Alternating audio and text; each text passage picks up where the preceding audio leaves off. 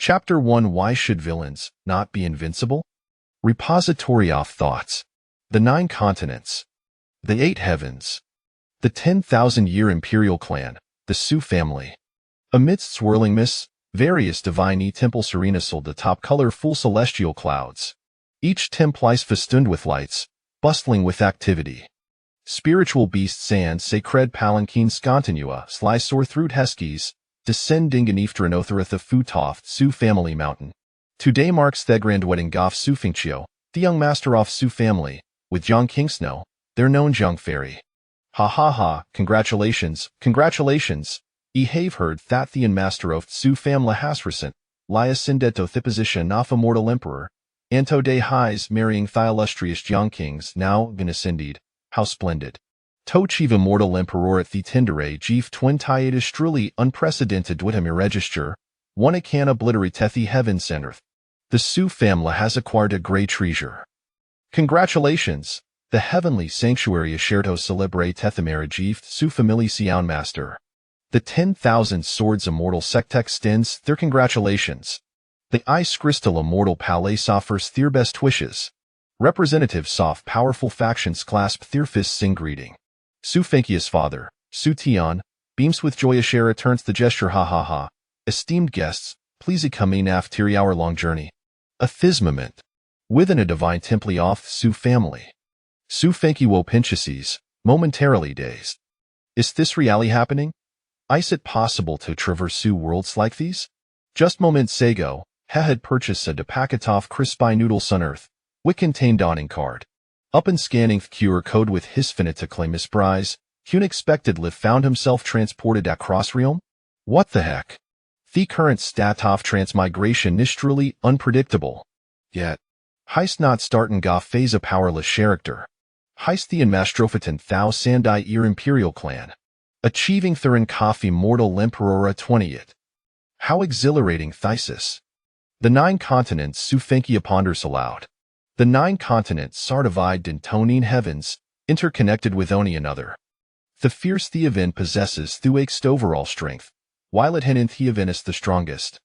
Within each heaven, there exist immortal sects, sacred grounds, eternal clans, and various empires. The Su family, with its Stenhouse and Air legacy, stands as the dominant foreseen Theovan. Su Fengqiu is where's the golden finger? Where is the standard system for transmigrators? Congratulations on activating the Destined Villain System. Su Fengqiu size brighten a Pintha system. Destined Villain System why sit the Teveri protagonist Saturd, Yevelin's most ultimate laser V stepping stone Sanmiri embellishments for the protagonist? This system is dedicated to transforming the hostinted ultimate Tevelin, seizing the fortunes of he fated child, performing villainous deeds, and proving the Tavelin canal so invincible. Host Su Fengqiu. Age 28. Bloodline human. Realm first stage immortal emperor refining realm, body refining realm, enlightened realm, divine powers realm, profound heaven realm, profound king realm, laws realm, domain realm, divine sea realm, celestial sovereign realm, divine emperor realm, heavenly Tao realm. Atrium comprises 10 stages breaking through to heavenly dare salt sin becoming an immortal emperor. Constitution pure young body. Cultivation techniques heavenly chaos art, Phoenix World Chronicle, Great Destiny Technique, Qin Yuan Sky Technique, 10,000 Thunder Celestial Prison Induction, 9 Thunder Annihilation Technique. Rewards none. System value 0. Destiny value 10 extremely low. The system detects the fated child and will trigger various tasks. When the host lowers the target's destiny value, it will return tenfold the system value. When the host encounters the fated child, they can perceive a theather's thoughts and investigate information regarding their life. Su Fengqiu glances at these attributes, his mouth twitching slightly. Damn, this is outrageous. I am the Mastrophitan Thou Sandai Imperial clan, having achieved the rank of immortal emperor at Mirlatuntai. Not to say I am the best, but therer hardline you how can rival me. Why is my destiny value only 10? That destina valuer presents a person's fortune. However, fortune encompasses many aspects.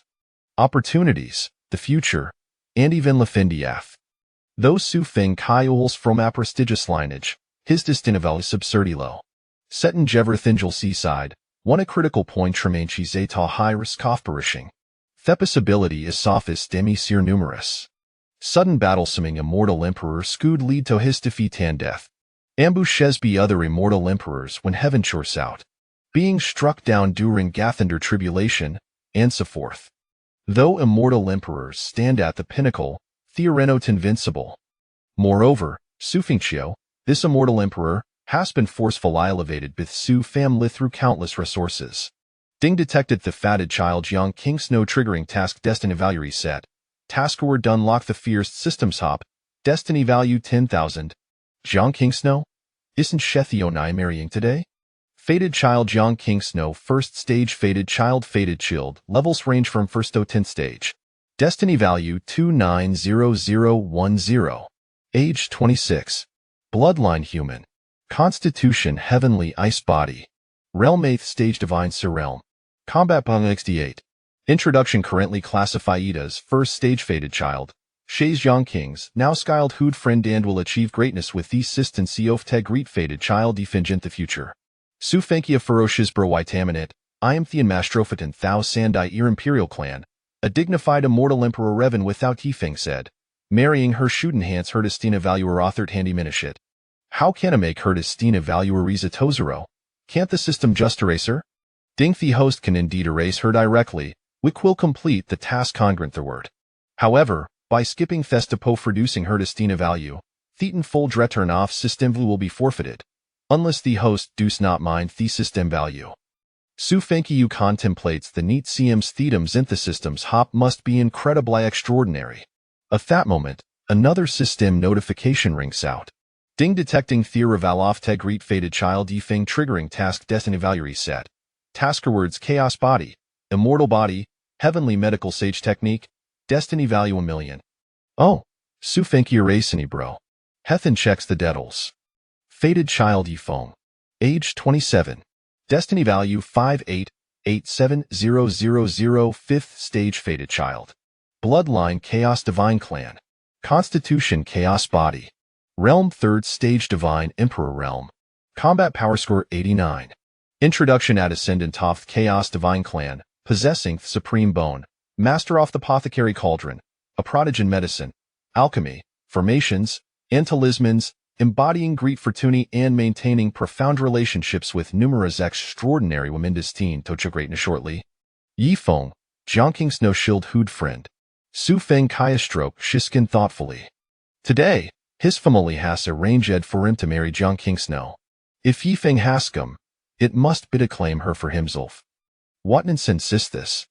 Dosha Deretakomi and snatch an immortal emperor spry divine emperor realm? Dosha think the size of romance novel? In theorem of romance novels, protagonists are often invincible. Event those minor characters scan prance around before them. With all sorts of slanders, provocations, and vilifications. And what do Theo ready invincible protagonists do in the face of such challenges?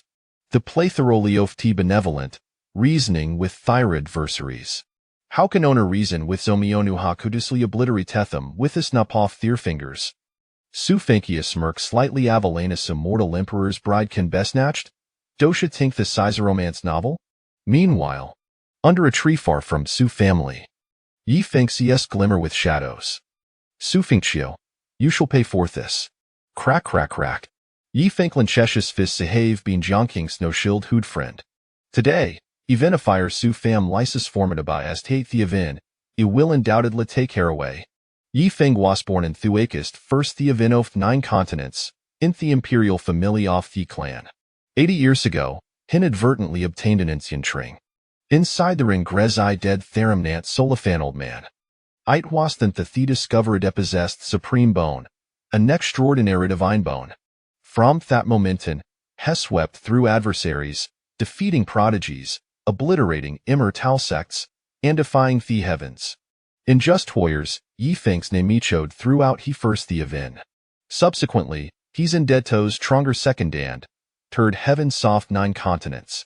Now, within all 9 heavens, no matter the sect, many have hard off the name Yifeng. 2 years ago, Yifeng made a 3-year promisido his child hood friend Jiang King Snow. After 3 years, regardless of his achievements, he'll marry her. Yet unexpectedly, before the 3-year shade lapsed, Jiangking no Wasco were said by Jiangklin intermarrying Su Fingqiu, the young master of Su family. A sif the Twaranatana. Jiangking's no Wasto be concubine. How cold Yifeng accept this? Every man has salineth that, if crossed, leads to death. Jiangking's no is Yifeng's line. Swish. At that moment, a white-haired Aldair appears before him. Heis therum nant sol fromthering, and a renowned Seiji of medicine across 9 continents. Now, with Yifeng's assistance, ha has successful lira formidis physical body and dressed or cultivation in her at speak. Master, Yifeng boasts respectfully. Li Qingkaiyu knows, with his hands clasped behind his back finger, are you certain ya wish to seizeth his marriage? Yifeng nods resolutely. King Snow is me beloved. Her familius marrying Gerdo Su Feng Kaiudo send through to Su family. Ihavia to agree, I will never consent. Leaky Yankee Washin's beauty must understand, the Su family is satent the sandier immortal emperorklin, near lie invincible line the evin. Despite the current decline of Zu family, alien camel is still larger than a horse. The myriad power soft celestial beings are evident from the forcest hut have come a talk congratulatius today, suffamalire main so in faith heaven. The size of strength that far surpasses any faction you have encountered, be 100-fold or even 1,000-fold. Yifeng scoffed, for the past 8 years, I, Yifeng, have defied the heavens, enduring countless doubts and confronting formidable giants. Time and again, when thwirl deemed something impossible, I have prevent them wrong. Hath internet licencio, master, you have often stated that those power cerimillion time as strongert han your disciple, ye thaveth the nodal been trampled under fudo rana highlighted bime? The Zufamalir main sun changed. Excellent, Li Qingkaiyu noted with satisfaction. What yad miremos die sheer raw audacity to the 50 heavens. A millennium ago, the medicine emperor rode me a favor today, Q ill dispatch power fully a stow, or pursuit. Thank you, master. Leaky Yankee aside, all I can to know wis this, beauty a mustle to consider your retreat, what will you do after this matter? Donatory, master. Ehavial read a secu red hisistencio fluoliuli. The luoliuli off Phoenix Terrace? Leaky Yankee size brightened. Indeed, from the 9th heavens Phoenix Terrace. Luoliuli, the saintess off Phoenix Terrace, a heavenly beauty, the ice mountain fairy, hadn't been saved be foam, and sincethin, it seemed she had developed feelings for him. Yifeng continued, today, the Phoenix Terrace will send Samana to assist me. With their pressure, the Suffamalu will sure lie refrain from making an attempt on my life. If the cannot kill Metaday, a will undoubted lie trudge upon the Zufamilian the future. Ah, son of Phoenix Terrace vesagir formidable backing? Yifeng nodded. Yes, have promised that if the assist might this matter, ishall join Phoenix Terrace. Indeed, it seems your bond with this Phoenix Santa is quite profound. Yifeng affirmed. Shies me beloved. Li Kai inquire responded. Where yao not acclaim that young king shui jir beloved well? The ira both my nitus and lyria sonable, for Yifeng to possess bethoft of them. Leaky Yankee inquired, have yao and Lua Leela sworn an oath of 3 lifetimes? Yifeng shukashed, not yet, but he have saved her life and spent some edemu with her. I am aware thought she harbors feelings for him. Ace of Iden said be hair willingness to personally apply pressure on the familia today.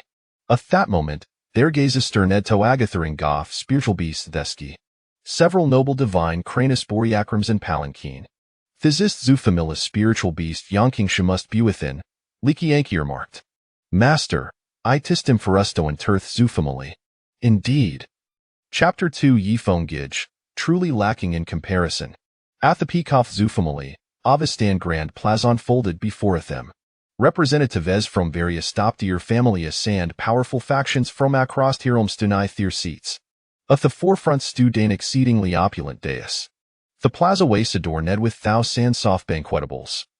The high earths tata sofan individual, the closer their position to the front. At this moment, Yifeng Gandis master, Licentio, occupy das patat theroropteria. They listen to the conversation soft hosey around them. In never expecteth that the master of Zufamili would marry young King Shu, a mere first heaven maiden. Onest he ingest celestial emperor on the continent, while it heather comes from humbly origins, utterly mismatched. What do I understand? Jiang King Shu possessed heavenly ice body, A perfect dual cultivation vessel suffamalai sur believis this visit will benefit thyremaster in the future. However, John King Schweiss noth saintisoff thy stimply seventh heaven. This status is not insignificant. As a concubinita the master of Zufamily, it seems squiddy acceptable, yet the seems to have a special relationship with ye foam. Indeed, ye finges favored big reet for tune, and this background pers extraordinarily impressive. With this character, hemig tactually shoup. Is it possible that this guile doff Destinian tends to stir the wind soft taith heaven today? There is indeed such a possibility. Hearing their words, Yi Feng couldn't help but smirk with pride. Of course. He possessed the ability to stir the wind soft taith heaven. He was Yi Feng. At that moment, a beam of light connecting heaven and earth descended upon Thetis. As the light dissipated, several members of Suffamalitun I their place upon the platform, including Sukyani, Thefadharov Sufingchio. Upon seeing this, everyone, regardless of status, stood and exclaimed in unison, "Wepi your respect stowed celestial emperor." Sutyania chuckled, his voice resonating with authority thought compelled submission. "Thank you all for attending my Sinfankius wedding banquet. Thekrodi code thyr agreement." Sutyania continued, "Without further ado, litus welcome ethagrum." In the void, clouds swirled, and Thirorof dragons echoed. 9 dragons soared into Theski. Roar. 9 divine dragons ascended. On the head of the foremost dragon stood Su Feng Kaiyu with his hands clasped behind his back. The crowd gasped in wonder. Is this the Master Su Fengqiu? A 28 years old, a celestial emperor and the future helmsman of Zufamily, he truly appears as a celestial being. His demeanor is extraordinary. At this moment, it seems Thetan lithe Phoenix Steris Saintus Liliali Andave, whether goddess says, could be demiworthiofum. On such a momentous day, To Havenin Dragon clans create such an atmosphere. The millennia-old Suffamily is truly extravagant. If the concubines are as splendid, one it canon lie, imagine it temporary wife. Crack crack. Yi Feng is edgepath a figure, Hysia slightly reddening, fists clenched tightly. Ta speak frankly, Heffelton vined of jealousy. Merely fortunate, he was forcibly elevated to the celestial emperor realm through abundant resources, yet this foundation is unstable he possesses and lies superficial cultivation without true strength. If I asin toth heavenly Tao, it might even have a thechen site slay Haima to higher level, Yi Feng thought coldly. Sutain announced, "Please welcome Ethabride, the daughter of Jiang family, the saintess of thy stemple, Zhang King Shu." Roar. The sound of Phoenix echoed. 9 noble Phoenix soared from the opposite horizon. Among them, one a Phoenix bore a woman Cladina Crimson Gao Nu Punit shed. As the Nina Phoenix Sesden said with the divine dragons, they create the mesmerizing spectacle of dragon non-Phoenix in harmony. Zhang King Shu's parents, seated closer to the front, beamed with pride at the astonishing sight. They longed to stand and proclaim to, "Oh look, that is Sor daughter." Yi Feng is death a figure, his fists tightening, Qing Shu. What a magnificent display. What a splendid Sufingqiu. What a grand Zufamily. How ostentation did it. He was determined to take down Simeonizaraganta Sufingqiu. Jiang King Shui stood there, and even before Sakasin, Shun consciously lifted her chin. Shega's edge upon Sufingqiu. In that moment, she couldn't help but be captivated. So handsome, so powerful. Is this truly the unjust celestial emperor? It seemed marrying him and becoming concubine would not be such a bad fate. No. Zhang King shook her head inwardly. Shahadar Yi Feng Gij. Shahadal Waste loved Yi Feng Gij. But Su Feng Kaiyu Wastrally exceptional, and thighs was the millennia-old Zufamily. Yi Feng Gij, highstrally lacking in comparison, a thought suddenly surfaced in Zhang King Shu's mind. At first, she had a glimmer of fapa that Yi Feng wold comediclaimer.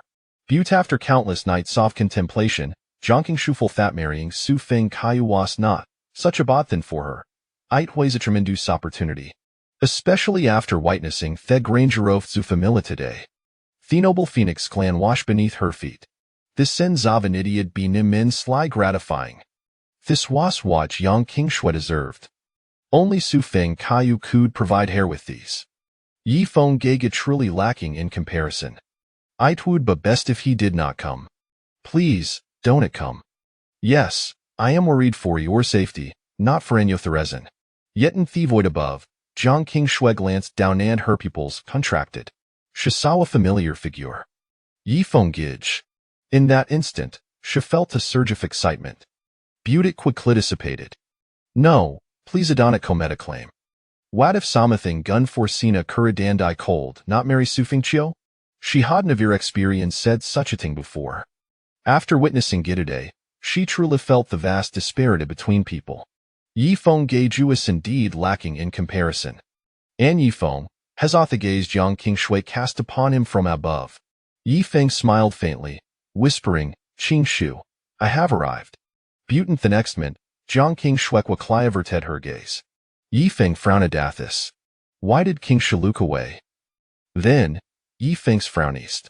He realized.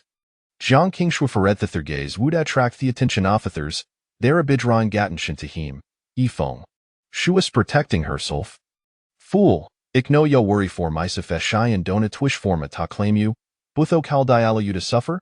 Sufenki alukadach Jiang Qingshui before him. She was indeed beautiful. Now under Shirang Ked 99th among the continent celestial maidens. As the chilled off destina was within your sight, Su Feng Kaiyu could discern the innermost thoughts of others. Thus, in Thisment, Su Feng was fully aware of Jiang Qingshui's thoughts. In the realm of earth, such a woman would be labeled a dasagol digger or a scheming seductress. What a Kalausan materialistic woman. I'd a sutter line conceivable for Su Feng Kaiudo except such a woman as his concubine. Ding the child of fortune, Jiang Qingshui, has gained 20 affinity toward it. Yifeng's destina value has decreased by 10,000, while our system value has increased by 100,000. Given Yifeng's remarkably high destina value, it is evident that the must have benefited from certain women in various aspects. Jiang Qingshu possesses this body of heavenly realm and is destined to become Hafernus in the future. As he's about to depart from him, it is only natural for Yifeng's to invalue to diminish. Su Feng Kaiyu cast a casual glance at Yifeng bellow. As usual smirk playing at the corners of his mouth. Whoosh. At that moment, Su Feng and Jiang Qingshu leaped simultaneously, soaring towards the high platform. In the air, Jiang Qingshu extended her hand towards Su Fengqiu, hoping to grasp his hand, thereby prompting Yifeng to retreat in defeat. Sensing their intentions, Su Feng Kaiyu fortlessly rapidisserm around their waist in midair. Indeed. His leperposua sta humiliate Yifeng. These was the quintessential behavior of Avelin. Ding sensing Yifeng's Dao heart beginning to crumble, his destina value has decreased by 10,000, while at his system value has increased by 100,000. The powerful figures of various factions below are uptiden kiers. Meanwhile, Jiang Qingshu's secret lie reveled in her triumph. Jiang Qingshui, for her attributes, was undeniably exquisitine appearance. It appears that Su Feng Kaiyu is quite pleased with her. Curse it. Yifeng, witnessing the scene, stood up in a fridge, trembling with fury. That washes woman. Release your filthy hands. Cough, cough.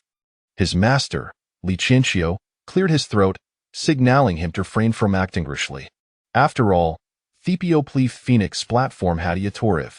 A notification echoed in Su Fengqi's mind. Once they landed, Jiang Qingshu nestled directly into Su Fengqi's embrace. Out of the corner of her eye, she discreetly glanced at Yifeng. Yifeng, dear brother, surely you understand my heart now?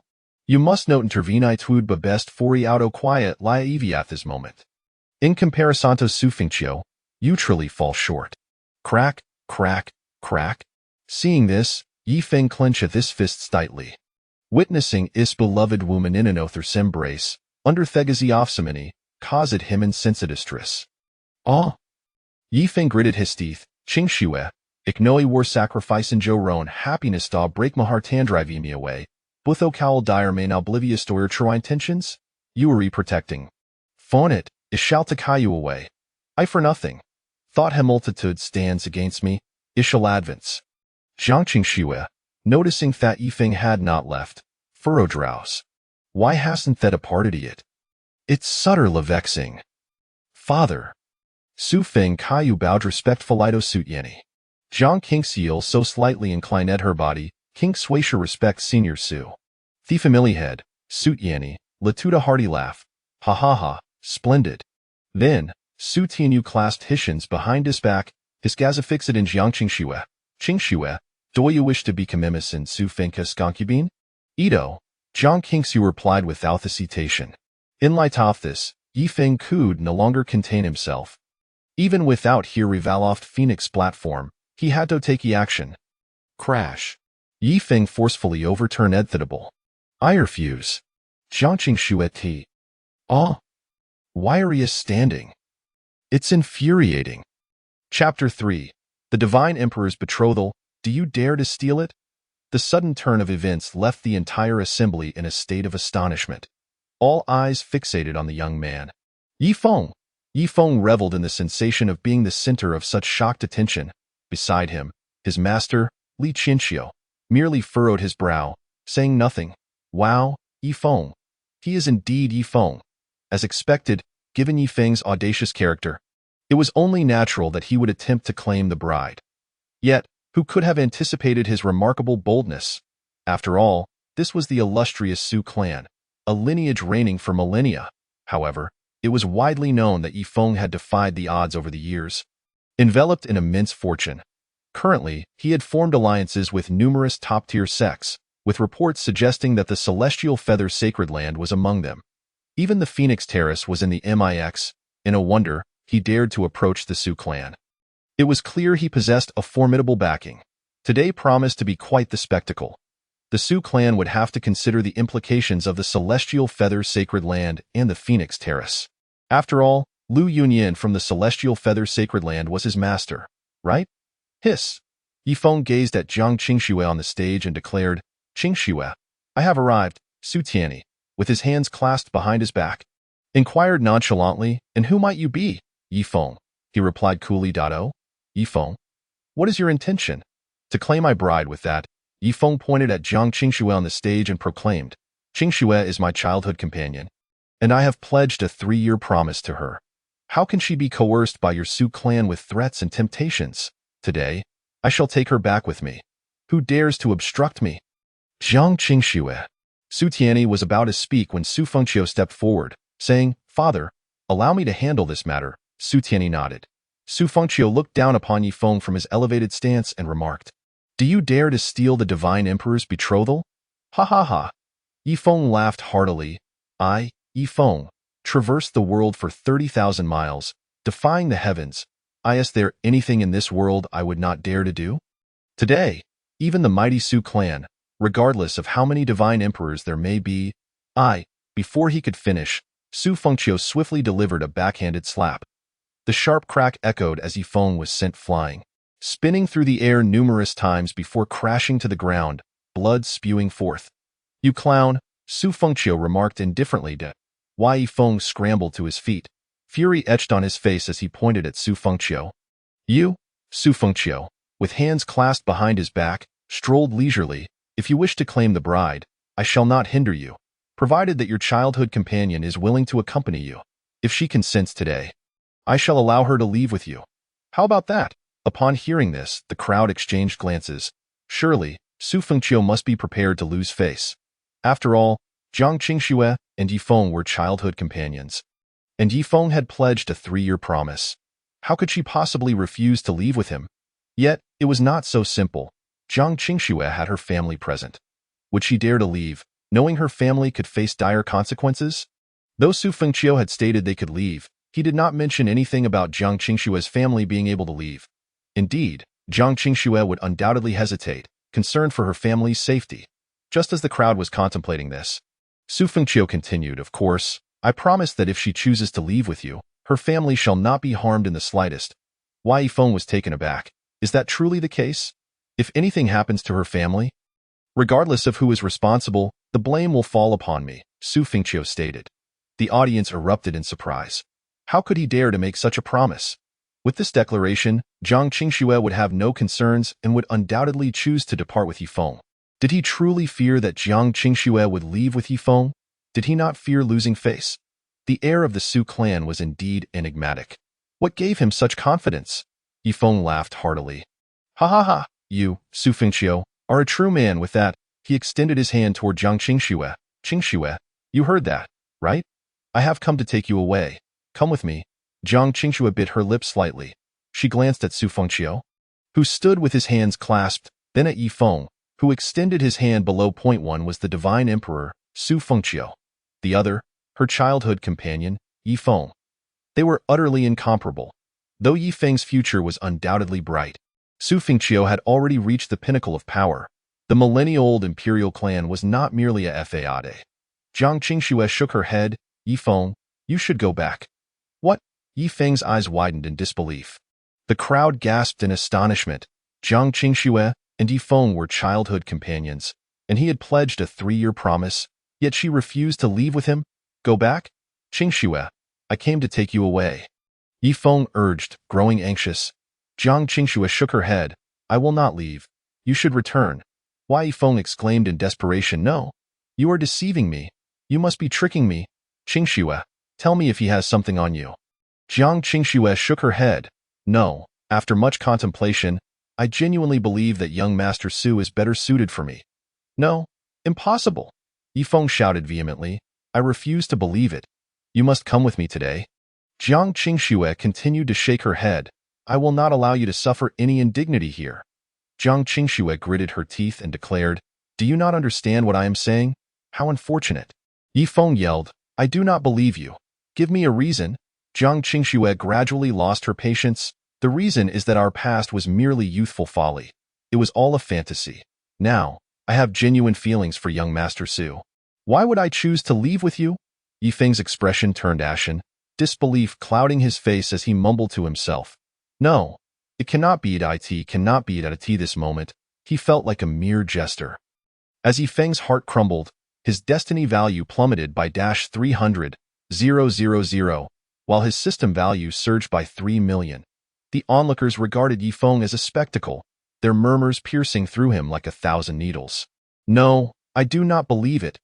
I refuse to accept this, Yi Feng repeated, the words echoing in his mind. How could this be possible? She was his Qingxue. Yi Feng clenched his fists tightly, his nails nearly embedding into his flesh. Jiang Qingxue coldly stated, Today, I will not leave with you. You should abandon this hope. Su Fengqiu chuckled. Did you hear that? Yi Feng lifted his gaze, eyes ablaze with anger as he pointed at Su Fengqiu. Su Fengqiu, I know not what tricks you have employed, but rest assured, the humiliation of today will be repaid 100-fold in the future. Su Fengqiu, grant me a year, 1 year's time, and I shall bring your millennia-old imperial clan to its knees. With that, Yi Feng flung his arm and prepared to leave. That moment, Su Fengqiu's ethereal yet commanding voice echoed, Leave? Did I grant you permission? Do you think this is a mere game? You speak of a year's time? Then, a terrifying pressure emanated from Su Fengqiu, the kind that belonged to a divine emperor. As it was released, the heavens and earth trembled, and the crowd's expressions shifted dramatically. Yi Feng's brow furrowed deeply. Something was amiss. In the past, when he had made such a year's promise, he had always allowed the other party to leave, regardless of their status. Why was Su Fengqiu preventing him from leaving? Su Fengqiu's gaze sharpened. You dare to steal the divine emperor's betrothal?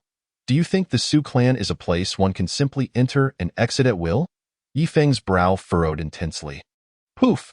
He spat a mouthful of blood. In the next moment, Su Fengqiu raised his hand, lifting Yi Feng as if he were a mere chick. It was incomprehensible. How could such a weak individual, regardless of past or present, confront countless foes far stronger than himself, who could effortlessly slay him? Why could none of those powerful beings end his life? Was it not obvious? Su Fengqiu stated, Yi Feng, a mere insect, dares to come to the Su clan and steal my betrothal? Do you truly think you are of any consequence? As he spoke, Su Fengqiu's grip tightened slightly. Yi Feng's bones felt as if they were being crushed, and a pained scream escaped his lips. No one dared to intervene. Stop! A voice suddenly rang out. Chapter 4. Why does this plot differ from before? The command to halt reignited the suspense. All eyes turned to the figure who had spoken. Su Fengqiu also turned his gaze, his eyes narrowing slightly. Master! Yi Feng cried out as he struggled against the invisible grip. Li Qianqiu, hands clasped behind his back, regarded Su Fengqiu and bowed. Young Master Su. Yi Feng is my disciple. Today's events stem from his impulsiveness, I kindly ask that you, for my sake, allow him to leave. This declaration, the crowd erupted in astonishment, eyes wide with disbelief. What? The medical sage. Li Qianqiu? I thought he had perished. He is alive? No wonder Yifeng had grown so rapidly over the years. It turned out he was the disciple of a medical sage. The medical sage was a figure coveted by any sect. His medical and alchemical expertise held value equivalent to that of 3 divine emperors. After all, he was capable of concocting 9th and even 10th tier elixirs. Some extraordinary recipes for elixirs were known only to him. Su Fengqiu chuckled. The medical sage, Li Qianqiu? Yifeng suddenly recalled something and shouted, "No, master. Do not fear him. Let us see if he dares to kill me." Subsequently, Yifeng bellowed at Su Fengqiu, "If you dare to kill me, the Heavenly Feather's sacred land in Phoenix Terrace will not spare you or the Su family. The Phoenix Saintess, Luo Lieli, is my cherished confidant, bound by fate for 3 lifetimes. Dio, you truly have the audacity to slay me?" The crowd gasped in astonishment. What? The Phoenix Terrace Saintess, Luo Lieli, is actually his, Yifeng's, confidant. I knew that Yifeng had profound ties with the Phoenix Terrace, but I never anticipated such a deep connection. This implies that the people from Phoenix Terrace are likely already en route. It would be quite a challenge to eliminate Yifeng, Su Fengqiu, in the Su family. While mere associations may not pose much threat, the fact that the Phoenix Terrace Saintess is Yifeng's confidant means that if the Su family were to kill him, it would be tantamount to slaying Luo Lieli. Although the Su family may not fear the Phoenix Terrace, their influence is immense, with numerous allies. Su Fengqiu, however, disregarded Yifeng's words and turned to Li Qianqiu, saying, "Do you intend to die in his stead?" Huh? Li Qianqiu was taken aback. That was not his intention.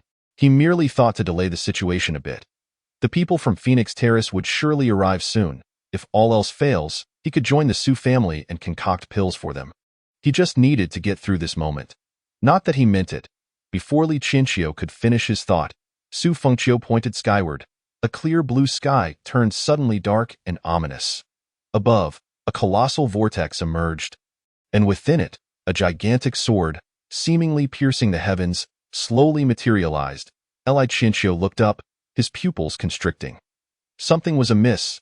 According to the usual narrative when he was with Yifeng, the opponent would not act so rashly at this juncture. Su Fengqiu declared, "Very well, then this emperor shall fulfill your resolve." Li Qianqiu was utterly bewildered. "Ah, no, not like this." Yifeng's eyes narrowed and he roared, "How dare you? My master is the saint of medicine on this continent. If you dare to kill him, I, Yifeng, will ensure the annihilation of your Su family." Li Qianqiu was left in a state of utter confusion, glancing back and forth. "No, for heaven's sake, don't provoke him." In that moment, the overwhelming might of Su Fengqiu descended. The authority of an immortal emperor is not something a mere warrior, who has only just regained his Dao realm, can withstand. Though Li Qianqiu attempted to resist at that moment, the immortal emperor's power, though forcibly elevated by resources, was still formidable. The colossal sword descended, and Li Qianqiu's physical form was utterly obliterated. Jiang Qingsnow frowned slightly, devoid of any particular emotion. She had warned Yifeng countless times. "Leave, just leave." Yet he refused to heed her words. Now, look where it has led him. Who can be blamed? Can Jiang Qingsnow be held accountable? And regarding the Phoenix Terrace's Luo Lieli being your confidant, couldn't you have cherished that relationship? Why come here? If Su Fengqiu felt displeased, what then? The crowd displayed expressions of shock. What a decisive and ruthless character Su Fengqiu was. Is this the power of an immortal emperor? Initially, I had my doubts about Su Fengqiu's ascension to immortal emperor, with many believing it to be mere rumors spread by the declining Su family to salvage their reputation. Yet today, witnessing it firsthand, it is indeed true. How terrifying, no, master. Yifeng's eyes widened in horror as he let out a heart-wrenching scream. Ding. Yifeng's fate value decreased by 500,000. Your system value increased by 5 million. Su Fengqiu. Delightful. Amidst the dust, Li Qianqiu's soul ascended. After painstakingly reconstructing his physical form, it had all been in vain. He gazed at Su Fengqiu, who appeared as if he ruled the world. What set this Su family scion apart from others? Without a moment's hesitation, he acted. Others, despite possessing the power to easily slay them, merely engaged in endless chatter, reluctant to strike, and even when they did, they refrained from using lethal moves. Those he had encountered alongside Yifeng had been precisely like this. This is why, over the years, they had managed to escape countless insurmountable foes, either fleeing or waiting for Yifeng's backing to arrive in time to extricate them. Damn it! At this moment, only Li Qianqiu's soul remained as he looked at Yifeng. Unable to contain his frustration. What are you shouting about? I told you not to act impulsively. Wait for the people from Phoenix Terrace to arrive before you act. Why the rush? I am truly at my wit's end. Li Qianqiu's mental state began to unravel. This was a matter that could have been resolved easily. Once the strong from Phoenix Terrace arrived, would Su Fengqiu still dare to act like this? Why must you show off? The people haven't even arrived yet, and you had to step in, damn. Just then, Su Fengqiu reached out toward the soul of Li Qianqiu, grasping it tightly. Why Yifeng's pupils constricted. Master. Su Fengqiu, cease at once. Do you intend to extinguish my master's soul? If you dare, I, Yifeng, will ensure you regret it for all eternity. Upon hearing Yifeng's words, Li Qianqiu's soul quivered. Li Qianqiu. Please, don't shout. For heaven's sake, stop. Li Qianqiu hastily implored. No, young Master Su, please, do not act rashly. Do not heed Yifeng's words. In his current state, if the physical body is destroyed, it does not equate to true demise. But if the soul is extinguished, that is true death. Yifeng shouted, Master, do not fear him. He dares not. The people from Phoenix Terrace are nearly here. Su Fengqiu, you may not know, but my master is an honorary elder of Phoenix Terrace and possesses the background of the Saint of Medicine. Surely, you are aware of the Divine Medicine Mountain. Even though my master has distanced himself from the Divine Medicine Mountain, to kill him before the eyes of the world would be to slap the Divine Medicine Mountain in the face. Having said this, Yifeng declared, Do not think you, Su Fengqiu, are the only one capable of making threats. Even your father would not dare. If you have the courage, try. Li Qianqiu? Are you out of your mind? Why provoke him? Li Qianqiu internally screamed. No. Young Master Su, I can concoct top-tier elixirs for your Su family.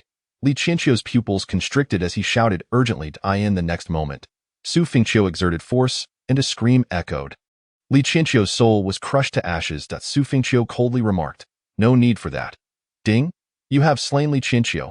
Yifeng's fate value decreased by 1 million. Your system value increased by 10 million.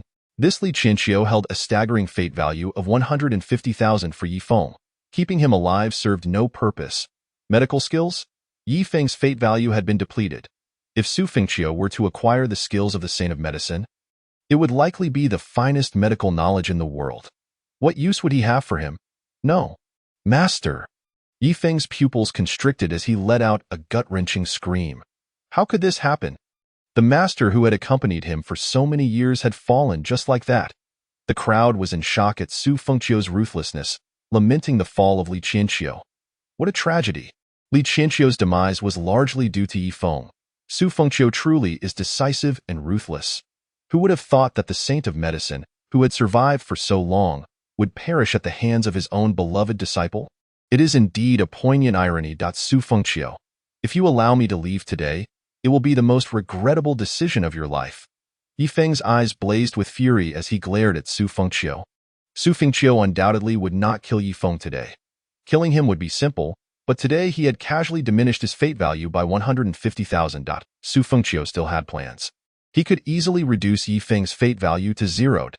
Once it was zeroed out, he could eliminate him. Su Fengqiu cast a glance at Yifeng. Then with a wave of his hand, he grasped him from afar, while his other finger flicked lightly. Yifeng let out a piercing scream. Through his skin, one could see a glowing bone being extracted from his back, as the skin on Yifeng's back began to tear. His screams filled the air. This is the supreme bone. Witnessing this, the crowd was left in utter shock. No wonder Yifeng was so formidable. He possessed the world's most exceptional supreme bone. It's over. His supreme bone is about to be extracted by Su Fengqiu. Without it, he would be rendered useless. Where are the people from Phoenix Terrace? If they do not arrive soon, Yifeng would surely be rendered incapacitated, if not dead. Just then, a voice echoed from the horizon, Young Master Su, please hold back. The crowd turned their gaze toward the source of the voice. eye in the void above. Over 100 figures soared majestically through the air, then descended before them. This group of over 100 appeared to possess considerable strength. At the forefront stood an elderly man with white hair. Upon sensing a familiar aura dissipate, he realized what had transpired and felt a sense of shock. He then looked at Yifeng and bowed respectfully to Su Fengqiu, saying, "I am Yao Changfeng, the elder of the Medicine Emperor sect, and I greet young Master Su." The crowd exchanged glances. Oh, it was the Medicine Emperor sect, one of the top sects of the Eightfold Heaven. Are they here to rescue Yifeng? What other reason could there be? Yifeng is indeed a person of great fortune. At such a young age and with such modest cultivation, he possesses an impressive array of backing, even daring to stand against the Su family. The Medicine Emperor sect indeed has the opportunity to pressure the Su family, as they are one of the top forces in the Eightfold Heaven. And they have even brought an elder. Yao Changfeng continued, "Years ago, Li Qinqiu saved my Medicine Emperor sect.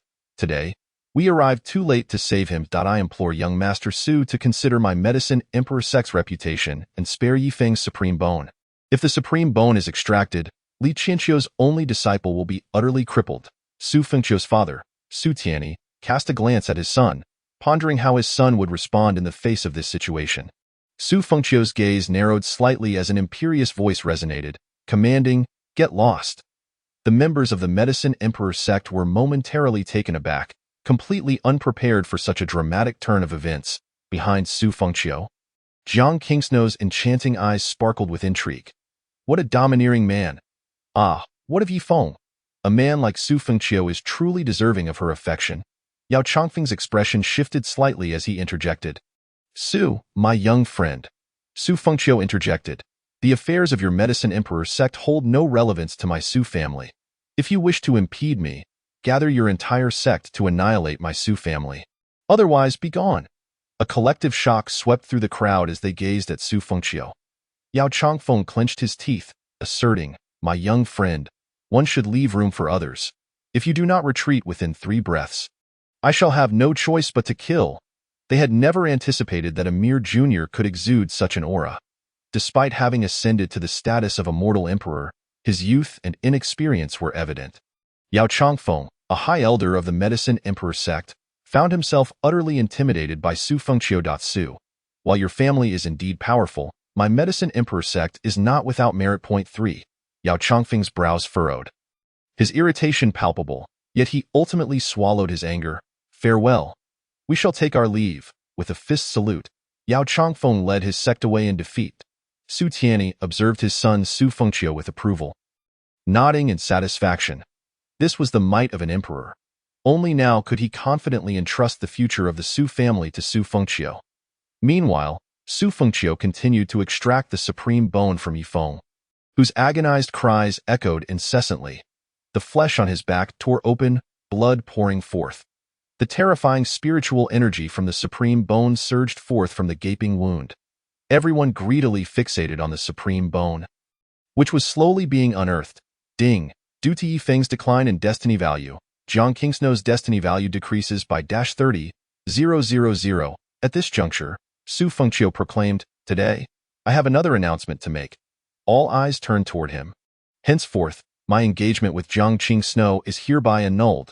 Upon hearing this, Jiang Qingsnou was left speechless, at a loss for words. "No. Why?"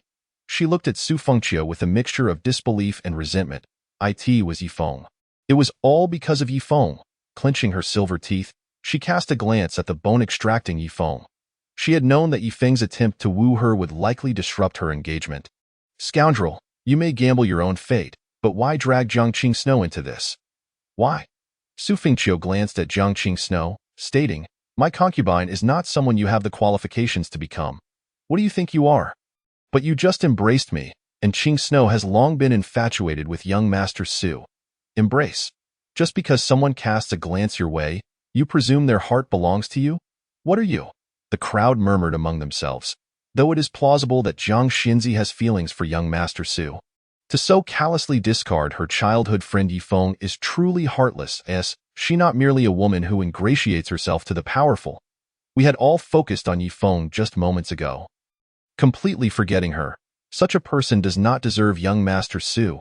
Quite right. This is only fitting. Young Master Su speaks truly, the crowd echoed in agreement. Jiang Qingsnou's face turned ashen. No, she could not afford to lose everything. Since Su Fengqiu no longer desired her, she could not lose Yifeng. Just then, a phoenix's cry resounded from the horizon. Everyone's gaze lifted to the sky. In the ethereal realm, a gigantic phoenix led the way, followed by a phoenix feather palanquin and several powerful figures. The people from Phoenix Terrace had arrived. It was the phoenix feather palanquin of the Phoenix Saintess. Could there be further developments? The Phoenix Saintess was Yifeng's confidant. Her personal arrival meant that the extraction of the supreme bone might not proceed as planned. The agonized Yifeng, upon hearing the commotion, revealed a bloodied grin. Su Fengqiu, let us see if you can still proceed with the extraction of the supreme bone. He then shouted to the heavens, Liuli, I am here. With a swoosh, the phoenix feather palanquin, and several powerful beings from Phoenix Terrace descended before the Su family hall. A woman clad in a white celestial gown, her face veiled by delicate gauze, emerged gracefully from the palanquin. Su Fengqiu raised an eyebrow. Ding! Detected the emergence of the seventh-tier child of fate. Luo Liuli, child of fate. Luo Liuli age, 25 destiny value, 7. 430,000, seventh-tier child of fate, bloodline, Phoenix divine bloodline physique. Sacred spirit immortal body, 7 aperture glazed heart realm, 8th stage of the heavenly path combat power rating, 95 description, Saintess of Phoenix Terrace. Ice Mountain Fairy, ranked among the top 10 on the immortal rankings of the 9 continent, possessor of the Phoenix divine bloodline, born with a sacred spirit immortal body, a top-tier divine physique. The 7 aperture glazed heart is rumored to be a key to acquiring divine status. And within her lies a dormant, extraordinary power yet to awaken, with unimaginable potential for the future. One of the few from the 9 continent with the chance to transcend to the immortal emperor realm. Ding! Congratulations on triggering the task of winning Luo Liuli's affection. The 7 aperture glazed heart and sacred spirit immortal body, combined with Luo Liuli's character, make her an exceptional choice for a celestial partner. Task details: achieve affection levels of 20, 40, 60, and 80 to obtain rewards. Reaching 80 grants the ultimate reward belonging to Luo Liuli. Su Fengqiu raised an eyebrow. Though her face was obscured by gauze, her aura was undeniably unmatched by any other woman. The crowd gasped in astonishment upon recognizing the newcomer. What? Is that the legendary Saint Heart Immortal Emperor? The High Elder of Phoenix Terrace? The Saint Heart Immortal Emperor has even arrived. It seems Yifeng's words were not unfounded. He must have a predestined bond with Luo Liuli, or else such a formidable figure would not intervene. The influence of Phoenix Terrace was not to be trifled with. At this moment, Jiang Qingsnou's eyes brightened upon seeing the arrival of Phoenix Terrace, especially with the Saint Heart Immortal Emperor present. What a twist of fate! Now, Su Fengqiu would be unable to curry favor with her. She could only return to Yifeng's embrace. What else could she do? How would the world perceive her? A disgraceful woman, abandoning her childhood friend to climb the social ladder, while she could not elevate her status. She certainly could not endure such a fate. Thus, she could only return to Yifeng and explain everything, ensuring her reputation remained intact. Moreover, Su Fengqiu had stated that he would not harm her or her family. So Jiang Qingsnou had little to fear. Brother Yifeng. Jiang Qingsnou leaped from the high platform, rushing tearfully toward the space where Yifeng was being subjected to the extraction. Brother Yifeng. Yifeng opened his eyes to see Jiang Qingsnou. She sobbed, I'm sorry, Brother Yifeng. Everything I said earlier was a lie. I feared that if I did not act ruthlessly enough, you would not leave. I was afraid for your life. I have always been waiting for you. I knew you would come, but now, I absolutely cannot bear to see your supreme bone extracted. Brother Yifeng, it was Su Fengqiu who forced me. With that, Jiang Qingsnou knelt before Su Fengqiu, pleading, Young Master Su, would you spare me and Brother Yifeng? Luo Liuli stood at a distance, momentarily stunned. What was this unfolding drama? Su Fengqiu's lips twitched slightly. He was aware of Jiang Qingsnou's true feelings. What a despicable woman! Jiang Qingsnou then turned to Luo Liuli, imploring, Miss Luo, please, I beg you, save Brother Yifeng. His supreme bone is about to be extracted. Chapter 6. The Supreme Bone in Hand. Not even Phoenix Terrace can stop us. Luo Liuli had come with several powerful figures from Phoenix Terrace, including a High Elder, the Saint Heart Immortal Emperor. with the sole purpose of aiding Yifeng. At this moment, the powerful beings from Phoenix Terrace gazed in astonishment at Yifeng's supreme bone. The supreme bone, a divine bone of unparalleled strength, granted immense power to its wielder. Even immortal emperors coveted it. The last known owner of a supreme bone was a formidable figure nearly 10,000 years ago. Whenever a supreme bone appeared, it ignited a bloody storm across the continent, for it could be extracted and assimilated by others. Thus, the sight of Yifeng possessing a supreme bone left the powerful figures astounded. Why? Yifeng glanced at Jiang Qing Snow, his lips moving. Qing Snow, I knew you were coerced. You did it for me. With renewed vigor, Yifeng cried out, Liuli, the supreme bone is about to be extracted. Help me, damn you, Su Fengqiu, with Phoenix Terrace backing me. Let us see if you can extract my supreme bone today. Miss Luo, Saint Heart Elder, will you intervene in this matter? Su Fengqiu asked, hands clasped behind his back, his demeanor calm and collected. He had already devised a series of plans to deal with Yifeng, as he was aware of Yifeng's true sentiments. Luo Liuli turned to Su Fengqiu, slightly bowing her head. Young Master Su, Yifeng once saved my life. In gratitude for his kindness, I implore you to show mercy. Su Fengqiu replied indifferently, today, not even the entirety of Phoenix Terrace or the pinnacle forces of the nine heavens can prevent me from extracting Yifeng's supreme bone. Miss Luo, you are unworthy. Luo Liuli frowned slightly. What a domineering Su Fengqiu! Yifeng shouted, Liuli, you cannot let him succeed, or I shall be finished. Have the elders of Phoenix Terrace intervene immediately. Hurry! Jiang Qing Snow felt a surge of panic. Could it be? Would he disregard even Phoenix Terrace? The legendary Saint Heart Immortal Emperor was present. The Saint Heart Immortal Emperor stood aloof, casually remarking, what a bold Su Fengqiu. Su Fengqiu continued, Saint Heart Elder, you flatter me. Luo Liuli, her beautiful eyes fixed on Su Fengqiu, questioned, if today I must protect Yifeng at all costs, what shall you do? Su Fengqiu's gaze sharpened. If preservation is imperative, then let all those from the Phoenix platform stay as well. A murmur of shock rippled through the crowd. The Holy Heart Immortal Emperor cast an irritable glance at Su Tianyi and inquired, Immortal Emperor Yi, do you truly indulge your son in such reckless behavior? Su Tianyi, aware of his son's intentions, sensed the gravity of the situation.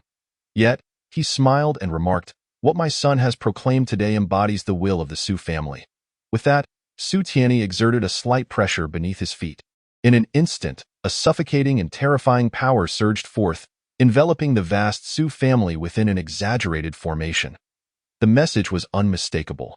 Should you from the Phoenix platform dare to act today, you shall not leave the Su family alive. The crowd's pupils constricted, and why heavens? Su Fengqiu has truly lost his mind. Do they dare to proceed? This is utterly appalling. With such a display, would the Phoenix platform still be bold enough to intervene? Though Su Fengqiu is an immortal emperor, such resolve and audacity are beyond what one would expect of a mere 28-year-old. Even those who have lived for 1,000 years could scarcely possess his level of courage. The younger ones are lawless, and the elders are equally indulgent. Luo Liuli furrowed her delicate brows and glanced at Yifeng. Liuli, save me! Yifeng cried out. Luo Liuli clasped her fist towards Su Fengqiu and asked, what must Su Gongzi do to cease this? Su Fengqiu chuckled, deliberately stating, even in such a predicament, Miss Luo still refuses to relent. It seems. Just as this Yifeng has stated, you are indeed his confidant, destined for 3 lifetimes together. What? Upon hearing this, Luo Liuli was taken aback. The Holy Heart Immortal Emperor and other powerful figures exchanged glances, astonished. Su Fengqiu, do not speak such slander against our Phoenix platform saintess. The Holy Heart Immortal Emperor coldly admonished. Su Fengqiu, understanding Yifeng's thoughts, recognized this was mere bravado. It was but a figment of his imagination. Having saved someone and shared a brief period of camaraderie, he mistakenly believed it to be affection. Nevertheless, in a bid for face and intimidation, Su Fengqiu uttered it aloud. Su Fengqiu arched an eyebrow. Holy Heart, such words are not to be taken lightly. It was Yifeng who uttered them, not just my solitary claim. Everyone present heard it. Indeed, Yifeng did express such sentiments. Yes, he stated that the Phoenix Saintess is his confidant, destined for 3 lifetimes, intending to leverage the Phoenix platform against Su Xiaozhu. We indeed heard this with our own ears. There is no falsehood here. Upon hearing this, Luo Liuli's brows furrowed even deeper. When had she ever harbored affection for Yifeng? When had they ever been destined for 3 lifetimes? What an insufferable Yifeng, tarnishing her reputation. She had come today merely to repay a life-saving grace, and while she found him commendable, it was merely a fleeting admiration. Luo Liuli turned to Yifeng and asked, "Young Master Yi, is there any truth to this?" Yifeng's expression darkened. "Liuli, I did indeed say those words, but they are not entirely false, are they? Though somewhat embellished, we have shared mutual affections. Perhaps today is the day we publicly acknowledge it." Luo Liuli's displeasure was evident. "Silence, shameless wretch." The Holy Heart Immortal Emperor pointed an accusatory finger at Yifeng in fury. "Oh, is there no truth to this?" Su Fengqiu stroked his chin, then stated, "This Yifeng dares to shamelessly sully Miss Luo's reputation?" With that, he flicked his finger. Yifeng's agonized scream echoed once more as his flesh tore open further, revealing his supreme bone. "Liuli, I was wrong. I was wrong. Save me, please," Yifeng cried out despondently. The Holy Heart Immortal Emperor turned to Su Fengqiu and said, "Today, it was my Phoenix platform that acted rashly. I did not anticipate that Yifeng would be so despicable. Liuli, we shall take our leave." "Not so fast." Luo Liuli stepped forward, her gaze fixed on Su Fengqiu. "Su Gongzi, regardless of the circumstances, Yifeng saved my life. Might I implore you to spare him?" This was merely a formality. Su Fengqiu had already intended to spare him. He had rendered Yifeng nearly powerless. Sparing him would serve only to deduct his remaining fate value before ultimately ending his life. Su Fengqiu replied, "Initially, I had no intention of killing him, and Li Qianqiu has already died in his stead. However, Yifeng continues to boast that one day he will slaughter my Su family. Thus, I no longer wish to allow him to live." Luo Liuli inclined her head slightly. "Please, Su Gongzi, state your conditions." "Conditions are unnecessary. Since Miss Luo has beseeched me, I shall grant her this favor and spare him today." With that, the moment was ripe. Su Fengqiu raised his hand. "Ah!" Yifeng emitted a scream as his glowing supreme bone flew from him, hovering in the air and radiating terrifying spiritual power. Ding! Yifeng has lost his supreme bone. His cultivation has plummeted. Fate value -2,000,000. Your system value increases by 20 million. Ding. Due to Yifeng's loss of fortune, Jiang Qingshue's fate value -150,000. Subsequently, Su Fengqiu extended his hand, and the supreme bone landed in his palm. Thud! The bloodied Yifeng collapsed to the ground, unconscious. Though Luo Liuli witnessed this scene, she felt a pang of sympathy. However, her ability to save Yifeng's life sufficed as repayment for his grace. She desired no further entanglements. In comparison, Su Fengqiu appeared more of a gentleman, while Yifeng was nothing more than a hypocrite. "Miss Liuli, take him and depart," Su Fengqiu said nonchalantly. Luo Liuli bit her rosy lip, then slightly inclined her head. "Thank you, Su Gongzi. I owe you a favor. I shall surely express my gratitude in the future. Until we meet again." With that, Luo Liuli raised her hand, and the Phoenix platform departed with their people. Ding! Luo Liuli's affection for you 10. Current affection 10. Ding! The Phoenix platform has severed ties with Yifeng. Yifeng's fate value -500,000. Your system value 5,000,000. Ding! Yifeng's fortune has waned. Jiang Qingshue's fate value -30,000. Yifeng's brother, Jiang Qingxue, knelt there in confusion. No, I have not yet left. Someone, help me. Jiang Qingxue wore a bewildered expression, unsure of how to proceed. Su Fengqiu's gaze shifted to Jiang Qingxue. She trembled. "Ah, that's Su Gongzi." Chapter 7. Yifeng's other master, Lu Yunyan. All eyes in the assembly were fixed upon Jiang Qingxue. Particularly, those more traditional strong figures looked at her with a desire to personally admonish her. She might have been able to ascend to the Su family, but all of this was of her own making. It was likely that Su Xiaozhu discovered her lingering ties with Yifeng, prompting the cancellation of the wedding. This Jiang Qingxue is no virtuous individual. Just wait and see. Now that she cannot cling to Yifeng, what can she do? If she were truly a shameless woman, she ought to demonstrate weakness to Su Xiaozhu now. If she did so, Su Xiaozhu's decision would undoubtedly be justified. Jiang Qingxue hurriedly exclaimed, "Su Gongzi, I apologize. What I said to Brother Yifeng earlier was insincere.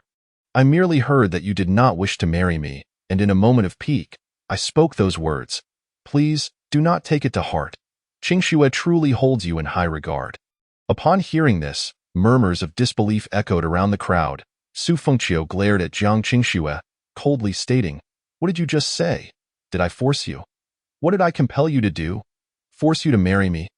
Jiang Qingxue merely exchanged a glance with Su Fengqiu, instantly feeling as if she had plunged into an ice chamber. How ludicrous! Who do you think you are to claim you could force me to marry you?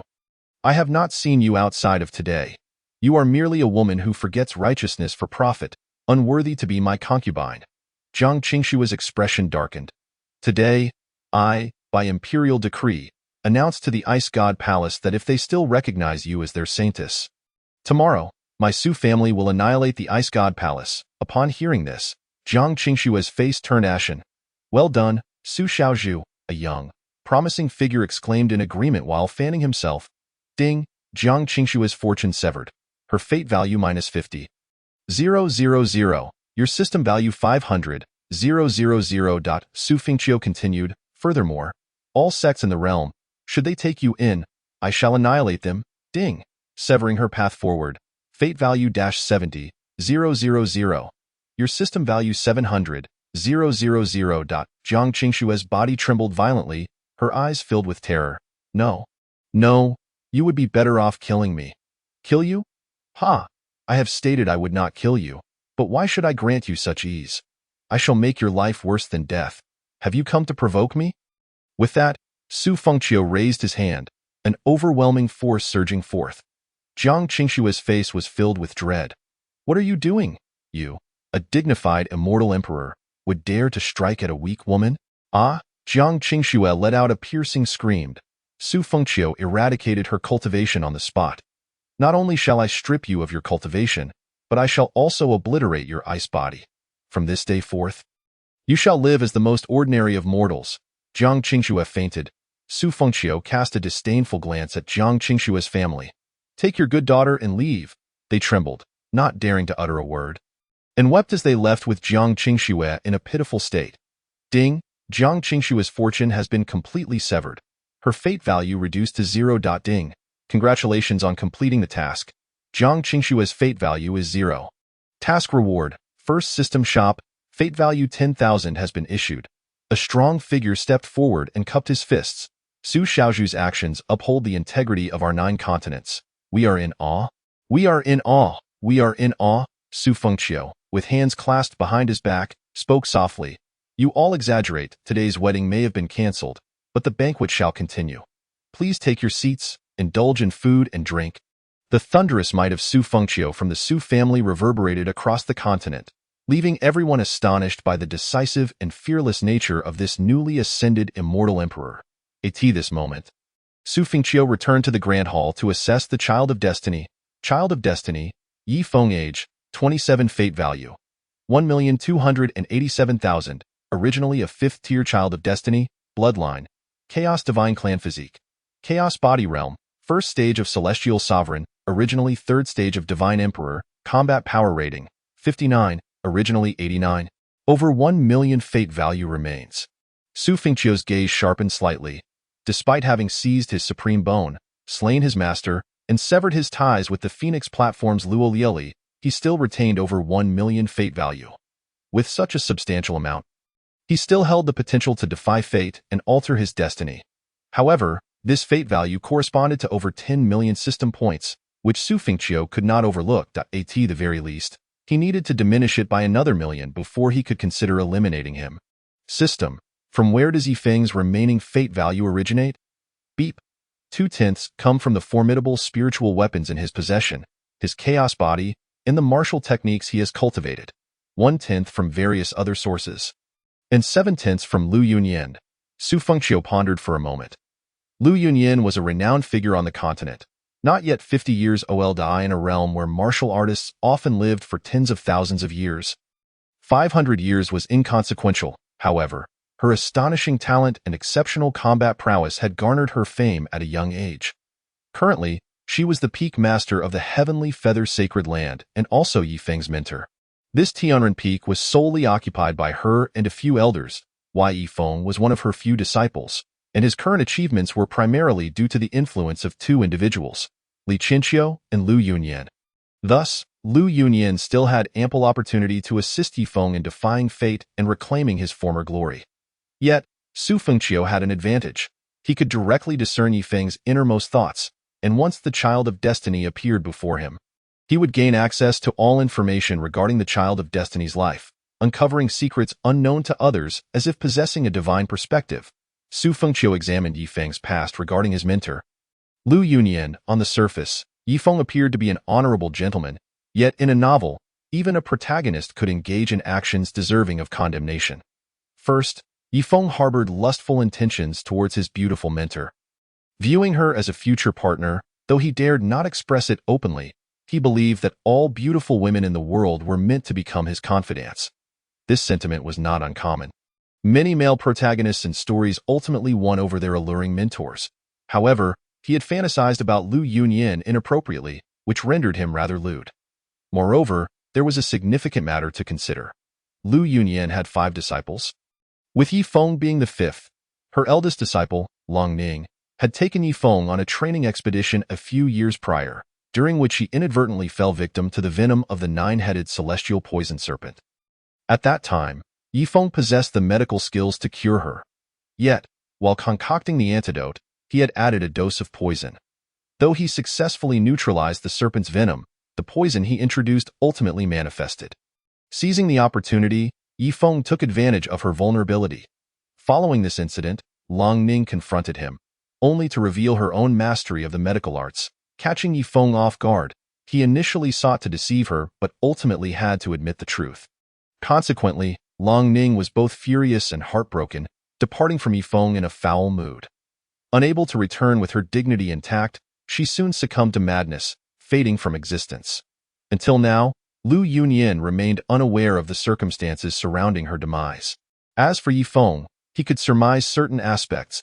He had discreetly sought out a location where, before her death, Long Ning had left behind a fragment of her lingering soul. Yifeng could not bring himself to eradicate that remnant and instead sealed it within the heart burial cliff. Yet, he could never reveal this to anyone. Su Fengqiu stroked his chin, his eyes narrowing slightly. Ah, what a beast! Xiao Li, a beautiful maid from the Su family, approached respectfully. Lowering her head, she dared not meet Su Fengqiu's gaze. Her long eyelashes trembled slightly as she softly uttered, "Young master." She appeared to be around 16 years old, with an exceptionally delicate and pitiable appearance. Indeed, she was quite beautiful, resembling a little fairy fallen into the mortal realm. Although she had yet to fully mature and lacked elaborate adornments, her beauty was undeniable.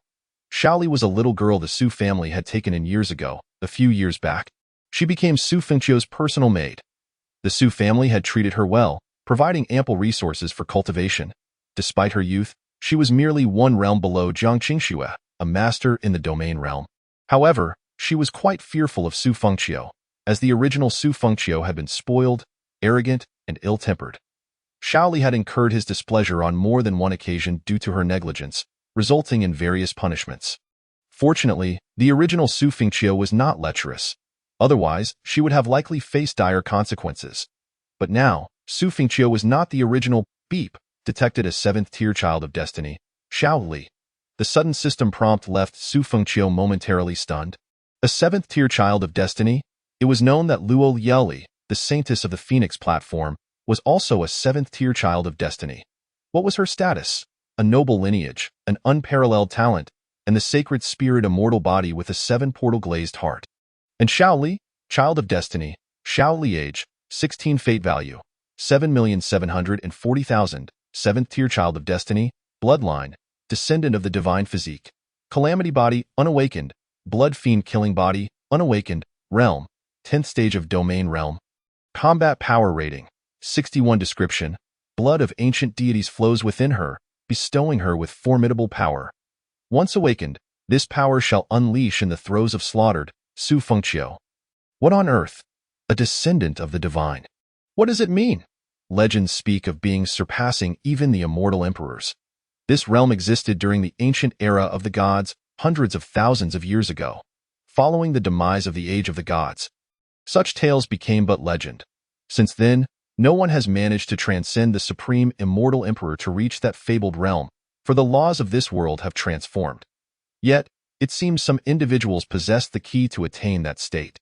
Luo Yeli is one such individual. Goodness, is she truly a seventh-tier child of destiny? No. It merely indicates that she is currently a seventh-tier child of destiny. It does not confine her to that status. I am beginning to feel a cold sweat, my friend. However, she is still Xiaoli. She is Su Fengqiu's maid, a delicate little fairy. Beep, congratulations on triggering the task. Overthrow Xiaoli. Task reward, Law of Destruction. Su Fengqiu. Law of Destruction? Huh? The legendary law? The most powerful force in the world, bar none, is the 12 laws: Law of Power, Law of Soul, Law of Creation, Law of Death, Law of Space, Law of Destruction, and so on. Each law possesses unimaginable power, and the emergence of any one of them can incite a bloodbath across the continent. Over the millennia, only a few known laws have emerged, 2 within the human race, 1 within the demon race, and 1 within the demon race, all held by top-tier powers. The whereabouts of the remaining laws remain a mystery. The Law of Destruction grants its wielder the ability to annihilate everything with but a thought. Theoretically, if one is sufficiently powerful and capable of harnessing a significant portion of the Law of Destruction's strength, that thought could obliterate an entire planet. Of course, this depends on one's own power and the target of destruction. If you are but a mere mortal wishing to extinguish the life of a martial artist with a thought, then unfortunately, the backlash will likely lead to your own demise. Thus, one must act according to their capabilities. Otherwise, they risk their own peril. Truly absurd. Su Fengqiu gazed at Xiaoli, his mind deep in contemplation. Wait, goodness, this insufferable system is truly irritating. You did not trigger this task upon encountering Luo Lioli, but now that Xiaoli is your maid and cannot resist, you decide to initiate such a task? How infuriating, however, it should be relatively easy to complete. Su Fengqiu examined Xiaoli further. Xiaoli, age, 16, realm, 10th stage of domain realm, affection, -5. What the, a -5 affection rating towards himself? If he were to forcefully take advantage of her, once she awakens, she would undoubtedly seek his demise. His current fate value was already low, merely 10, and he had only received a reward of 10,000 fate value for completing Jiang Qingshue's task.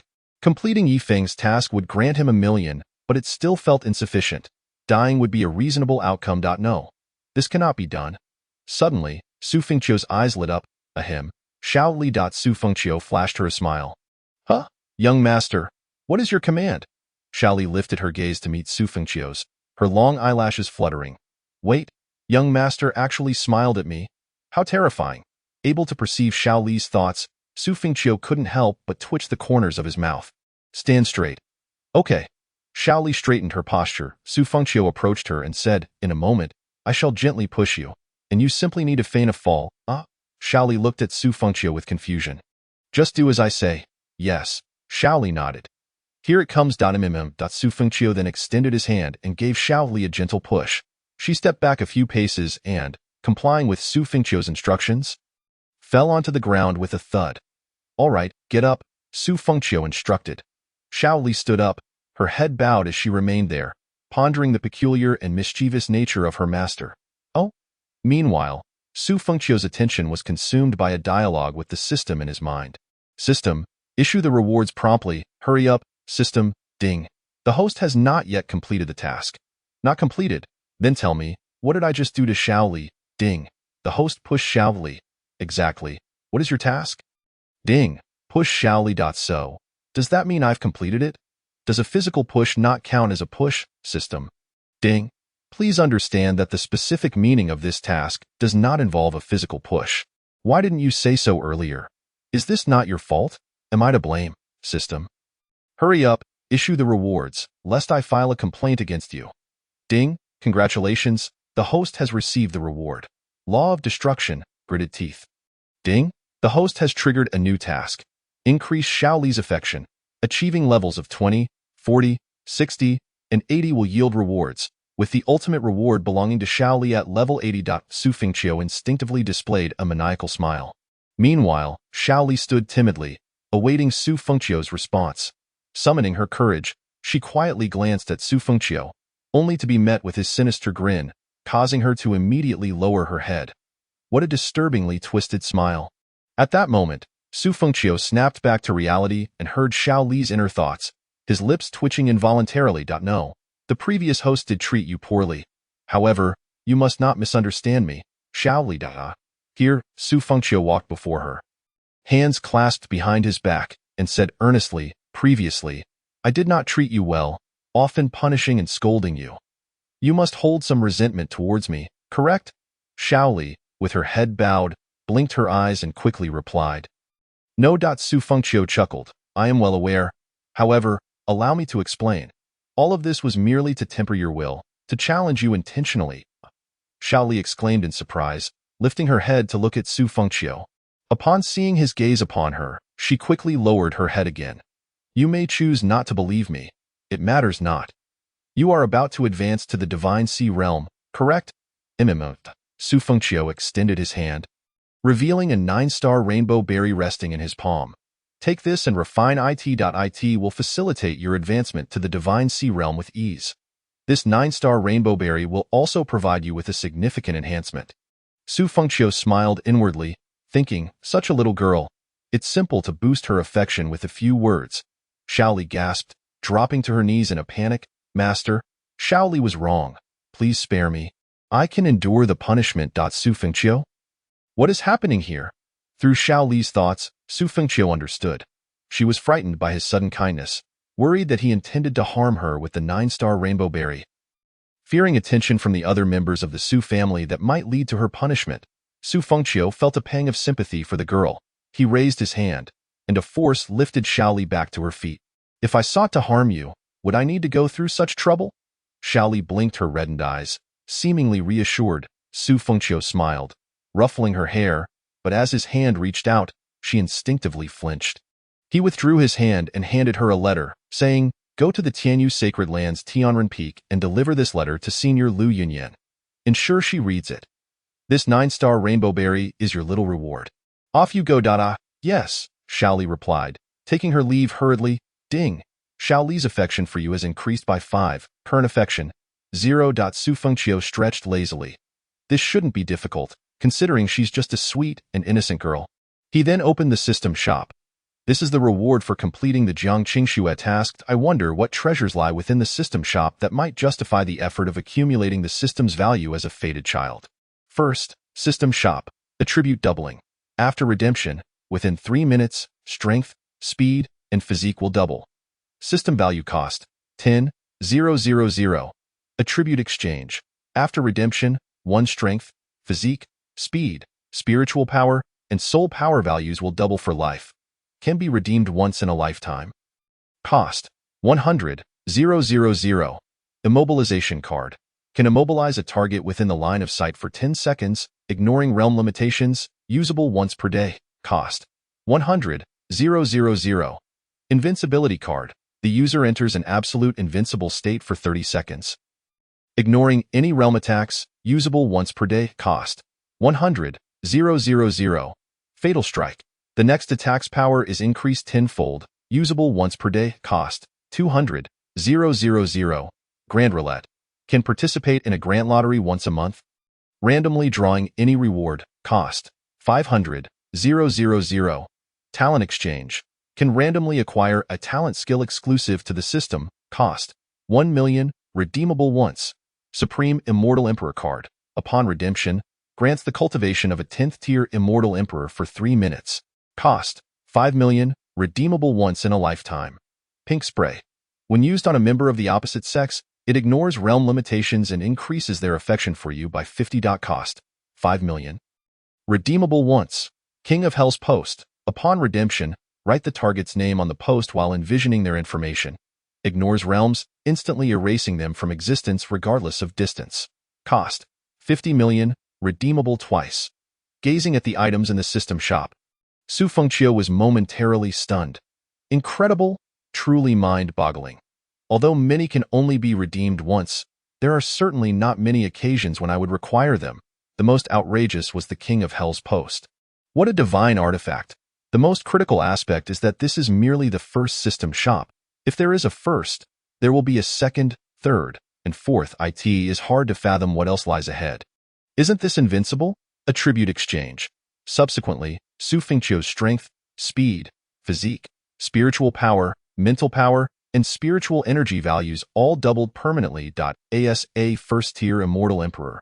What does it mean to have all attributes doubled? Even if his realm was forcibly elevated with resources, his attributes now surpass those of an ordinary first-tier immortal emperor. System. Exchange for a talent skill. Ding. Exchanging for a talent skill. Randomly selecting a talent. Ding. Congratulations. The host has acquired the talent. Infinite ultimate move. Infinite ultimate move. When any individual within the line of sight uses their ultimate move, the host can unleash the same ultimate move an unlimited number of times within a day without consuming spiritual energy. Su Fengqiu. What the hell? This talent, if applied in a game, would be an absolute cheat. If there are 100 individuals within my line of sight, all unleashing their ultimate moves, I could use each of those 100 ultimate moves without consuming spiritual energy. With one person's power, I could shake a 1,000-year-old imperial clan. Delightful. A smile graced Su Fengqiu's face. Thus, the primary objective now was naturally to complete the task of the fated child and earn the rewards. These rewards could only be granted by the system, bringing about an extraordinary enhancement. The immortal emperor realm, capable of repeatedly obtaining such high-level rewards, is astonishing and exceedingly rare. Furthermore, although all my attributes have doubled, my foundation remains unstable due to the forced elevation of my realm. I must find ways to stabilize my foundation to further enhance my abilities. Additionally, the Supreme Bone requires a suitable time for absorption. Chapter 9. Master Yifeng, Lu Yunyan. The tale of Yifeng's interrupted wedding and the theft of the Supreme Bone swiftly spread across the 9 continents. Various sects and factions were abuzz with discussions of the matter. Phoenix Platform. Luo Lioli returned to the main hall. Master, esteemed elders. Luo Lioli bowed respectfully. Yes, we are already aware of the matters at hand. You may return to rest, the Phoenix Lord replied indifferently. Understood. Lioli departed. Within the hall, the powerful figures of the Phoenix Platform continued their conversation. Third Elder. This young master of the Su family is truly ruthless and decisive. It is surprising that the head of the Su family allows him to act so recklessly. Eighth Elder. Logically, Yifeng was indeed in the wrong for interrupting the wedding and speaking disrespectfully. However, in the 9 continents, strength reigns supreme. Logic holds little sway. Master, this matter has entangled our Phoenix Platform as well. What is your perspective? The Phoenix Lord, a breathtaking beauty, sat gracefully, her dainty fingers rhythmically tapping the armrest of her Phoenix chair. Su Fengqiu is quite clever. With just a few words, he indeed secured a favor from Lioli. That little girl. An elder remarked, our Phoenix Platform cannot align with the Su family merely for a trivial favor. The Phoenix Platform remains neutral. Any action might involve the entire 9 heavens. The issue lies with Lu Yunin, who stands behind Yifeng. Even though the Su family has fallen from grace, few forces across the entire 9 continents can rival the Su family. Yet, Lu Yunin is different. She may appear to be merely the leader of a peak in the Tianyu sacred land, but she also bears the title of former master of the Assassination Tower. With Yifeng's Supreme Bone extracted, and given Lu Yunin's fiercely protective nature, she may well summon the might of the Assassination Tower. Should she do so, it is likely that the 8th heaven and perhaps even the entire 9 continents will tremble. The Assassination Tower is a mysterious force within the 9 continents, with its members scattered across the various realms. The identities and numbers of its members remain a mystery to all, as does the location of their sect. It is entirely possible that someone in close proximity, perhaps even within the Grand Hall of the Phoenix Platform, could be affiliated with the Assassination Tower. Such a unique entity evokes trepidation because its assassins can slay even an immortal emperor. To date, they have never failed. Thus, while the true extent of the Assassination Tower's power remains unknown, it is undoubtedly formidable. Consequently, few forces dare to provoke such a mysterious existence. Lu Yunin, however, is a former master of the Assassination Tower, though she has since withdrawn to the Tianyu sacred land, seeking martial enlightenment as the leader of a peak. The reasons for her departure remain unclear. Su Fengqiu, despite his decisive actions, often neglects to consider the consequences, which is a flaw of his own. The Phoenix Lord spoke calmly. Let us observe. The Tianyu sacred land. On the peak of Tianren, a powerful figure transported the gravely injured Yifeng to this place. Lu Yunin hurriedly arrived with 4 elders and several disciples in tow. Junior brother Yi, junior brother. The sight incited extreme anger in Yifeng's 2 elder brothers. Lu Yunin, her face veiled in light gauze, furrowed her brows as she gazed at Yifeng. Though her features were partially obscured, her beauty and nobility were undeniable. A poetic line encapsulates her essence perfectly. In the throng, a mere glance suffices. The hues of the mortal realm turn to dust. Elder Wu, expedite the treatment. Understood. Elder Wu hastily approached Yifeng, checking his pulse. What? Feng'er's supreme bone has been severed. Lu Yunin's expression remained placid, yet a hint of hostility began to surface. Known for her fierce protectiveness, she once annihilated an entire sect that nearly killed her eldest disciple.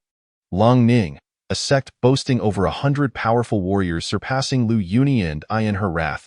She single-handedly eradicated that sect, marking her rise to prominence. Who did this? Who was responsible? One of Yifeng's brothers bellowed. A powerful figure from the Phoenix platform replied, this matter is not difficult to discern. The Phoenix platform can do no more. From this moment forth, we have no further entanglements with Yifeng. Lu Peak Master, I take my leave. With that, the figure vanished. Aside from the supreme bone, are there any other injuries? Lu Yunin inquired. None. His life can be preserved, but after this, I fear. Elder Wu shook his head. I will avenge junior brother Yi, one elder declared, ready to spring into action. Halt!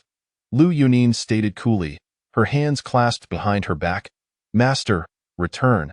At that moment, an elderly figure, seemingly ordinary yet aged, approached. It is Su Fengqiu, the young master of the Su family.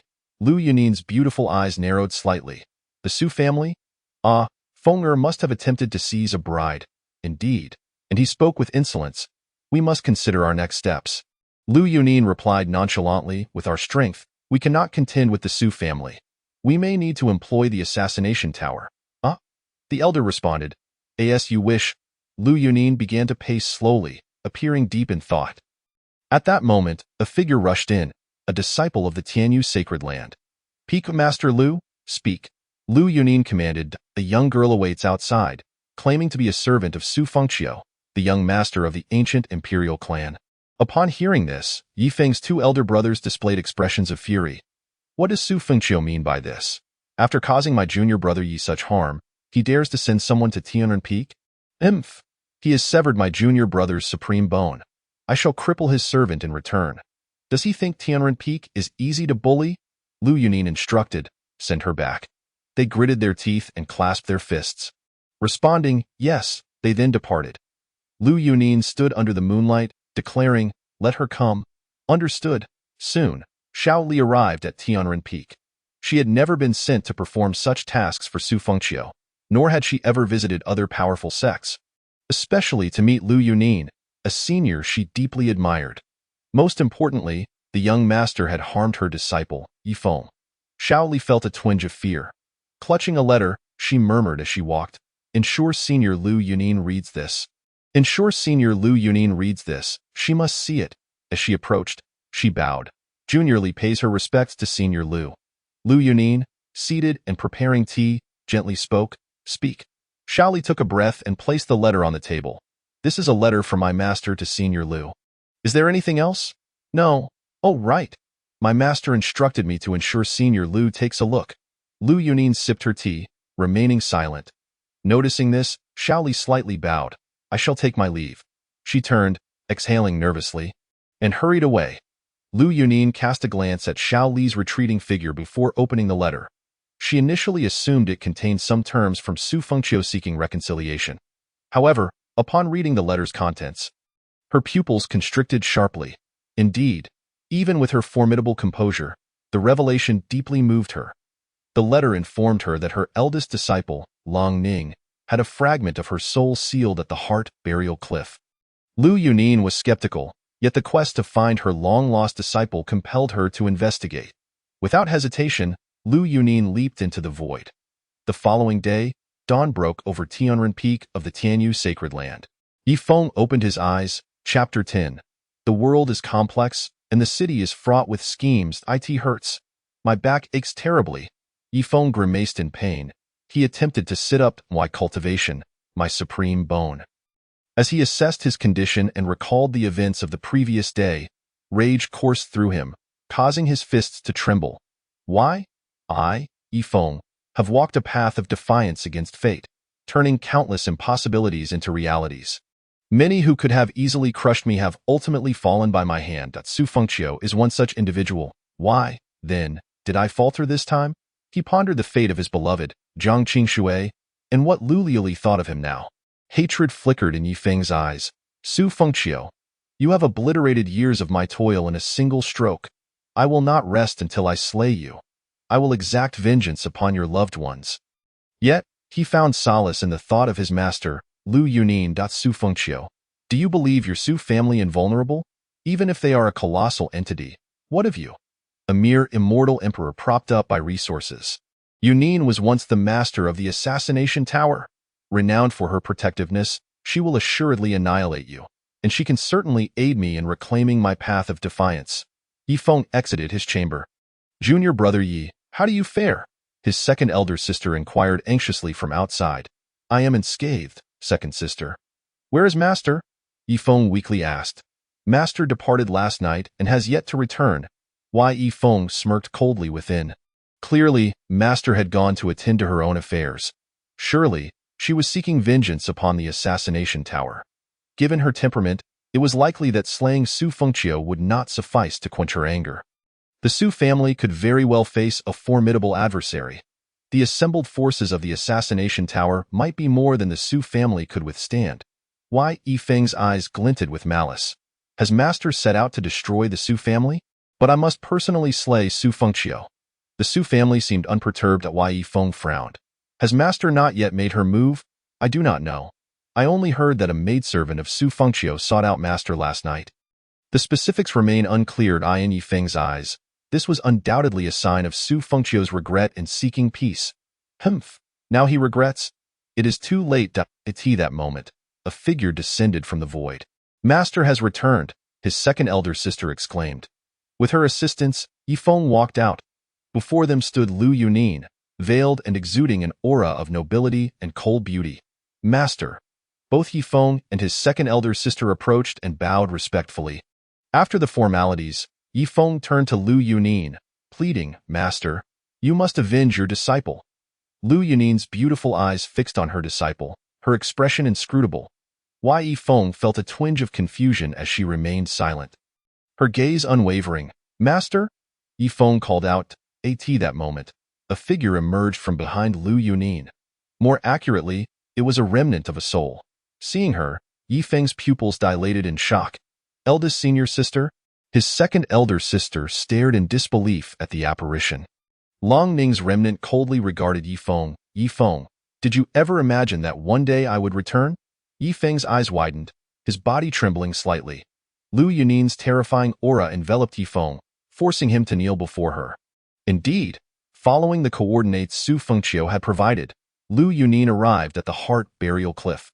Utilizing her abilities and her focused search, she discovered a cave. Inside the cave, she uncovered a ceiling formation.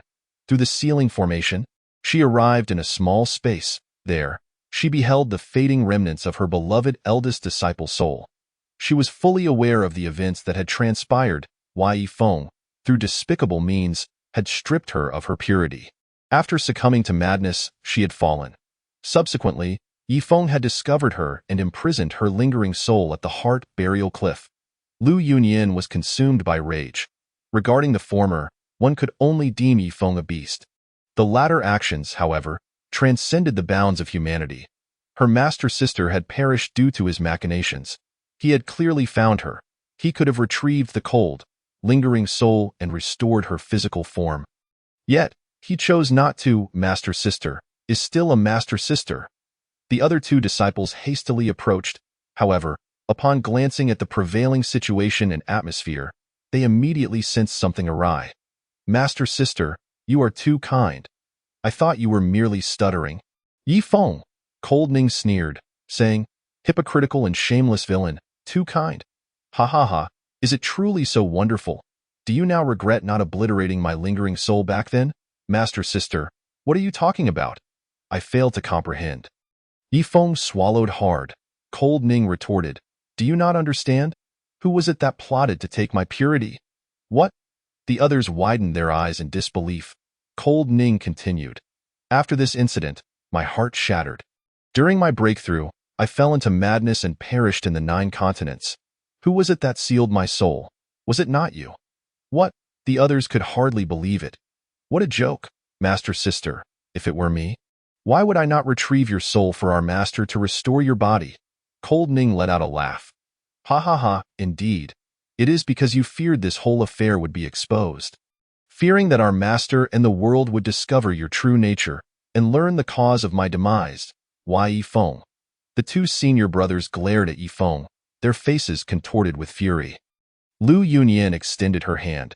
Her eyes filled with disappointment and wrath. I have misjudged. I bear an irrefutable responsibility for Cold Ning's fate. Master, Yifeng's heart sank. Considering our master-disciple bond, I shall spare your life this time. But from now on, I shall revoke all the teachings I have imparted to you. Henceforth, we shall have no further ties. Ah, on another side, ding, Yifeng's powers were nullified, destiny value -300000, your system value 3 million. Ding, Yifeng's relationship with Lu Yunyan has shattered, destiny value -800000. Upon hearing this system prompt, Su Fengqiu's lips curled into a slight smile. Well then, it is time to send you on your way. With the remaining system value, Su Fengqiu could not be bothered to expend effort to grind it. He would simply eliminate him. With destiny value reduced to 0, he would receive his reward. Why complicate matters? The reward is paramount. After all, he is a villain. He must establish a reputation as such. However, he had promised Luo Lieli to spare him. How to elevate Luo Lieli's favorability was still unknown. This reward should be quite extravagant. Please, I am a villain. How can a villain grind for women's favor? Aside from those sycophantic, expendable villains, I am no such person. Su Fengqiu muttered to himself. In a few days, let my father take people to propose at Phoenix Terrace. Su Fengqiu stroked his chin, revealing a hint of a smile. Now, that feels right. As for the pink spray in the system shop, directly boosting charm by 50 points was unnecessary to use on Luo Lieli. If need be, he could first grind a portion and then use the pink spray. Favorability is certainly more challenging to grind over time. Just then, a knock sounded at the door. Young master, come in. Shaoli entered, unable to meet Su Fengqiu's gaze. Young master, Yifeng has already been sent on his way to the first heaven, the Yi family, by one of his senior brothers. Sister Qiu asked if you would like her to eliminate him on the way. No need, I shall handle it myself. Shaoli froze. Young master, your status is so esteemed. Must you take action personally? Shaoli blinked and continued. Moreover, you have promised the Holy Maiden of Phoenix Terrace to spare him. If you act against him, would it not be somewhat inappropriate? Su Fengqiu inquired. What did this emperor say? Shaoli tilted her head, pondering for a moment, then mumbled. Well, young master, you said to give Miss Luo some face and spare Yifeng's life today. Indeed, I said I would spare him that day, but today is the second day. Shaoli. The world is so complex, the city is full of schemes. Chapter 11. Coincidentally, I am truly the Celestial Emperor. Su Fengqiu instructed Shaoli to refine the 9-star rainbow berry. Meanwhile, he arrived at the secret realm of the Su family where he practiced. The secret realm was picturesque, with clear mountains and waters. And a stunning lake. Su Fengqiu opened his right hand, and a flash of golden light burst forth. The supreme bone slowly revolved in his palm. The supreme bone. Su Fengqiu revealed a smile, an artifact capable of inciting bloodshed across the continent. The supreme bone undoubtedly possessed extraordinary qualities. Upon the supreme bone, there lay heavenly symbols capable of endowing warriors with immensely powerful abilities. Furthermore, it possessed the capacity for rapid recovery from injuries. It was rumored to hold significance akin to a key. As for whether this key led to divinity or something else, it remained unknown. Su Fengqiu sat cross-legged, positioning the supreme bone before him, and began the process of refinement. The following morning, an extraordinarily terrifying aura erupted from Su Fengqiu. The lake was stirred, and mountain peaks were flattened. Su Fengqiu opened his eyes, a brilliant light shooting forth. The absolute spirit hand. Su Fengqiu finally comprehended why Yi Feng had previously been able to face formidable opponents with martial techniques. He could merely raise his hand and remain unscathed. It was, in fact, the absolute spirit hand bestowed by the supreme bone. Its effect was straightforward to understand. Any force manifested through spiritual energy could be nullified by his hands. When a warrior unleashed a spiritual technique, raising a hand before him would render the absolute spirit hand utterly disregarding. Moreover, there were no boundary requirements. The void sky transformation technique. This was the unparalleled technique brought forth by the supreme symbols of the supreme bone. Comprising 7 layers. As for its effects, Su Fengqiu had yet to cultivate it, so he remained unaware. In the next moment, Su Fengqiu unleashed the power of the supreme bone. Suddenly, his aura surged. The simplest use of the supreme bone was to activate its power, granting oneself greater combat strength, akin to an amplification technique. There was no rush in cultivation. Su Fengqiu exited the secret realm. Outside the secret realm, Su Tian stood with hands clasped behind his back. Father. Su Fengqiu called out. Su Tian turned around. Sit. The two sat upon a jade bench nearby. Su Fengqiu poured a cup of tea for Su Tian.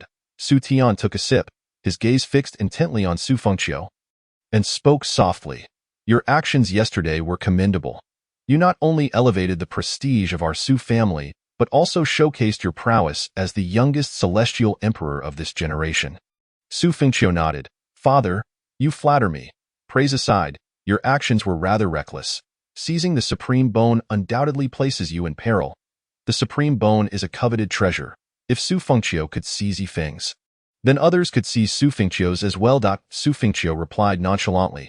Should anyone dare to act, this continent will see fewer celestial emperors and factions. Su Tian. This kid is so arrogant. Damn, cough, cough. Su Tian cleared his throat and continued. Secondly, killing Li Chinqiu. Just as Yi Feng mentioned, he is backed by the Medicine God Mountain. Although Li Chinqiu departed from the Medicine God Mountain many years ago, this act also shows a lack of regard for them. What can the Medicine God Mountain say? Su Fengqiu asked. Not yet. Su Fengqiu stroked his chin. Then they can exist for a while longer. Su Tian. Subsequently, Su Fengqiu said, Father, the matters I have stirred up, I shall resolve personally. Su Tian spoke lightly. Our Su family does not seek trouble, yet we are not afraid of it. Su Fengqiu nodded. The child understands. By the way, Father, I have something to discuss. Speak.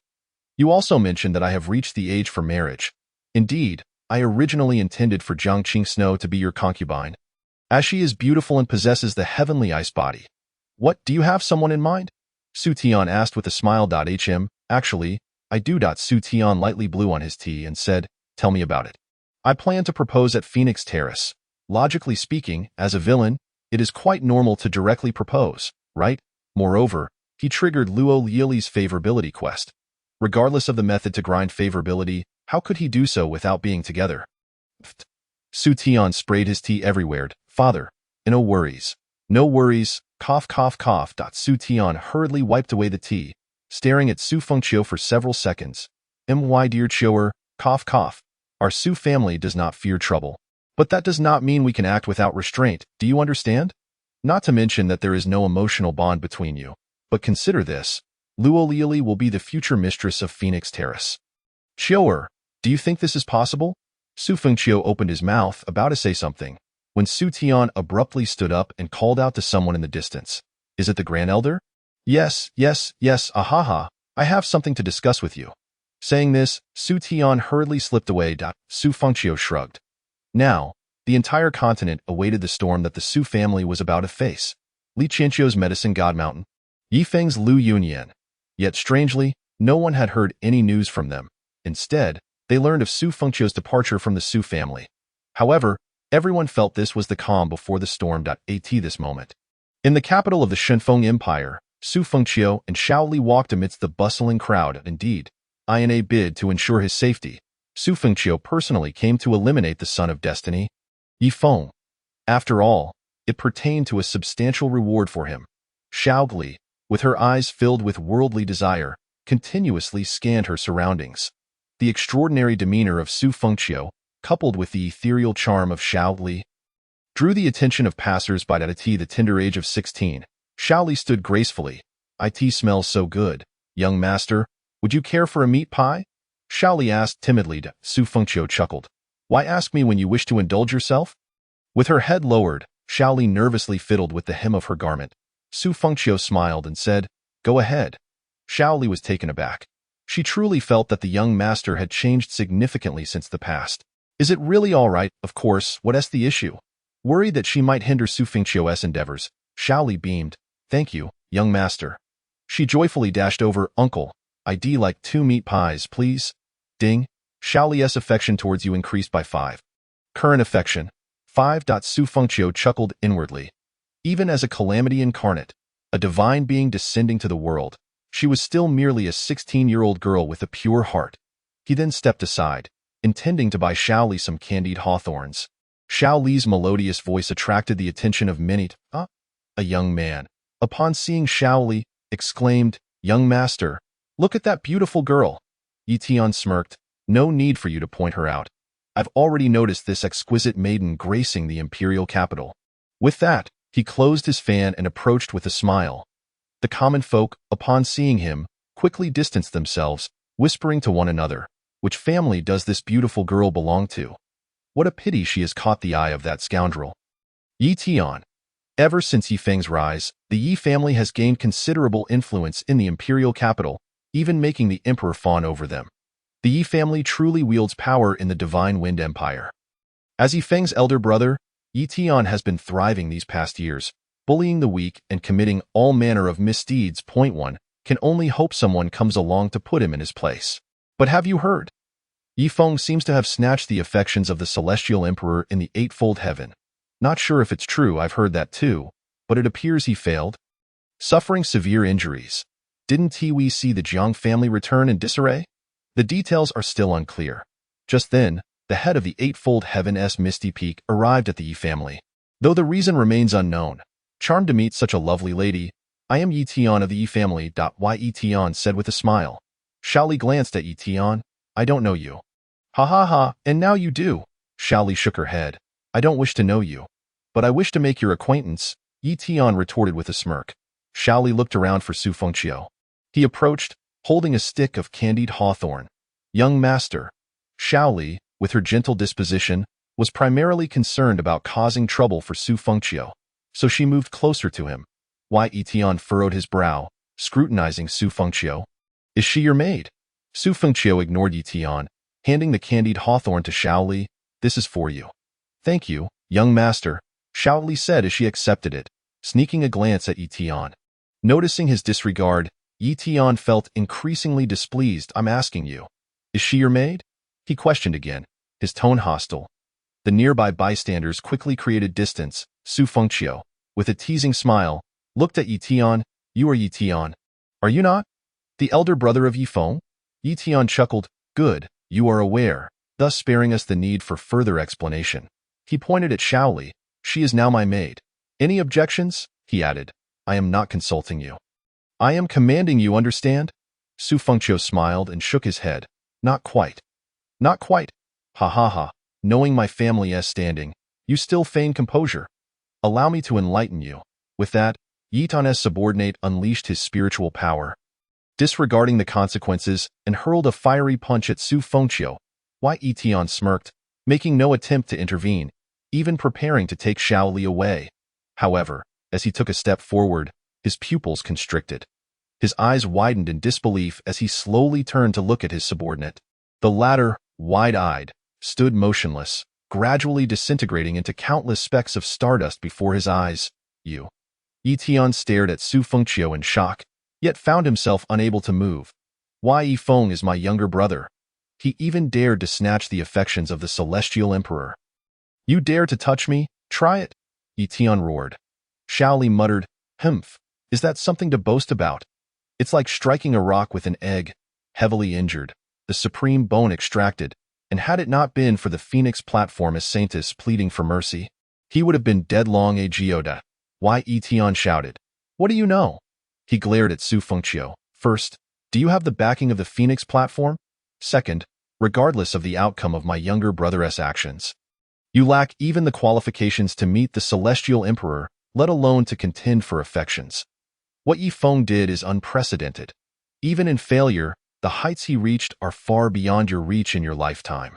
Moreover, you are unaware, aren't you? The people from the misty peak of the Eightfold Heaven are currently at my Yi family. The surrounding crowd was astounded. Indeed, while Yi Feng may have failed and returned in a pitiful state, his actions are beyond what others dare to even dream of. The heights he has reached are simply too lofty. Furthermore, with the Misty Peak's people now at the Yi family, this man indeed seems extraordinary. Yi Tian gritted his teeth, glaring at Su Fengqiu. What is your identity? Even if you were the young master of a 4th or 5th layer sect, you cannot even compare to my younger brother's little toe.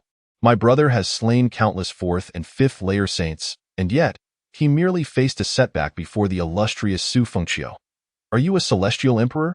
If not, step aside and kneel in apology. Otherwise, I shall annihilate your entire sect. Su Fengqiu laughed, as if viewing a clown. What a coincidence. I am indeed a celestial emperor. Why Yi Tian? The crowd? Chapter 12. A farce of 3 scoundrels in the 1st layer heaven. Yi family. At this moment, in the banquet hall, Yi Feng sat dejectedly on a chair. Beside him was Jiang Qingxue, holding his hand. Jiang Qingxue was left with no choice. She had been rendered powerless, and even the Ice God Palace dared not accept her. She now possessed nothing but Yi Feng. Even though Yi Feng was not as formidable as he once was, he remained a strong presence in the 1st layer heaven. Jiang Qingxue could only rely on him. Today, however, brought some good news. The daughter of the Misty Peak's sect master, Wang Jian, had arrived. Misty Peak was a powerful sect in the Eightfold Heaven. While Wang Jian was not particularly beautiful, her status was formidable. Furthermore, she had once harbored feelings for Yi Feng due to past events, but at the time, Yi Feng had dismissed her as he did not find her attractive enough. Fenger, we can only hope for Misty Peak now, Yi Feng's father, Yi Hai, said, looking at his son. Yi Feng clenched his fists, resentment flickering in his eyes. Father, there's no need for concern. Although I have suffered a grave loss this time, as long as I am still here, I will one day ascend to the pinnacle once more. I will surely avenge myself against Su Fengqiu. Just then, Wang Jian, dressed in a pink gown and accompanied by several formidable figures from Misty Peak, hurriedly entered the room. Brother Feng, Wang Jian exclaimed in urgency as she rushed to Yi Feng. Jian, Yi Feng gazed at the woman before him, releasing Jiang Qingxue's hand to grasp hers instead. Jian, I've missed you dearly. Yi Feng spoke passionately. Wang Jian's eyes glistened with tears. Brother Feng, I've missed you too. It's been a year. How could they treat you so poorly? Alas, Yi Feng sighed deeply. Yi Feng's father, Yi Hai, remarked, Miss Wang, I assume you are aware of the situation. Wang Jian clenched her teeth. I know. Su Fengqiu, relying on his status as a celestial emperor and the young master of the Su family, is behaving outrageously. Brother Feng, I will surely avenge you. Yi Feng replied. Revenge can wait. My current circumstances are unique, and my supreme bone is gone. My cultivation has plummeted. My master has been killed, and another master has been incited against me.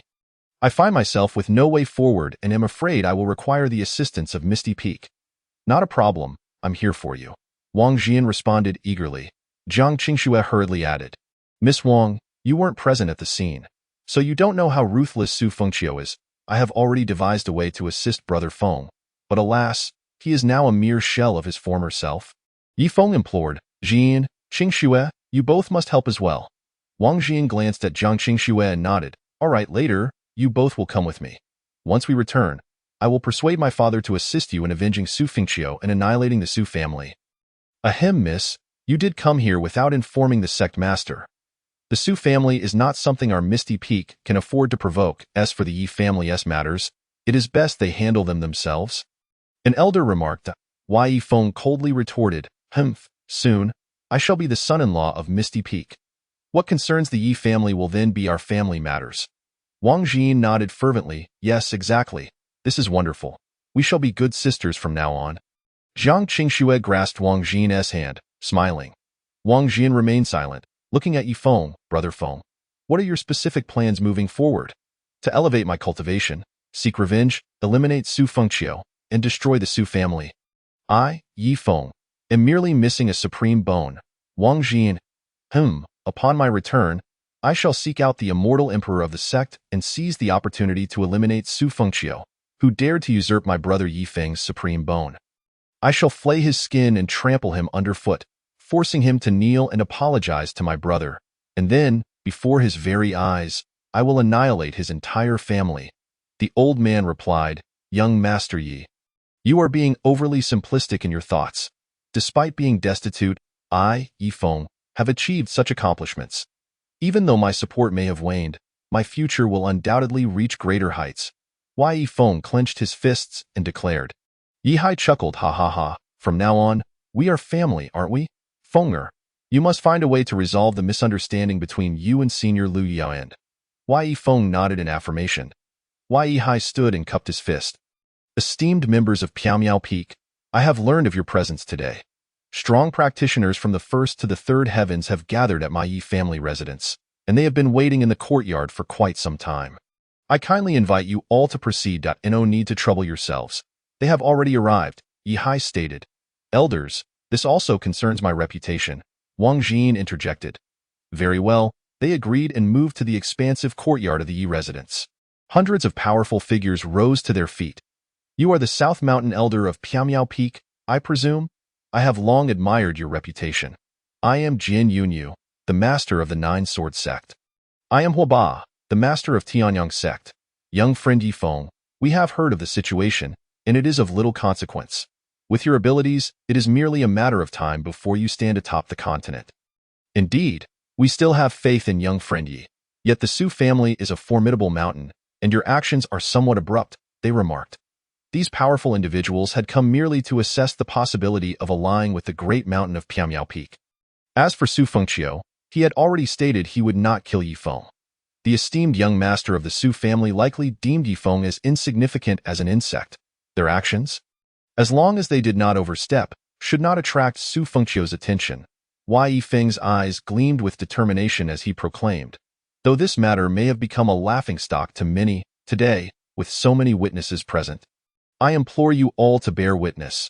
Within 5 years, I shall undoubtedly trample Su Fengqiu and obliterate his family. The moment those words were uttered, an uneasy silence enveloped the crowd. Who would dare to echo such sentiments? If word reached Su Fengqiu or the Su family, their entire sect would face annihilation. Sensing the palpable tension, Yi Feng furrowed his brow. Did you not hear what my brother Yi Feng said? Wang Jin called out. Ah, yes, yes, young friend Yi. We are well aware of your prowess, at such a tender age. You have stirred the third and fourth heavens. We have all witnessed it. 5 years. It is indeed feasible. Ha ha ha. They were reluctant to engage with Yi Feng but sought to curry favor with the 8 heavens Piao Peak. Reluctantly, they offered ambiguous words at that moment.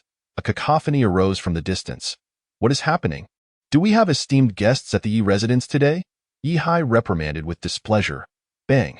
A tremendous crash resounded as the massive corpse of the Piao Peak's spirit beast, Tian Songbai K, fell into the courtyard. What?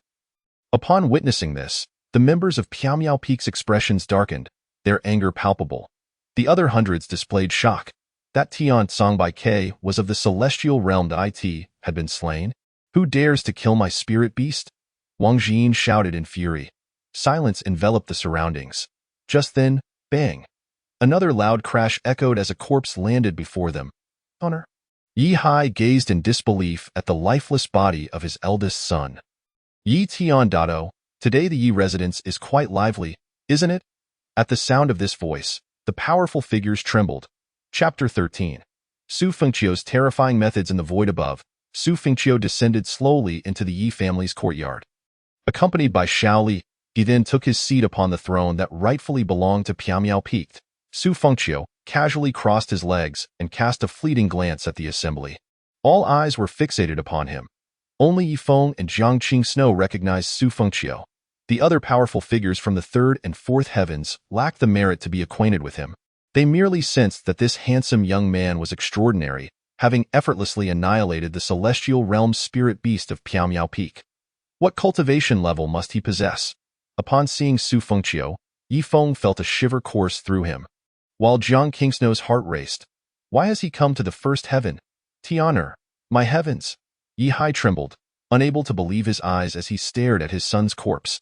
"Who are you?" Yi Hai roared, pointing at Su Fengqiu. "Why not ask your son?" Wang Jiyin's eyes narrowed. "Regardless of who you are, you shall die today. And who are you?" Su Fengqiu nonchalantly swatted his hand in the air. The South Mountain Elder of Piamiao Peak appeared before Wang Jiyin, attempting to block Su Fengqiu's casual attack. Yet, he spat blood and was sent flying. "Wow!" The crowd's eyes widened in astonishment. An immortal emperor. Another member of Piamiao Peak displayed a cautious expression and clasped his fist. "Might I inquire as to your identity? Our Piamiao Peak has no grievances with you, correct?" The legendary immortal emperor. The representatives of various sects swallowed hard, gazing at Su Fengqiu in shock. An immortal emperor at such a young age. Su Fengqiu accepted an orange from Xiao Li, took a bite, then spat it out. "Pa, too sour for this emperor." Xiao Li flinched, about to apologize, but Su Fengqiu sent a palm flying, sending Yi Hai hurtling away. Seeing his father in such a state, Yi Feng could no longer contain himself. "Su Fengqiu." Yi Feng bellowed. "What do you mean by this?" "What?" "Su Fengqiu. He is the youngest immortal emperor, the esteemed young master of the Su family. Why has he deigned to come to the first heaven? His feud with Yi Feng is far from over. His brother, Yi Tian, has fallen at his hands. It seems this immortal emperor has no intention of letting this matter rest. Surely not. He is an immortal emperor and the young master of the Su family. Every move he makes reflects the dignity of both the immortal emperor and the Su family. He cannot engage in such dishonorable acts."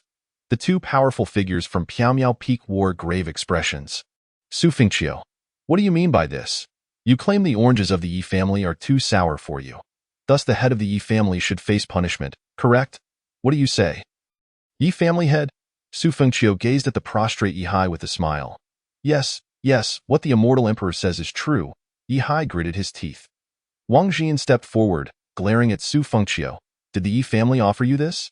Su Fengqiu raised an eyebrow. "Oh, I bestowed such a grand gift upon the Yi family, and Yi Tian has been left intact. Should I not be allowed to partake? Even so, why did you kill my son?" "Yi Tian?" Yi Hai questioned through gritted teeth. Su Fengqiu chuckled, speaking with an air of nonchalance. "Yi Tian insulted this emperor. Was it not warranted to slay him?" Yi family head, do you believe it was justified?" Yi Hai dared not oppose Su Fengqiu's will, swallowing his grievances as he replied through clenched teeth. "It was justified." "Then it is settled." Wang Jian pointed at Su Fengqiu and demanded, "Su Fengqiu, hand over the supreme bone of my brother Yi Feng immediately." Su Fengqiu's expression soured. "Enough of your incessant chatter." He then struck out with his palm. Another strong figure from Piamiao Peak intercepted with all his might, but then warned, "Young Master Su, this is the daughter of our Piamiao Peak's sect master." Su Fengqiu stroked his chin. "Piamiao Peak? Is it?" "Indeed." Wang Jian looked upon Su Fengqiu with pride, believing her status to be comparable to his. Su Fengqiu glanced at the two Piamiao Peak elders, stating, "If she speaks another word, I shall end her life immediately. Do you understand?"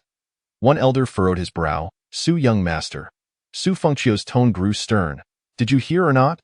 The two elders gritted their teeth and replied, "We heard." Su Fengqiu then turned his gaze to the powerful figures of various sections. Fear gripped their hearts. Su Fengqiu extended his hand towards Jian Yunyu, the master of the Nine-Sword sect. Jian Yunyu trembled internally and quickly bowed. Su young master."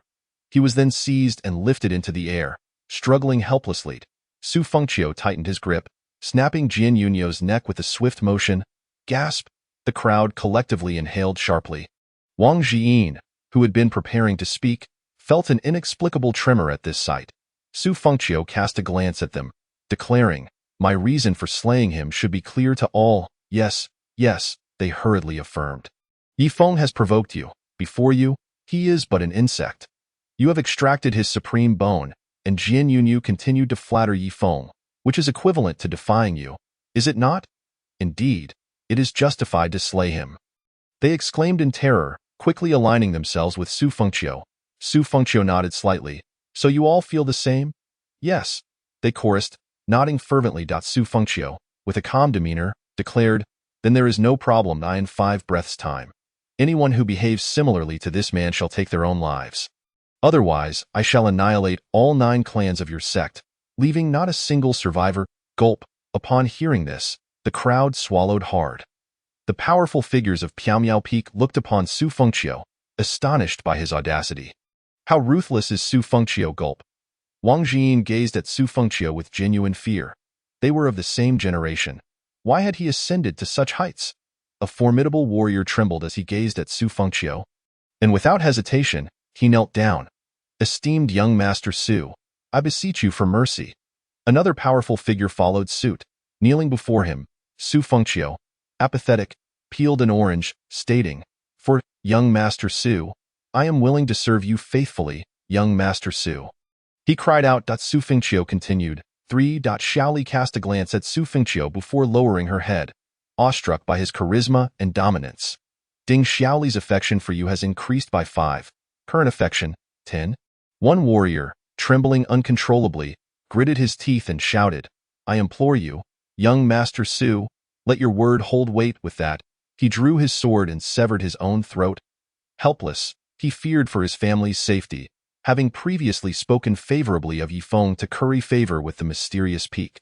He had children, a wife. He could not endanger them. The mere presence of Su Fengqiu, a celestial emperor, was enough to annihilate his entire clan. Su Fengqiu remained unperturbed, continuing to enjoy his orange, dismissing the scene with a calm. 2. Witnessing this, others revealed expressions of despair. My son, I can no longer see you. Take care. One man gathered his spiritual energy and struck his forehead with a palm, collapsing lifelessly. Others soon followed suit, one by one falling to the ground. Su Fengqiu finished his orange, wiped his hands, and glanced at the 2 strong figures from the mysterious peak. Have they spoken yet? Chapter 14. Slaying the Child of Destiny, Yifeng. Su Fengqiu's words sent shivers down the spines of the 2 warriors from mysterious peak. What does he mean? Is he suggesting that if we speak well of Yifeng, he will kill us? They were from mysterious peak. Though not celestial emperors, they were still figures of renown in the Tao realm, well known across the 9 continents. How could they be intimidated by someone like Su Fengqiu? Had they lost their dignity? Yet, Su Fengqiu's ruthless decisiveness had indeed instilled fear within them. What? Even if we speak favorably of Yifeng, you would dare to threaten us? Wang Jin exclaimed angrily. Miss, the South Mountain Elder from Mysterious Peak quickly cautioned. What? I merely spoke. Mysterious Peak does not fear the Su family, and remember this, Su Fengqiu. I will seek justice for Yifeng. I will kill you, and I will kill your family, Wang Jin declared, pulling Yifeng away, intent on leaving. Let us go, Yifeng agreed, eager to escape the situation. Who knew what Su Fengqiu intended? Su Fengqiu raised his hand. Su Fengqiu, you dare! The South Mountain Elder roared, charging towards Su Fengqiu to protect Wang Jin. Be gone! In an instant, the overwhelming pressure of the Celestial Emperor erupted, causing the air to churn violently.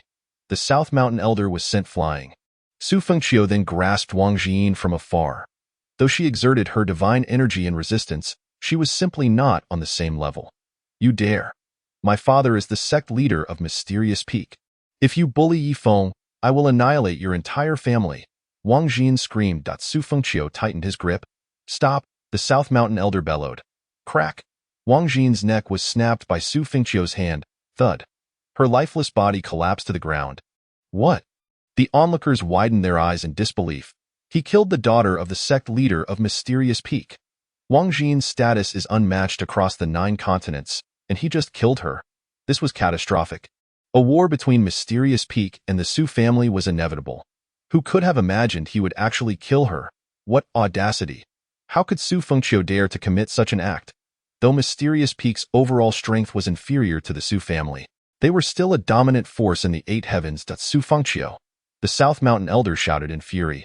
Truthfully, he believed Su Fengqiu had merely injured Wang Jin, yet he had killed her outright. Had he lost his mind? Oh? You dare to speak my name so directly? The South Mountain Elder's pupils constricted. Su Fengqiu pointed skyward, and the South Mountain Elder instinctively attempted to flee, but the Celestial Emperor's might rendered him immobile. The previously clear sky darkened, swirling ominously as a colossal vortex formed, as if the heavens were churning. Within the vortex, a terrifying bolt of divine lightning descended, instantly obliterating the South Mountain Elder. This scene filled Yifeng with terror. It was over. His only support was gone. Had Su Fengqiu truly lost his sanity? Did he not consider the consequences? Xiaoli's mouth fell agape. Young master, he is terrifying. Although she feared Su Fengqiu, she couldn't help but feel a hint of admiration for him at that moment. Another warrior from Mysterious Peak showed signs of panic. Su Fengqiu eyed him. You are fortunate. I still need you to return to Mysterious Peak with a message. Young Master Su, you are inciting a war between Mysterious Peak and the Su family? Su Fengqiu replied coolly. Deliver a message to Mysterious Peak. For disrespecting me, I have killed, but my wrath is not yet sated. If you fail to come to Su family and kneel an apology within 3 days, I will annihilate Mysterious Peak. Now leave. Very well. I shall remember this. We shall see if you possess such ability. The warrior gritted his teeth, taking the 2 corpses and departing. Su Fengqiu then wiped his hands and turned his gaze to Yifeng. You promised Liuli you would spare my life. Yifeng stammered. A gentleman's word is as binding as a chariot drawn by 4 horses, is it not? Indeed, it is. Yifeng sighed in relief, feeling his life was spared for the moment. Do you recall what I said? Yifeng frowned. You mentioned giving Miss Luo face and sparing my life today. Good. At least you won't die with regrets. Su Fengqiu's eyes glinted ominously. A cold light flashed, and a blood mark appeared on Yifeng's neck. Yifeng's body convulsed as he clutched his throat, blood spilling from his mouth, his eyes wide with disbelief. Why? You promised, Su Fengqiu replied. That day I spared you. How many days has it been since then? Is there a problem? You. Thud. Yifeng collapsed. Ding Yifeng's destiny value has reached 0. Reward. Chaotic body, immortal body, celestial healing technique, destiny value 1 million. Delightful. Others looked on in horror at the unfolding scene. Su Fengqiu was merciless, utterly fearless, akin to a madman. Did he not care about his reputation?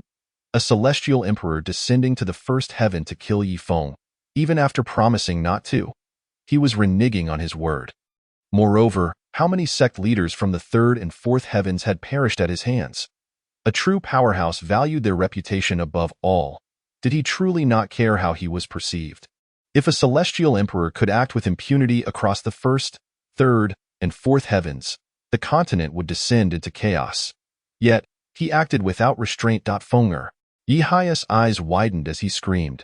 Su Fengqiu dismissed him with a glance, then turned to Jiang Qingxue. Thud. Jiang Qingxue, filled with fear, immediately knelt and crawled towards Su Fengqiu. Young Master Su, please don't kill me. I will do anything you asked. I am unworthy of being your concubine. Treat me merely as a plaything. Do as you wish. Just don't kill me, she wept. The crowd shook their heads in dismay. What a disgrace. Su Fengqiu barely glanced at her, then ruffled Xiaoli's hair gently. Xiaoli, let us go. Okay. Su Fengqiu led Xiaoli over the corpses, departing the residence. Xiaoli whispered, Young Master, if word of this spreads across the continent, your reputation may suffer greatly. Su Fengqiu replied nonchalantly, If I were concerned about such things, would I act this way? Oh. Xiaoli nodded slightly. If anyone bullies you in the future, do not hesitate. Though you are young, your cultivation is formidable. Just kill them. I will handle everything. Thank you, young master. Su Fengqiu smiled and asked. It has been a long time since you visited the mortal realm, hasn't it? Yes, Xiaoli replied, nodding. Come, I shall show you a good time. Hearing this, Xiaoli's eyes sparkled. Young master, why are you suddenly so kind to me? Is that all right? Of course, let us go. Thank you, young master. Ding Xiaoli's affection for you has increased by 5. Current affection, 15. Meanwhile, within the 1st heaven of the Divine Wind Empire, in a remote village, Chapter 15, The Child of Destiny, the God of Slaughter, Chu are in a remote village of the Divine Wind Empire within the 1st heaven, on a beautiful lawn, a youth of around 16 or 17, with a straw hat shielding his face, lounged on the ground with his legs crossed, chewing on a blade of grass. Nearby, a few cows grazed peacefully. The village was named Qingyun Village, a veritable paradise. Chu Ran had been raised here since childhood, occasionally venturing into the nearby city for daily necessities. Today, he had heard tales of the 8 heavens while in the city. How impressive! If only I could become someone like Su Fengqiu one day. Chu Ran mused. Thud. One of the cows collapsed to the ground. Upon hearing a noise, Churin immediately sprang to his feet and hurried over. The old ox lay motionless on the ground, its eyes wide open. Yet its body remained still. Only its eyes revealed a murky glimmer. Within that light was the silhouette of Churin rushing towards it. The old friend, Churin, knelt beside the old ox, resting his face against its. Gently caressing it, Churin's body trembled slightly, and his eyes shimmered with unshed tears, as if he had anticipated this moment. Old friend, you have toiled for so many years. Now, please rest well, Churin whispered softly. Gradually, murky tears streamed from the old ox's eyes. Having toiled for the family since Churin's childhood, the old ox was even older than him. Indeed, it had accompanied Churin through his formative years. But now, the old ox was far too old. With a final moo, the old ox expended all its strength, as if bidding farewell to Churin, and then closed its eyes forever. Farewell, old friend. Churin sobbed against it, in the glow of the setting sun. Churin dug a deep pit and buried the old ox. He bowed deeply, wiped away his tears, and led 2 cows back toward the village, in the distance. Churin saw the entire village engulfed in flames. His pupils constricted. Father, mother, sister. He released the cows and sprinted toward the village. The once peaceful and harmonious village had been slaughtered. Corpses lay there, eyes wide open in death. Thud. Churin knelt on the ground, fists clenched tightly. After a long moment, he shouted, Li Ming. Raising his head, his eyes were bloodshot. A dark aura faintly emerged around him, his hair and clothes billowing in a frenzy. Simultaneously, the winds above roiled ominously, as if some power was awakening within him. Su Fengqiu, accompanied by Shaoli, was enjoying a meal at a tavern in Tianyang City. Shaoli was in particularly high spirits, having spent so many years in the Su family, only occasionally able to venture out. She never imagined that the young master would take her out for a day of fun. Stealing a glance at Su Fengqiu, who was sipping his drink, she truly felt that the young master had changed significantly, almost like a different person. Ding! Xiao Li's affection for you has increased by 5. Current affection, 20. Ding! Xiao Li's affection for you has reached 20. Reward obtained.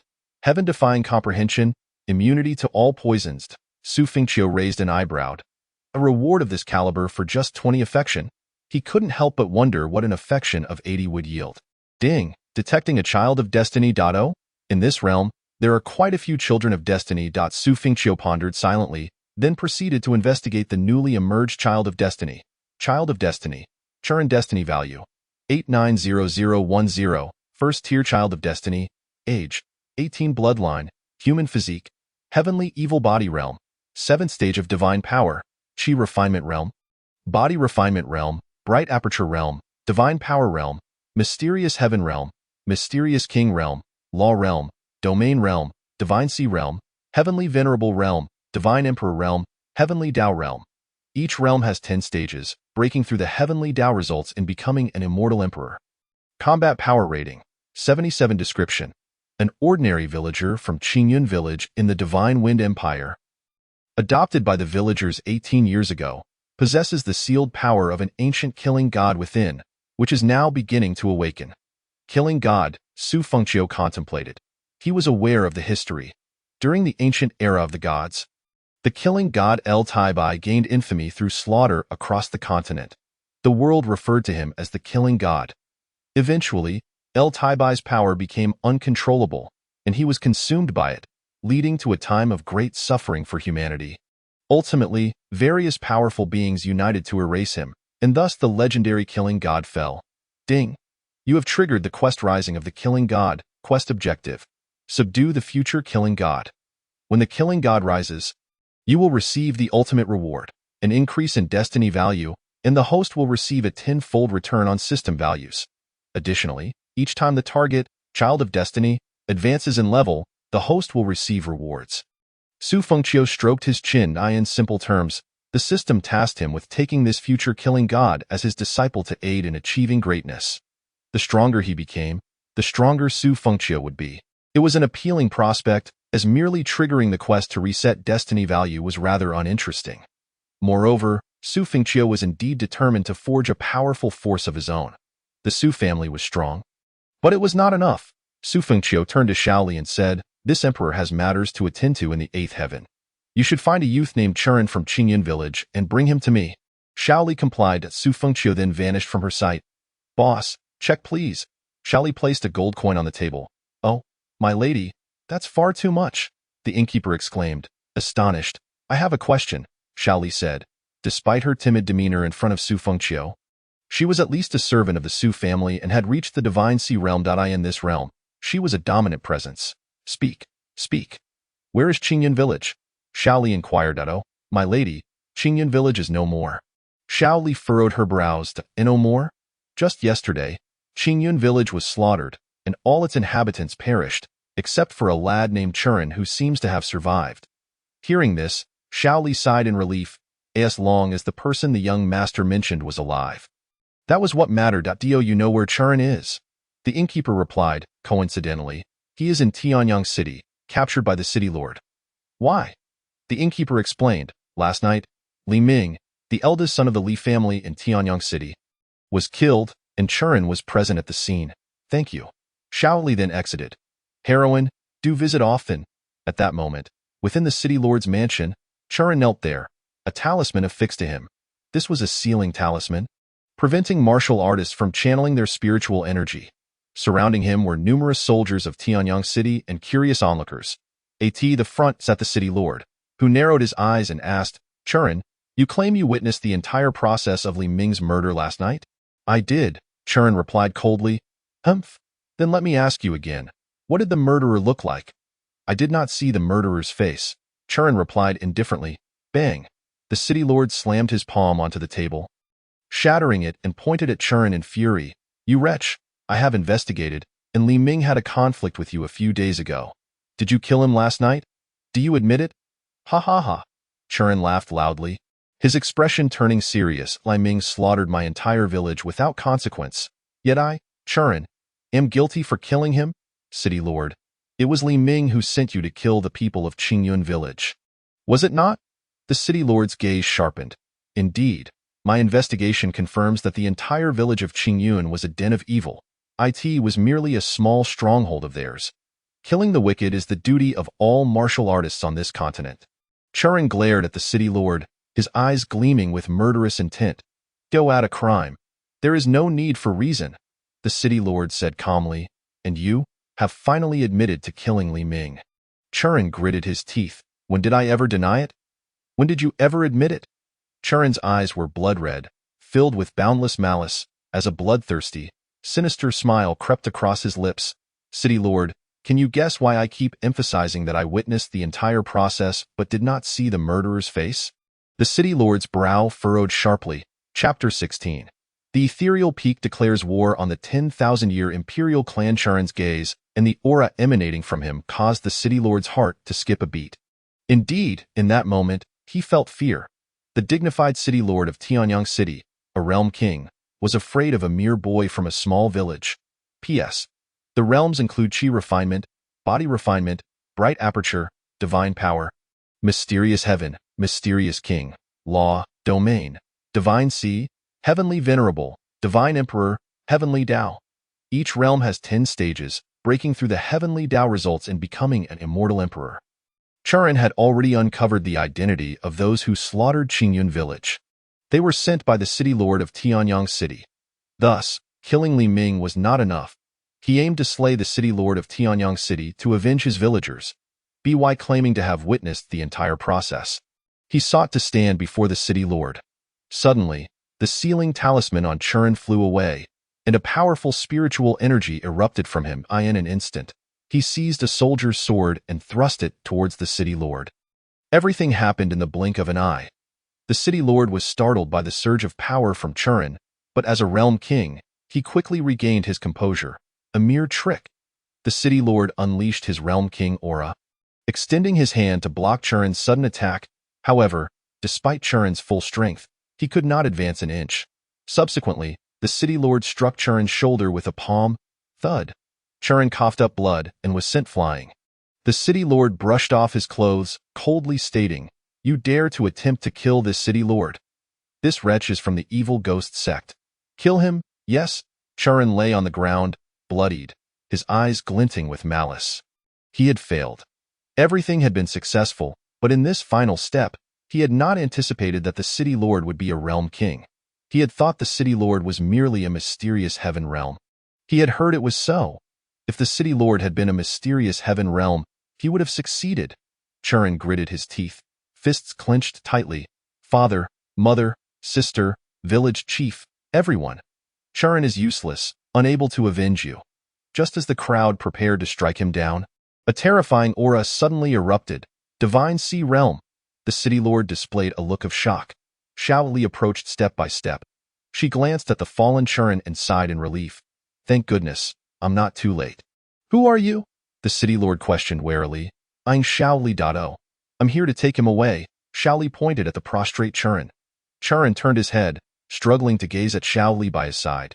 In that fleeting moment, it was as if a glimmer of light had suddenly pierced through the enveloping darkness. Why, dear lady, this young man is a member of the Tiangui men, and he bears the mark of a heinous crime. Tiangui men? Yet he exhibits no trace of malevolent sorcery, Xiao Li remarked.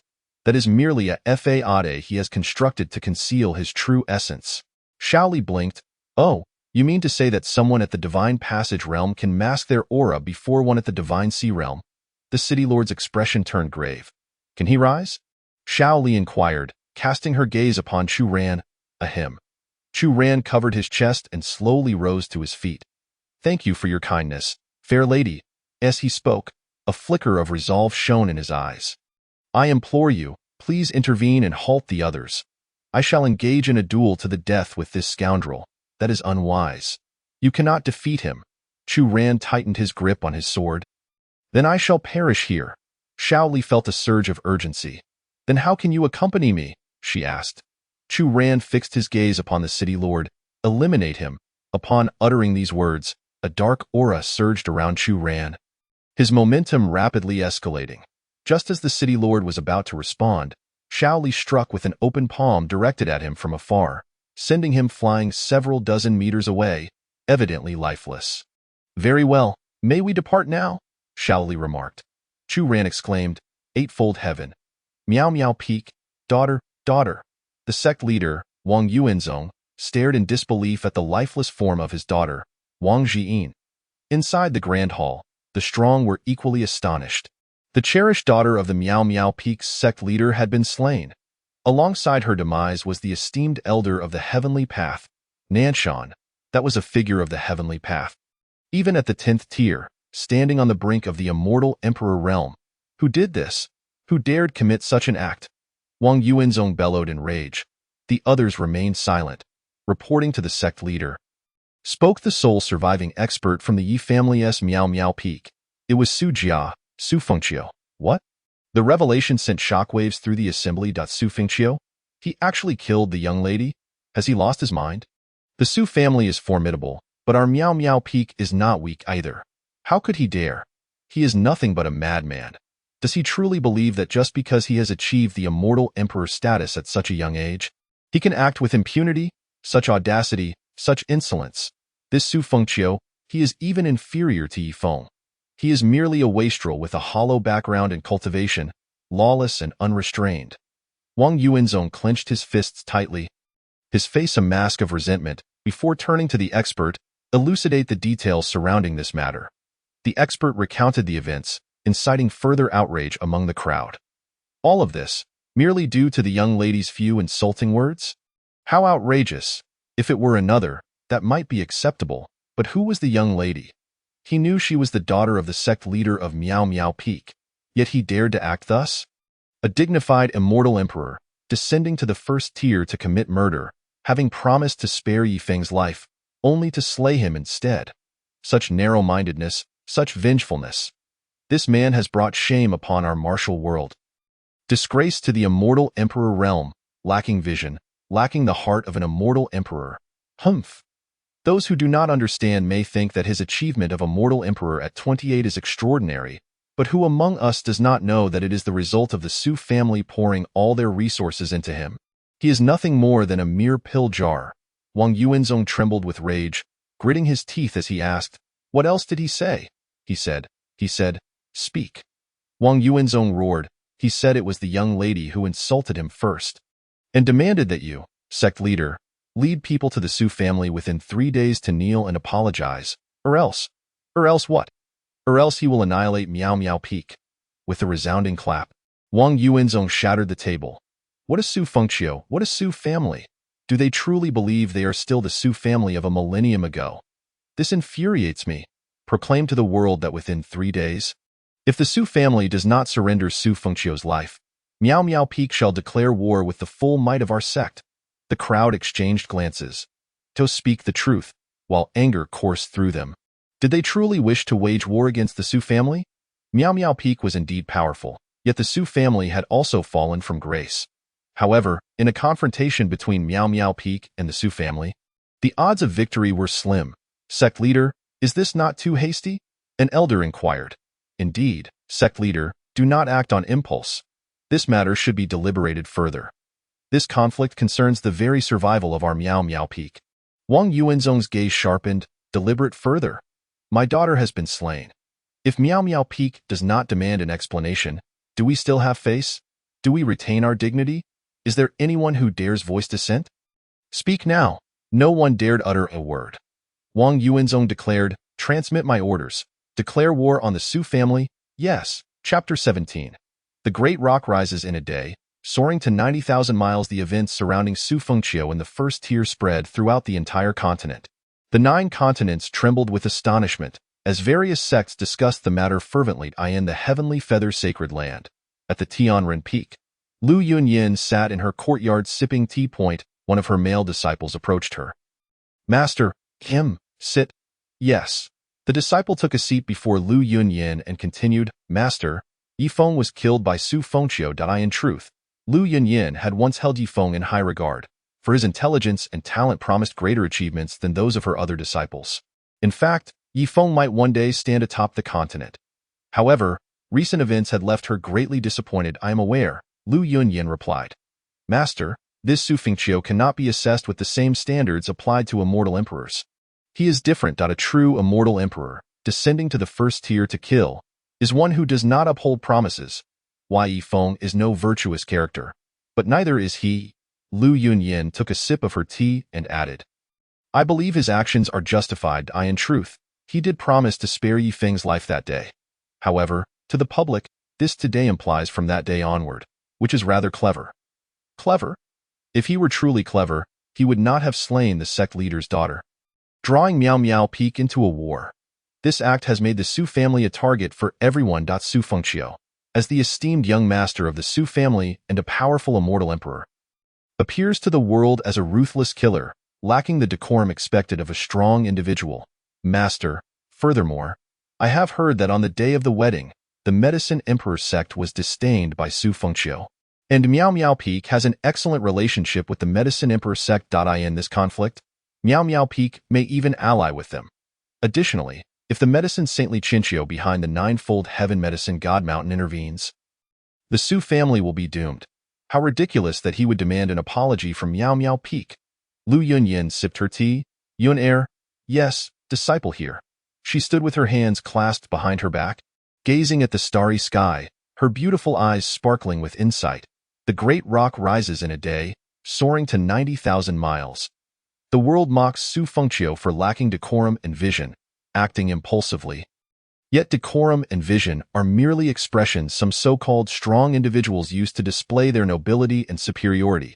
Su Fengqiu, in fact, is the opposite. He is terrifyingly intelligent. The disciple furrowed his brow. Forgive my ignorance. Master, but what do you mean by intelligent? His cleverness lies in the fact that everyone only sees his surface and assumes he is all fade. Although I do not know what methods he possesses, it is highly likely that Miao Miao Peak will be removed from the eightfold heaven within 3 days.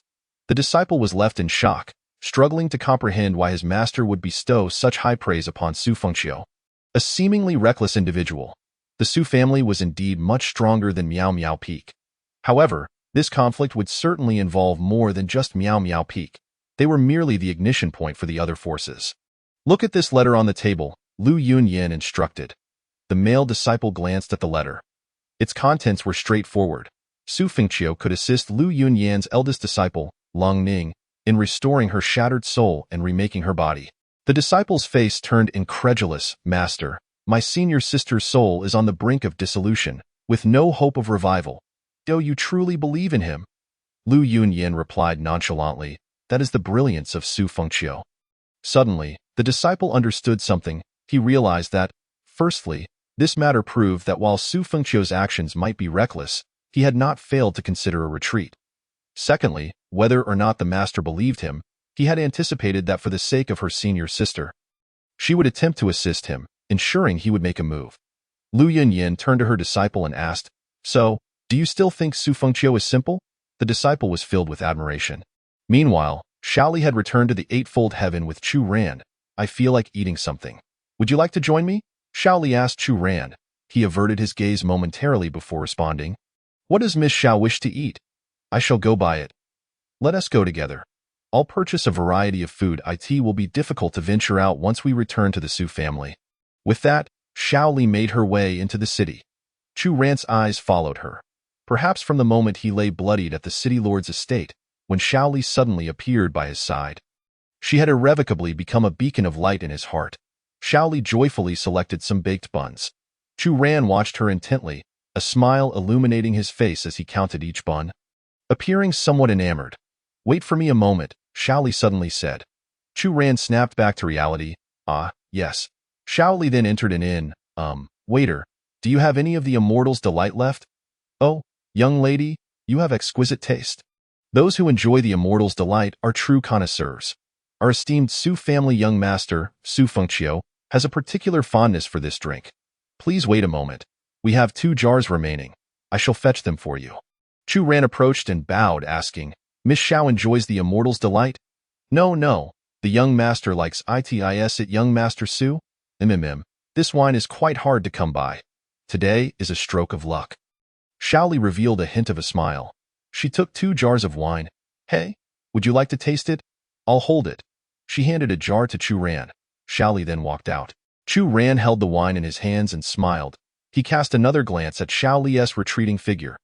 He knew she was not his moon, yet in that fleeting moment, a sliver of moonlight did indeed illuminate him. "Thank you." Chu Ran hurriedly followed her out. That moment, several passers-by strolled by, engaged in conversation. "Have you heard? Piao Peak has declared war on the Su family. Oh, I've heard. The young master of the Su family killed the daughter of the Piao Peak's master. His actions are utterly unpredictable, a dignified immortal emperor, yet he brazenly slays in the first heaven. That is of little consequence. He will pay the price for this. The Medicine Emperor sect has also announced an alliance with Piao Peak. If the Su family does not surrender Su Fengqiu's life, they will launch a collective attack on the Su family in 3 days. It seems even the Medicine God Mountain in the 9 heavens is stirring. This time, Su Fengqiu is surely doomed.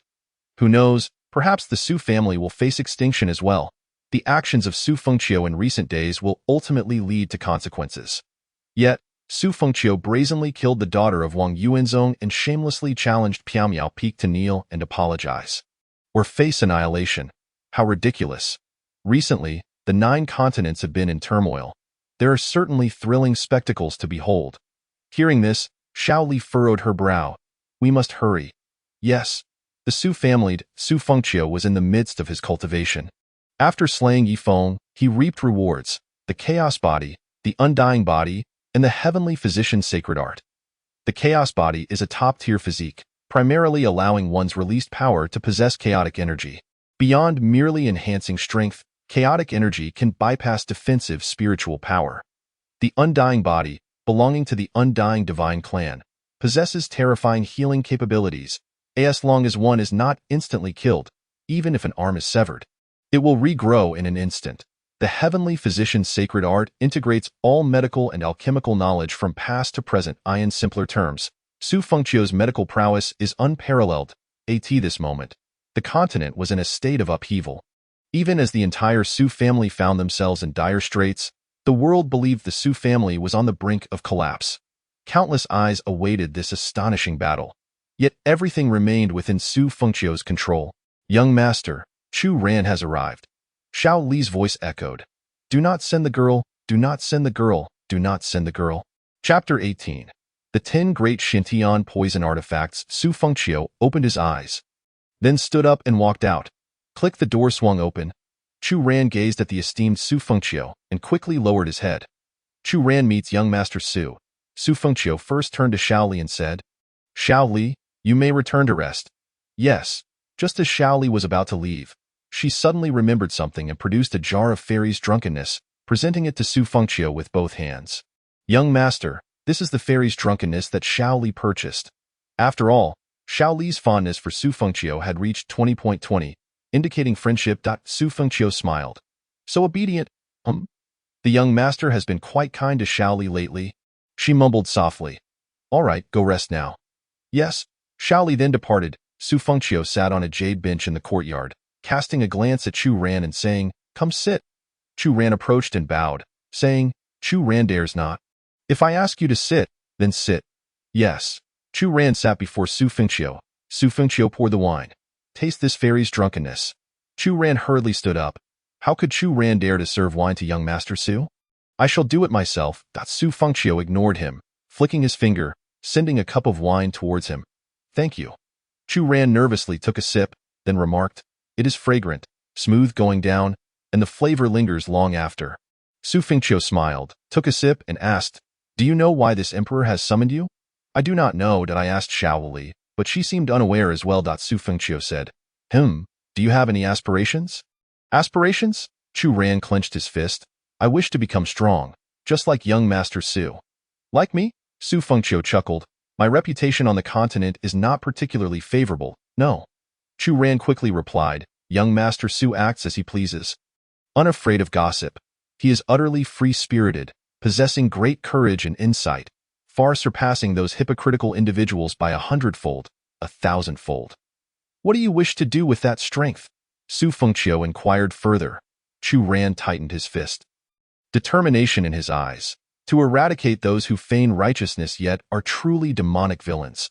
The harm inflicted by such scoundrels on the innocent far exceeds that of the continent's evildoers or the demon race. And what else? To protect those I hold dear. This emperor can assist you, Su Fengqiu stated. Chu Ran stared at Su Fengqiu in shock.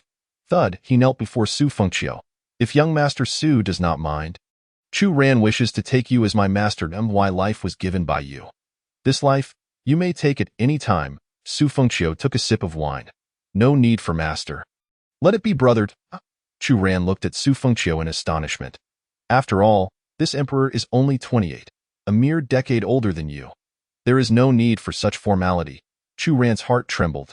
No, you are both master and brother. Su Fengqiu chuckled. Get up. Yes. Chu Ran stood. This place will henceforth be your training ground. This emperor will visit often. Should you have questions, you may also ask Xiao Li. Once I attend to some matters, I will personally teach you. Yes, now, rest for a while. Su Fengqiu stood to leave. Big brother Su. Chu Ran called out. I asked there's something. Chu Ran gritted his teeth and asked, I am unfamiliar with you. Merely an ordinary martial artist. Why would you? Su Fengqiu interjected. You will surpass Yi Feng. With that, Su Fengqiu departed. Chu Ran stood frozen in place. Why Yi Feng? He certainly knew of this person, once a figure he aspired to emulate. Coming from humble beginnings, he defied the odds. Although he perished at Su Fengqiu's hands, not everyone can challenge an immortal emperor in their 20s. Yet Su Fengqiu claimed he would surpass Yi Feng. Thank you, big brother Su. Chu Ran deeply bowed. Meanwhile, Su Fengqiu was making his way to the Su family's Great Hall. Ding. Chu Ran has gained a powerful ally, destiny value 500, 000, current destiny value, 1. 390, 010, promoted to second tier child of fortune.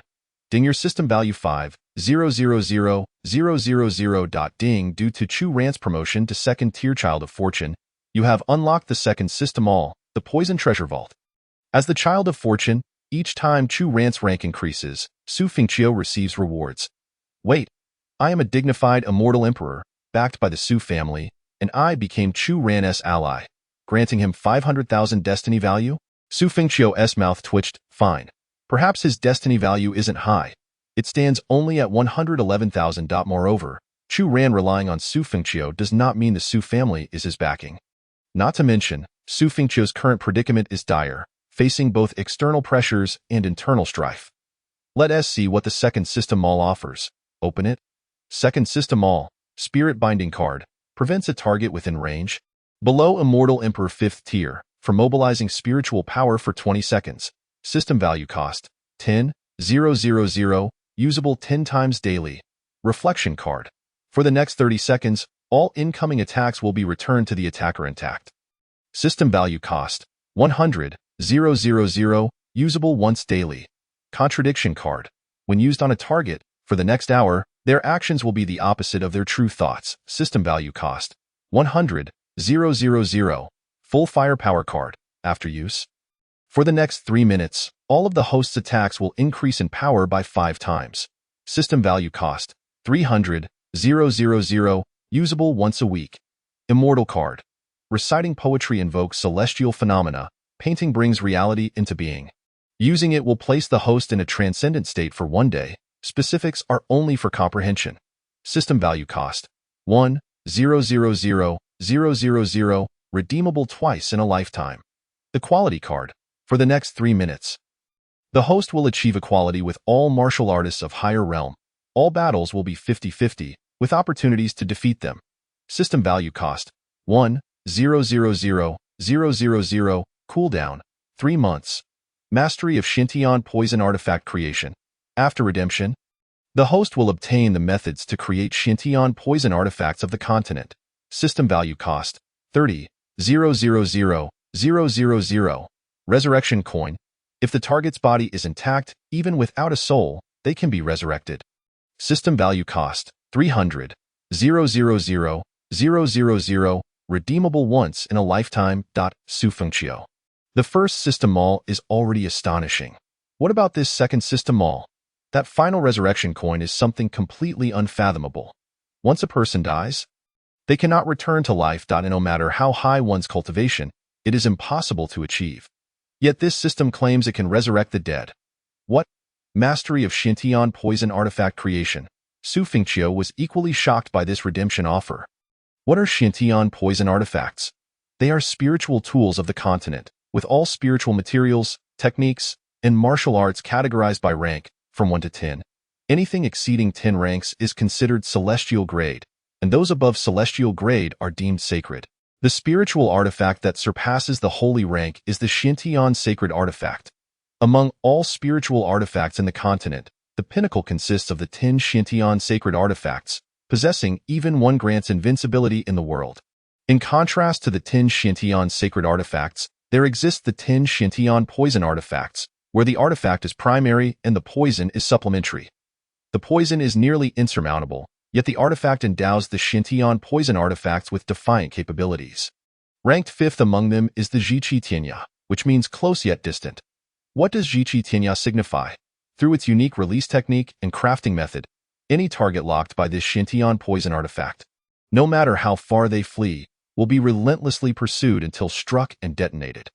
According to legends, the third-ranked Shintian poison artifact is the puppet doll. Using a single hair or a drop of blood from the target, a puppet doll is crafted. When the poison needle is plunged into the puppet doll, even if the target is continents away, they will succumb to a lethal poison. This exemplifies the defiance of the Shintian poison artifacts. Naturally, the method of crafting the puppet doll has been lost to time. To be precise, among the 10 Shintian poison artifacts, only a few remain under the control of the Jiuzhong Tian Tang clan. With only a handful of these crafting methods in their possession, the Tang clan has risen to a dominant status in the Jiuzhong Tian. However, even with knowledge of the crafting methods, the actual creation is far from simple. The poisons are difficult to concoct, and the materials required for the artifacts are exceedingly rare, comprising various top-tier crystals. Yet now, Sufunctio merely needs to exchange for the crafting methods of the 10 Shintian poison artifacts. How can one not be astounded? This system is simply too powerful. Indeed, it requires an immense accumulation of system points. The items in this system store are extraordinary. Sufunctio pondered for a moment before deciding to exchange for mastery in crafting Shintian poison artifacts. Ding confirmed consumption of 30 million system points for the exchange. Confirmed. A smile graced Sufunctio's face as he began to anticipate what other extraordinary items the third system store might offer. What treasures lie within the poison treasury? Sufunctio gazed at a spatial pouch that had materialized in his hand and began to explore its contents. Inside was a small world, teeming with countless earth poisons aged in the hundreds, thousands, and even tens of thousands of years. The 10,000-year absolute ingrass, the soul-devouring yin-yang flower, and the nether blood absolute morning hawthorn. Such potent earth poisons are not merely dangerous. Even a low-level practitioner would be instantly reduced to a pool of blood upon mere proximity. However, Su Fengqiu possesses the body of 10,000 poisons. This place is his paradise. Moreover, having just exchanged for mastery in crafting Xintian poison artifacts, along with his heavenly physician sacred art, these poisons can exponentially elevate the potential of the Xintian poison artifacts. Exhilarating, a glint of brilliance flashed in Su Fengqiu's eyes. He then made his way to the Su family's Grand Hall. At this moment, the Grand Hall was likely bustling with activity. Chapter 19. The Calamity of the Su family's Annihilation? Within the Grand Hall of the Su family, numerous powerful figures had gathered. The atmosphere was grave and tense. At first glance, it was evident that two factions had formed. The Su family was not particularly harmonious. After all, it was only natural for such a vast lineage, a millennia-old imperial clan, to be divided into numerous branches. Primarily, two major factions dominated: the Su Tianyi and Su Fengqiu lineage, alongside the Su Buhui lineage. Years ago, in the contention for the position of family head, Su Buhui had lost to Su Tianyi. For the blood ties, they were not particularly close, though all were members of the Su family. Millennia of time had wrought substantial changes. It was utterly absurd. Su Buhui slammed his palm on the table and turned to Su Tianyi, saying, "Su Tianyi, will you allow Qiu'er to act recklessly?" A top-tier genius, appearing to be of similar age to Su Fengqiu, sat there with a smirk, speaking sarcastically. Cousin S' recent behaviors resemble those of arrogant and unruly young masters, don't you think? As a dignified, immortal emperor, he breaks promises, even going to the first layer of heaven to kill Yifeng and others, tarnishing his own reputation. I truly cannot fathom what he might do next. His name was Su Chang'an. Among the talented generation of the Su family, he was second only to Su Fengqiu. Naturally, he harbored resentment towards Su Fengqiu. Originally, all resources should have belonged to him, Su Chang'an, the youngest immortal emperor. Had it not been for Su Fengqiu's father, Su Tianyi, securing the position of family head, the entire continent would be discussing Su Chang'an instead. Su Chang'an continued. The most ridiculous part is that he killed the daughter of a sect master and then expects the mysterious peak to apologize. On what grounds? The mysterious peak may not be significant, but what if the medicine emperor sect and mysterious peak join forces? The medicine god mountain might intervene as well, for one man's folly. How many lives must my entire Su family sacrifice? An elder spoke up. Indeed, our Su family is in a precarious position. The recent actions of the young master have been quite disappointing. He has not only tarnished his own image, but also that of the entire Su family. Previously, the world compared Su Fengqiu with contemporary figures like Luo Lieli and Junichen, and once again, the Su family was brought up alongside those forces. Now, however, it was nothing short of a joke. Bringing disgrace upon themselves, Su Chang'an remarked, "Esteemed elders, if this battle truly occurs, my Su family may face annihilation. Even if we do not perish, we shall suffer grave injuries and countless casualties. All of this is due to the foolishness of Su Fengqiu. Why should we bear the consequences? I propose we hand Su Fengqiu over to the mysterious peak.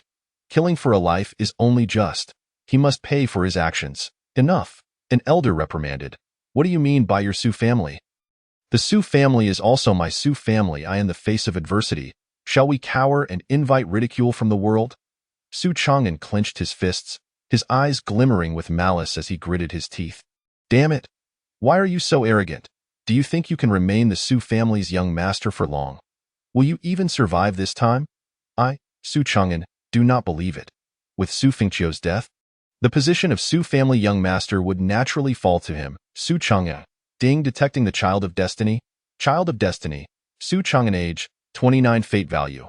1,887,000. Second tier child of destiny. Physique.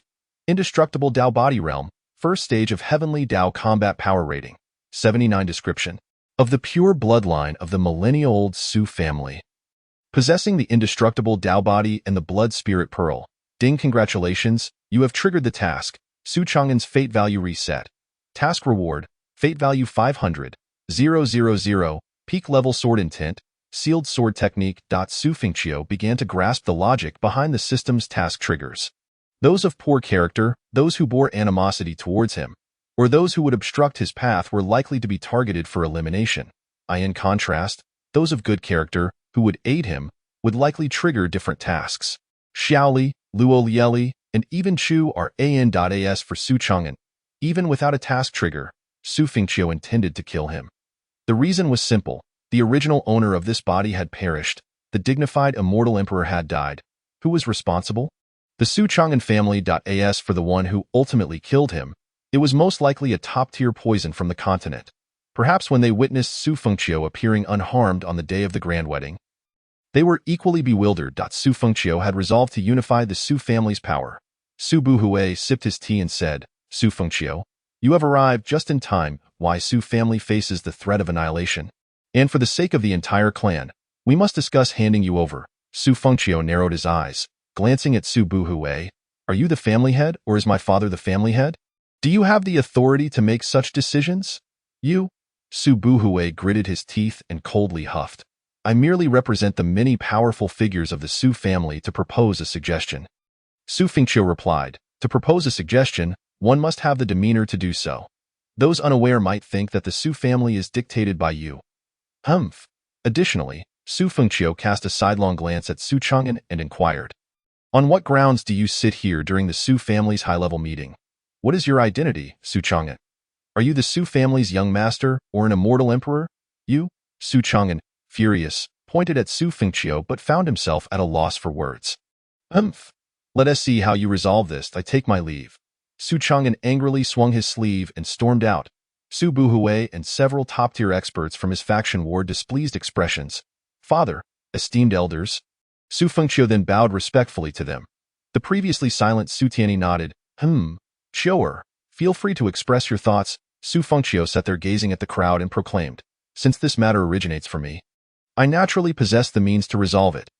There is no need for you to worry about the Su family. I assure you, this fire will not reach the Su family, and you need not intervene. You may all proceed with your own affairs. With that, Su Fengqiu departed. The others exchanged glances. It won't reach the Su family? On what grounds? Can your first-tier immortal emperor cultivation contend with the medicine emperor sect? The mysterious peak and Lu Yunyan's killing tower? Ridiculous. The medicine god mountain hasn't even decided whether to intervene. An elder scoffed disdainfully. Truly unaware of the vastness of the heavens, believing that ascending to immortal emperor grants one the liberty to act as they please. Such naivety is astonishing. Achieving immortal emperor at such a young age, yet lacking the necessary mindset, is hardly commendable. Su Buhui coldly snorted within. What a charade. You claim no one is needed to intervene? Unless you, Su Fengqiu, are genuinely prepared to venture to the mysterious peak and trade your life for your family's safety. Otherwise, what gives you the right to stand against them? Su Tianyi furrowed his brow. To be frank, does he really think the Su family won't need to act? What capability does his son possess? This father is increasingly at a loss regarding his son's actions. Report. A figure rushed in. Speak. Su Tianyi commanded. The Medicine God Mountain has announced to the world that it will join forces with the Medicine Emperor sect and the Mysterious Peak. Upon hearing this, chaos erupted in the Great Hall. What? The Medicine God Mountain is also getting involved. What now? With the Mysterious Peak and the Medicine Emperor sect, the Su family could contend, but with the addition of the Medicine God Mountain and even the Killing Tower, the Su family is doomed. Head of the family, surrender the young master, or our 10,000-year imperial clan will face obliteration on this continent. An elder suggested, it would be wise to relinquish the young master. Must the Su family pay with everyone's lives for his misdeeds? Su Tianyi cast a cold glance at the noisy crowd, stating, did you not hear what Xiu'er just said? This fire will not reach you. You may cease your chatter. With that, Su Tianyi rose and walked away. Su Buhui let out a cold laugh, speaking in a sarcastic tone. The head of the family is correct. Do not rush, for Su Fengqiu has claimed he alone can resolve this. Let us see how he intends to do so. Chapter 20. Today, the mysterious peak is to be named. The news of the alliance between the Medicine God Mountain, the Medicine Emperor sect, and the mysterious peak sent shockwaves throughout the 9 continents. It has been many years since such a grand sect war occurred. In truth, everyone knew that the Killing Tower would inevitably join the fray. Given Lu Yunyan's protective nature, Su Fengqiu's slaying of Yifeng would not go unpunished. The four top-tier powers encircling the Su family made it clear that, even as a 10,000-year imperial clan, the Su family was destined for ruin. It all hinged on whether the Su family would surrender Su Fengqiu within the next 3 days. If they relinquished his life, the Su family could remain unscathed. All factions were closely monitoring the situation. 3 days later, numerous powerful figures and sect leaders had gathered near the Su family, ready to witness the unfolding drama. Ha ha ha, Brother Yang. It has been a long time. Have you, the carefree wanderer of the world, come to witness this spectacle? Ha ha ha, how many years has it been since such a significant upheaval in the 9 continents? Of course, I had to come and see. What insights do you have, Brother Sima?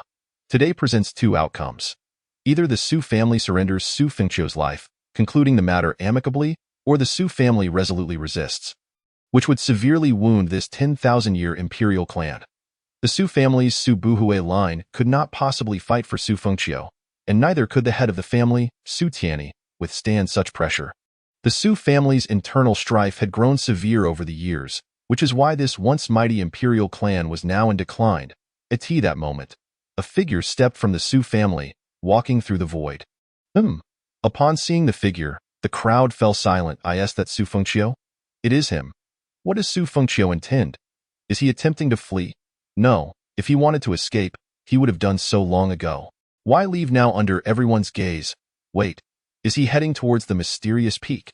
Hiss, I can't comprehend this. He wouldn't dare go to the mysterious peak alone to face death, would he? Ha ha ha, is this not apparent? He is going to the mysterious peak to meet his demise. The Su family has ultimately backed down, though it is rather reasonable. If they were to fight, the Su family would be annihilated today. Especially given their lack of unity, how disappointing. I expected a battle today. Within the Su family, ha ha ha. Su Chang'an laughed heartily. Father, Su Fengqiu has gone to the mysterious peak. All by himself. Su Buhui sneered. I thought Su Fengqiu had some earth-shattering plan. He claimed he could resolve it alone, but it turns out he is simply going to die as an apology. How laughable. With his death, even if the head of the family is Su Tianyi, the position of Su family young master would naturally fall to me. Su Buhui's gaze sharpened slightly. I do not know why I failed to poison him last time, but it matters not. This is even better. From now on, the Su family shall belong to us. Ha ha ha. Shaoli sat in the courtyard, her expression gloomy. Chu Ran hurried over. Miss Shaoli. Shaoli glanced at him. Why have I heard that Brother Su is going to the mysterious peak to meet his death? Chu Ran's expression was anxious. Shaoli shook her head. That cannot be true. For reasons unknown, she found herself concerned for Su Fengqiu's fate. Previously, she had not cared about his life or death, yet now her heart ached. She felt it should not be this way. However, as far as Shaoli knew, given the Su family's current predicament and the challenges they faced, there seemed to be no other possibility. Chu Ran clenched his fists. Yes, Brother Su must have a way. He will surely find a solution. The news of Su Fengqiu venturing alone to the mysterious peak to face death spread rapidly. The mysterious peak? The sect leader inquired. According to reliable information, Su Fengqiu is on his way to our mysterious peak. Alone? Indeed, alone. Since he is coming alone, there can be no doubt. He is here to exchange his life for the Su family's safety. The sect leader of the mysterious peak coldly snorted. A mere clown. Indeed, he is a fool, audaciously demanding that the mysterious peak apologize. How absurd. In the end, Su Fengqiu is nothing more than a 28-year-old youth. While he may be an immortal emperor, we have overestimated him. Leader, we must torture Su Fengqiu to death and publicly announce it to the world. Avenge Xi'an and erase the shame of the mysterious peak. The sect leader's eyes glinted with malice. That is a certainty. Outside the mysterious peak, various factions had gathered. Luo Lieli, veiled, had quietly arrived with her personal maid. Saintess, will you help him? The maid asked softly. Luo Lieli furrowed her brows and shook her head. This matter is too significant. I fear I cannot assist. The sect does not permit it. Indeed, he promised you to spare Yifeng's life, but breaking that promise is his fault, so you owe him no debt of gratitude. Luo Lieli replied. While that is true, he also spoke correctly.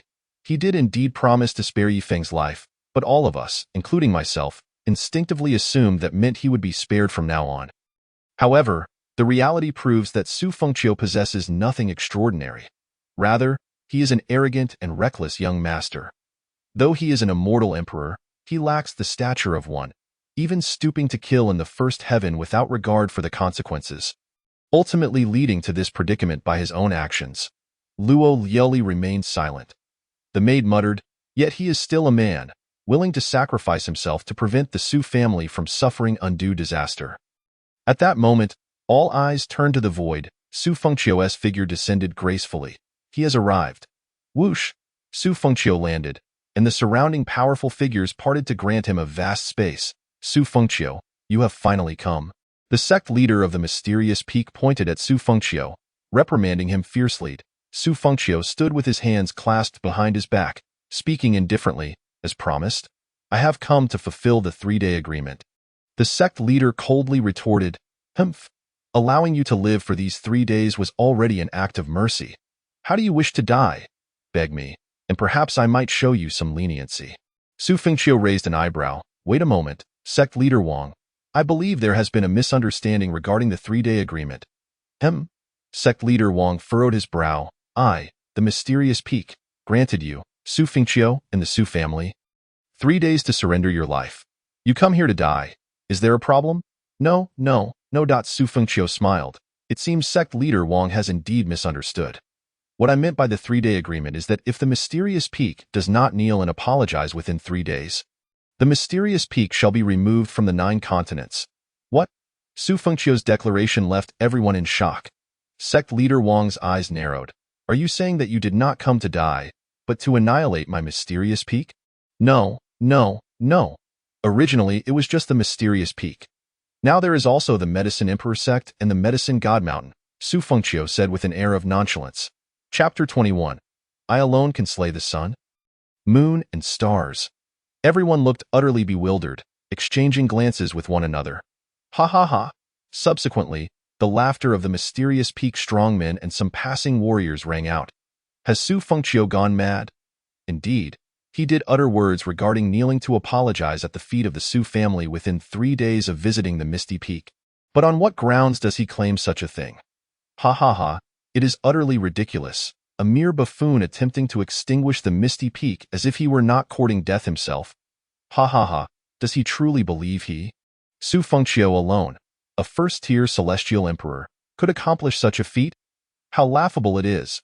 A celestial emperor, reduced to such absurdity, declaring intentions to destroy the Medicine Emperor sect and the Medicine God Mountain. Ha ha ha. Wang Yuanzong let out a hearty laugh and said, Su Fengqiu, do you still wish to retain your dignity before your demise? You come to meet your end, so why pretend you aim to annihilate my Misty Peak? Do you think such rhetoric will grant you respect in death?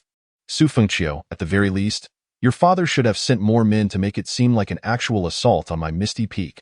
Ha ha ha. Su Fengqiu, with hands clasped behind his back, replied nonchalantly, I alone can cleave the sun, moon, and stars. Ha ha ha, what a farce. The people of Misty Peak laughed heartily. Wang Yuanzong coldly declared, enough of this verbal sparring, Grand Elder. Take action. In the blink of an eye, a celestial emperor from Misty Peak descended before Su Fengqiu. Wang Yuanzong commanded, first, incapacitate him. My sect intends to torment him to death. Subsequently, the Grand Elder of Misty Peak's eyes narrowed, and the might of a fourth-tier celestial emperor surged forth. The clear skies darkened as the winds and clouds shifted ominously. He pointed towards the heavens, and torrents of thunder rained down, coalescing into 9 massive thunder dragons that accompanied him. Su Fengqiu, prepare to pay with your life. 9 thunder annihilation, accompanied by the raging thunder. The Grand Elder charged towards Su Fengqiu. The disparity in power between each tier of celestial emperors was akin to the gap between heaven and earth, especially considering Su Fengqiu had only just entered the realm of celestial emperors. This attack could almost certainly incapacitate him. Suddenly, a sword materialized in Su Fengqiu's hand. Dio, you still wish to resist? Preposterous, the Grand Elder scoffed. Spirit Binding Card. The Spirit Binding Card. It renders a single target. Below the 5th tier of Celestial Emperor, unable to harness spiritual power for 20 seconds. Cost.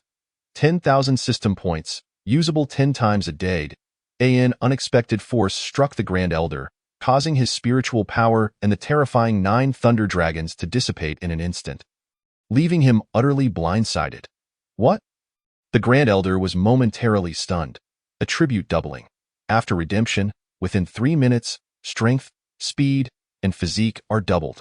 Cost: 10,000 system points. A flash of cold light darted through the air. There was no flourish. Su Fengqiu flickered behind the Grand Elder. The next moment, the Grand Elder's body froze in place. Thud. His head rolled away. What? No. Grand Elder, what? This? The crowd stood agape, unable to believe their eyes. A 4th-tier Celestial Emperor. Instantly slain by a 1st-tier Celestial Emperor. How could this be possible? At this level, achieving such a swift kill was no simple feat. They gazed in disbelief at Su Fengqiu's figure. Incredible! Exclaimed Luo Liuli's maid. Her mouth agape in shock. Luo Liuli, however, furrowed her brows. Spirit binding. How else can one explain the sudden loss of the Grand Elder's spiritual power? Yet, such means to bind the spiritual power of a 4th-tier Celestial Emperor scarcely exist in this world. Do they? While a 4th-tier Celestial Emperor is indeed formidable, being unable to release spiritual power is akin to a firearm without bullets. He could have survived, even without spiritual power, as a 4th-tier Celestial Emperor. He could have held his ground for a while. However, everything transpired far too swiftly for the Grand Elder to fathom. Moreover, Su Fengqiu had already activated an effect that doubled all attributes for life. Compounded with the recent attribute doubling, slaying him was entirely justified. The Grand Elder's soul exited his body. Su Fengqiu joined his index and middle fingers together and flicked them, summoning a sword of condensed spiritual power that pierced through the Grand Elder's soul, obliterating it entirely. Su Fengqiu. Halt! Wang Yuanzong trembled, his eyes bloodshot as he glared at Su Fengqiu, bellowing, a 4th-tier Celestial Emperor has perished just like that? The loss is too great. Su Fengqiu smirked slightly. Do not rush. This is merely the first. Wang Yuanzong roared, you shall die. Someone, kill him. Kill him for me. In the next moment, a host of Celestial Emperors from Misty Peak burst forth, charging towards Su Fengqiu in unison. Chaotic power. Celestial chaos technique. Su Fengqiu's aura surged as he prepared to face 8 Celestial Emperors alone. Figures clashed in the void, stirring up a tempest. Wang Yuanzong gritted his teeth. You truly believe you can defy the heavens after I caught you off guard? After all, Su Fengqiu was merely a 1st-tier Celestial Emperor, while these 8 were predominantly 2nd and 3rd-tier Celestial Emperors. Suddenly, Su Fengqiu hurled a silver needle at one of them. The speed was unfathomable, utterly preposterous, attempting to use a poison needle against me. Before him, a Celestial Emperor snorted coldly, unleashing defensive spiritual power. However, the silver needle pierced through his formidable defenses, embedding itself in his flesh. What? He widened his eyes. Clutching his chest as he staggered backward, Su Fengqiu created distance, grinning as he raised a hand. 5. What? The Celestial Emperor looked at Su Fengqiu in astonishment. 4. Do not play tricks. 3. Your life is forfeit. He rushed towards Su Fengqiu once more. Yet, in that instant, his body wavered in the void, his expression turning ghastly. 2. Thud. The Celestial Emperor plummeted from the sky. 8th Elder. The other Celestial Emperors rushed over. Su Fengqiu declared. 1. The Celestial Emperor exuded a terrifying miasma, causing the others to recoil in fear. Then, before their incredulous gazes, the esteemed Celestial Emperor transformed into a puddle of blood. What? What is happening? It was utterly shocking. A 2nd-tier Celestial Emperor, reduced to a mere puddle of blood in less than 5 breaths. What kind of poison is this? While the poison is one aspect, how could such a diminutive silver needle breach the defenses of a Celestial Emperor? This is impossible. This is the defensive power of a Celestial Emperor.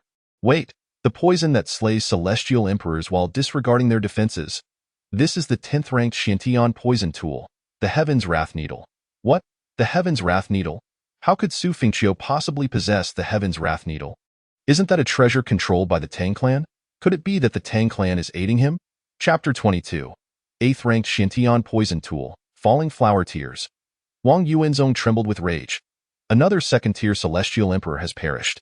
How could a group of Celestial Emperors struggle against a single Su Fengqiu? And yet, 2 have been slain by him. How could the Xiantian poison tool, the Heaven's Wrath Needle, be in his possession. The Tang clan? No, the Tang clan would never assist him. There is only one possibility. Su Fengqiu must have inadvertently acquired a Heaven's Wrath Needle at some point. But that doesn't make sense. This is indeed a Xintian poison tool, yet the Tang clan's Xintian poison tool should not have such a lethal effect on celestial emperors. Typically, a celestial emperor who falls victim to a Xintian poison tool's poison could survive for several months. During that time, they might even find a way to dispel the poison. How could one of their own celestial emperors dissolve into a puddle of blood in mere seconds? What sort of poison is this? The Heaven's Wrath Needle primarily serves to ignore defensive spiritual powers. Generally, when a martial artist faces a silver needle shot at them, they instinctively activate their defensive spiritual power or unleash their strength to deflect it. However, such measures are ineffective against the Heaven's Wrath Needle. Thus, many find themselves easily caught off guard by it. The 10th-ranked Xintian poison tool. Though it ranks low, the sheer fact that a dignified celestial emperor could succumb to it in mere 5 breaths speaks volumes about its terrifying nature. Charge! He only possesses that one. Wang Yuanzong shouted. Celestial-ranked spiritual tool, bind celestial rope. A rope shot towards Su Fengqiu, ensnaring him in an instant. The bind celestial rope? It's over for him, being ensnared by the bind celestial rope. Unable to release his spiritual power, Su Fengqiu would be at the mercy of his enemies. However, watching with bated breath, they believed it was all over now. Kid, prepare to die. Several celestial emperors surged towards Su Fengqiu, intent on executing him. Yet, Su Fengqiu simply extended his hand, effortlessly tearing apart the bind celestial rope and stowing it away in his spatial ring. The crowd? This scene was even more shocking than when Su Fengqiu had slain the 4th-tier celestial emperor. The bind celestial rope, a treasure above 10th rank. For anyone below the 5th tier of celestial emperor, being ensnared by it meant certain death. This was no ordinary rope. How could Su Fengqiu so easily break free from the bind celestial rope? In mere moments, Su Fengqiu had delivered an overwhelming shock to the onlookers, transcending their comprehension. Suddenly, Su Fengqiu hurled a pink orb at the charging adversaries. Be careful.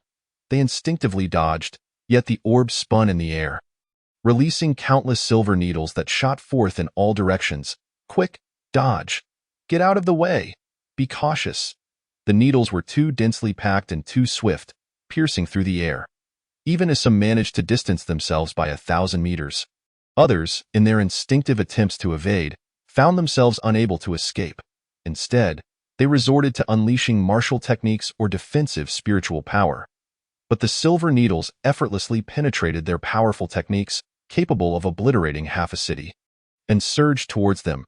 Thud, thud, thud. One by one, the silver needles embedded themselves into their bodies. All eyes widened in horror as they witnessed the unfolding scene. The 8th-ranked Xintian poison tool, falling flower tears? As Su Fengqiu extended his hand, the tears of falling flowers flew into his palm. The materials used to forge the Xintian poison artifact were naturally of the highest caliber in the world. However, he was, after all, the young master of the Su family. It was not an issue for him to gather a portion of the resources within the family, coupled with the extraordinary poisons found in the secret treasury of toxins. The venom contained within the Xintian poison artifact reached its zenith. Subsequently, Su Fengqiu strode towards the mysterious peak step by step. As he passed by a celestial emperor, Su Fengqiu did not even glance in his direction. He collapsed to the ground, transforming into a pool of blood. The onlookers were left in shock. Luo Yeli parted her crimson lips, gazing in astonishment at the scene before her. She had never witnessed celestial emperors falling so effortlessly. After all, they were celestial emperors. Was this the terrifying nature of the Xintian poison artifact? No. Luo Yeli's delicate brows furrowed slightly. The Xintian poison artifact was indeed formidable, but the poison it harbored was vastly more potent than that controlled by the Tang clan, by no less than 100-fold. The thought of a toxin capable of reducing a celestial emperor to mere blood in the span of mere breaths was unfathomable. The powerful beings of Mysterious Peak looked at Su Fengqiu with eyes devoid of their previous disdain. In a brief moment, 7 celestial emperors had perished at Su Fengqiu's hands. Even if Su Fengqiu were to die today, his name would undoubtedly resonate throughout the world due to this battle. Is there any way to counter the heaven's wrath needle and the tears of falling flowers? Wang Yuanzong inquired solemnly as he observed Su Fengqiu drawing closer. The heaven's wrath needle is simple. One merely needs to evade it was only due to the eighth elder's arrogance that it struck him. The tears of falling flowers are also straightforward. One simply needs to maintain distance. My only concern is whether he possesses other Xintian poison artifacts. That is impossible. The Tang clan only masters a mere 4 Xintian poison artifacts. Surely, Su Fengqiu cannot have them all. I understand fully. How could he possibly break free from the binding celestial ropes? What an enigmatic individual Su Fengqiu is. Wang Yuanzong's gaze sharpened. Do not lose your composure. He is merely a first-tier celestial emperor. Focus on the Xintian poison artifact. There is no need for a living target. Just kill him. Understood. Up with that, all celestial emperors of Mysterious Peak ascended into the sky. Although their numbers exceeded several dozen, the majority were merely first- and second-tier celestial emperors. Celestial emperors, while not common, are certainly present in powerful sects that have existed for thousands or even tens of thousands of years. Their own family's strong individuals inevitably attract others to join. The heavens dimmed. Wang Yuanzong spread his hands. If the binding celestial ropes are ineffective, then what about my sacred artifact, the heaven-subduing tower?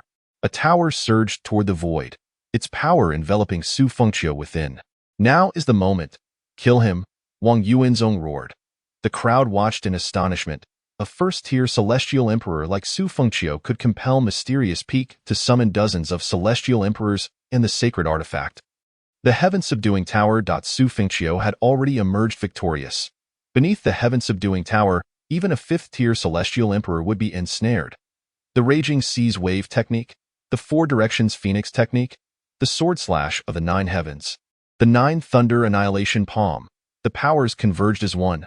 The celestial emperors simultaneously channeled their formidable martial skills, gathering them in the void above. Thunderous roars echoed as the heavens dimmed, and lightning rumbled within the thick storm clouds. In the void, a colossal lightning dragon, 1,000 meters long, materialized with terrifying might. With a roar, the lightning dragon surged towards Su Fengqiu, who was ensnared beneath the heaven-subduing tower. Quickly retreat. Those watching from afar swiftly distanced themselves by thousands of meters. The amalgamation of these techniques could obliterate an entire city in an instant. Even a fifth-tier celestial emperor would be annihilated in an instant. Su Fengqiu was doomed, yet he stood resolutely in place, raising his hand. Though Su Fengqiu was a celestial emperor, at that moment, he appeared utterly insignificant facing the descending 1,000-meter lightning dragon. The onlookers were momentarily stunned. They understood that Su Fengqiu was bound by the heaven-subduing tower and could not escape. Surely he would attempt to unleash a powerful move to see if he could resist. What did it mean that he merely raised a hand? As the 1,000-meter lightning dragon roared and descended from the heavens, everyone anticipated that Su Fengqiu would be reduced to ashes in an instant. However, the moment the lightning dragon made contact with Su Fengqiu's hand, it could not even budge him an iota. The terrifying force dissipated upon touching his hand, annihilating everything around him. The visual impact was extraordinarily exaggerated. Yet, why did it not harm Su Fengqiu in the slightest? What? Witnessing this scene, Wang Yuanzong and the other powerful beings widened their eyes. Chapter 23. He truly possesses the power to annihilate Mysterious Peak single-handedly? They gazed in disbelief at the unfolding spectacle. It was inconceivable that even a fifth-tier celestial emperor would be reduced to nothingness in his presence. Su Fengqiu raised his hand, and this defiant power directly repelled the onslaught? No, it was not merely a repulsion. It had no effect on him whatsoever. The visual impact was indeed striking, yet ultimately futile. What an unbelievable situation! Wang Yuanzong gritted his teeth in frustration. What is happening? Is this a Xintian sacred artifact? It cannot be so defiant otherwise. Wait. Suddenly, many realized something. It is the absolute spirit hand, Yifeng's supreme bone. How could we have forgotten this? The absolute spirit hand renders spiritual power ineffective. It may not have been evident when applied to Yifeng, but placed on a celestial emperor, it manifested this defiant scene. Supreme bone, absolute spirit hand. No wonder the binding celestial ropes were ineffective. It was indeed the absolute spirit hand. The crowd gazed at Su Fengqiu with fervent eyes. This is the supreme bone, the power that all desire to possess. Su Fengqiu's hair and garments billowed wildly. An extraordinary phenomenon enveloped him, releasing an overwhelming aura that left all breathless. Supreme Celestial Emperor card. Upon activation, grants the cultivation of a 10th tier Celestial Emperor. Supreme Celestial Emperor, for 3 minutes. Consumption of system points, 5 million. Lifetime exchange limit. 1. What? As they sensed Su Fengqiu's aura, disbelief etched across everyone's faces. Supreme Celestial Emperor? How can he unleash the might of a Supreme Celestial Emperor? A Supreme Celestial Emperor is the pinnacle of Celestial Emperors within the continent. Powerful sects like Mysterious Peak and the Su family do not possess a Supreme Celestial Emperor. A Supreme Celestial Emperor? Su Fengqiu must have released a certain sealed power from within. It is highly probable, yet such power typically lasts only for a brief moment. Today, Su Fengqiu cannot truly annihilate Mysterious Peak single-handedly. Can he? This is impossible. Once the power of the Supreme Celestial Emperor dissipates, he will undoubtedly perish. Whoosh! Su Fengqiu charged directly toward Mysterious Peak. The heaven-subduing tower, while formidable, fell easily to the touch of the Absolute Spirit Hand, allowing Su Fengqiu to effortlessly break free from its bindings. Quickly, activate the protective array. Activate the protective array. Wang Yuanzong bellowed. He was terrified. Sect Master, only you possess the authority to activate the protective array. Ah, right with that, the protective array of Mysterious Peak was initiated. For a sect, the protective array serves as its greatest trump card. A protective array can withstand the combined might of 3 to 5 rival forces of equal rank. For a sect like Mysterious Peak, this protective array theoretically has the capacity to resist the power of a Supreme Celestial Emperor. The question was, how long could it endure? However, as Su Fengqiu dashed forward, he merely touched the defensive barrier of the protective array. Crack! The defensive barrier of the protective array instantly shattered. The collapse of the defensive barrier signified that those outside could freely invade the sect's interior.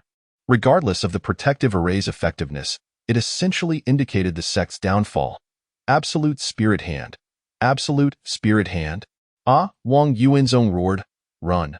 Despite the presence of numerous Celestial Emperors, they remained vulnerable to the indiscriminate slaughter of the Supreme Celestial Emperor's power. Given the current situation, they could only evade its wrath, waiting for the dissipating power of Su Fengqiu's Supreme Celestial Emperor before launching a counterattack. Yet, how could Su Fengqiu allow them such a reprieve? Su Fengqiu's solitary figure flickered among the Celestial Emperors, blood splattering across Mysterious Peak. Quickly, retreat. Wang Yuanzong shouted. Think you can escape? Binding Celestial Ropes. Su Fengqiu threw forth the binding Celestial Ropes, ensnaring one of the Celestial Emperors. A glint of cold light flashed, and the Celestial Emperor fell on the spot. Great Space Technique? A terrifying power enveloped all of Mysterious Peak. Su Fengqiu stood in the void, pointing toward the heavens. A cosmic phenomenon unfolded. The sky seemed to tear apart, and Su Fengqiu raised his right hand and pulled downwards. From this rift, the ethereal image of a 1,000-meter colossal sword slowly descended. The crowd looked up in astonishment. Their eyes wide, I have proclaimed that I alone can cleave the sun, moon, and stars. With a shout, Su Fengqiu swung the colossal sword, cleaving toward Mysterious Peak. The heavens trembled in response. Those a myriad of meters away were compelled to unleash their power to withstand the force of this strike. They stared in disbelief, their expressions filled with shock. As the dust settled, the vast Mysterious Peak was cleaved in two, a chasm extending for hundreds of thousands of meters, and countless lives were lost to this single strike.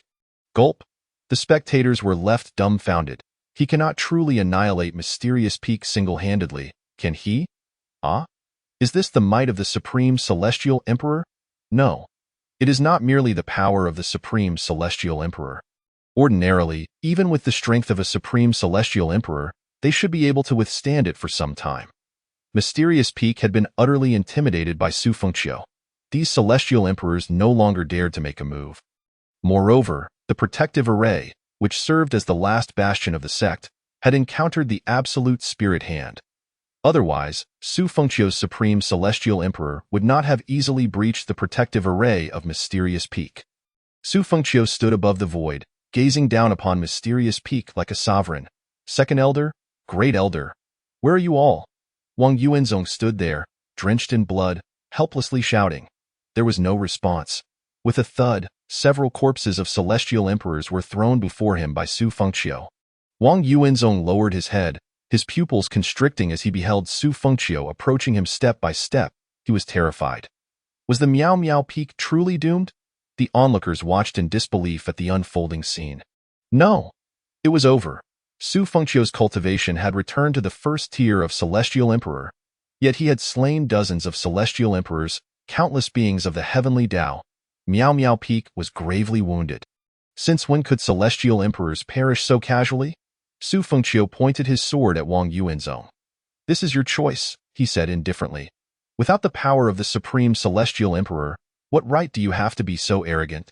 Wang Yuanzong trembled as he gazed at Su Fengqiu, the might of the celestial emperor surging forth. I can easily kill you. Spirit binding card. In an instant, Wang Yuanzong's spiritual energy dissipated. He widened his eyes in alarm. No, protect me, he bellowed. Ninth style of the Phoenix song. Phoenix 9 heavens. 9 pillars of fire shot heavenward. 9 phoenixes, conjured by Su Fengqiu, emitted their cries. Whoosh! Subsequently, 9 colossal phantasms of phoenixes charged toward Wang Yuanzong. You dare? Boy! Dharma avatar of heaven and earth!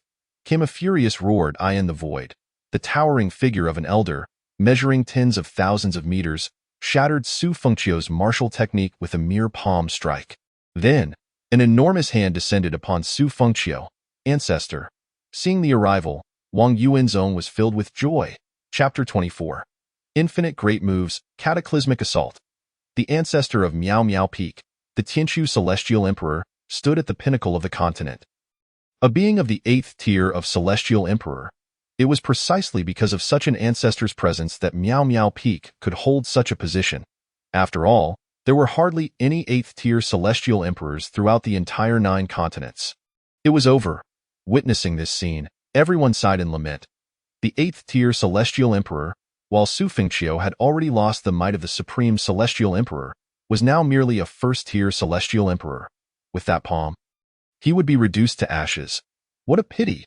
If only Su Fengqiu could have retained the power of the Supreme Celestial Emperor until now, he could have even slain the 8th tier Tianqiu sovereign. It was futile. Had he preserved it, he would not have forced Miao Miao Peak into such dire straits. However, though Su Fengqiu might perish today, this battle would render him a legend. At the age of 28, as a 1st tier Celestial Emperor, he had slain dozens of Celestial Emperors and nearly annihilated Miao Miao Peak. Unprecedented and unparalleled. What a shame! Luo Yeli gazed at the scene before her, utterly shocked. For reasons unknown, she felt an immense discomfort in her heart.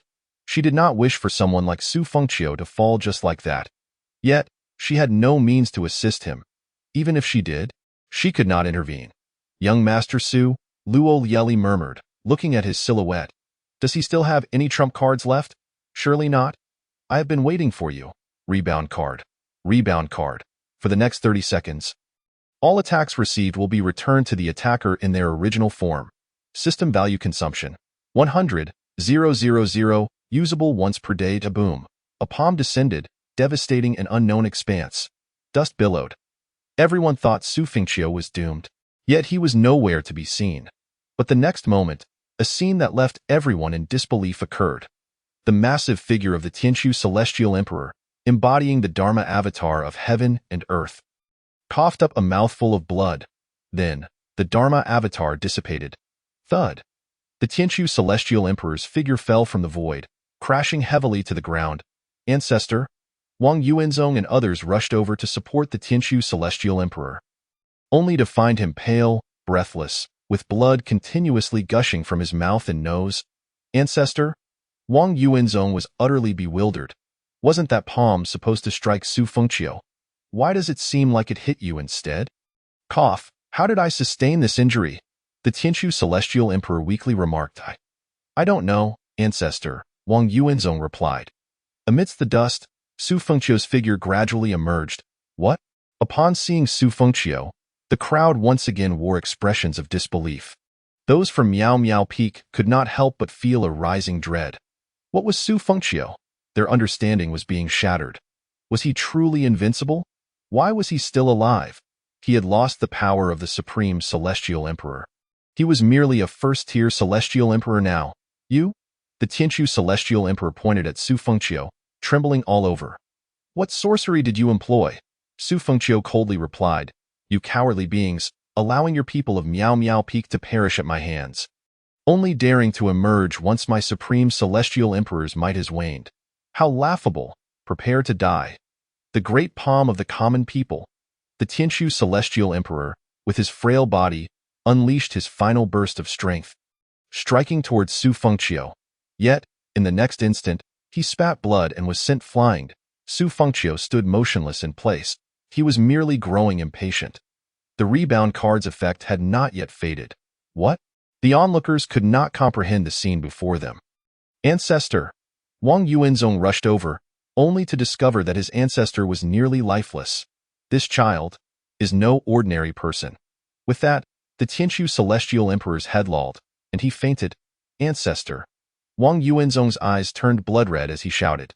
He fixed his gaze on Su Fengqiu. I refuse to believe he has any more miraculous means. He is merely a first-tier celestial emperor. Everyone, obey my command. Kill him. The other celestial emperors shared the same sentiment. If they did not eliminate Su Fengqiu today, Miao Miao Peak would be doomed. Their faces would be lost as well. Whoosh! Invincible card. Invincible card. Grants an absolute invincible state for 30 seconds, ignoring any attack regardless of the level. Usable once per day. System value consumption, 100,000. Full firepower card. After use, within the next 3 minutes, the host's attack power will be quintupled. System value consumption, 300,000. Usable once a week. Su Fengqiu smirked. Come on. 9 thunderbolts incinerating heaven. Boom. The heavens trembled and thunder roared. What? 9 thunderbolts incinerating heaven. Isn't that a technique of Miao Miao Peak? How could Su Fengqiu also wield it? Ah? And to such a degree. The reason Su Fengqiu could unleash 9 thunderbolts incinerating heaven was due to the talent he had previously acquired, infinite great moves. Within his line of sight, as long as he released his great moves, he could use them without limit or spiritual energy consumption for an entire day. Boom. 9 thunderbolts incinerating heaven roared forth. Dodge. Such a great move was relatively easy to evade. However, 9 thunderbolts incinerating heaven. 9 thunderbolts incinerating heaven. 9 thunderbolts incinerating heaven. After dodging 9 thunderbolts incinerating heaven, Su Fengqiu continued to gather more. This left them utterly stunned. What? Such a great move can be unleashed like this? It doesn't matter. Everyone, do not clash with him directly. Such top-tier techniques, even celestial emperors cannot release many. Once his spiritual energy is depleted, it will be our turn. Ideals are bountiful, yet reality is harsh. Su Fengqiu's barrage of great moves left them in utter disarray. Wait. How does he still have spiritual energy? Indeed, we can't even get close to him. Is this even possible? Miao Miao Peak was about to be obliterated. Lord, we can't hold on. Wang Yuanzong? He too wished to understand why someone could release top-tier techniques so recklessly, wreaking havoc. Moreover, they were all the top moves of Miao Miao Peak. What was the meaning of this? Ah, cries of distress echoed from the celestial emperors. They could not retaliate at all. Some celestial emperors, realizing the dire situation of Miao Miao Peak, acknowledged that if Su's faction, Su Tiany's lineage, sent even a few people, Miao Miao Peak would be finished. Thus, many celestial emperors chose to preserve their lives, fleeing Miao Miao Peak in haste. Wang Yuanzong gazed despairingly at the fleeing celestial emperors. It was over. He could never have anticipated that Su Fengqiu alone could bring about the downfall of Miao Miao Peak. Before him, Su Fengqiu advanced step by step without obstruction. Wang Yuanzong's anguished scream reverberated through the hearts of all present. Chapter 25. This battle shakes the 9 continents. Flames erupted on Miao Miao Peak. There were no more celestial emperors left. It was now solely Su Fengqiu's domain. Utilizing the formidable barrier of the celestial emperors, he sealed off the vast expanse of Miao Miao Peak, slaughtering the Wang family members within. The wails were ceaseless as the barrier opened. Countless disciples and martial artists with little connection to Wang Yuanzong scattered in all directions. While Miao Miao Peak descended into a sea of flames, The onlookers were left in shock, exchanging glances. Miao Miao Peak was no more. The celestial emperors of Miao Miao Peak had been slain in droves. Their ancestor killed, and the deaths of those at the heavenly Dao level were innumerable, with seemingly not a single Wang family member left. Who could have imagined? Who could have foreseen that Su Fengqiu alone would annihilate such a sect as Miao Miao Peak? It was simply astonishing. This battle would be the one that established Su Fengqiu's name across the world, unprecedented and likely to remain unmatched. How could this be possible? Everyone had believed Su Fengqiu had come alone to settle a score. Yet he had obliterated Miao Miao Peak. Su Fengqiu emerged from the inferno. The young master of the Su clan, a formidable warrior with a favorable relationship with Miao Miao Peak, shouted from a distance. "Is there something you require, esteemed sir?" Su Fengqiu inquired. "I must acknowledge your extraordinary prowess. Single-handedly annihilating Miao Miao Peak is an unparalleled feat, unprecedented in history. However, is it not somewhat excessive to slay even the children of the Wang clan?" Su Fengqiu's eyes narrowed slightly. The immobilization card and the spirit suppression card. The immobilization card. It can immobilize a target within the line of sight for 10 seconds, regardless of realm, usable once per day. At the cost of 100,000 system points. The spirit suppression card. It can prevent a target below the 5th stage of the Immortal Emperor from channeling spiritual power for 20 seconds. Usable 10 times a day, at the cost of 10,000 system points. 9 Thunder Incineration. Boom. The warrior instinctively attempted to act, only to find himself unable to move or summon his spiritual energy. The terrifying martial technique sent him flying. Su Fengqiu flickered before him, severing his head with a single stroke, extinguishing his soul in the process. Hiss! The crowd gasped in shock. Su Fengqiu surveyed the onlookers and calmly asked, "Is there anyone else who wishes to speak?" Silence enveloped the gathering. "In that case, I shall speak. Before dawn tomorrow, if the Medicine Emperor sect and the Medicine God Mountain do not come before me to kneel and apologize, Miao Miao Peak will be their fate." Whoosh! With that, Su Fengqiu vanished from sight. The Su clan, Su Tianyi, and a host of powerful figures sat in the grand hall, shrouded and silenced. Su Tianyi, how could you allow Qiu'er to face Miao Miao Peak alone? Even if he is not going to seek vengeance, he is still risking his life as a father. How could you permit such a thing? An elder pointed an accusing finger at Su Tianyi. Raising his voice, "If Su Buhuai and the others do not take action, we might as well fight to the death. What do you intend by having us wait here? Time is of the essence. If we do not act soon, Qiu'er may. I would rather perish on the battlefield than cower here like a tortoise." Su Tianyi exhaled deeply. Did he not wish otherwise? When Su Fengqiu sought his counsel, he was filled with disbelief and attempted to dissuade him. He would rather sacrifice himself than see his son in peril. He would willingly lay down his life for Su Fengqiu. Yet, Su Fengqiu remained resolute. Assuring him of his capabilities, it was only when Su Fengqiu mentioned that Lu Yunyan was on his side, and that he had a plan, that Su Tianyi hesitantly chose to trust his son. Nonetheless, anxiety weighed heavily upon him. "Gentlemen," Su Tianyi addressed the assembly, "Qiu'er is my son, my only son. What father does not love his child? However, some matters hold greater importance than life itself, at the very least. I can assure you that Qiu'er will not perish today, master. Do you know something we do not?" An elder queried. Su Tianyi replied, "I do not know much, but I can guarantee that Qiu'er will not meet his end this time. That is reassuring. As long as Qiu'er is safe, we can deliberate on subsequent matters later." Just then, a figure rushed in. "Report."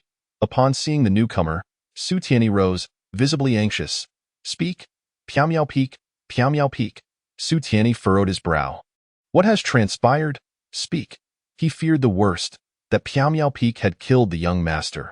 Returning to the master, Miao Miao Peak has been destroyed. The sect master, the Grand Elder, and even their ancestral figure, the Heavenly Void Immortal Emperor, have all perished. At these words, the assembly in the grand hall gasped, eyes wide in disbelief. What? Miao Miao Peak has been annihilated? The Heavenly Void Immortal Emperor is dead. What forces has Qiu'er summoned to accomplish such a feat? In such a brief span, to obliterate Miao Miao Peak, could it be that a top-tier force from the 9 heavens had intervened? Ha ha ha.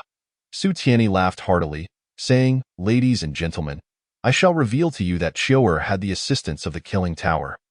The reason I did not disclose this to everyone is that it was Chiyo's wish to avoid alerting the enemy. His prior statement that he could resolve this matter himself was indeed true. Ha ha ha, excellent. But wait, the killing tower? Yifeng was slain by Chiyo. How can Lu Yunyan, Yifeng's master, be aiding him? Master, what is the explanation for this? Su Tianyi shook his head. Let us wait for Chiyo to return and inquire. Master, another scout spoke up. Is there more news? Su Tianyi replied with a cheerful demeanor. What is it? Master, there is one thing. The annihilation of Piamiao Peak was not the result of the killing tower or any other forces. It was solely the doing of the young master. Su Tianyi? The crowd? Meanwhile, on the other side, Father, I just saw Su Tianyi's scout return. It must mean Su Fengqiu is dead. Ha ha ha. Su Chang'an laughed heartily. Su Buhuai, leisurely sipping tea, remarked, indeed. It seems he met his end slowly. He must have suffered greatly. Ha ha ha, undoubtedly. It is a pity we could not witness it ourselves, indeed, a pity. However, given that our Su clan is the target of public ire, it is best we avoid the scene. Yes? Our scouts have arrived. Su Buhuai turned to a nearby warrior and asked, Speak. Su Fengqiu. Su Fengqiu. Su Buhuai frowned. You appear flustered. If he is dead, what is there to be anxious about? Shouldn't it be a cause for celebration? No. Su Fengqiu single-handedly destroyed Piamiao Peak. The sect master, the Grand Elder, the Heavenly Void Immortal Emperor, and the entire Wang clan lineage are all dead. Suddenly, the smiles faded from Su Chang'an and Su Buhuai's faces, and they stood up abruptly. What? Chapter 26. The Medicine Emperor sect must also be erased. The news of Piamiao Peak's destruction sent shockwaves throughout the entire 9 continents. A formidable power at the 8th tier was annihilated by a single individual, Su Fengqiu. His name echoed across the 9 continents, with every faction and individual discussing the topic of how Su Fengqiu had singularly eradicated Piamiao Peak. Lu Yunyan, veiled in silk, departed from the site of Piamiao Peak. She had initially thought Su Fengqiu would enlist her aid. However, upon receiving word of his solitary venture to Piamiao Peak, she sensed something amiss.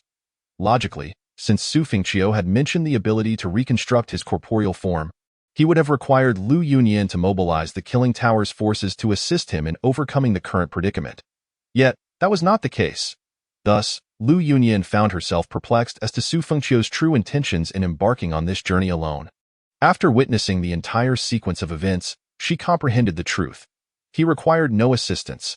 Su Fengqiu had always intended to obliterate Piamiao Peak on his own, slaying over 20 immortal emperors, including those at the 4th and 8th stages. At that moment, Lu Yunyan's gaze fell upon a figure not far away. Your Majesty the Empress? The noble figure turned to her, the cold beauty of her eyes devoid of emotional fluctuation. The Holy Yao Empress spoke. Lu Yunyan, it is a pleasure to meet you.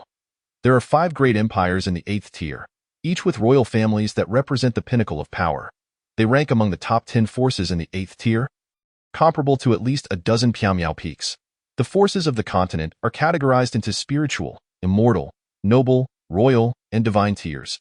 Above the divine tier, there are a few forces that do not require classification. The Su clan, Piamiao Peak, and the Medicine Emperor sect are all royal tier forces, albeit with varying degrees of strength.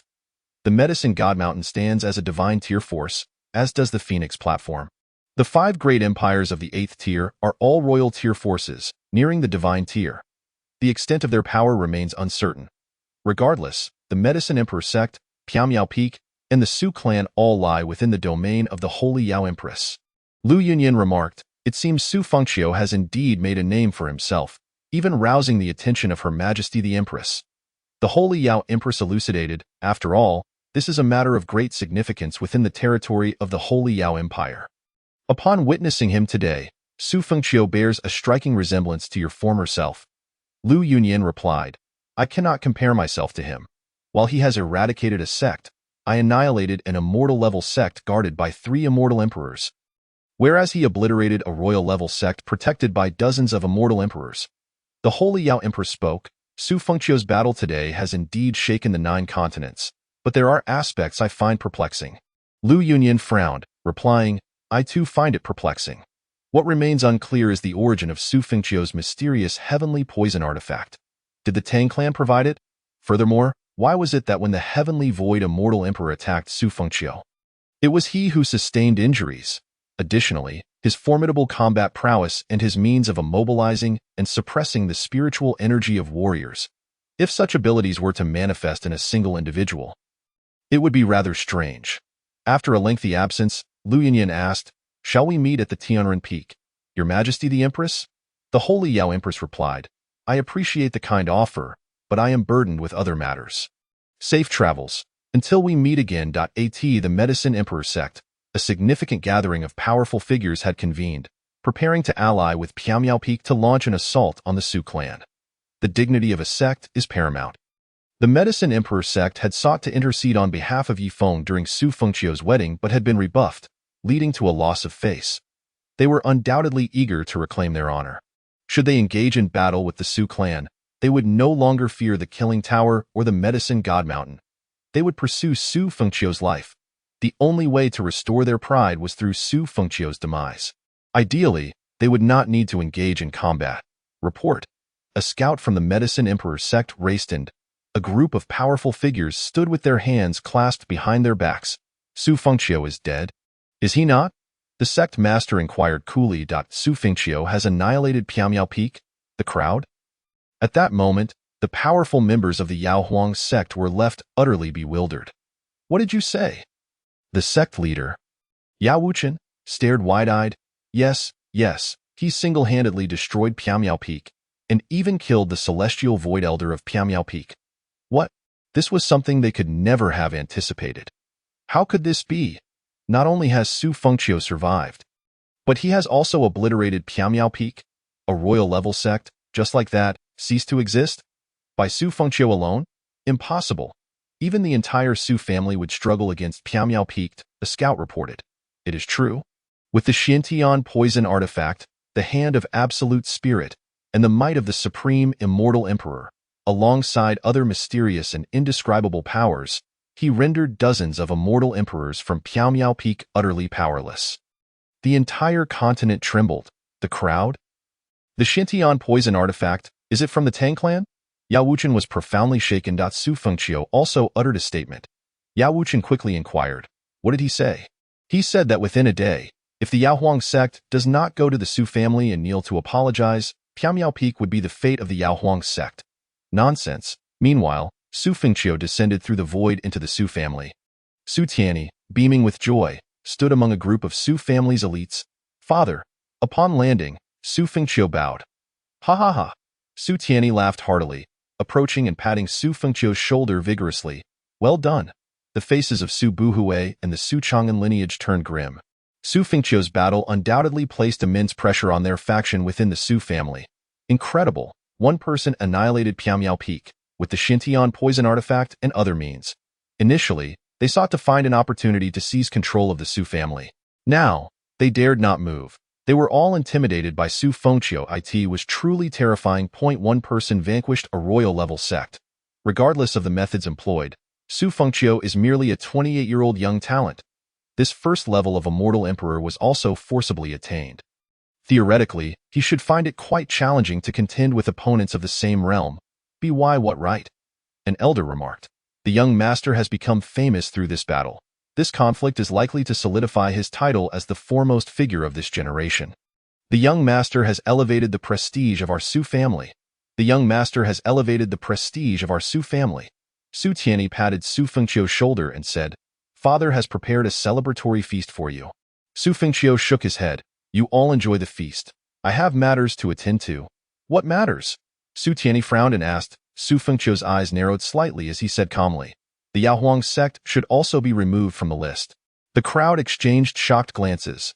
Chapter 27. Is this the rhythm of becoming the mistress? Su Fengqiu returned to his young master pavilion. Chu Ran and Shaoli both resided within the pavilion atop the peak. Chu Ran was diligently practicing the techniques Su Fengqiu had taught him. His talent was indeed remarkable. Meanwhile, Shaoli had received the news of Su Fengqiu's earth-shattering achievements across the continent. The young master should be returning soon. Shaoli ran out. Chu Ran opened his eyes, took a deep breath, and stood up. Shaoli, he greeted with a fist salute. "Did I disturb you?"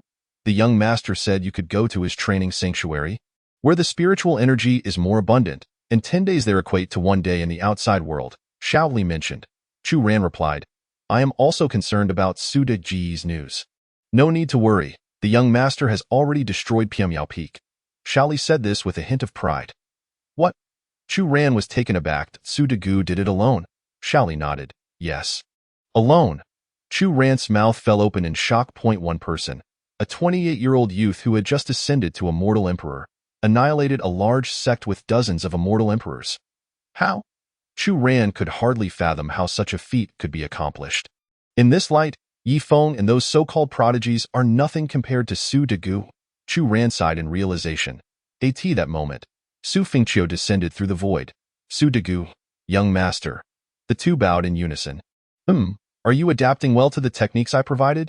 Su Fengqiu asked Chu Ran. Chu Ran respectfully replied. The techniques from Su Degu are unparalleled. I am somewhat slow-witted and find them challenging to practice. Take your time. Yes, Su Fengqiu then turned to Shao Li. You must not let Chu Ran catch up with you. No, I won tea. Shao Li replied timidly. Su Fengqiu nodded. Indeed, you are my maidservant. When I have not assigned you tasks, you may attend to your own affairs and need not heed anyone else's words. At least within this young master pavilion, when I am absent, you have the final say. Shao Li's face flushed. What does the young master mean? She is merely a maidservant. It sounded as if she were the mistress of the young master pavilion. Did you hear that? Su Fengqiu asked. Ah, yes, Shao Li quickly replied. Ding. Shao Li's favorability towards you increased by 5. Current favorability, 25. Su Fengqiu then glanced at Chu Ran. He could perceive the heart's voice of the fated child. Thus, he understood Shao Li's position in Chu Ran's mind. However, Su Fengqiu also recognized that Chu Ran harbored no ulterior motives. Then it was of no concern. Ding. Chu Ran's destiny value reached 2 million, becoming a third-tier fated child. Su Fengqiu provided him with cultivation resources, techniques, and, as his backing, the momentous act of annihilating Pyongyao Peak today would also increase Chu Ran's destiny value. Su Fengqiu's system value was soaring as well. Ding. You have obtained the reward, Spirit Inside Eyes, permanently enhancing spiritual energy by 10-fold, and the 9 Dragons Burning Heaven Alchemy Technique. Spirit Inside Eyes can probe the attributes of targets not exceeding 5 tiers below oneself, can investigate the flow of spiritual energy, secret realms, and illusions. 9 Dragons Burning Heaven Alchemy Technique, the pinnacle of alchemy techniques in the world. Ding. You have received the exclusive reward for the fated child Chu Ran, Killing God Technique, elevating his realm to the Xianwang realm, along with the Wuchen Sword Technique. Su Fengqiu slightly nodded. Chu Ran, come here. Yes. Chu Ran approached Su Fengqiu. Su Fengqiu placed his hand on his head. I shall impart a set of heart techniques and a sword technique to you. These 2 techniques are what you must primarily cultivate. Chu Ran understood. Subsequently, Su Fengqiu infused the rewards into Chu Ran's being. Simultaneously, Chu Ran's realm sword, crossing from the divine ability realm, surpassing the Shintian realm, and directly ascending to the first level of the Xianwang realm. Chu Ran's expression was one of astonishment. Plop. He knelt down. Thank you very much, Su Degu. Within a month, I hope you will cultivate these 2 techniques to a minor accomplishment and elevate your realm to the law realm. Su Fengqiu instructed. The realms are Qi refining, body refining, Mingxiao, divine ability, Xintian, Xianwang, law, domain, divine Si, Tianzuan, Shenhuang, and Tiandao. Each realm consists of 10 levels. Breaking through Tiandao is equivalent to becoming an immortal emperor. Chu Ran will not disappoint Su Degu, Chu Ran said with resolute determination. Shao Li watched enviously from the side, happy for Chu Ran, yet also puzzled. Did Chu Ran have a secret relationship with the young master? Why was the young master so kind to him? Su Fengqiu caught Shao Li's thoughts and smiled inwardly. You may go and cultivate now. Yes, Su Degu, Shao Li. Chu Ran takes his leave. Chu Ran then walked away. Shao Li here. Su Fengqiu placed his young master token on the jade table. From now on, you may freely enter the Su family's treasure vault, medicinal garden, scripture repository, and other places. If you wish to cultivate techniques or martial arts, or require spiritual artifacts and cultivation resources, feel free to take them. What? Shao Li's mouth fell open slightly as she looked up at Su Fengqiu. Young master, but I am merely your maidservant. Why would you? Su Fengqiu stood up and ruffled her hair. Shao Li shyly lowered her head, seemingly shedding her previous fear. You have reached the age for marriage, haven't you? Su Fengqiu remarked. Shao Li was startled and hurriedly shook her head. No, No. Xiao Li serves the young master. She doesn't want to marry. Su Fengqiu chuckled. Did I say I would betroth you to someone else? Ah? Xiao Li was momentarily taken aback, looking up at Su Fengqiu with confusion. Swish, in the next moment, her face flushed bright red like a ripe apple. Remember to take the token, Su Fengqiu said before walking away. Young master, take care. Xiao Li stammered as she watched him leave, her head down for a long while. Then she quickly covered her blushing face. Looking adorably flustered, Su Fengqiu entered a secret realm within the young master pavilion. Ding. Xiao Li's favorability towards you increased by 15, current favorability, 40. Ding. Xiao Li's favorability reached 40, granting the reward of elevating all your existing martial arts, techniques, heart methods, alchemy techniques, and sword techniques to their peak. Su Fengqiu. Top-tier martial arts or heart methods typically require hundreds, thousands, or even a lifetime of effort to cultivate. Yet now, they can directly reach their peak. As the young master of the Su family, he possessed numerous formidable martial arts, all elevated to their zenith. This reward saved him millennia of time. Unfortunately, there were still many powerful forces yet to be acquired. Nonetheless, it sufficed. Moreover, there was the Taishu Tianyin technique. The Taishu Tianyin technique, originating from the Supreme Bone, was a method he had yet to cultivate. Now, he could directly cultivate it to its pinnacle. Ding. The Phoenix Song world record was elevated to the 9th heaven. Ding. The Great Destiny technique was elevated to its peak. Ding. The 9 Dragons Burning Heaven alchemy technique was elevated to its peak. Ding. The Qian Yuan Songqiong technique was elevated to its peak. Ding. The Wushu sword technique was elevated to grand completion. Ding. The Taishu Tianyin technique was elevated to the 5th layer of its peak. This reward is exceedingly extravagant. The Taishu Tianju. Su Fengqiu activated this technique, and as a result, his aura rapidly surged. Reaching the 5th level unleashed a force that catapulted him from the 1st stage of Immortal Emperor directly to the 6th stage, an elevation of 5 stages. What does this signify? Immortal Emperor. The difference between one stage is as vast as the chasm between heaven and earth. While the continent is not devoid of top-tier enhancement techniques, none exist that can elevate one's Immortal Emperor realm by 5 stages. This is truly unparalleled. Moreover, at the 5th level of the Taishu Tianju, Su Fengqiu's spiritual power ascended to the realm of Taishu. Though he found it somewhat difficult to comprehend, it essentially meant that the spiritual energy flowing within Su Fengqiu had evolved. To illustrate, in a low martial world where everyone utilizes true energy, the strength of the martial techniques released is inherently limited by the intensity of the true energy being employed in this world. However, spiritual power can invoke techniques that manifest extraordinary phenomena. Immortals wield immortal power, while deities employ divine power. This delineation indicates a disparity in levels. Su Fengqiu was not yet fully aware of the specifics. But Taishu represents a force that transcends ordinary spiritual energy. This implies that the martial techniques he typically activates with spiritual energy can now be invoked with Taishu, resulting in a far more formidable force. This is the most straightforward understanding. The rewards from this system are truly defying the heavens. Su Fengqiu's eyes sparkled with brilliance. He raised his hand, and a medicinal cauldron descended before him. The 9 Dragons Burning Heaven alchemy technique. With a chant, Su Fengqiu harnessed the 9 fire dragons and commenced the alchemical process. Why concoct pills? To annihilate the Medicine Emperor's sect. As the villain, he must decisively establish his notoriety.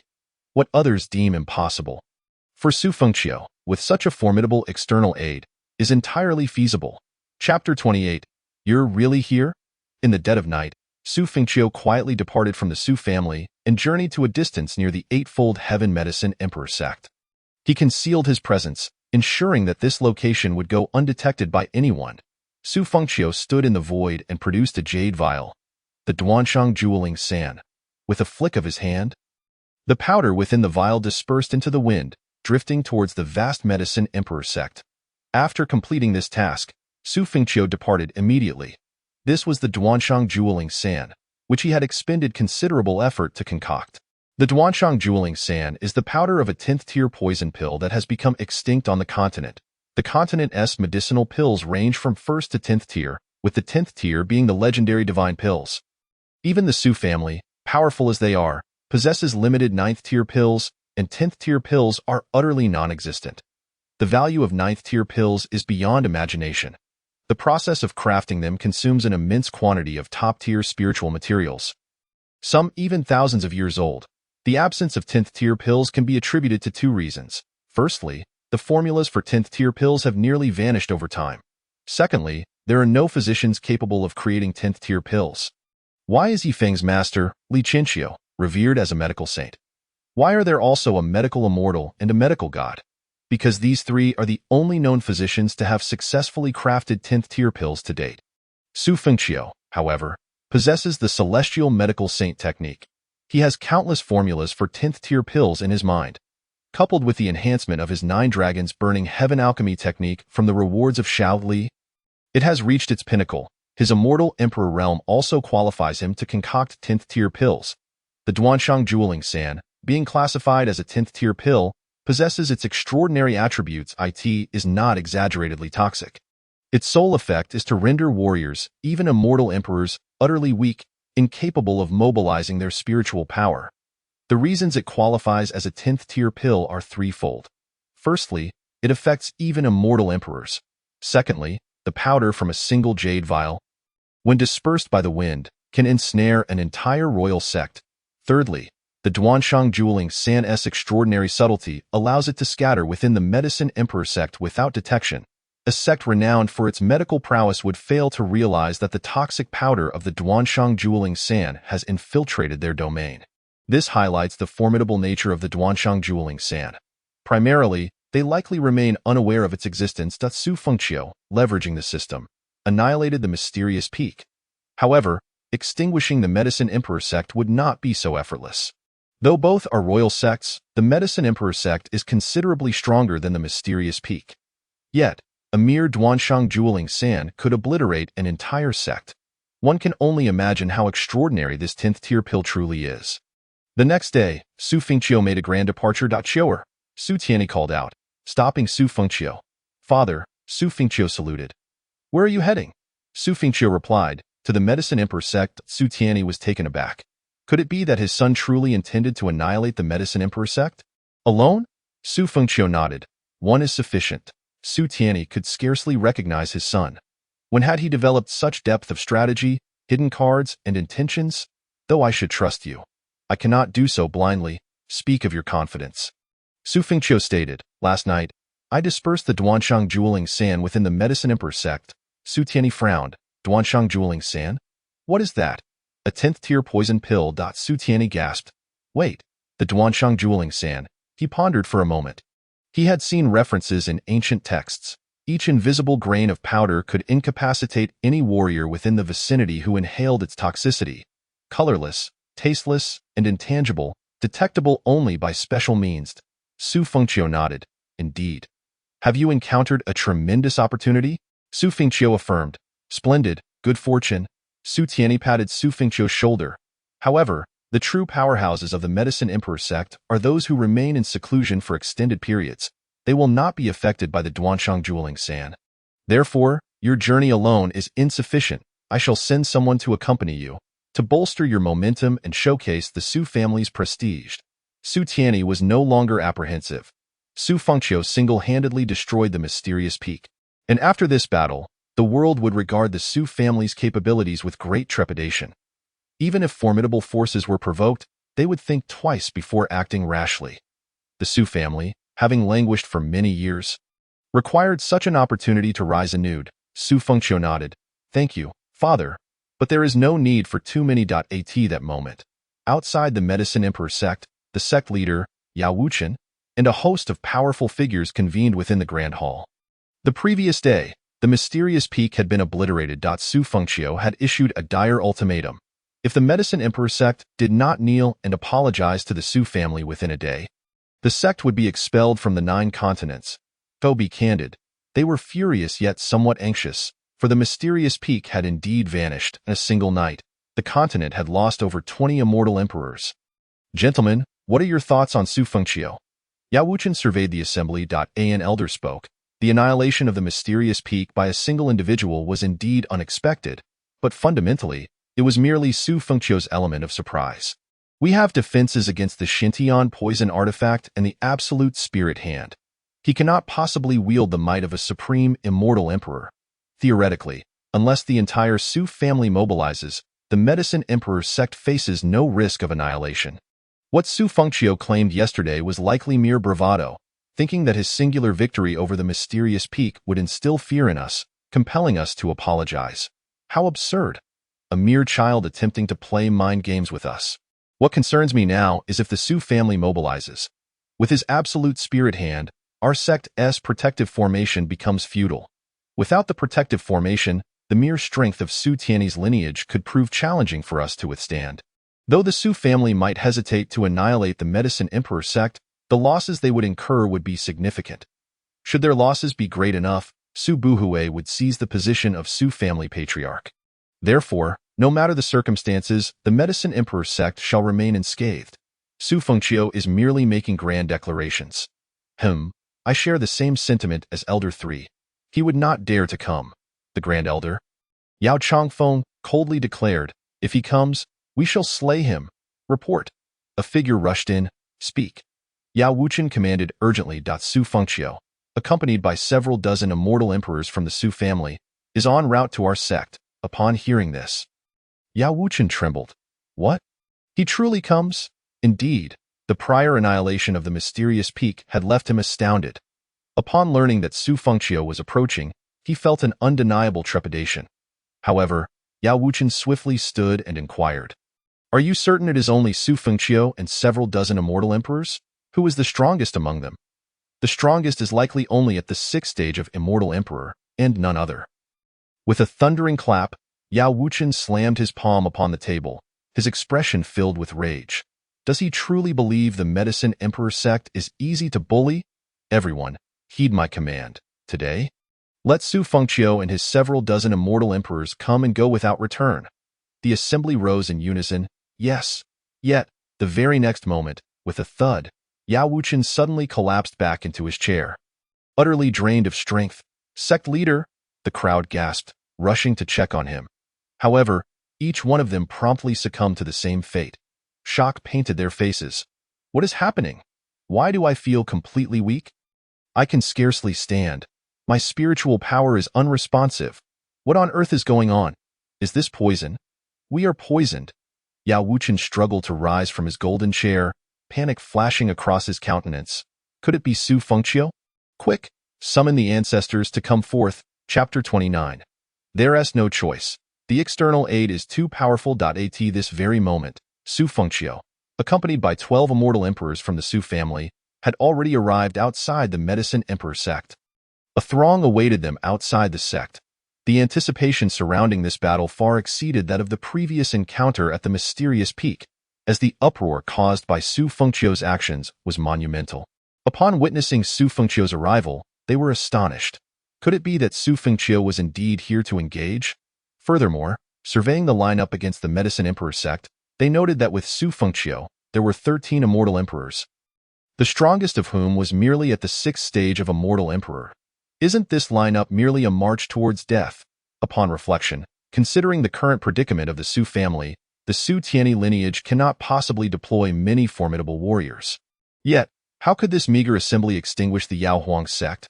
Firstly, the Yao Huang sect is more powerful than the Piao Miao peak. Secondly, the Yao Huang sect has already taken precautions this time. Thirdly, Su Fengqiu can no longer summon the might of the supreme immortal emperor. Unless, of course, there is assistance from a top-tier sect. Is there any news of other sects gathering? Regrettably, there is none. It appears that this time, it is indeed just these dozen or so immortal emperors. On what grounds could they annihilate the Yao Huang sect? They may very well have to stake their lives here. I truly do not believe that Su Fengqiu can eradicate the Yao Huang sect either. Lu Yunyan stood beneath a nearby tree, observing the slowly descending Su Fengqiu and his companions. A Su family warrior stepped forward and bellowed, Yao Huang sect, come forth and meet your demise. From above the Yao Huang sect, Yao Wuchen and several others emerged. To the onlookers, it seemed inconsequential. Yet, they knew all too well that merely standing in this place had already exhausted their utmost strength. Presently, nearly everyone in the Yao Huang sect found themselves in such a state. Those unscathed were the powerful ones who had remained in seclusion, a dozen immortal emperors, and numerous Dao realm practitioners. The Dao realm has no bearing on this battle. Can a dozen immortal emperors withstand the onslaught of Su Fengqiu and his fellow immortal emperors from the Su family? If they cannot, they are doomed. Yao Wuchen summoned every ounce of his strength and shouted, Su Fengqiu, this sect leader offers you a chance. Leave the Yao Huang sect now, and I shall spare your life. Su Fengqiu chuckled softly. Elder Yao Wuchen, are you still being stubborn when death is at hand? Have you not exhausted all your strength just by standing here? You? Su Fengqiu, Yao Wuchen pointed at him, reprimanding in fury. It is indeed you. Such despicable tactics, despicable? You of the Yao Huang sect truly bring shame upon yourselves. As one of the continent's foremost medical sects, a group of top-tier physicians are unable to realize that they have been poisoned. Tell me, can you still blame this emperor for being despicable? Upon hearing this, the crowd erupted in astonishment. What? From Su Fengqiu's words, it seems that everyone in the Yao Huang sect has been poisoned. Ah? This is the Yao Huang sect. They are all top-tier physicians of the continent. Everyone is poisoned. What? What kind of poison could they possibly not detect? Whether it be poison in the water or toxic gas in the air. Surely they should be able to identify it. How could the entire Yao Huang sect be afflicted? After all, this is the Yao Huang sect. No matter the poison, it shouldn't pose too great a problem. Right? Hemph, boy, you won't get far relying on underhanded methods, Su Fengqiu replied. This emperor only knows that since Piao Miao Peak has been annihilated, today the Yao Huang sect shall follow in their footsteps. A furious roar echoed. From above the Yao Huang sect, several figures soared into the air. Su Fengqiu, prepare to die. Yao Wuchen shouted. Ancestors, I beseech you, prepare to die. Following that, the remaining intact immortal emperors of the Yao Huang sect charged forward. Su Fengqiu declared, You too. I shall take on the 8th-tier immortal emperors. The rest, deal with them. Chiu'er, you will handle 2 8th-tier immortal emperors. A Su family warrior inquired. Su Fengqiu smiled slightly. Just a minor issue. Though 8th-tier immortal emperors stand at the pinnacle of the continent, Su Fengqiu's advantages are simply overwhelming. All beings equal card. All beings equal card. For the next 3 minutes, the host will achieve equality with all martial artists of a higher realm, resulting in a 50-50 chance of defeating anyone encountered. Consumption of system value, 1 million. Cooldown period, 3 months. Thus, do not be deceived by Su Fengqiu's current status as a 1st-tier immortal emperor. In reality, he wields power equivalent to that of his opponents. Tai Su Tian Yinju, 5th layer. Boy, no matter what martial technique you employ, under the absolute disparity of realms, it is of no use. Great Thousand Heavenly Net Palm. An 8th-tier immortal emperor unleashed a vast palm strike towards Su Fengqiu. The onlookers were left bewildered, unable to fathom how Su Fengqiu could possibly survive this. Rebound card. Rebound card. For the next 30 seconds, all attacks received will be returned to the attacker unaltered. Consumption of system value. 100,000, usable once per day. This item card is exceedingly useful, essentially guaranteeing that the opponent will be gravely injured. Boy, you aren't going to evade. The 8th-tier immortal emperor sneered. With such a considerable realm gap, this strike should be sufficient to claim Su Fengqiu's life. Bang. The palm of the 8th-tier immortal emperor landed squarely upon Su Fengqiu. However, he merely staggered backwards slightly. The attacking 8th-tier immortal emperor spat out a mouthful of blood and was subsequently sent flying. What? Witnessing this bizarre scene, the crowd gasped in shock. They had witnessed this before. The Tian Su immortal emperor had attacked Su Fengqiu, only to injure himself. The entire continent had been abuzz with speculation, yet no answers had emerged. Who would have thought it would happen again? Ancestors, Yao Wuchen howled with all his might. This strike, equal to the strength of an 8th-tier immortal emperor, had landed squarely upon himself. Even an 8th-tier immortal emperor would not escape unscathed. Infinite grand techniques. Great Thousand Heavenly Net Palm. Su Fengqiu activated the same grand technique of the 8th-tier immortal emperor. What? My Yao Huang sect's Great Thousand Heavenly Net Palm. Yao Wuchen's pupils constricted. Another 8th-tier immortal emperor attempted to intervene. Boy. You dare, Su Fengqiu. Binding card. Allows the host to immobilize a single target within their line of sight for 10 seconds, disregarding realm differences. Usable once per day. Consumption of system value, 100,000. Thus, he rendered the immortal emperor frozen in place. Whoosh! Su Fengqiu flashed in front of the flying immortal emperor and struck him with a palm. It wasn't that the 8th-tier immortal emperor was weak. It was simply that he had never anticipated this. Everything had unfolded according to Su Fengqiu's design.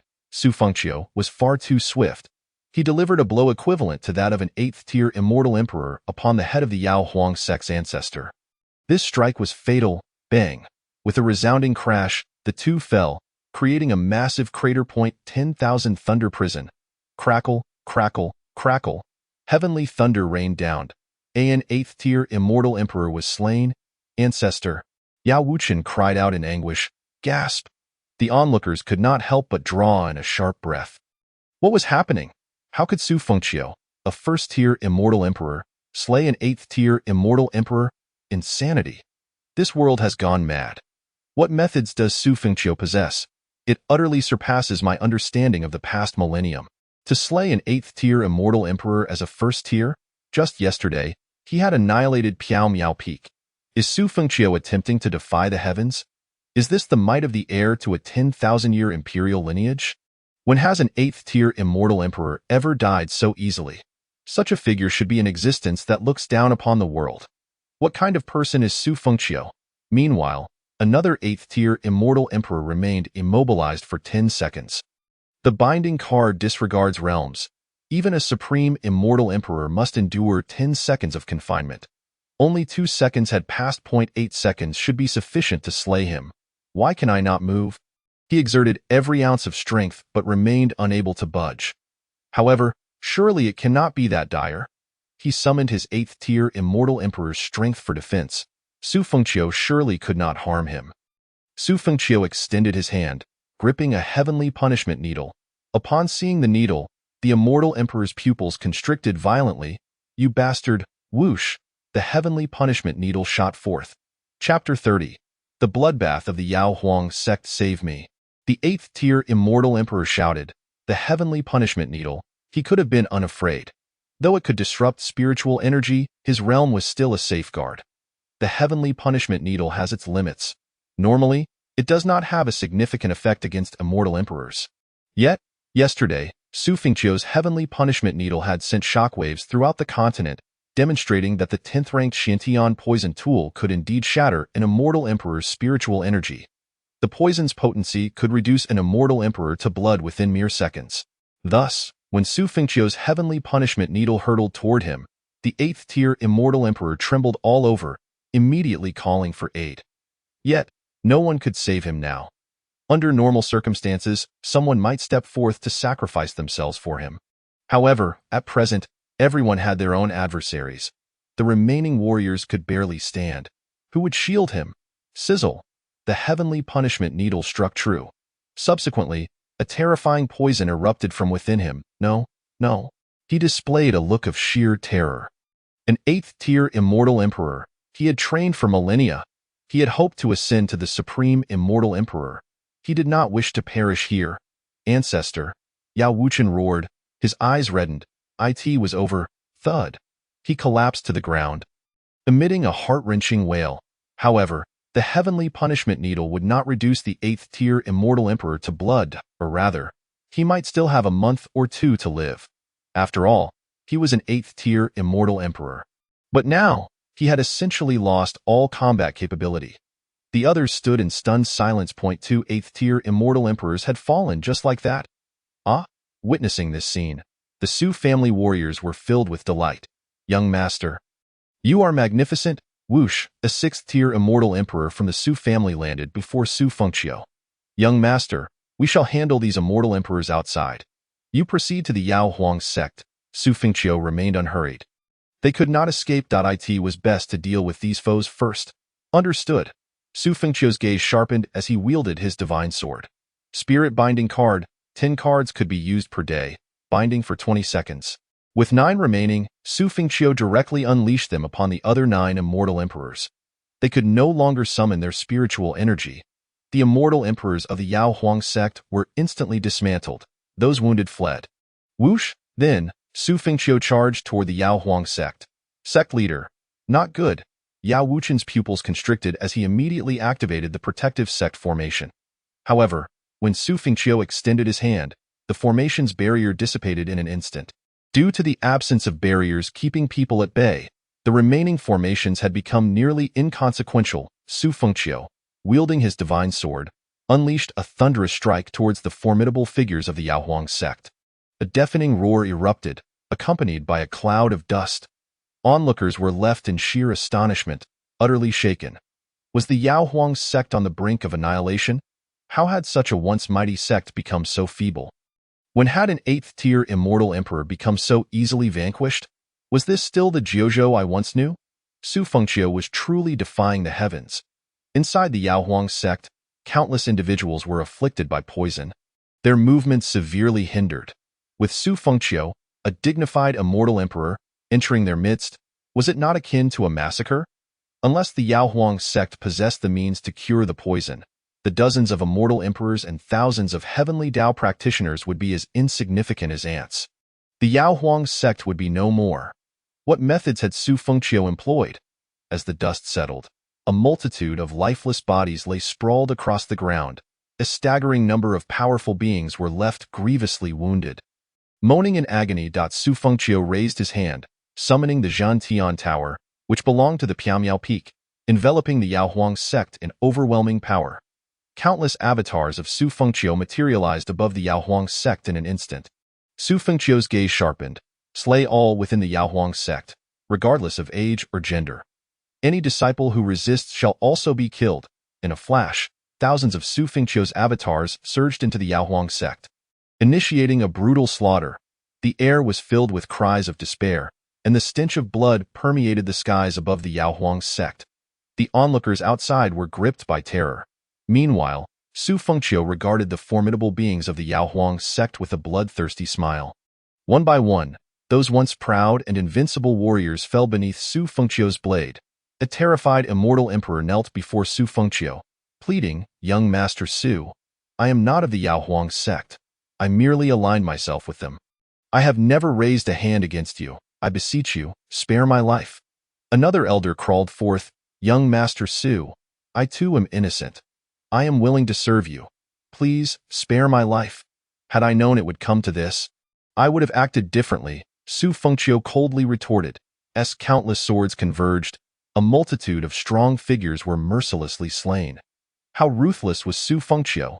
Lu Yunyan pondered aloud. He seeks to establish his authority, remarked one of the strong men. Lu Yunyan glanced around. The Phoenix Lord? A pleasure to meet you, Dun. An array of legendary figures had converged here, prompting curiosity. I wonder why you have yet to take action against Su Fengqiu after he killed Yifeng. Given your temperament? Or do you already know of his capabilities? The Phoenix Lord inquired softly. Lu Yunyan replied calmly, I have stated that should he call upon me, I would send assistance. Do you trust that? The Phoenix Lord was taken aback, then spoke. It seems Su Fengqiu's defiance extends beyond this. A great upheaval is imminent in Jiuzhou. Lu Yunyan cast a glance at Luo Lieli, who nodded in acknowledgement. I have indeed met Senior Lu. Luo Lieli expressed her interest in Su Fengqiu. I have also encountered the esteemed Piamiao Peak. The Phoenix Lord stated, I brought Lieli here to learn. Shortly thereafter, Su Fengqiu's myriad avatars ravaged the Yaohuang sect. In the square, thousands of Yaohuang sect disciples huddled together in fear. These were the talented individuals from various cities and empires who had entered the Yaohuang sect, fundamentally innocent. Hence, Su Fengqiu had no intention of harming them. Additionally, there were over 1,000 members of the Yaohuang sect's Yaoshu family, young and old, their desperate cries echoing through the air. Su Fengqiu approached an elderly man, who felt as though he had plunged into an icy abyss. Young Master Su, please do not kill me. From this day forth, I am no longer a member of the Yaoshu family, and I am willing to serve you, brother, you. Yao Wuchen, drenched in blood, pointed an accusatory finger at his younger brother. Su Fengqiu sneered, a commendable attitude. The elder displayed a flicker of hope. Then I shall grant you a swift end in the next instant. Su Fengqiu severed his head. Su Fengqiu. Yao Wuchen roared in despair. The system detected the Child of Fortune. Child of Fortune, Yaoji Destiny Value. 880010, First Tier Child of Fortune, Age, 8 Bloodline, Human physique. Heavenly Yang Body Realm. Xintian Realm First Stage Combat Power Rating. 44 Description. Grandson of Yao Qian. Promising future ahead. System notification. You have triggered the quest. Destiny value reduced to 0. Quest reward. Mastery of the Tiantong Formation Diagram. Tiantong Formation Diagram integrates all formations in the world. Upon acquisition, you will master their settings and unravel all formations. Su Fengqiu then raised his hand, causing the 8-year-old Yao Wuji to levitate helplessly, kicking his legs and crying out, "Grandfather, grandfather, save me, grandfather." What? Yao Wuqin's pupils constricted. Su Fengqiu. What do you intend to do? Release my grandson with a crack? Su Fengqiu twisted Yao Wuji's neck. System notification. You have slain the child of fortune, Yao Wuji. Reward received. Mastery of the Tiantong Formation Diagram. The onlookers swallowed hard, unable to contain their horror, as the cries intensified around them. Su Fengqiu, you shall suffer a fate worse than death. You shall suffer. Yao Wuqin bellowed, his eyes bloodshot. Su Fengqiu then strode forward, seizing a woman by her hair and dragging her out to face Yao Wuqin. Father! The woman wept as she looked at Yao Wuqin. Su Fengqiu calmly declared, "Let us play a game. I shall grant you 1 incense stick's worth of time to open the treasure vault of the Yao Huang sect. But be swift. Every 10 breaths, I shall slay a member of your family." With that, Su Fengqiu beheaded the woman. Let the game begin. Oh, daughter! Yao Wuqin screamed at Su Fengqiu. You are utterly ruthless. You will face retribution, he roared. Su Fengqiu remained unperturbed. You spare no one, not even children or women. Your actions are more brutal than those of the demonic sect. Retribution will surely come. Su Fengqiu extended his hand, and a small boy flew towards him. Su Fengqiu stood there, ruffling the boy's hair. Grandfather, grandfather, save me, the boy cried, paralyzed with fear. Su Fengqiu smiled slightly. With a crack, the boy's lifeless body slumped to the ground. 10 breaths had passed. Yao Wuqian trembled violently. Another man soared towards Su Fengqiu, only to have Su Fengqiu's sword poised at his throat. Uncle, uncle. The man looked helplessly at Yao Wuqian. Yao Wuqian quivered. No, please don't. I will go. I will go. Just don't harm him. He staggered away, but after only a few steps, 10 more breaths passed. Su Fengqiu coldly remarked, "Ah!" A scream echoed as the man met his end at Su Fengqiu's hand. Yao Wuqian shuddered, unwilling to look back, tears of blood streaming down his face as he hurriedly increased his pace. Chapter 31. Now the pressure falls on Yao's Han Ai in the distance. The onlookers beheld Su Fengqiu's atrocities. To be honest, even the strongest among them felt an involuntary chill. Su Fengqiu, a 28-year-old young prodigy, was capable of such mercilessness. They understood the saying, wildfires cannot be extinguished. Spring breezes bring rebirth. Yet he had slain them all. Su Fengqiu's actions instilled a primal fear in those witnessing. There is no one else in this generation who can match Su Fengqiu's ruthlessness, remarked the Phoenix Lord. She then turned to Luo Lieli and asked, Lieli, do you consider his methods cruel? They are indeed somewhat brutal. But it is permissible. Wildfires cannot be extinguished, and spring breezes bring rebirth. Throughout history, the victors write the annals. Had young Master Su lacked such methods, it would be he and his clan who faced slaughter. Moreover, this act serves to intimidate Zhou and his next target, Yao Shan. However, Luo Lieli's brows furrowed slightly. What is it? She mused. For some reason, I feel as though young Master Su possesses 2 faces. Just days ago, I heard he was enjoying leisurely outings with his maid, seemingly carefree. I wonder which is the true him. Soon, Yao Wuqian returned, only to find the familiar bodies of his Yaoshu family sprawled on the ground. Behind him were other Yaoshu members, including his numerous wives and daughters, crying out in despair. Grandfather, save me. Father, father, save me. Wa? Husband, please save our child. Su Fengqiu, you will face retribution. Yao Wuqian's tears mingled with blood as he pointed accusingly at Su Fengqiu. Have you completed your task? Su Fengqiu inquired nonchalantly. Yao Wuqian gritted his teeth. They have all been opened. All the resources of the Yao Huang sect are yours. I may die, but they are innocent. Spare them. Su Fengqiu replied, 1 arm for 1 life. Choose. With that, he tossed a sword at Yao Wuqian's feet. Picking up the sword, Yao Wuqian bowed his head. With a swish, his arm flew off. He clutched the severed limb. His face pale. Which will you choose? Su Fengqiu prodded. Yao Wuchun surveyed the crowd, tears streaming down his face. Her? He pointed at a girl of 13 or 14. Su Fengqiu raised an eyebrow in interest. Oh, it appears this girl holds great significance for you. Your granddaughter? Indeed. Yao Wuchun gritted his teeth as he spoke. Come forth, Su Fengqiu addressed the young maiden. Grandfather, Wu, grandfather, the girl whimpered, her legs trembling as she crawled towards Yao Wuchun. Just as she was about to reach him, a sword pierced through her body. Yao Wuchun shuddered violently. Oh, he roared at Su Fengqiu. You are a man of false promises, Su Fengqiu. Ha ha ha, Su Fengqiu laughed heartily. Lord Yao, did I not just mention we were merely playing a game? Did you take it to heart? The principle that wildfires cannot be extinguished and spring winds give rise anew is surely not lost on you. After saying this, Su Fengqiu turned to the crowd.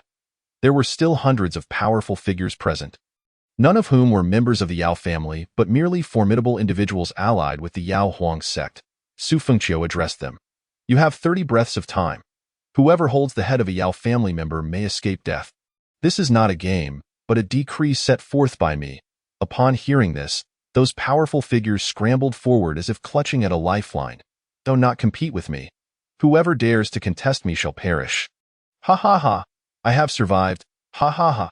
Do not snatch. You wretched fool. I shall kill.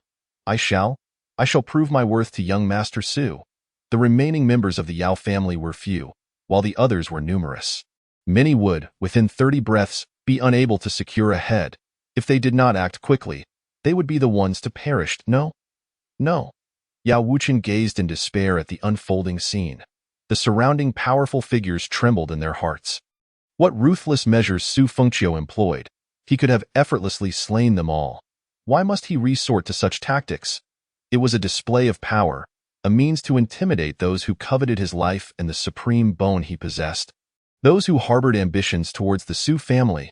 Farewell, Su Fengqiu uttered, and with a single sword strike, he dispatched Yao Wuchun. Immediately, a throng of individuals brandishing heads rushed before Su Fengqiu, their faces alight with elation. Young Master Su, I possess a head. Young Master, please spare me. Young Master, spare us. Su Fengqiu pointed skyward, and thunderous lightning descended, obliterating those who had failed to seize a head. With a flick of his wrist, he sent forth several pills. Those who consume this poison pill shall live. Do not attempt any tricks against me. In a desperate bid for survival, they had no choice but to hastily ingest the poison pills. This was the lethal soul-severing pill, the mother pill residing within Su Fengqiu, granting him dominion over their lives. Should he perish, so too would they. Their pupils constricted one by one. They fell to their knees. We are willing to serve young Master Su. We shall serve you faithfully. Su Fengqiu nodded in satisfaction. Among these individuals were certainly dozens of celestial emperors and over 100 at the heavenly Tao realm, constituting a considerable force. With a wave of his hand, the town's sky tower descended. He then turned to his disciples and said, You may depart and seek other sects for your cultivation. Yes. Tens of thousands of disciples fled in haste. Su Fengqiu then tossed some more pills to those individuals. This is the antidote. After consuming it, seek out the Yao Huang sect. Should you find any remnants of the Yao family, eliminate them. Understood. Following this, Su Fengqiu made his way towards the hidden treasury and medicinal gardens of the Yao Huang sect. This place was the reservoir of resources for a millennia-old imperial-grade sect. Spiritual herbs, martial techniques, cultivation methods, mental disciplines, spiritual artifacts, elixirs, spiritual stones, and the materials necessary for nurturing Yuan spirits, each an invaluable treasure. Others gazed in astonishment at the scene before them. The Yao Huang sect was no more. Who could have anticipated that after the annihilation of the Misty Peak yesterday, today Su Fengqiu would obliterate the Yao Huang sect? In a sense, it was as if he single-handedly eradicated this imperial-grade sect. Nearly 100 celestial emperors, 2 of the mightiest at the 8th tier, reduced to mere insects. Su Fengqiu was indeed defying the heavens. Never before and never again would there be anyone comparable to Su Fengqiu in this era. These 2 battles reverberated across the 9 continents, establishing Su Fengqiu's renown. The Su family was destined to reclaim its peak. After gathering all the resources, Su Fengqiu stepped through the void, as long as I remain on the Suyao Divine Mountain. If tomorrow at noon the Nine Heavens Divine Mountain does not come to the Su family, it too shall face annihilation. With that, Su Fengqiu strode away. Chapter 32. Su Chang'an's Opportunity. The mysterious woman Su Buhui paced restlessly in the courtyard. Consumed by anxiety, he fervently hoped for Su Fengqiu's failure, that he would perish at the Yao Huang sect. He refrained from attending the scene. As a member of the Su family, it was perilous and unnecessary. He merely needed to await news. At that moment, a transmission talisman flew forth before him. "Father!" Su Chang'an's astonished voice resonated. "Speak." Su Chang'an had disguised himself and infiltrated the Yao Huang sect. The Yao Huang sect has been annihilated. Yao Wuchen and the others have all been slaughtered. What? Su Buhui's eyes widened in disbelief as he sank down, stunned. The Misty Peak and the Yao Huang sect, two paramount imperial-grade sects of the 8th tier. While they may not be the strongest, they were undeniably imperial-grade, a terror-laden sect with dozens of celestial emperors. Yesterday they were obliterated, and today the Yao Huang sect follows suit. The critical point is that this was not the doing of the Su family. It was the work of Su Fengqiu alone. Could one individual truly annihilate two imperial-grade sects? Such a claim would be met with disbelief. Even a supreme celestial emperor might struggle to achieve this alone. The protective sect formations, dozens of celestial emperors, and various extraordinary artifacts could easily overwhelm a supreme celestial emperor. How could Su Fengqiu accomplish such a feat? Yet, the reality had unfolded. This left them deeply apprehensive. If one person could reach such heights, what might they be capable of next? How could they retaliate? It seemed Su Fengqiu had acquired immense opportunities. Return at once. We must probe his foundations and avoid rash actions. Understood. In the Nine Heavens, at the Divine Mountain of Medicine, countless disciples engaged in discussions regarding Su Fengqiu. Have you heard? The young master of the Su family, Su Fengqiu, annihilated the Misty Peak yesterday, and today the Yao Huang sect has met the same fate. It's utterly shocking. Who hasn't he heard? Previously, I merely heard that Su Fengqiu ascended to Celestial Emperor at the age of 28. While I was astonished, I didn't think much of it. After all, our Divine Mountain Saint also became a Celestial Emperor at 29. Just a few days ago, I looked down upon him, but these past 2 days, my heavens, it's too exaggerated. I suspect Su Fengqiu might be a reincarnated deity or has obtained some monumental opportunity.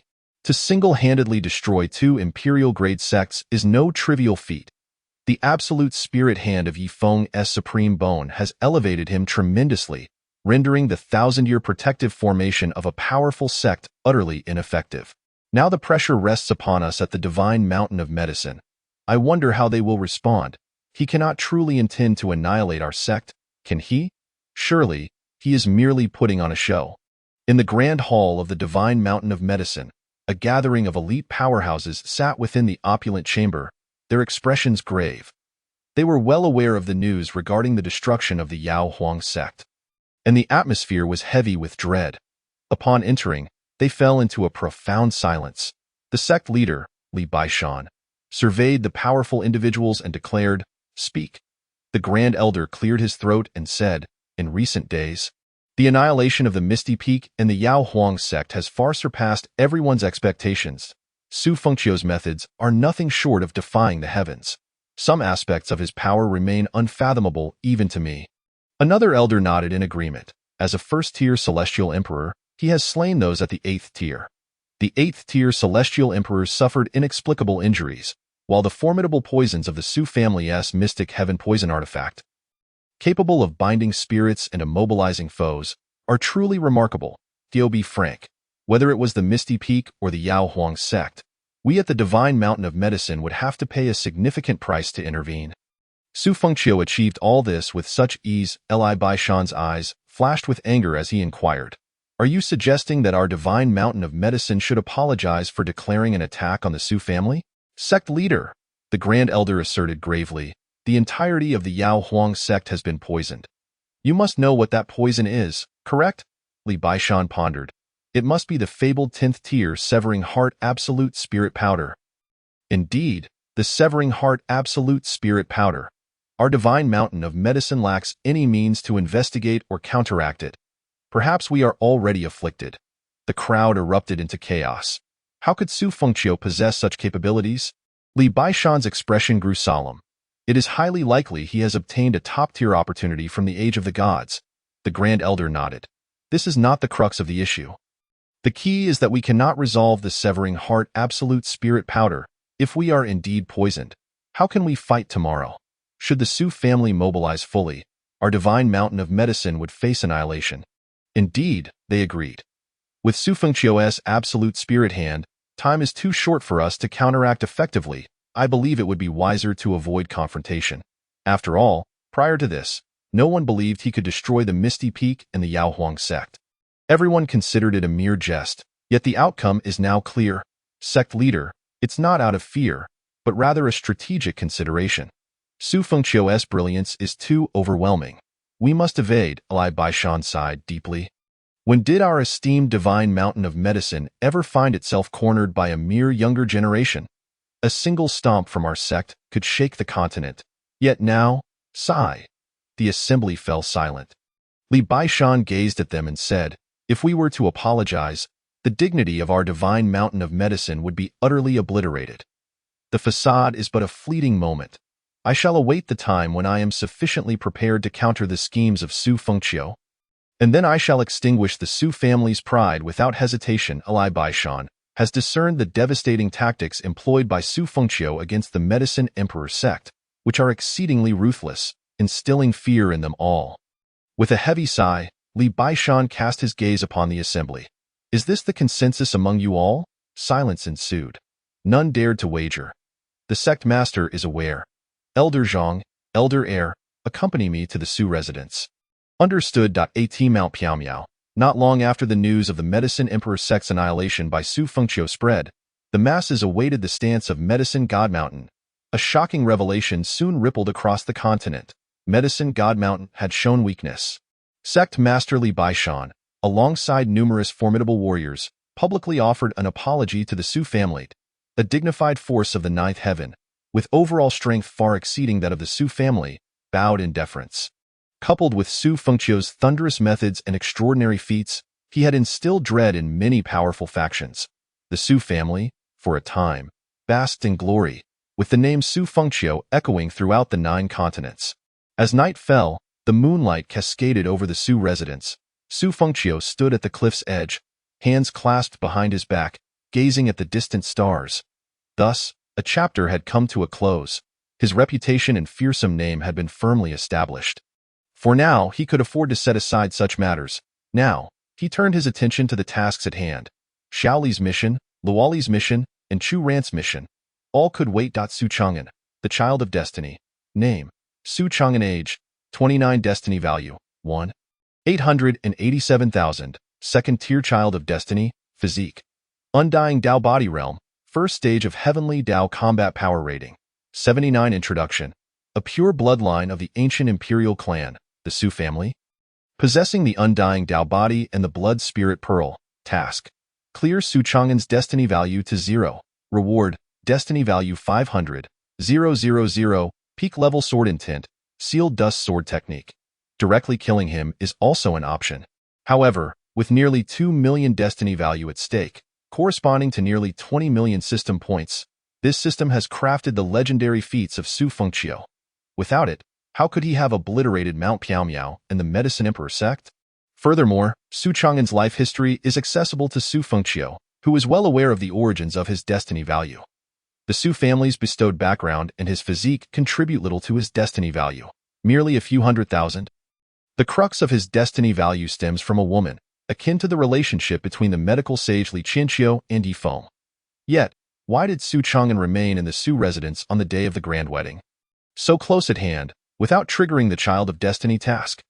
The reason lies in the fact that, at that time, Su Chang'an did not qualify as the Child of Destiny, possessing only a meager destiny value of several 100,000. Coincidentally, when Su Fengqiu ventured to the first heaven to slay Yi Feng, he encountered fortuitous circumstances and met that woman, augmenting his destiny value by over 1 million, thus ascending to the second-tier Child of Destiny. What Su Fengqiu must do is simple: dismantle the relationship between him and that woman. Shaoli, Su Fengqiu called out.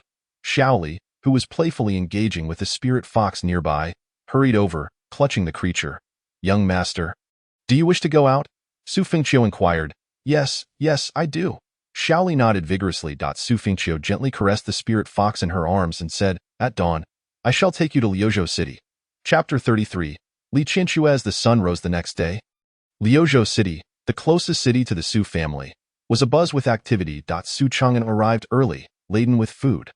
Once I capture Qianxue, Su Fengqiu, what will you amount to? Su Chang'an's eyes narrowed at a few days prior. In a fit of frustration after Su Fengqiu's display of audacity, he had visited the demon god forest to vent his anger by slaying beasts en route. A colossal meteor descended from the heavens. Landing not far from him, approaching the crater, he discovered a comatose woman, whom he deemed the most beautiful he had ever laid eyes upon. Even those he had encountered among the top 20 fairies paled in comparison. She exuded an elegance and nobility that could rival even the holy Yao Empress. Initially, Su Chang'an assumed she had perished. To be frank, even if she had, he would still be intrigued. She was simply too beautiful, too regal. Just as he prepared to disrobe, the woman opened her eyes, nearly startling him into oblivion. Fortunately, he had yet to remove his garments. After a period of communication, Su Chang'an learned that this woman had lost all memory. Retaining only the name Li Qianxue, Li Qianxue possessed immense power. With a mere gesture, she could suspend the flow of time within a 10-mile radius. Su Chang'an recognized his opportunity. Given her amnesia, he deceived her into believing he was her husband, fabricating a tale that she had mysteriously vanished 5 years prior, and he had spent that time searching for her, only to find her now bereft of memory. His performance was impeccable, evoking tears and sorrow. Li Qianxue, half convinced, agreed to accompany him. Su Chang'an, being astute, understood that although he had momentarily secured the role of husband, he must tread carefully and cultivate their relationship gradually, step by step, to truly win her heart. He arranged for Li Qianxue to reside in Liuzhou City, appointing several maidservants to attend to her needs while he endeavored to showcase his gentlemanly charm and masculine allure. Su Chang'an took a deep breath before knocking on the door. A maid opened it, bowing respectfully. Young master, is Qianxue inside? Yes, Su Chang'an smiled as he entered the courtyard, which boasted a particularly enchanting back garden featuring a small lake and a pavilion. There stood a woman, gazing at the beautiful scenery, clad in a flowing blue celestial gown, its hem swaying gently in the breeze. Her noble and elegant demeanor resembled a snow lotus blooming upon an icy peak, pure and unattainable. Her rosy lips and clear, watery gaze suggested a life untouched by turmoil. Just standing there, she seemed to meld seamlessly with the surrounding beauty, creating a picturesque scene. Su Chang'an approached, entranced by her silhouette. Qianxue, he called with a smile. Li Qianxue turned at the sound of his voice, offering a slight bow, her lips parting to speak in an almost emotionless tone. Young Master Su. Merely seeing her back had inspired him to compose a spontaneous verse. The divine maiden ought to dwell in the heavens. Such beings are seldom found in the mortal realm. Su Chang'an, who had little understanding of poetry, had learned this line specifically to enhance his allure. Li Qianxue showed no sign of emotional fluctuation. Responding mildly, young Master Su is indeed a man of talent. Ha ha ha, many years ago, our acquaintance blossomed through poetry. I brought you some delicacies and refreshments, your favorites from before, osmanthus cake and jujube wine. As Li Qianxue sat there, a hint of confusion flickered in her clear eyes. My favorites? Su Chang'an chuckled. Yes, especially this osmanthus cake. I had the servants prepare it fresh this morning. It's still warm. Please, do try it. Although he had no knowledge of her true preferences, he was certain that most women adored osmanthus cake. After all, she remembered nothing. If she enjoyed it, it would lend credence to his words. Li Qianxue delicately picked up a piece of osmanthus cake, scrutinized it for a moment, then slowly placed it between her rosy lips. Su Chang'an's gaze lingered on her soft, alluring lips, and he found himself unable to suppress a swallow. To witness her was to feel a sense of inferiority. Good heavens, he must possess her. The thought alone was overwhelming. What do you think? He inquired. Li Qianxue nodded slightly. It's quite good. Thank you, young Master Su. Ah, Qianxue, you used to call me Brother Chang'an. This new address feels rather unfamiliar. Please understand, young Master Su. Su Chang'an laughed. Ha ha ha, no worries. Finding you is my greatest fortune. Li Qianxue set down the osmanthus cake and opened her palm, revealing a colorful sacred lotus. The sacred lotus, Su Chang'an's heart raced. This treasure was absent even from the Su family. It was likely that such a blossom would only appear once in a century across the 9 continents. Its value was incalculable. A 10th-tier heavenly Tao cultivator possessing a sacred lotus could nearly guarantee ascension to the realm of the immortal emperor. This was a priceless treasure to him. Indeed, nurturing a good relationship with her proved wise. Although she remembered nothing and could not yet accept their past as celestial partners, this connection meant she was willing to bestow upon him formidable martial skills, techniques, and heart methods. She even taught him top-tier swordsmanship. Being a member of the Su family, he found these techniques and skills surpassed even those of his clan. Li Qianxue, not wishing to receive young Master Su's kindness for free, insisted, "Please accept this." Su Chang'an extended his hand. "Then I shall not be overly courteous. It is only right." Li Qianxue replied gracefully. Su Chang'an then sighed deeply. "What troubles you, young Master Su? To be honest, it feels as though I have climbed too high to reach you. I still wonder why Qianxue would hold affection for me. Even now, I have only just embarked upon the path of the heavenly Tao. After the heavenly Tao comes the immortal emperor. Young Master Su should achieve that realm in a few short years. Such extraordinary talent is indeed rare in this world. Yet, compared to you, Qianxue, I still fall short. You might not understand the reason, but your cultivation has been sealed at the realm of the immortal emperor. It is no wonder you find it difficult to accept my station." Li Qianxue gazed at Su Chang'an, her delicate brows slightly furrowed. "There is no need for you to belittle yourself. Young Master Su, if we were once immortal companions, you must possess extraordinary qualities, though I cannot recall them at the moment. However, I can sense your genuine feelings towards Qianxue, which simply require some time to unfold." Su Chang'an's heart leapt with joy. This divine maiden, despite her noble stature and breathtaking beauty, appeared quite innocent. Indeed, it should not take long for him to win her over. There is no need to rush. "Ha ha ha, it is nothing, merely a moment of reflection. Oh, by the way, I wish to inquire about a few matters with you." Qianxue. Li Qianxue nodded gently. "Please, young Master Su, go ahead." There is a contemporary young prodigy who, at the age of 28, has been forcibly elevated to the realm of immortal emperor through various resources. Li Qianxue responded. "In that case, his foundation is unstable. Though he has attained the status of immortal emperor, he may not withstand a formidable heavenly Tao being. What is peculiar is that he is indeed not very strong, yet recently, for reasons unknown, he single-handedly annihilated 2 imperial-level factions, each comprising dozens of nearly 100 immortal emperors." Li Qianxue's brows knitted in contemplation. "What means does he possess?" Su Chang'an explained. "He has seized the supreme bone from other geniuses, acquiring the hand of absolute spirit," Li Qianxue remarked. "Thus, the protective formation of the sect is rendered entirely ineffective. But that alone is far from sufficient. Moreover, he can unleash the might of a supreme immortal emperor. It must be the power of a legacy from a strong individual. He can likely use it only once in this lifetime." Su Chang'an added, "I understand this point as well. What is strange is that he, at the first level of immortal emperor, can effortlessly slay several at the 8th level without the aid of a Xiantian sacred artifact or any extraordinary martial skills." Li Qianxue fell into deep thought. "Do you not understand, Qianxue?" Li Qianxue shook her head slightly. "If he truly possesses no top-tier spiritual artifacts, it is indeed difficult to comprehend. Therefore, when you say he can single-handedly annihilate imperial-level factions, I find it hard to believe." Su Chang'an replied, "But the facts speak for themselves. Furthermore, he employs the Xiantian poison artifact, whose poison can turn those at the immortal emperor level into blood in mere moments. That is quite normal. The difficulty lies in crafting the artifact itself. The poison serves merely as an auxiliary. If he can concoct an even more potent poison independently, the lethality of the Xiantian poison artifact would increase significantly. While a poison capable of reducing those below the 5th level of immortal emperor to blood in mere moments is rare, it is not impossible." Su Chang'an nodded. Additionally, he was attacked by an 8th-level immortal emperor and emerged unscathed. While the 8th-level immortal emperor was injured. What could this mean? Li Qianxue's brows furrowed. Could it be a kind of reverse transformation technique? Su Chang'an's eyes brightened. Is there such a thing? Li Qianxue nodded. Indeed, there is. Once activated, It can reverse the attacks received onto the target, a technique of great profundity.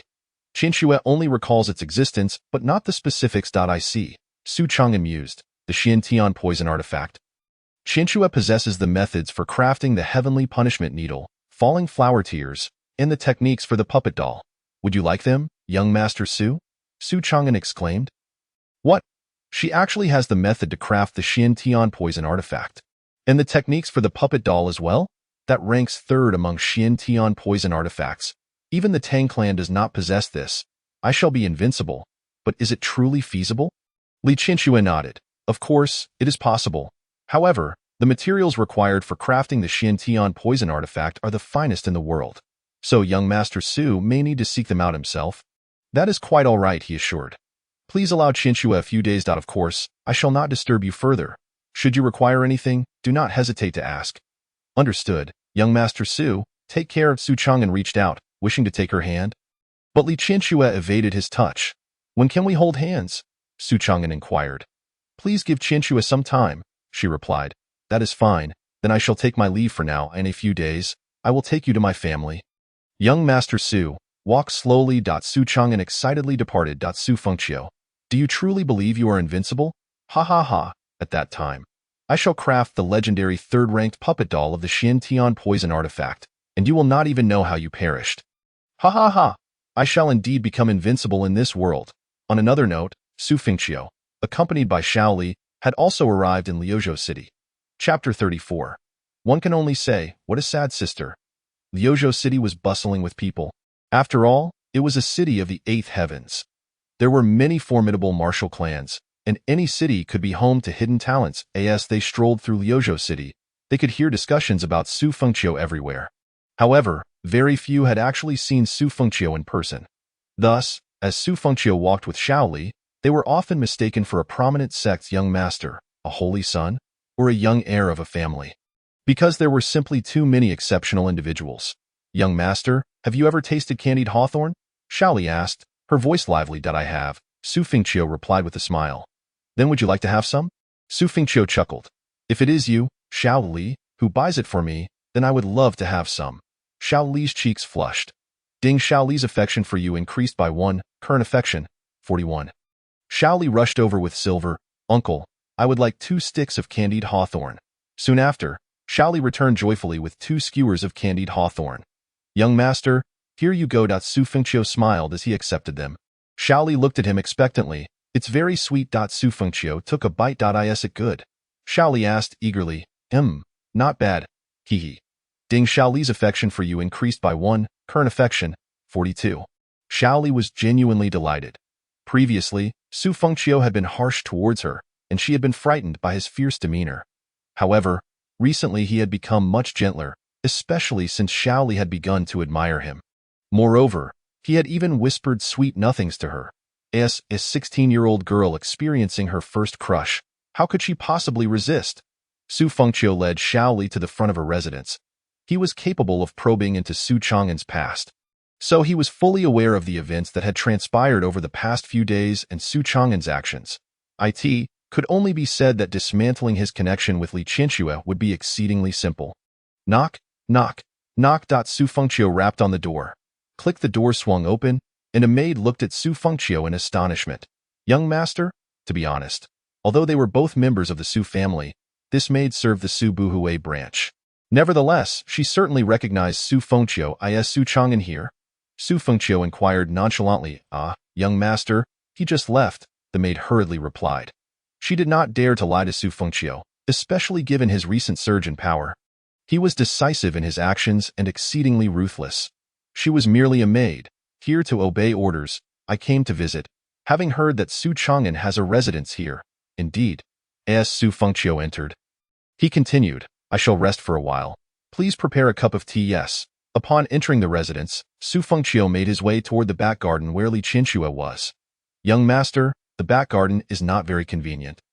The maid cautioned. Oh? Why is that? Su Fengqiu feigned ignorance. The maid's eyes darted, and she explained. Young master has important guests. Su Chang'an's guests are my guests, and they are also guests of the Su family. So I must go and take a look. Lead the way. Yes, Li Qianxue was seated in the back garden. appreciating the poetry and literary works of various scholars. She had a deep fondness for the world of poetry. It was beautiful. Sometimes a single line could illuminate her thoughts in truth. Not only now but throughout her memories, she had always cherished poetry, literature, and the arts, as they served as methods for honing one's state of mind for a strong individual. Upon hearing movement, Li Qinxue looked up and soon saw several figures approaching. Su Fengqiu casually glanced around the back garden and remarked, "Su Chang'an certainly has a taste for the finer things. This back garden is quite lovely." Seeing the newcomers, Li Qinxue's brows furrowed as she stood up. "Did young Master Su not say that no one would disturb me?" She glanced at Su Fengqiu, who bore some resemblance to Su Chang'an. Although youthful, this man exuded a more restrained aura, possessing a steadiness that Su Chang'an seemed to lack. Su Fengqiu's gaze fell upon Li Qinxue. Although she wore a veil, it could not conceal her otherworldly beauty. How could one describe her? A beauty that could topple nations. A vision that could make fish sink and birds fall? No, that is insufficient. It seems that the so-called idioms fail to capture her allure. Especially the grace that accompanied her every smile and movement. Damn. How fortunate is Su Chang'an to encounter such a celestial sister. Ding, it detected the child of destiny. Su Fengqiu thought. Her role should be akin to Li Qinxue. Can she also trigger the child of destiny? It seems that the child of destiny is not solely limited to the younger generation. Many who have lived for centuries, even millennia, remain children of destiny. For they have always been. The child of fortune, Li Qinxue destiny value, 9,801,312, 9th rank child of fortune, age, 5,500 bloodline, 9-tailed celestial fox physique, ice divine body, 9-tiered Holy Spirit body, 3,000 paths of divine demons realm, 5th stage of immortal emperor, incomplete, combat power rating, 95 introduction. One of the highest bloodlines in the world, the 9-tailed celestial fox clan is the supreme entity among the demon race. Hailing from the 8 desolations. 16 years ago, the daughter of calamity was born, causing untold suffering among the beings of the 8 desolations. Li Qinxue united the human, demon, and devil races to battle the daughter of calamity, ultimately slaying her. However, during the moment of sealing the divine, she failed to withstand the cataclysmic thunder tribulation, resulting in a drastic decline in her cultivation to the immortal emperor realm, losing her memories and scattering across the 9 continents. Upon reading this introduction, Su Fengqiu shuddered. A 9th rank child of fortune, 5th stage of immortal emperor, 5,500 years old. A celestial fox. What does it mean for one's cultivation to plummet to the 5th stage of immortal emperor? And what exactly is the 8 desolations? Su Fengqiu was utterly perplexed. Furthermore, the daughter of calamity. Shaoli possesses the body of calamity. Does this relate to the daughter of calamity? Shaoli is 16. Having battled against the daughter of calamity 16 years ago, is there a connection? Probably not. Just a coincidence. Originally, Su Fengqiu had no particular thoughts on the matter, merely intending to disrupt the relationship between her and Su Chang'an. But now, a task has been triggered, and that changes everything. After investigating Su Chang'an's life, Su Fengqiu noted that Su Chang'an's actions towards Li Qinxue offered him valuable insights. He could emulate Su Chang'an's approach, playing the role of the celestial sister's former companion, thereby rapidly fostering a closer relationship with Li Qinxue and enhancing his favorability. Although this method was undeniably shameless, after all, he was a villain. Moreover, Su Fengqiu did not stoop so low as to think of taking advantage of a woman who had perished. He'll be a qualified villain.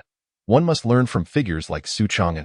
Su Chang'an, oh Su Chang'an, you indeed have your merits in pursuing women, but it seems I must impart the true art of courtship to you. One could only say, what a tragic young lady. Who knew you would stumble into this predicament? The noble Shaoli gazed at Li Qinxue with her mouth slightly agape, while Li Qinxue's attention was unexpectedly drawn to Shaoli. Her delicate brows furrowed, as if sensing something unsettling. Noticing her focus on Shaoli, Su Fengqiu clasped his fist to Li Qinxue. I am Su Fengqiu, and this is Shaoli. Li Qinxue returned to her senses and slightly inclined her head. I am Li Qinxue. At that moment, a flock of birds took flight from the trees. Su Fengqiu glanced over and smiled softly. The beauty of the fish and the swan, the shyness of the moon and the flowers. Miss Qinxue truly astounds this emperor. Upon hearing Su Fengqiu's poetic words, a flicker of interest sparked in Li Qinxue. Young Master Su, You flatter me. Those verses seem unfamiliar, Su Fengqiu replied. I was merely inspired in the moment. Young Master Su is indeed talented. Please, both of you, take a seat. Su Fengqiu sat down. Xiao Li, you may join us. Xiao Li, understanding, said, Master, I will fetch you some immortal's drunken nectar. Very well, be careful, yes. Xiao Li then departed. Li Qianxue gazed at Xiao Li's retreating figure and inquired, Who is Miss Xiao Li? Chapter 35. On the Art of Shamelessness in Courtship by Su Fengqiu noticed that Li Qianxue seemed more intrigued by Xiao Li than by himself. She is my maid. Miss Xiao Li appears to be quite extraordinary, Li Qianxue remarked. Su Fengqiu chuckled. That is certainly the case. May I inquire why Miss Qianxue is here? Li Qianxue countered with a question. What is your relationship with Su Chang'an?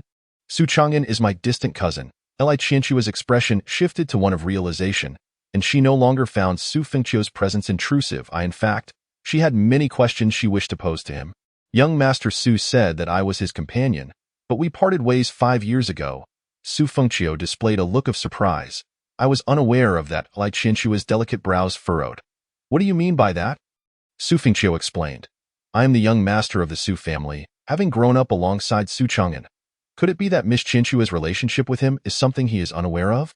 Li Qianxue inquired further. Su Fengqiu laughed heartily. That is indeed a possibility, but although we are family, my relationship with him is quite poor. Poor relationship? Indeed, the Su family is an ancient imperial clan, currently led by my father's lineage and Su Chang'an's. I am the young master of the Su family. I see. Li Qianxue nodded. Miss Qianxue, I have a request. Please, young Master Su, go ahead. Su Fengqiu gazed intently at Li Qianxue and asked, Might you remove your veil? Li Qianxue's brows furrowed slightly. Su Fengqiu continued. You see, upon hearing your name, I felt a profound connection, for I once had a close confidant named Li Qianxue as well. Li Qianxue?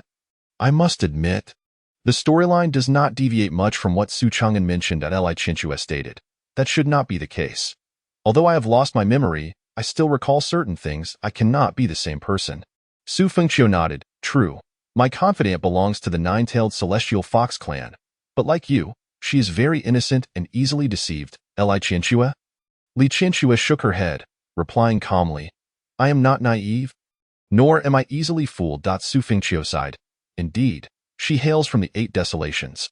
Although I am not entirely clear on what the 8 desolations truly are, that is what she claimed. Li Qianxue? She possessed great strength and should not have been infatuated with me. Yet due to some unique circumstances, we ended up together. And she has a tear mole at the corner of her eye, which is quite beautiful. Li Qianxue? Su Fengqiu added. She has a light pink birthmark on her backside, which is lovely. Li Qianxue? She is also an ice divine body, and because of that, we never took the final step, as I was too weak back then. Li Qianxue? Su Fengqiu smiled at Li Qianxue.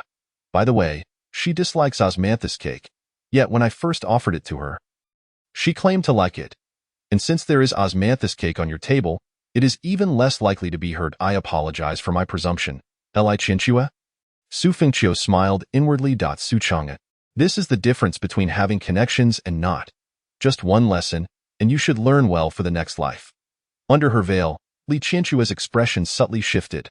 Her beautiful eyes flickered as she gazed at Su Fengqiu. Why? Why does everything he speaks of resonate with her? Could it be that there are such coincidences in this world? Absolutely impossible. Yet, in her memories, she indeed seems to originate from that place known as the 8 desolations. She is a 9-tailed celestial fox. She possesses the ice divine body. She has a light pink birthmark on her backside. She indeed dislikes osmanthus cake. Then what of Su Chang'an? Miss Qianxue? Su Fengqiu inquired. Li Qianxue came back to her senses. I believe I have heard of the name Su Fengqiu. Li Qianxue's beautiful eyes fixed on Su Fengqiu. I have recently eradicated 2 sects, so my name may have grown somewhat renowned. Su Fengqiu stated. To slay an 8th rank with a 1st rank immortal emperor? The Xintian poison tools. Su Fengqiu nodded. Indeed. That is me. I must confess, the Xintian poison tools, such as the divine punishment needle, falling flower tears, and the puppet doll, were all taught to me by her. Li Qianxue. It was herself. She just happened to know the crafting methods for those few Xintian poison tools. Then why did you part ways? Su Fengqiu sighed. She had to return to the 8 desolations, stating she had important matters to attend to, and asked me to wait for her. I will wait for her. Li Qianxue turned away, her beautiful eyes shimmering slightly. But what if she does not remember you? She asked. Su Fengqiu replied. If we could love once, then should we meet again, we would surely be able to love a second time. Then Su Fengqiu said, I shall not disturb you any longer. Farewell. With that, Su Fengqiu took his leave and Li Qianxue slowly turned around. Watching his retreating figure, Su Chang'an rushed over in haste. He had received word from his maid that Su Fengqiu had arrived at his residence. This startled Su Chang'an. What is Su Fengqiu doing here? Something big must be happening. Qianxue, as he called out. Su Chang'an ran into the rear garden. Li Qianxue stood by the lake, her demeanor as if she had merged with the heavens and the earth. Qianxue, did my cousin Su Fengqiu come by earlier? Li Qianxue remained unmoved. Su Chang'an frowned, sensing something amiss. Qianxue? Li Qianxue nodded. Yes, we spoke for a while. He didn't speak ill of me, did he? Haha, he did. Su Chang'an's heart sank. Qianxue, do not believe his words. The matter of our being companions is a secret. Very few know of it on this continent. Though my father is aware, Su Fengqiu is not privy to this. Li Qianxue nodded. Why does it feel like something is off with you? Su Chang'an inquired. Li Qianxue replied. I merely seem to have recalled some things. Is that so? Li Qianxue gazed at Su Chang'an and remarked. I recall our previous journey to the Arctic continent, where the scenery was utterly breathtaking. As she spoke, she produced a beautiful necklace, saying, This was a gift from you. Su Chang'an responded, Ah yes, I took a long time to choose this necklace. The light blue hue perfectly complements your temperament. Li Qianxue's flowing hair danced in the air, and her enchanting violet eyes sparkled with an otherworldly allure.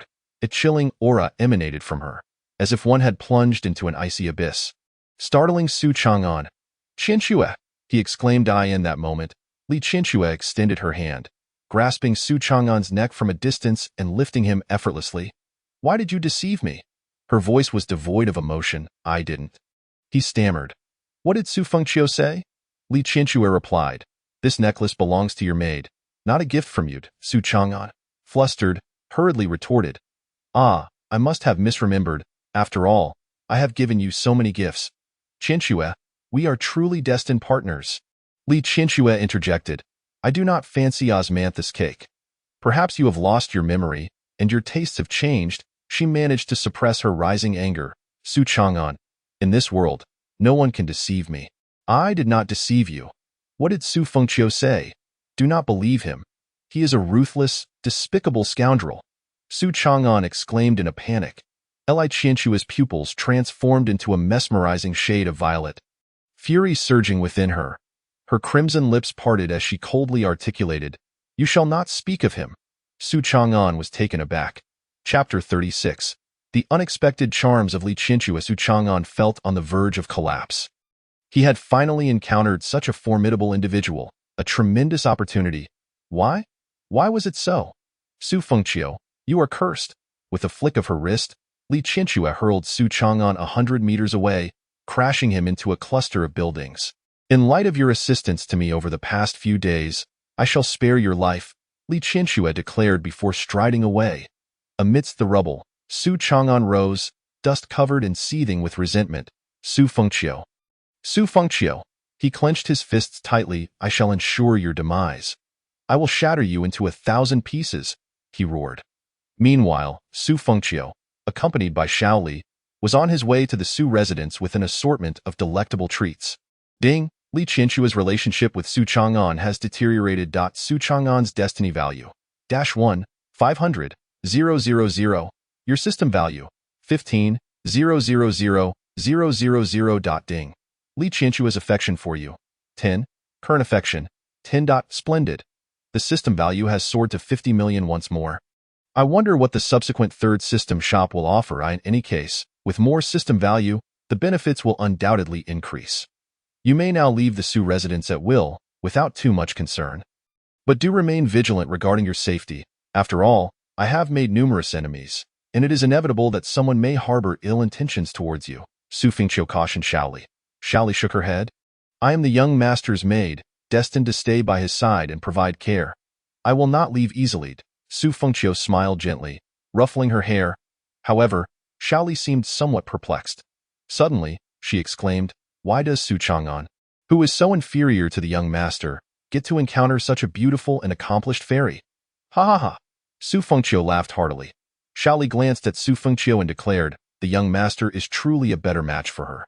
How can you say she is so beautiful? Su Fengqiu inquired playfully. Though her face is veiled, her aura is breathtaking. She must be extraordinarily lovely. The young master even composed a poem inspired by her beauty. Xiaoli replied that Su Fengqiu teased, are you feeling jealous? Ah? Xiaoli blinked in surprise and quickly waved her hands. No, no. You misunderstand, young master. I am merely your maid and would never dare to feel envy. She genuinely did not feel jealous, or rather, she had always been clear about her own identity. How do you know that I haven't composed poetry for you?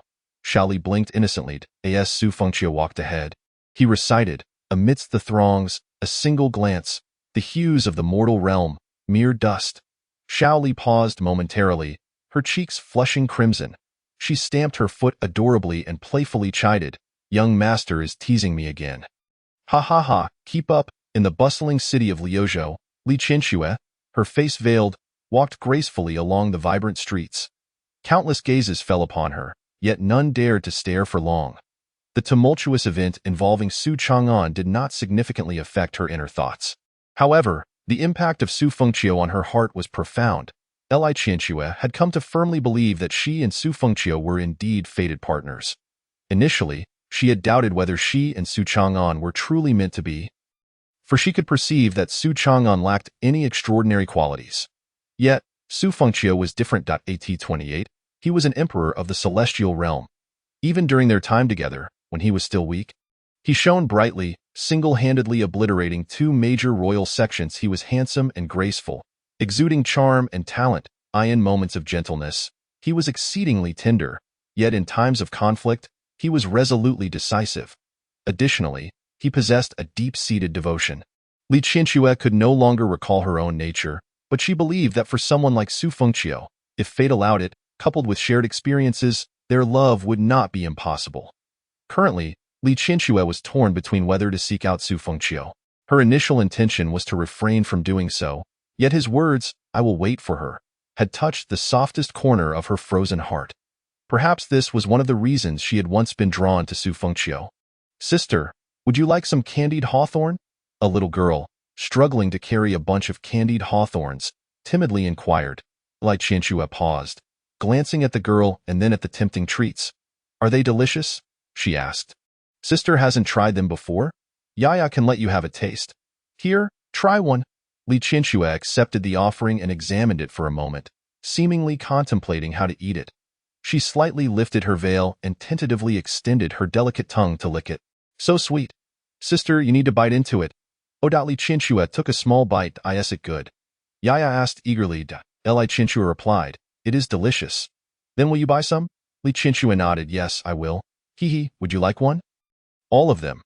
Yaya was taken aback. Li Qianxue produced a rare purple spiritual herb and asked, but I have no money. Is this acceptable? Surrounding martial artists gasped in astonishment. Heavenly Xian Purple Tang. This is at least a millennium-grade Heavenly Xian Purple Tang. What is this woman? What? Trading Heavenly Xian Purple Tang for some candied hawthorn? Yaya appeared somewhat anxious. A venerable old man approached, saying, Esteemed lady, I can accept the Heavenly Xian Purple Tang. Li Qianxue shook her head. I am giving it to her. The old man then turned to Yaya with a smile. Little girl, would you be willing to exchange it for 10,000 silver notes? Li Qianxue happily left with a large bundle of candied hawthorn. Flower thief, I have finally caught you. A man on the street began to mercilessly beat a flower thief. Well done, well done. A crowd of onlookers cheered. Meanwhile, Li Qianxue, carrying a large bundle of candied hawthorn, had a bag of baked cakes at her waist and was cradling a large coconut with a straw.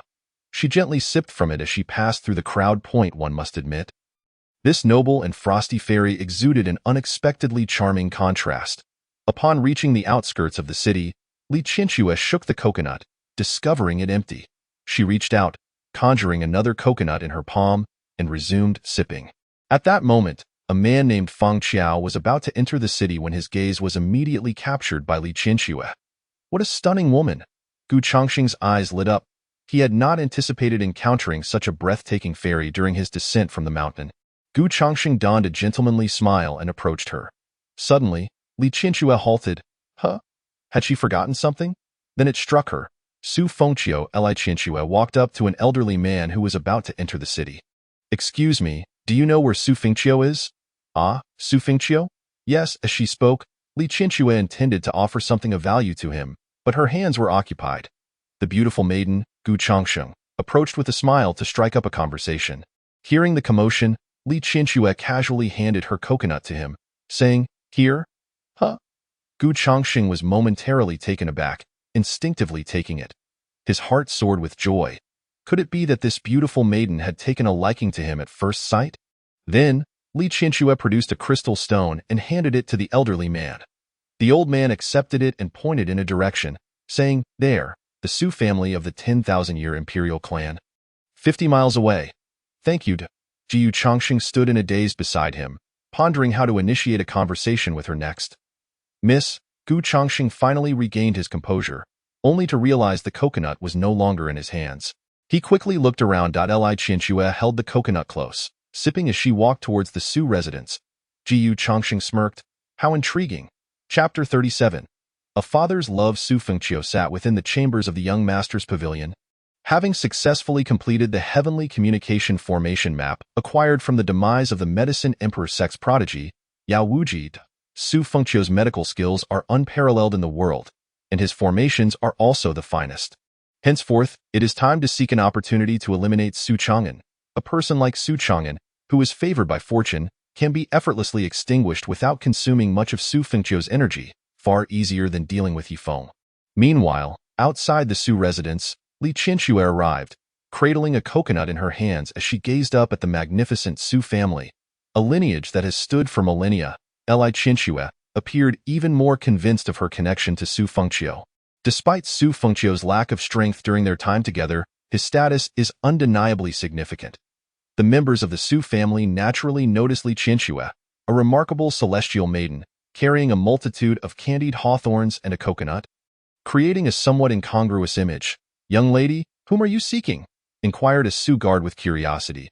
Gulping down a sip of coconut water, Li Qianxue replied, I am looking for young master Su Fengqiu. Oh, may I ask what your relationship with our young master is? Li Qianxue blinked her beautiful eyes, hesitating for a moment before responding, Friends. Please, young lady.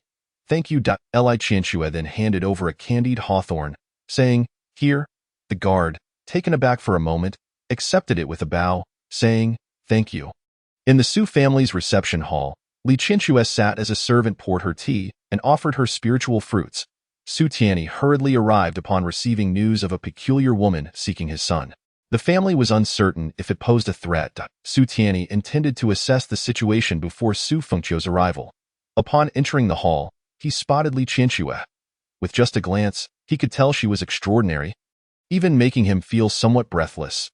Despite the pile of candied hawthorns displayed on a nearby wooden stand, which seemed out of place, Li Qianxue rose to her feet. Su Tianyi gestured, Please, young lady, have a seat. I am the father of Qiu'er. Li Qianxue slightly inclined her body, head of the Su family. Haha, no need for formality. What brings you here? Su Tianyi asked, glancing at the candied hawthorns with surprise. Li Qianxue handed him one, declaring, Delicious. Haha, excellent. Su Tianyi laughed, taking a bite and responding, Oh, truly delightful. Please, sit down. As they settled, Su Tianyi inquired, I hear that you and my son are friends? Li Qianxue pondered for a moment before replying, I suppose that is accurate. Indeed, haha, I have already sent someone to summon him. Li Qianxue nodded. Thank you, head Su. Please wait a moment. She then extended her hand, revealing a rare spiritual herb cradled in her palm. Su Tianyi was taken aback. Exclaiming, Heavenly Wonder Mushroom, Li Qianxue said, I apologize for my sudden visit. I hope it does not inconvenience you. Not at all. You are Qiu'er's friend, which makes you a guest of the Su family. There is no need for such formalities. A small token of appreciation, please accept it. Head Su. Su Tianyi smiled, Very well. I shall not refuse. He quickly recognized Li Qianxue's worth. Although he was unaware of her true identity, the thought of her potentially becoming his daughter-in-law filled him with delight. He felt compelled to assist his son. After all, what if it could come to fruition? How did you come to know my son? Su Tianyi asked, Li Qianxue hesitated for a moment, then spoke truthfully. We were once celestial companions. Su Tianyi was taken aback. What? Your son managed to win the affection of such a divine maiden. But wait, what do you mean by once celestial companions? Does that imply they have parted due to some conflict? No, no. Even if Su Tianyi was unaware of Li Qianxue's identity, such an exceptional woman deserved to help his son mend their relationship. Furthermore, her proactive visit to the Su family to seek out Su Fengqiu indicated the possibility of reconciliation. It was only at this moment that Su Tianyi began to comprehend something profound. Li Qianxue gazed intently at him. Su Tianyi remarked, earlier, Qiu'er mentioned he had encountered the woman he loves most in this world. It seems that must be you, Lady Qianxue. Li Qianxue felt a stir within her heart. Su Tianyi continued, as for the specifics, I am not well informed. Lady Qianxue, while Qiu'er is absent, let me speak candidly on why Sun possesses many admirable qualities. He is talented, decisive, and possesses a meticulous mind. As his father, I take great pride in having such an outstanding son. Qiu'er is also well versed in music, chess, calligraphy, and poetry. Indeed, a great talent. Naturally, Su Tianyi was boasting a bit here. He had a slight understanding of his son's capabilities. After all, Su Fengqiu had once spontaneously composed a poem. Su Tianyi thought, how on earth did my son manage to enchant her? He knows nothing of music, chess, or poetry. Su Tianyi continued, however, there is one concern that weighs heavily on my heart, and my son is far too sentimental. He emphasized the word too. Being sentimental is not inherently bad. But the more one is attached to emotions, the more vulnerable they become to others' manipulation. Li Qianxue nodded in agreement. To her, it was evident that Su Fengqiu was indeed deeply sentimental. This was precisely why. Even in the face of forgetfulness, she felt compelled to see him. She did not wish to cause him pain. Do not be deceived by his decisiveness in battle. It is all to protect his cherished ones. He possesses a tender side as well. Whenever he sees a hurt animal, he expresses genuine concern, and he always extends a helping hand to beggars in the city. Thus, I genuinely fear for his well-being. Li Qianxue added, such talent, virtue, and character are truly rare. Indeed, that is why so many exceptional women are enamored with him. The noble maidens of various sects, princesses of empires, and celestial maidens all vie for his affection. Yet, throughout the years, he has not accepted any of them. However, he is uniquely enamored with you, Lady Qianxue, which speaks volumes about your superiority over those maidens. At that moment, Su Fengqiu approached the hall's entrance. Ding! Li Qianxue's favorability towards you has increased by 5. Current favorability, 15. Su Fengqiu was taken aback. He pushed the door open and, upon seeing Su Tianyi, was momentarily stunned. Father! Su Tianyi quickly stood up, smiling, you two chat. I shall not intrude. As he passed by Su Fengqiu, Su Tianyi winked, whispering, I can only assist you this far, my son. This is my profound paternal love for you. Su Fengqiu? Huh. Chapter 38. Am I a clown? Su Fengqiu approached Li Qianxue, surprised by her presence. Lady Qianxue. He clasped his fist in greeting. Li Qianxue slightly inclined her body. Young Master Xud, and why father did not speak ill of me, did he? Su Fengqiu inquired with a smile. Li Qianxue gently shook her head. Of course not. She then handed him a candied hawthorn, saying, it is quite delicious. Su Fengqiu accepted it, laughing, you both are quite similar. She loved it the first time she tried it as well. Li Qianxue felt a flicker of emotion. Young Master Su? Li Qianxue gazed at him with her enchanting eyes. Please, Lady Qianxue, speak. Li Qianxue slowly removed her veil. To be honest, Su Fengqiu was momentarily entranced by her beauty. Su Fengqiu fixated on Li Qianxue. Qianxue. Li Qianxue's red lips parted. Perhaps I am the person you speak of, yet I remember nothing. Su Fengqiu smiled gently. In truth, I had already suspected it was you at Su Chang'an's residence. I merely feared being too forward. Li Qianxue was not naive. She could discern from the details Su Fengqiu shared that he was indeed speaking to her. Su Fengqiu chuckled. Nevertheless, it matters not. As I said, since we have loved once, we can love again. Shall we start anew? Li Qianxue nodded. Thank you for your understanding, young Master Su. Come, let me show you around the Su residence. For now, you shall stay here. Very well. On the other side, Su Chang'an returned to the Su family, looking disheveled as he made his way to the residence of Su Buhui. Young Master, what has happened to you? A few people were shocked to see Su Chang'an in such a state. In the current situation, who would dare to provoke the Su family? Especially Su Chang'an. Silence. Su Chang'an snapped irritably before heading to his father, Su Buhui. Su Buhui had been restless of late. The sudden rise of Su Fengqiu, particularly its exaggerated nature, was difficult for him to accept. He contemplated ways to eliminate Su Fengqiu but was at a loss as to how to proceed. Father, Su Chang'an approached. Su Buhui frowned. What has transpired? Su Chang'an clenched his fists, his eyes filled with resentment. Father, I truly wish to kill Su Fengqiu. Father. He then recounted the entire saga to Su Buhui. Are you not worried that the woman may regain her memory and, in her fury, take your life? Su Chang'an replied, by that time, I will have already crossed the point of no return. Even if she remembers, it will be too late. We have developed feelings for one another. Father, there is no use in discussing it now. Su Fengqiu has ruined my plans.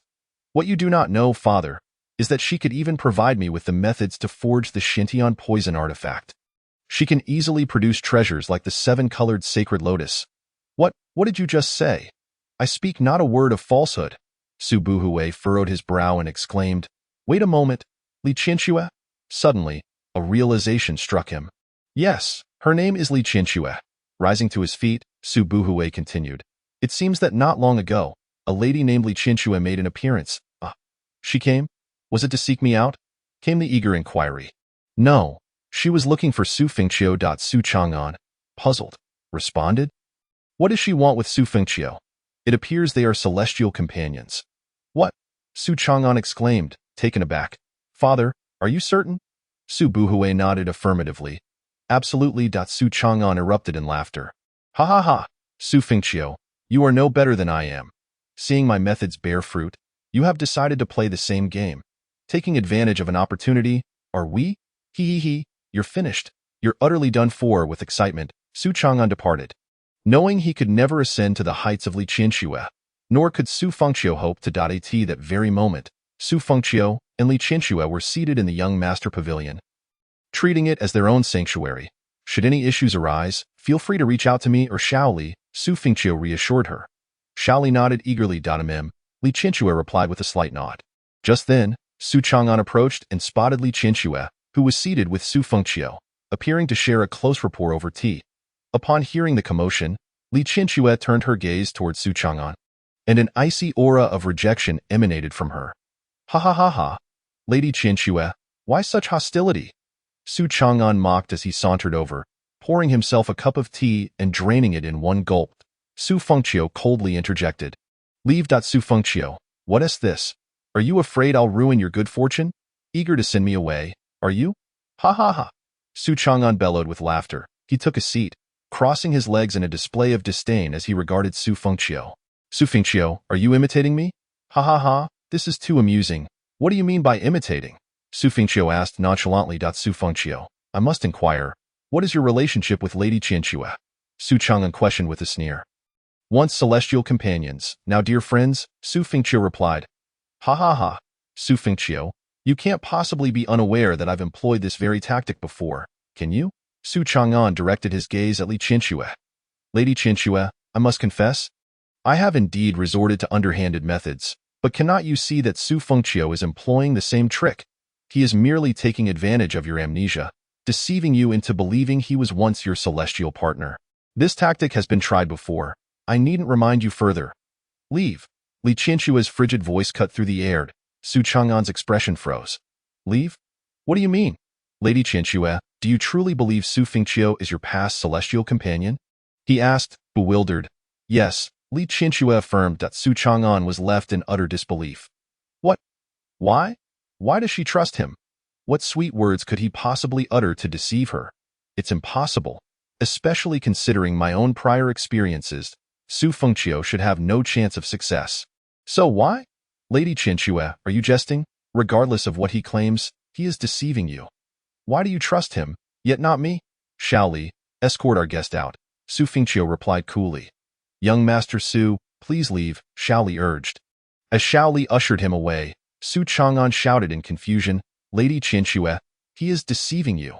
The same tactics cannot ensnare you twice. Why do you believe him? Su Fengqiu chuckled inwardly. recognizing that being attached or unattached leads to vastly different outcomes. Su Chang'an strode through the Su residence, his face darkened with malice. He could not comprehend Li Qianxue was no ordinary woman. She might very well be a supreme celestial emperor or one of the 8 supreme beings of the 9 continents. After all, she could easily produce treasures the Su family could not obtain. Thus, even if her memories were lost, she was not foolish if he could deceive her. It would require exceptional skill and mere chance of being present before her. She had seen through his ruse. Now, with Su Fengqiu claiming to be her previous celestial partner, was that not akin to walking into a trap? Was that not courting death? Indeed. Yet, why would Li Qianxue trust Su Fengqiu? What could he say to convince her? Moreover, considering my own past as a cautionary tale, it should be impossible. This entire situation was utterly irrational. Why was this happening? Su Chang'an let out a despairing roar. Chapter 39. The scheme to seize power from Su Buhui's lineage. Li Qianxue and Su Fengqiu strolled along the picturesque lakeside in silence. Young Master Su, Li Qianxue's voice broke the stillness. I require some time for seclusion, at least a month, perhaps up to half a year, Su Fengqiu stated. There are places available, came her grateful response, no trouble at all. Your cultivation has plummeted, and you bear injuries. Your energy is in disarray. You certainly need ample time to recuperate. Rest assured, I will find a way, Su Fengqiu assured her. Li Qianxue inclined her body slightly. Thank you. Su Fengqiu smiled and shook his head. Young Master Su? Su Fengqiu turned his attention to her. If you have other beloved women, there is no need to consider my feelings, she stated. Su Fengqiu shook his head. That cannot be. Li Qianxue continued. For my part, I am indifferent to this matter. It is normal for capable men to have multiple wives. Otherwise, I would feel remorse. Very well, I shall honor your wish. Wonderful. Oh, a woman of understanding is simply delightful. I will arrange a suitable place for you to rest, free from any disturbances. Thank you. After all, you are my Qianxue. Li Qianxue remained silent as they walked side by side. Su Fengqiu's hand discreetly inched toward her slender waist. Young Master Su, Li Qianxue suddenly interjected, causing Su Fengqiu to halt momentarily. Can we wait a while longer? Su Fengqiu understood that Li Qianxue had noticed his movement. All right, he nodded, retracting his hand. There is no time to delay.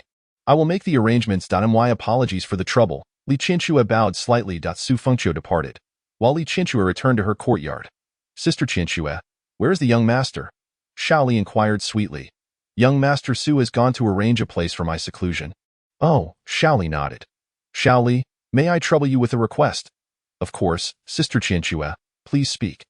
This seclusion may last from 3 months to half a year, and I worry that if any significant matters arise, or if young Master Su needs me, would you be able to relay the message? Xiao Li nodded eagerly.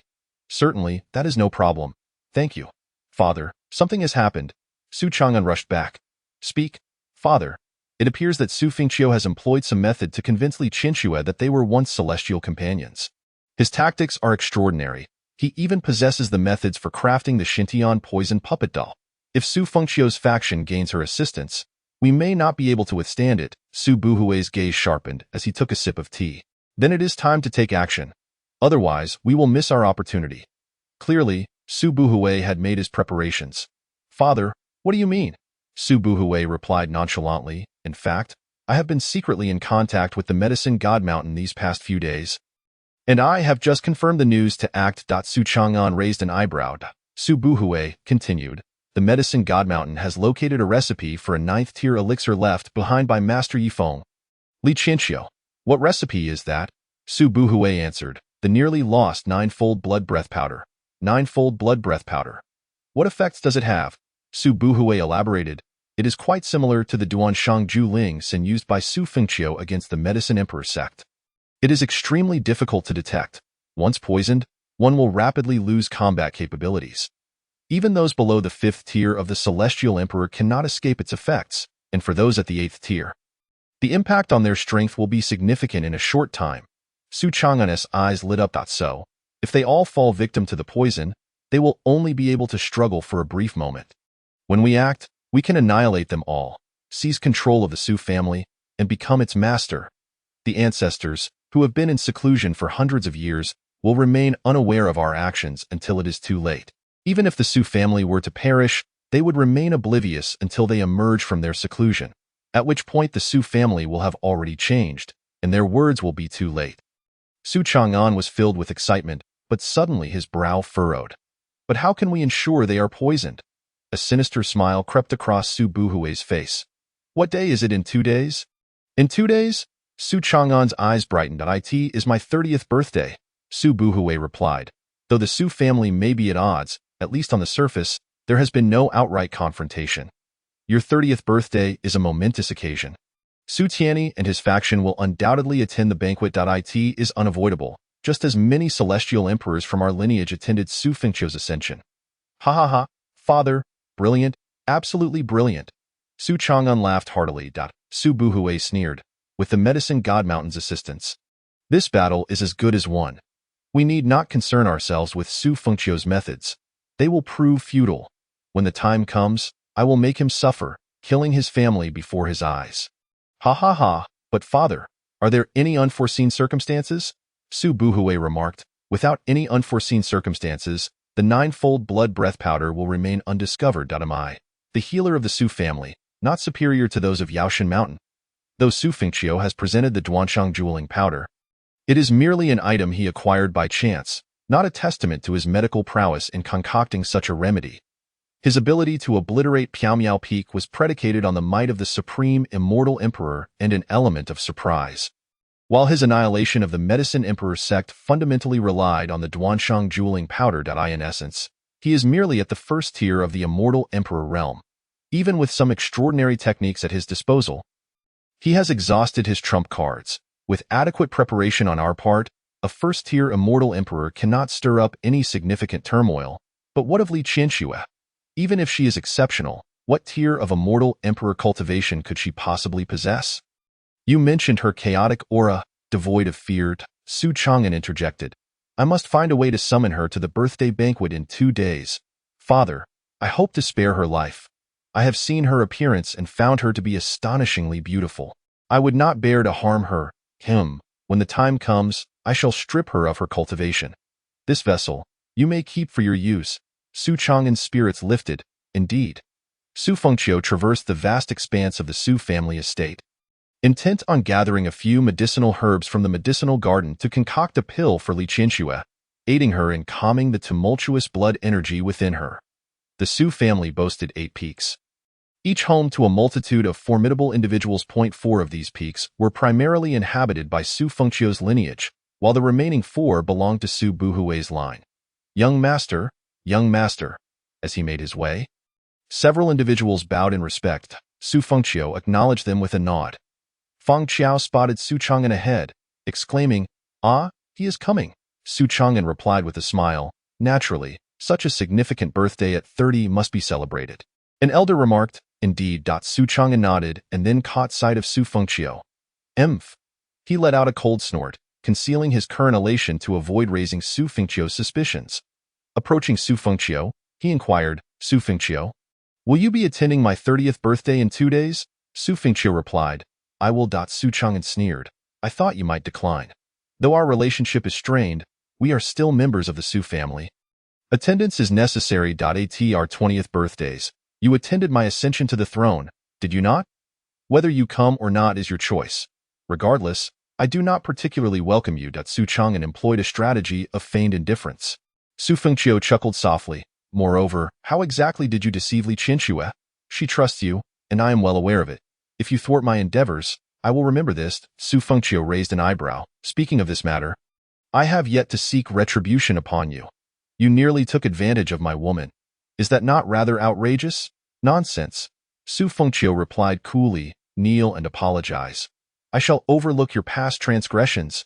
You, Su Fengqiu, do not overstep your bounds." Su Fengqiu's aura of the immortal emperor erupted. Thud. Su Chang'an was forced to kneel under the overwhelming pressure. "Apologize within 3 breaths, or I shall ensure you lose an arm before the birthday celebration in 2 days. I speak with conviction. 3. You, Su Fengqiu. 2.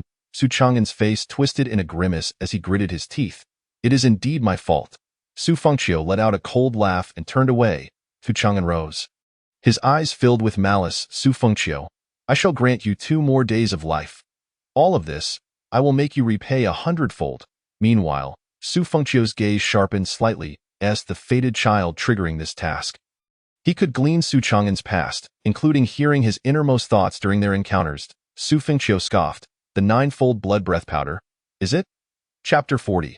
This woman, incomprehensible. 2 days later, a multitude of Su family members gathered at the peak of Su Buhui's lineage. The expansive plaza was adorned with hundreds of tables. Su Fengqiu, Su Tianyi, and others occupied the high seats.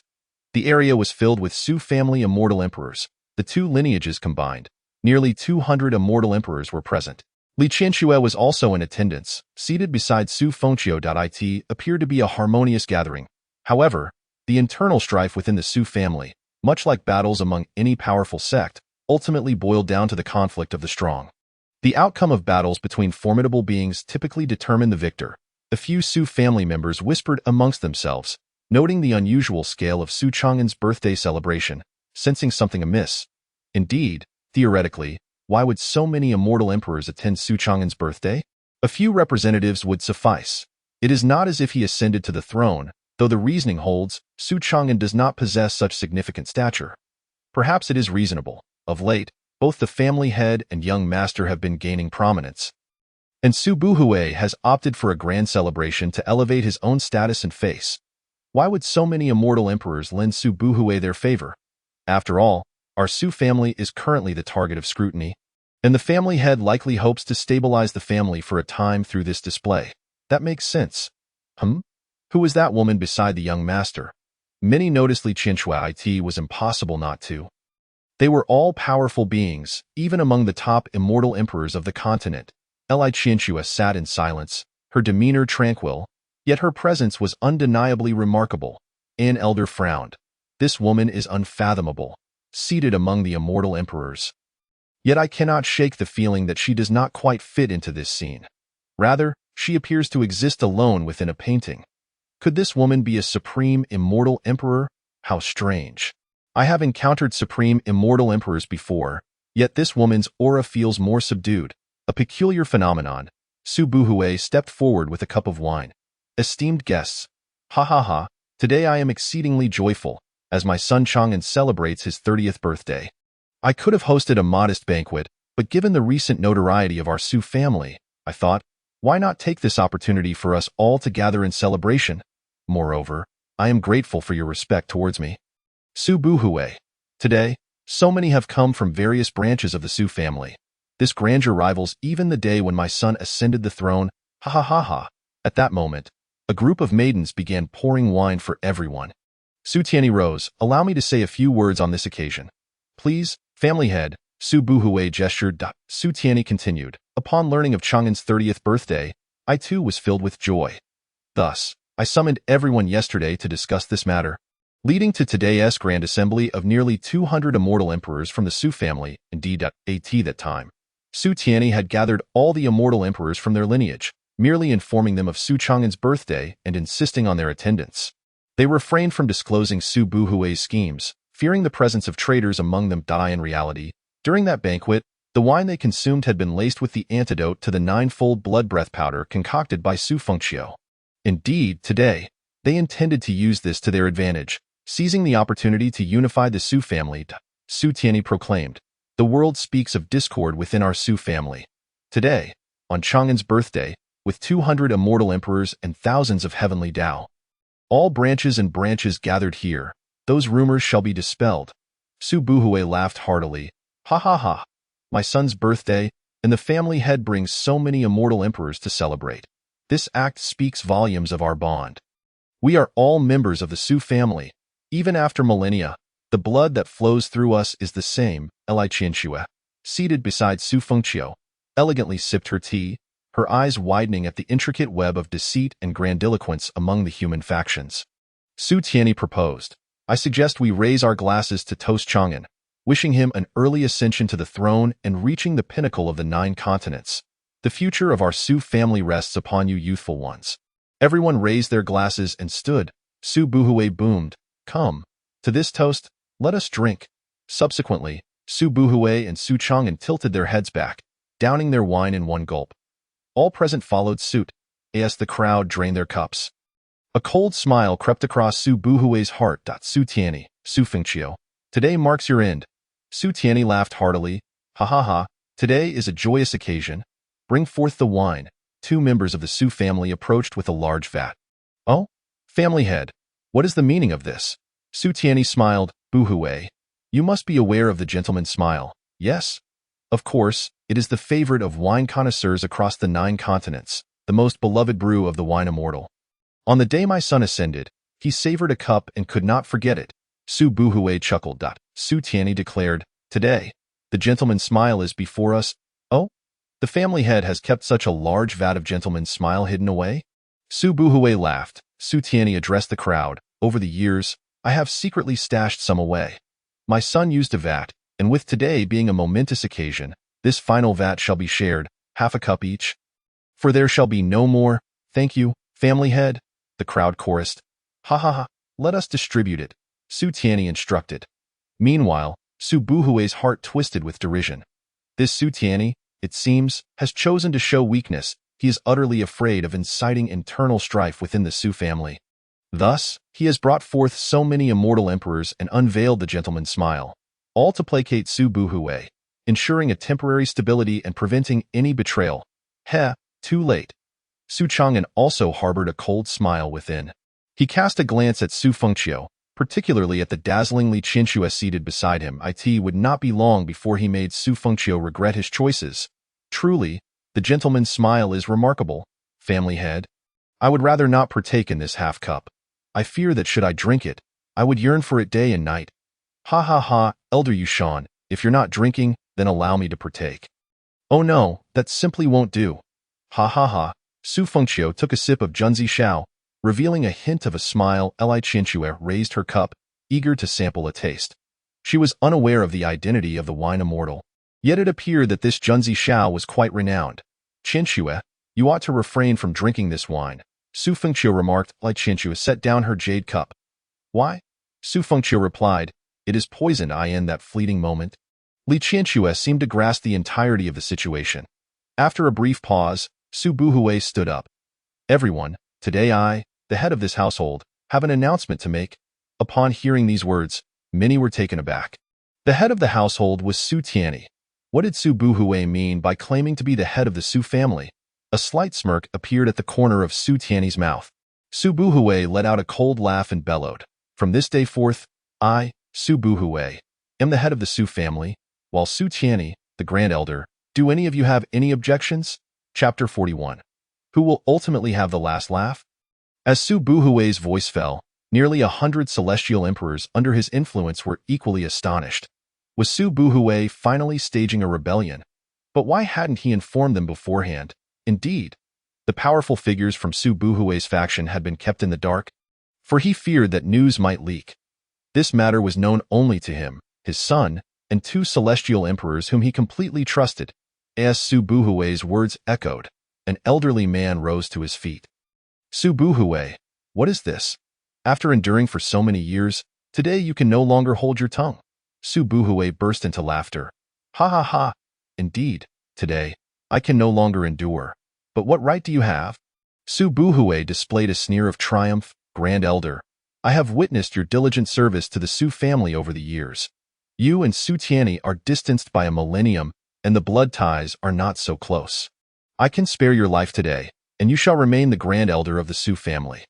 The Grand Elder retorted, Su Buhui, according to the rules of our family, your actions today warrant the stripping of your cultivation and expulsion from the Su family. Ha ha ha, the rules of the Su family. From this day forth, the rules established by my lineage are the true family rules, Su Buhui declared. Everyone, having endured for so long, today, I urge you all to join me in battle to seize control of the Su family. As his words fell, the celestial emperors aligned with Su Buhui unleashed their power in an instant. The celestial emperors under Su Fengqiu also released their strength in the distance. Those from Tiandao and others, though confused, recognized that they were on opposing sides and quickly positioned themselves against one another. Beneath their feet, the vast mountaintop activated a formidable array of power. This was the ninefold sealing array. With its activation, no one would escape today, regardless of the outcome. Even Su Fengqiu's transcendent hand would prove futile against this formation. Su Buhui coldly stated, then glanced at Su Tianyi and Su Fengqiu. Do you still have the leisure to sit here and drink? Su Tianyi took a sip of wine and said indifferently, Su Buhui, do you truly believe that your forces are stronger than mine? Ha ha ha, quite similar, but what if all of you are poisoned? Su Buhui laughed heartily. What, upon hearing this, the celestial emperors aligned with Su Tianyi were taken aback. They were unaware that they had consumed the antidote the previous day. Su Buhui, you despicable fiend. You poisoned the wine? The Grand Elder accused, pointing an accusatory finger at Su Buhui. Ha ha ha. It was no problem for Chiuer to poison the Huangzong. Yet I am deemed despicable for doing the same? Su Chang'an laughed boisterously. Today, I shall reclaim everything I have lost. Su Fengqiu, wiping his mouth with a handkerchief, stood up. His eyes narrowed as he regarded them. Let it be for today. We shall see how it plays out in the next life. Su Chang'an laughed heartily, then pointed at Su Fengqiu. Su Fengqiu, do you know what I despise most about you? It is your nonchalant demeanor, regardless of the perilous circumstances. Bah, what are you pretending for? And you? Li Qianxue. Su Chang'an's gaze fixed upon Li Qianxue's back. Everyone stood up and Li Qianxue, with her back to Su Chang'an, sat there, calmly savoring her tea. I did not fail to give you opportunities. Though you are indeed extraordinary, you are also aware of your circumstances. You are not at your peak. You are merely a fifth-tier celestial emperor, and no matter how remarkable you are, can you truly alter your fate? After today, your actions will no longer be your own. Su Chang'an's eyes narrowed slightly. Are you not noble? Are you not pure? Are you not aloof? Then I shall reduce you to a mere plaything. Enough. Chang'an, expressing such sentiments can be somewhat unbecoming, Su Buhui interjected. Reveling in his newfound advantage, Li Qianxue offered no response, taking a sip of tea with an unperturbed demeanor. Witnessing this, Su Chang'an seethed. It is truly exasperating. Both Su Fengqiu and Li Qianxue, each with their air of indifference. I shall see how long you can maintain that facade. At this moment, Su Buhui proclaimed, Everyone, I trust you have felt the effects of the poison by now. I shall only eliminate the kin of Su Tianyi's third generation. If you wish to avoid death, I shall spare the rest, as we are still family. The powerful figures exchanged glances, their brows furrowed. Had the poison taken effect? It seemed not. They felt no ill effects. Su Buhui's brow furrowed as well. Something felt amiss. Why did they appear unaffected? Each merely wore a frown, yet showed no signs of suffering. Suddenly, several celestial emperors besides Su Buhui spat out black blood. Staggering backward, Su Buhui was taken aback. Su Baiming, Changtian, what is wrong? Both men grimaced in pain. The poison. We are poisoned. What? Su Buhui was in disbelief. How was it that his own faction had been poisoned? They had consumed the antidote to the ninefold blood essence powder. How was it that Su Tianyi's forces were unscathed? At the same moment, Su Buhui's celestial emperors began to spew black blood. You? Su Buhui gazed in disbelief at the scene. Sighing, Su Tianyi remarked, Su Buhui, while you have only sons, I can only say that my son has inherited all the admirable traits of his esteemed father, whereas yours has inherited all your shortcomings. The disparity between sons is quite pronounced. Su Fengqiu's mouth twitched. His father's ego was indeed substantial. Su Buhui spat out a mouthful of black blood, trembling as he pointed at Su Tianyi. Su Tianyi, you despicable fiend. Your Junzi Shao is poisoned. Did you also poison it? They had only consumed the antidote to the ninefold blood essence powder, yet they had not anticipated that Su Tianyi had also poisoned them with his Junzi Shao. Su Tianyi returned Su Buhui's accusation word for word. It is permissible for you to poison, but if the head of the family does so, it is deemed despicable, impossible, impossible. Su Chang'an's face was filled with disbelief. Why had their plan failed? Why were Su Fengqiu and his companions unaffected by the poison? Unless they had consumed the antidote beforehand. But for them to know what would transpire was inconceivable. How could they have foreseen it? Moreover, several celestial emperors from Su Tianyi's faction were indeed their allies. They had not received any news indicating they had consumed the antidote, or that they were aware of their plans. How could this be? Su Tianyi declared, Everyone, during yesterday's discussion in the main hall regarding attendance at Su Chang'an's birthday banquet, the wine you consumed contained today's antidote to the ninefold blood essence powder. The crowd suddenly realized, their spirits lifted. The head of the family is wise. The head of the family is wise, Su Tianyi stated. It is not merely my doing. It was Chiu'er. The young master is brilliant. Su Tianyi continued, I was aware that some among you had defected to Su Buhui's side, which is understandable. You simply chose the wrong faction. However, as members of the Su family, I shall overlook this matter. Since Su Buhui's faction shows no regard for familial ties, I shall take this opportunity to eradicate these parasites within our family. Coughing, an elderly man who had been poisoned stood up, head of the family. I chose the wrong side.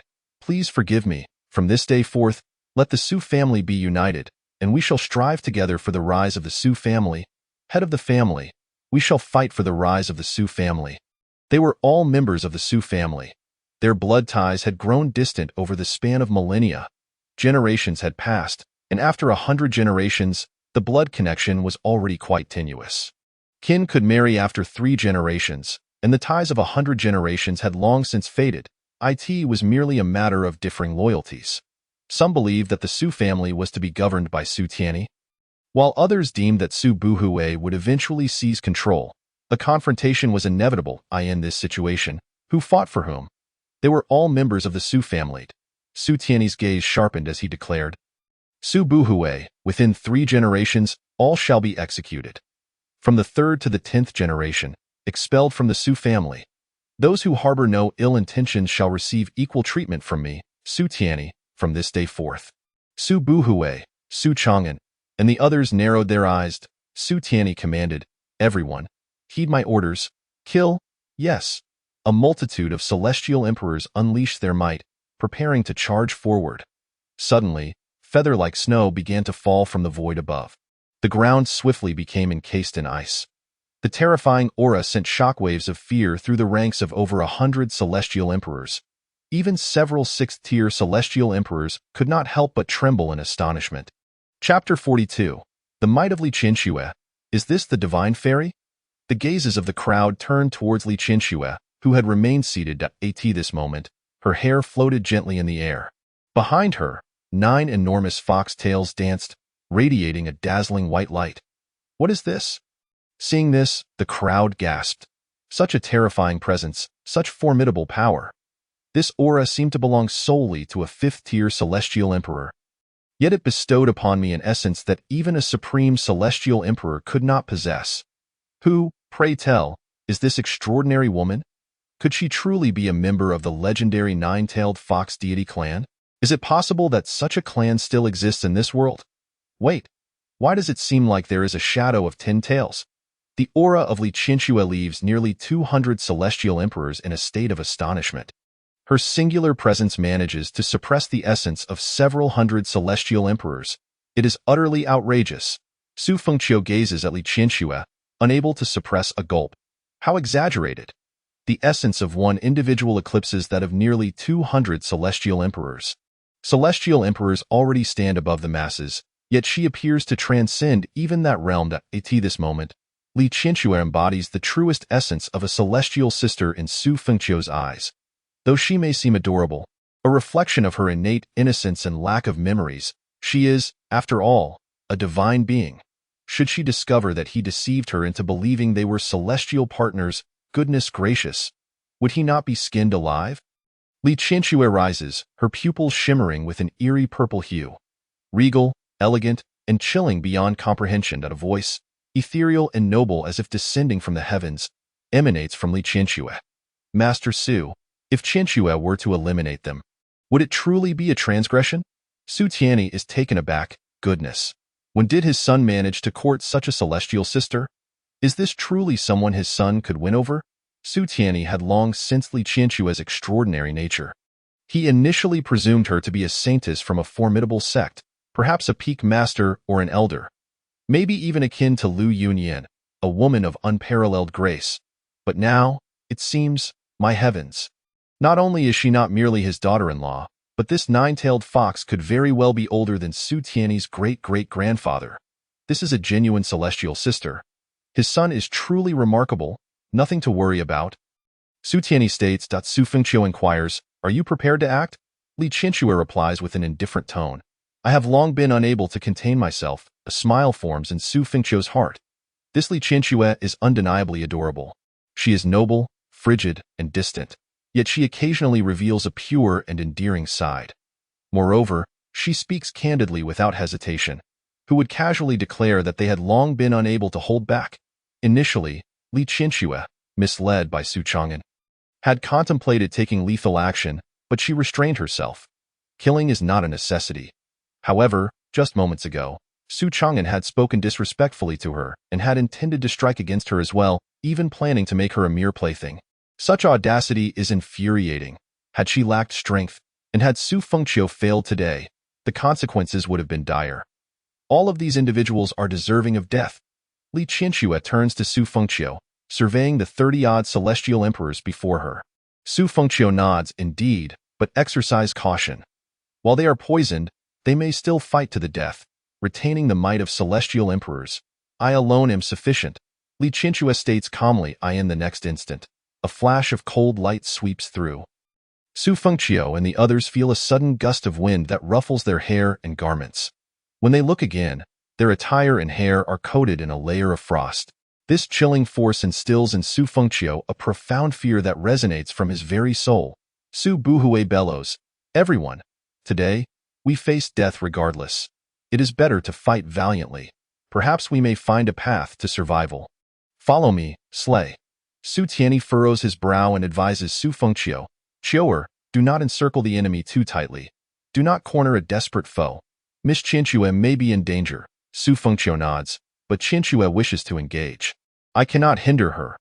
The meaning of do not corner a desperate foe is to leave a means of escape for the enemy, even if victory seems assured, to prevent them from fighting back in desperation or retaliating viciously.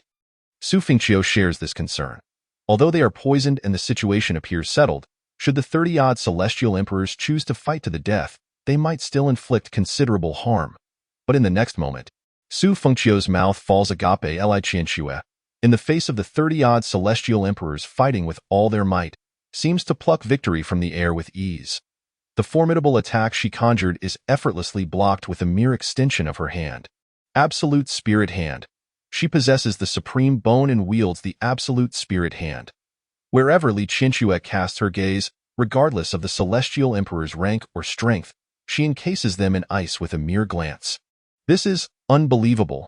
Those celestial emperors, prepared to resist to the bitter end, now tremble in terror. Behind Li Qianxue, the ghostly images of 9 enormous fox tails, each 100 meters in length, swirl menacingly, unleashing an overwhelming cold force as she strides closer to the celestial emperors. In response, the celestial emperors, instinctively filled with dread, begin to retreat. "Let me slay the emperor. What is there to fear?" A celestial emperor of the 8th rank roars, as the winds and clouds shift, thunder cracking ominously. A terrifying force is unleashed upon Li Qianxue, yet she strides towards them with an elegant and frigid poise, as if entering a realm devoid of opposition. The incoming force is rendered powerless as it is encased in ice. "I refuse to believe this sorcery. You are merely a 5th-rank celestial emperor." The 8th-rank celestial emperor bellows, charging forward with 9 fiery dragons. However, as he nears Li Qianxue, the 9 fiery dragons transmute into icy dragons. The 8th-rank celestial emperor finds himself unable to advance even a fraction.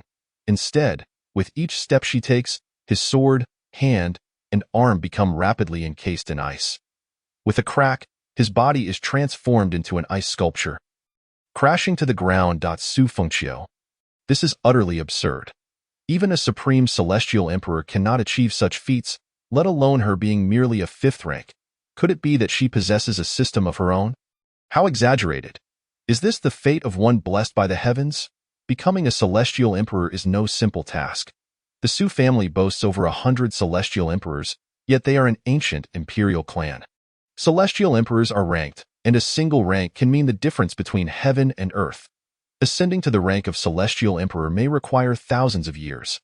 Thus, while any sect may have several celestial emperors, they are typically of the 1st rank. With a swift motion, Li Qianxue vanishes and reappears behind a group of celestial emperors. In that instant, all become frozen in place, their bodies quickly encased in ice. The next moment, Li Qianxue stands regally, her 9 fox tails unfurling dramatically. With a crash, all the encased celestial emperors shatter into fragments, vanishing into nothingness. The fated child Su Chang'an has been slain. You have received a reward, Destiny Points 500000. Pinnacle Sword Intent, Sealed Sword Technique. The onlookers are left in stunned silence, witnessing a scene that makes it seem as though this woman alone could obliterate the Su clan. The purple hue in Li Qianxue's eyes fades. Her foxtails retract and tranquility returns. Yet unrest brews within the hearts of the onlookers. At that moment, Li Qianxue stumbles slightly. Su Fengqiu rushes forward, catching her just in time. "Are you all right?" he asks urgently. Li Qianxue weakly shakes her head, fainting in his embrace. "Father, I leave this to you," Su Fengqiu states. "Yes, no worries. Take care of Miss Qianxue quickly," Su Tianyi replies. Su Fengqiu carries the unconscious Li Qianxue away. Chapter 43. Treat the deceived bride well. You can't go wrong. Su Fengqiu carries the unconscious Li Qianxue into his secluded training chamber. Her delicate form is cool to the touch, soft, smooth, and faintly fragrant. Reluctantly, he lays Li Qianxue upon a bed of cold jade, gently removing her shoes. What perfect, flawless jade-like feet they are. Oh dear, I cannot withstand this. Su Fengqiu quickly averts his gaze. Though her exquisite form is impeccably beautiful, his thoughts are devoid of any improper intentions. Su Fengqiu checks Li Qianxue's pulse, his brows furrowing in concern. Is the situation truly this dire? He had always been aware of Li Qianxue's chaotic aura and internal injuries. Yet he felt it wasn't particularly severe, as her complexion appeared relatively healthy, suggesting the impact was minimal. However, upon further examination, it became clear that her condition was far from simple. He recalled that she had suffered injuries from a failed ascension, struck by the heavenly tribulation, resulting in a regression of her cultivation and severe wounds. While her injuries had healed, the latent afflictions stemming from those injuries continued to affect her perpetually. Her pulse was weak, and her vital energy surged restlessly. The earlier exertion to relieve her distress had only exacerbated her condition, leading to her fainting. The impact is not grave. There is no need for concern. She will awaken shortly. However, it is likely she will frequently endure considerable discomfort. Li Qianxue is undoubtedly aware of her condition, though she has never shown it outwardly. Considering this, it seems she will require at least a heavenly heart-blood spirit pill to effectively stabilize her turbulent energy. The heavenly heart-blood spirit pill is a 9th-rank elixir, and there are likely very few capable of concocting it across the 9 continents. Su Fengqiu, having received the reward of the divine physician's holy art, is indeed a unique healer. However, the materials required are exceedingly rare. Other ingredients are relatively manageable. Celestial-grade Bodhi spiritual fruit, holy-grade Phoenix feather fireberry, and holy-grade creation celestial ginseng are challenging to procure. Su Fengqiu contemplates. While materials from the 1st to 8th ranks are somewhat common, those reaching the 9th and 10th ranks, as well as celestial and holy grades, are nearly extinct or exceedingly rare. The Phoenix feather fireberry may be available at the Phoenix Terrace since she is his deceived future bride. It would be prudent to put in the effort that Su Fengqiu begins to concoct a pill that can temporarily suppress her surging energy using the available materials. Before long, Li Qianxue regains consciousness. She sits up, gazing at Su Fengqiu, who is busy refining pills not far away. 9 fiery dragons swirl around the cauldron, a spectacle of the 9 dragons burning heaven alchemy technique. Li Qianxue furrows her delicate brows. Although she remembers nothing, her amnesia is limited to her own experiences. Is this something I taught? Li Qianxue muses to herself, recalling that according to Su Fengqiu, his profound heavenly poison artifacts were indeed lessons imparted by her. The 9 dragons burning heaven alchemy technique stands as the pinnacle of alchemical arts across the continent, and she too possesses its mastery. Countless physicians strive tirelessly to acquire the coveted elixirs, which are classified from the 1st to the 10th tier, with the 10th tier being deemed divine. The same elixir, when concocted by different physicians, yields variances in quality. The superior the quality, the more potent the effects. A mere fraction of difference can result in an immense disparity. This is intrinsically linked to the alchemist's proficiency. The 9 dragons burning heaven alchemy technique significantly enhances the quality of elixirs and facilitates the creation of formidable concoctions. Li Qianxue rose and gazed from afar at Su Fengqiu, marveling at his remarkable medical skills. It was no wonder she had once favored a mere human youth. His talents were indeed exceptional. As the alchemical thunder descended, Su Fengqiu raised his palm to shield himself, signaling the successful completion of the elixir. Upon opening the cauldron, a torrent of ethereal energy and fragrant essence surged forth. Su Fengqiu approached, holding several pills from within.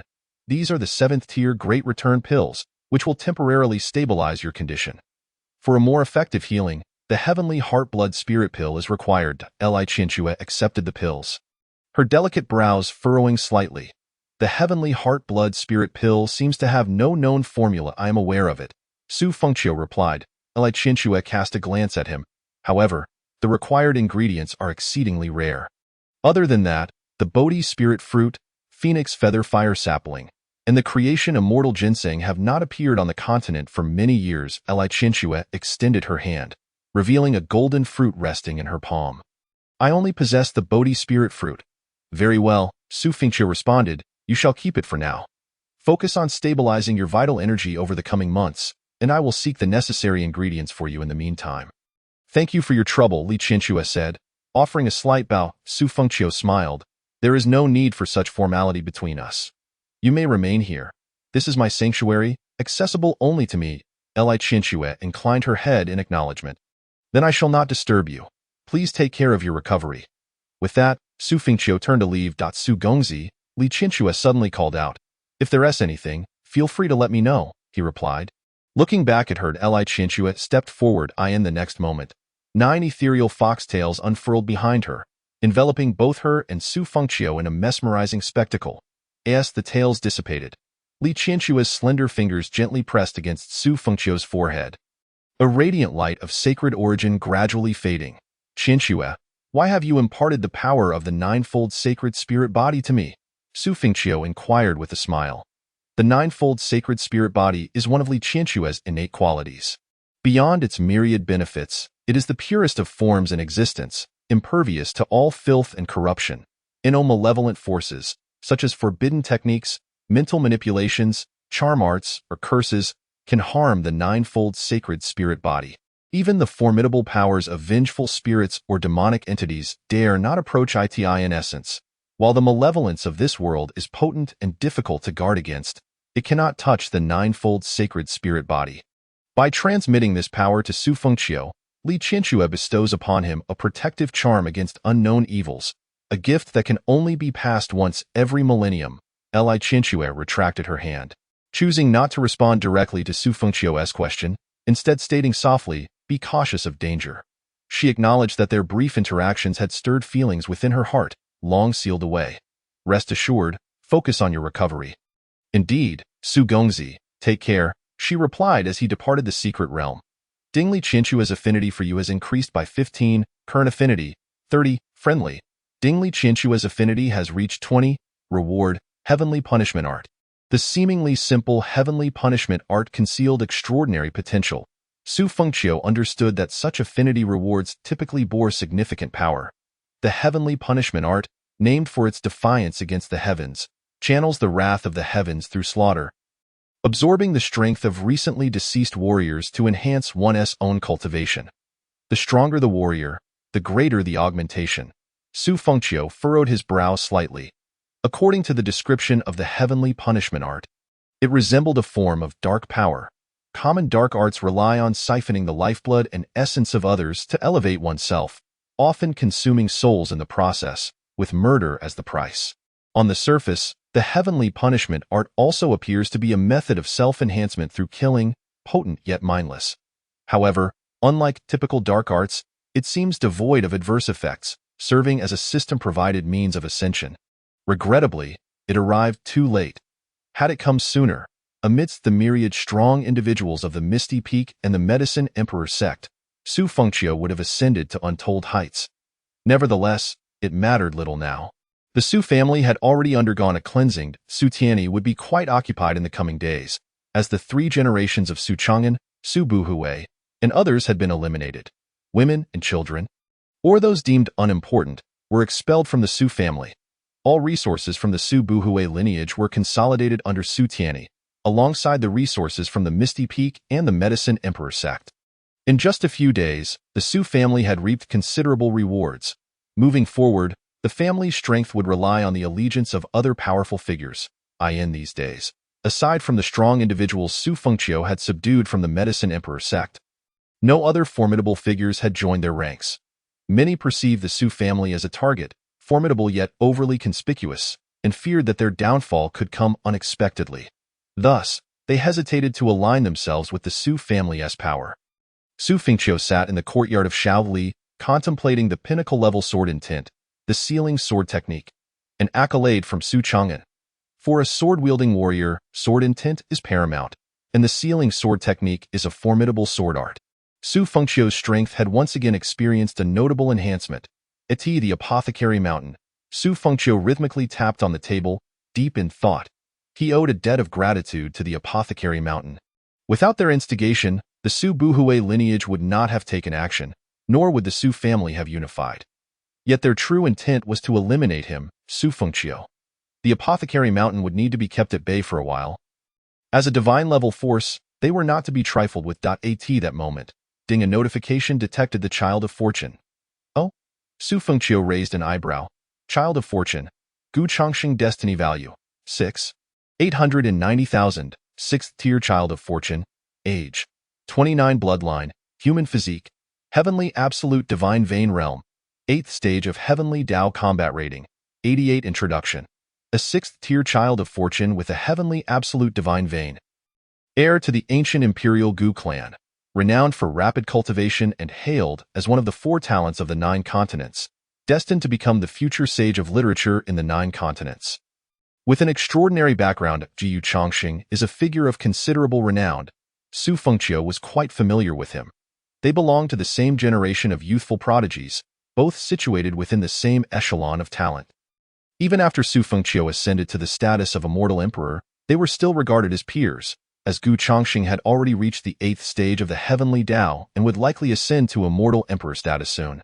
Both the Gu and Su families are ancient imperial clans of 8 tiers, yet in recent years, the Gu family has been on the rise while the Su family has declined, widening the gap between them. Ah, I wish to encounter a child of fortune like Yifeng, Su Fengqiu lamented. Being rejected at the outset or beginning as a lowly figure would be more entertaining. For some reason, he felt a greater thrill in facing off against protagonists of novels like these. Congratulations on triggering the quest. Gu Changxing's destiny value reduces to 0. Quest reward, destiny value 1, 000, 000, system value 50, 000, 000, randomly obtain 1 Xintian Sacred Artifact. Xintian Sacred Artifact. Su Fengqiu's eyes lit up. In the Legends of the Continent, there are 10 Xintian Sacred Artifacts, all of which possess extraordinary power. It is conceivable how exaggerated the Xintian Poison Artifact must be. However, half of these 10 artifacts are scattered across the world. Their locations unknown, with only a few held by top-tier forces. This reward would grant him a Xintian Sacred Artifact. At this moment, Shaoli approached, cradling a spirit fox, her eyes slightly reddened. She was surprised to find Su Fengqiu seated in her courtyard. Startled, she turned to leave. Come here, Su Fengqiu's voice called out. Shaoli set down the spirit fox, her head bowed as she slowly approached. Young master, Shaoli said softly. Su Fengqiu stood and walked to face her, gently lifting her delicate chin. He then seated himself again. Speak. It's just a minor issue. There's no need for you to worry, young master, she replied. Yet Su Fengqiu, attuned to her thoughts, was already aware of the cause. Is it about Gu Changxing? He inquired. How do you know, young master? She gasped. Su Fengqiu squinted slightly. Come, I shall seek justice for you. Shaoli hurriedly protested. Young master, there's truly no need. It's not a significant matter. Feeling merely like a maid, she believed it was just a small grievance she would not trouble anyone with. Shaoli hadn't expected Su Fengqiu to be in her courtyard, and knowing the Gu family was powerful, she worried that her minor issue might provoke unnecessary trouble due to Su Fengqiu's temperament. Without uttering a word, Su Fengqiu strode away. Young master. Shaoli hurriedly chased after him, flustered. Within the great hall of the Su family, Gu Changxing sat, a servant girl serving tea. The grand elder, Su Tianhai, was attending to him, acknowledging his high status as the heir of the Gu family. However, it is not the turn of Su Tianyi to entertain. Su Tianhai can manage to cope with it. Young friend Changxing, you did not inform my Su family in advance of your visit. May I ask what brings you here? Gu Chongqing smiled and replied. Senior Tianhai, I merely came to catch up with Brother Su, as it has been a year since we last met. Recently, I have heard of Brother Su's legendary deeds and wish to express my admiration. I see that I am unaware if the young master has time. Let me send someone to inquire. No need. No need. It is my sudden visit, and I fear I might disturb Brother Xu. By the way, I heard that a remarkable young woman entered the Su family a few days ago. Is there any truth to this? Su Tianhai understood his intention. Do you know Miss Li, young friend Chongqing? Ha ha ha, we have only met briefly. I was merely inquiring. Jiu Chongqing said nonchalantly. I do not know much either. Young friend Chongqing, you might want to ask the young master directly. Just then, Su Fengqiu pushed open the grand hall's door and walked in. Upon seeing Su Fengqiu, Gu Chongqing also rose with a smile and clasped his fists together. Brother Su, it has been a long time. However, Gu Chongqing's brow furrowed sharply as he noticed Xiaoli following closely behind Su Fengqiu. Chapter 45.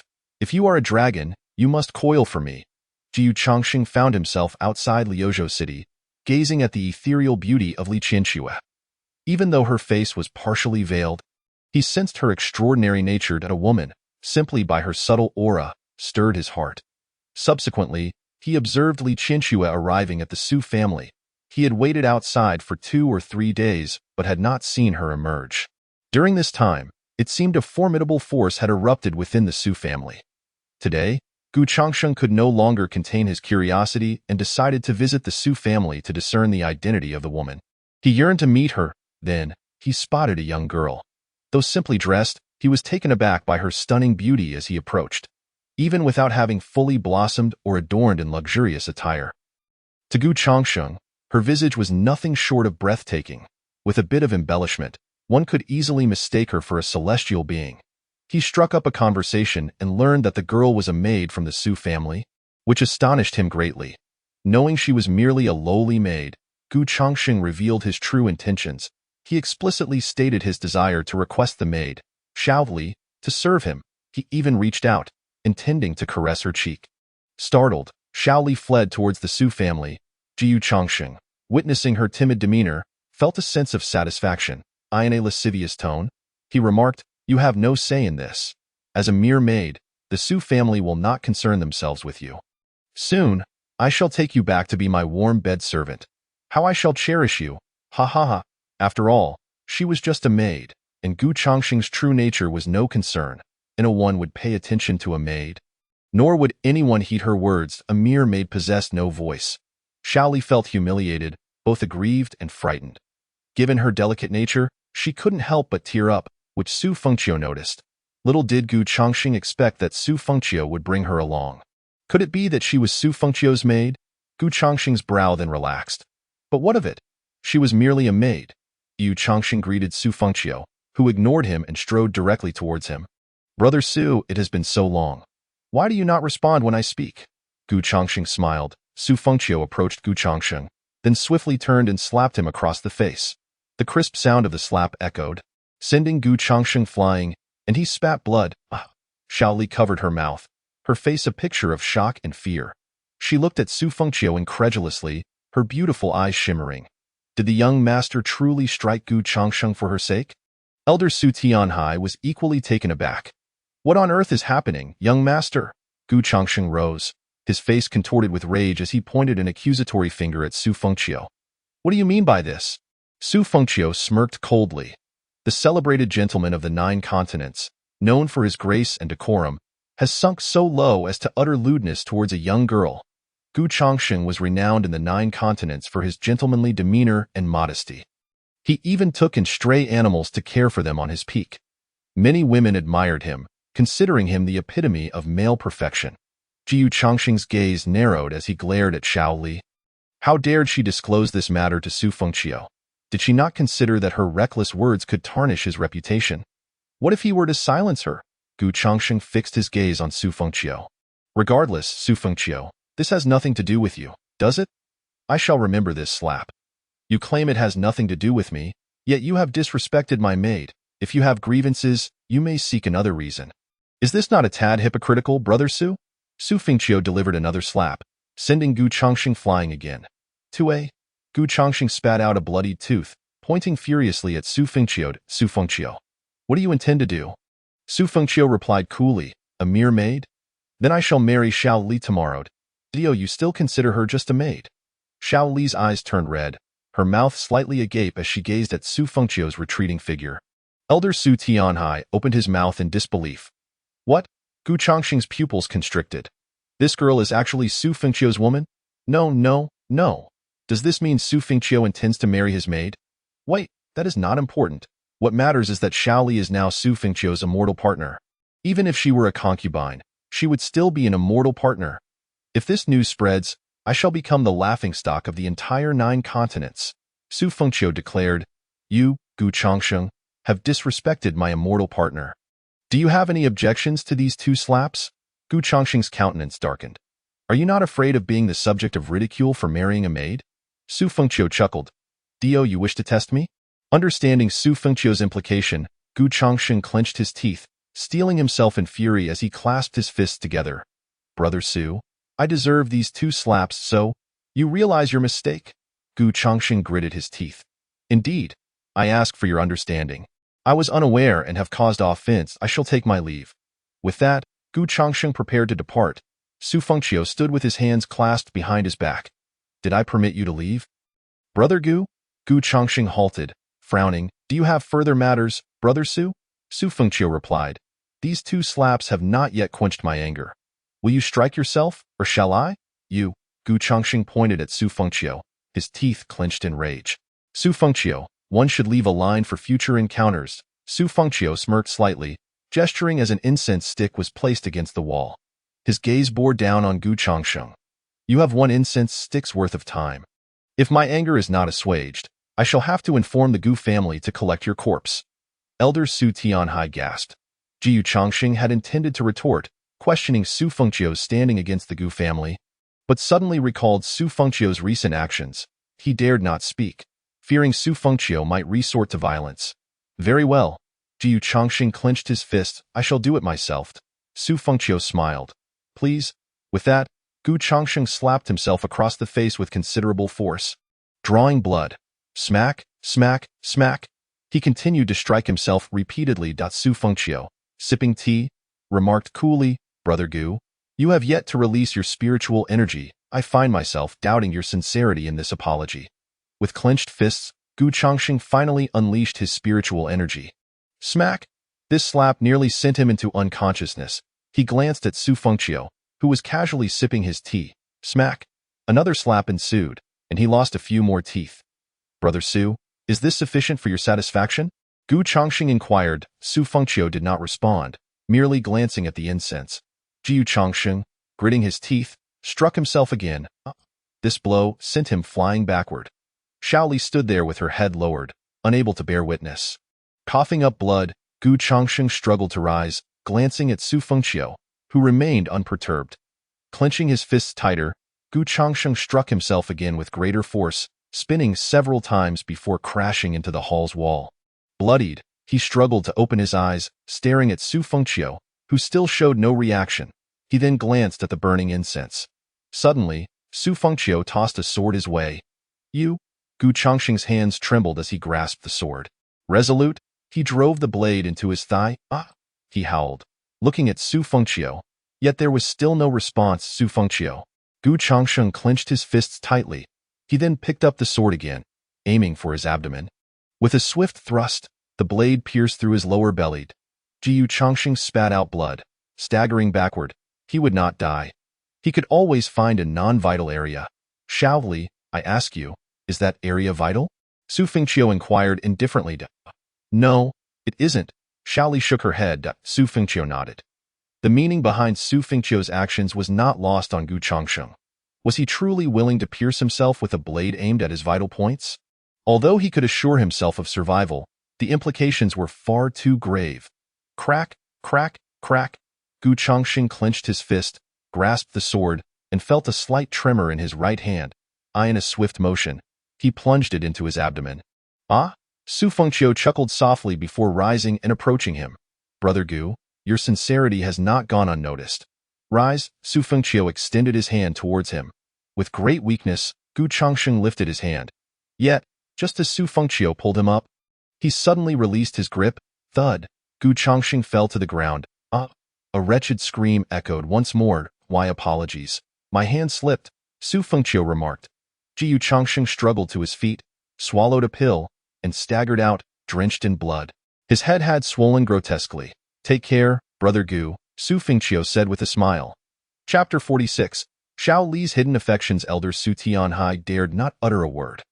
Ordinarily, as the Grand Elder, his authority and status in the Su family surpassed that of Su Fengqiu.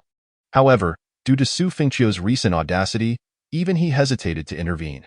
Despite believing Su Fengqiu's actions were excessively reckless, he felt a twinge of apprehension in opposing him. Cough.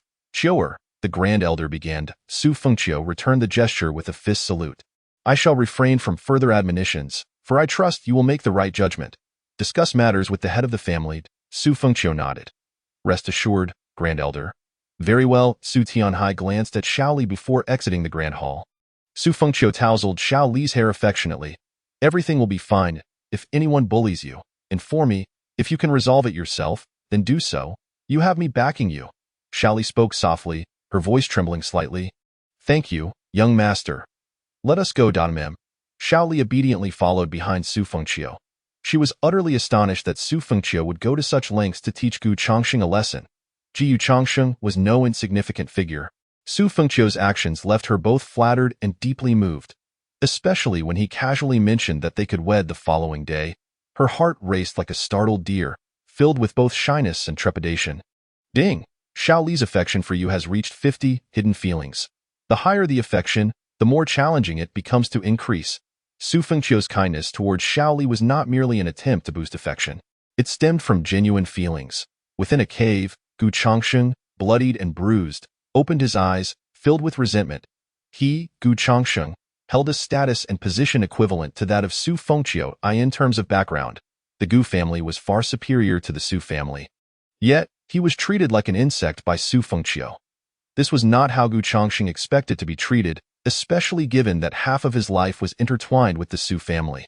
However, he endured such humiliation without the ability to voice his grievances, nor could he seek vengeance from the Gu family, at least, not overtly against Su Fengqiu. Why? Because Su Fengqiu held his weaknesses in his hands. To the world, Gu Chongqing was a paragon of a gentleman. If he were to sever ties, Su Fengqiu would make the matter public, and Gu Chongqing would become a disgrace to the Gu family. A laughingstock in the eyes of others, his glory would be stripped away.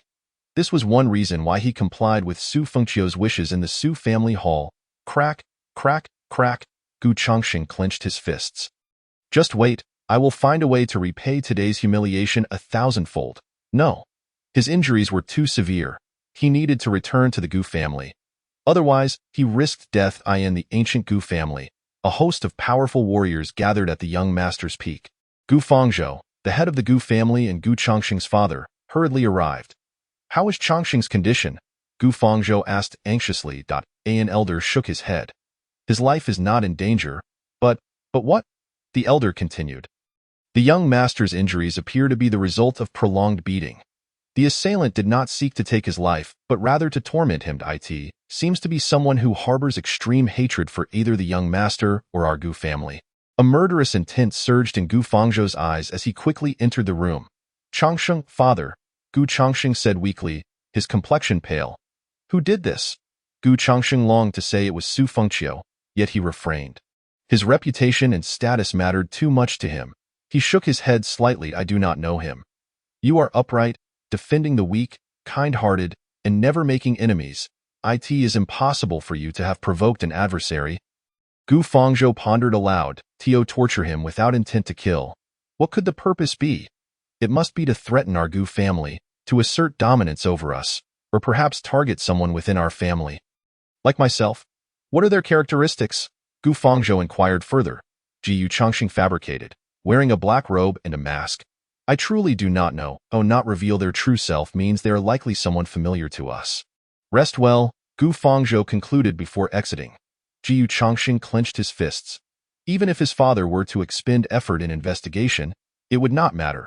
He would find an opportunity for revenge himself. After Gu Fengzhou left, his face was filled with fury. By the order of the family head. assemble the Gu family and annihilate the Shi family. The ancient Shi family had long been adversaries of the Gu family, with numerous grievances stemming from resource disputes and personal vendettas. Furthermore, the head of the Shi family had once pursued the same woman as Gu Fangzhou, leading to enmity. Ultimately, Gu Fangzhou won her over, resulting in the birth of Gu Changsheng. However, over the years, for the sake of development, they had avoided direct confrontation. Just days prior, at an auction, Gu Fangzhou had clashed with Shi Sandao over a prized item, raising bids repeatedly until he ultimately secured it. After the auction, Gu Fangzhou humiliated Shi Sandao, reminding him that he had once lost to him in love and in their competition for resources. Following this, a brawl erupted between the two families' warriors. Afterward, Shi Sandao vowed revenge, and now it seemed this was indeed Shi Sandao's retaliation. He dared not kill Gu Changsheng, fearing that Gu Fangzhou would retaliate recklessly. But now, Gu Fangzhou intended to make Shi Sandao realize he had chosen the wrong target. Head of the Shi family? Not good. The Gu family has gone mad. Gu Fangzhou has gathered over 1,000 warriors and more than 100 celestial emperors. Even the ancestors of the Gu family have emerged, heading straight for our Shi family. What? Shi Sandao sprang to his feet. Has Gu Fangzhou lost his mind? Though the two families had grievances, they understood that a conflict would benefit neither side. What has happened? Shi Sandao frowned. Why would the Gu family suddenly strike against us? Do they not fear mutual destruction? What is going on? Does anyone know? Gu Fangzhou, leading over 100 celestial emperors from the Gu family, arrived with an imposing presence, causing tremors across the continent. Su Fengqiu had just stirred the 8th heaven into chaos, and now the Gu and Shi families were on the verge of conflict. Shi Sandao, get out here, Gu Fangzhou roared. The Shi family's protective formation had already been activated. Shi Sandao, accompanied by a host of powerful warriors, looked down upon them. Gu Fangzhou, what madness has consumed you? Shi Sandao rebuked. Shi Sandao, a fitting name for a two-faced man. Do you still have the audacity to show your face? You thought you could beat my son Changsheng to a pulp and escape unscathed? Today, I will make you regret it. Shi Sandao's brows furrowed. Gu Fangzhou, what do you mean? When did I ever lay a hand on Changsheng? Do not slander me. Do you dare to act while refusing to acknowledge your actions? Today, I, Gu Fangzhou, will see to it that the Shi family is bloodied. Shi Sandao gritted his teeth. So, you seek to pin this on me, Gu Fangzhou? If you want to strike at my Shi family, at least find a credible excuse. Regarding the auction, you mocked me before, and I have yet to forgive you. Now you come to attack my Shi family? Do you think I am easy prey? Hearing this, Gu Fangzhou's fury ignited. So it was about the auction. Kill them, kill. Chapter 47. For this is the most precious. The battle between the Gu family and the Shi family in the 8th heaven raged on, shaking the heavens and earth, with no signs of abating. They fought for 2 days and nights. Ultimately, both sides suffered severe casualties, with the Shi family bearing the brunt of the losses. Yet, the Gu family did not manage to conquer the Shi family. Even though the Gu family was stronger, the Shi family had the protection of the ancient defensive array. In a straightforward confrontation, it was indeed difficult to breach. As the attacking party, the Gu family succeeded in inflicting greater losses on the Shi family, marking this as a victory. Due to the intervention of the Heavenly Feather Saint, along with the substantial losses incurred, both families eventually calmed down. This hasty conflict served as a reminder to all that battles of such magnitude between forces of this caliber could not easily determine a victor without special means. Celestial emperors were truly formidable and not easily vanquished. Simultaneously, it underscored just how extraordinary Su Fengqiu's single-handed annihilation of a royal-level sect was. Ding! The Gu family's vitality has been severely depleted. Gu Changsheng's fate value decreased by 500,000, while your system value increased by 5 million. Su Fengqiu, who was in the midst of cultivation, opened his eyes. The Gu family's drastic decline in vitality and Gu Changsheng's loss of fate value were to be expected. The losses were not excessive, which was reasonable. After all, they had not been annihilated, merely weakened. It was inconsequential, for Su Fengqiu had not yet formally dealt with Gu Changsheng. He intended to make a trip to the Phoenix Terrace, as the Phoenix Feather Fire Tangs required for refining the Tianxin Blood Spirit Pill could likely only be found there. Another unique variety of the Celestial Spirit Ginseng requires further time to locate. Su Fengqiu rose to his feet. Xiao Li, Shaoli rushed over, standing before Su Fengqiu with a lively demeanor. Young master, come with this emperor to a certain place. Yes, the Su family, Anning Peak, before a tomb. Su Tianyi sat there, sipping wine, his eyes slightly reddened. Su Tianyi gently caressed the tombstone, as if stroking a woman's hair. Recently, the affairs of the Su family have been numerous, and my visits have dwindled. Last time, I mentioned our Chioer had ascended to the rank of a mortal emperor, and this time, I have even more good news to share with you. Our Chioer has grown up and is now capable of standing alone, capable of extinguishing imperial-level forces single-handedly, and has rescued our lineage from dire straits. The Su family has been unified. Do you know?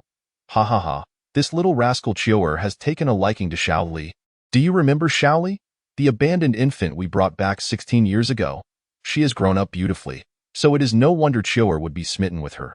As he laughed, Su Tianyi's tears flowed silently. But why is it that Chioer has fallen for Shaoli? I have harbored resentment towards her all along.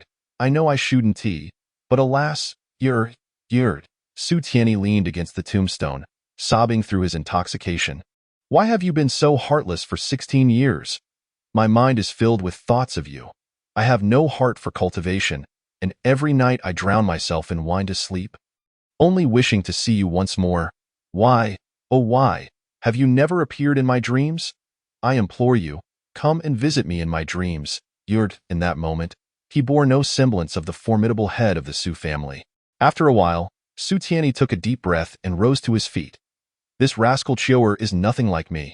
Despite being unmarried to this day, he seems to be quite the sentimental one. Perhaps it is for the best. Once Chioer takes charge of the Su family, truly capable of standing alone, I will come to accompany you. It will be soon. In the distance, Su Fengqiu and Shaoli stood watching Su Tianyi. Though Shaoli was unaware of the specifics, she could roughly guess the situation.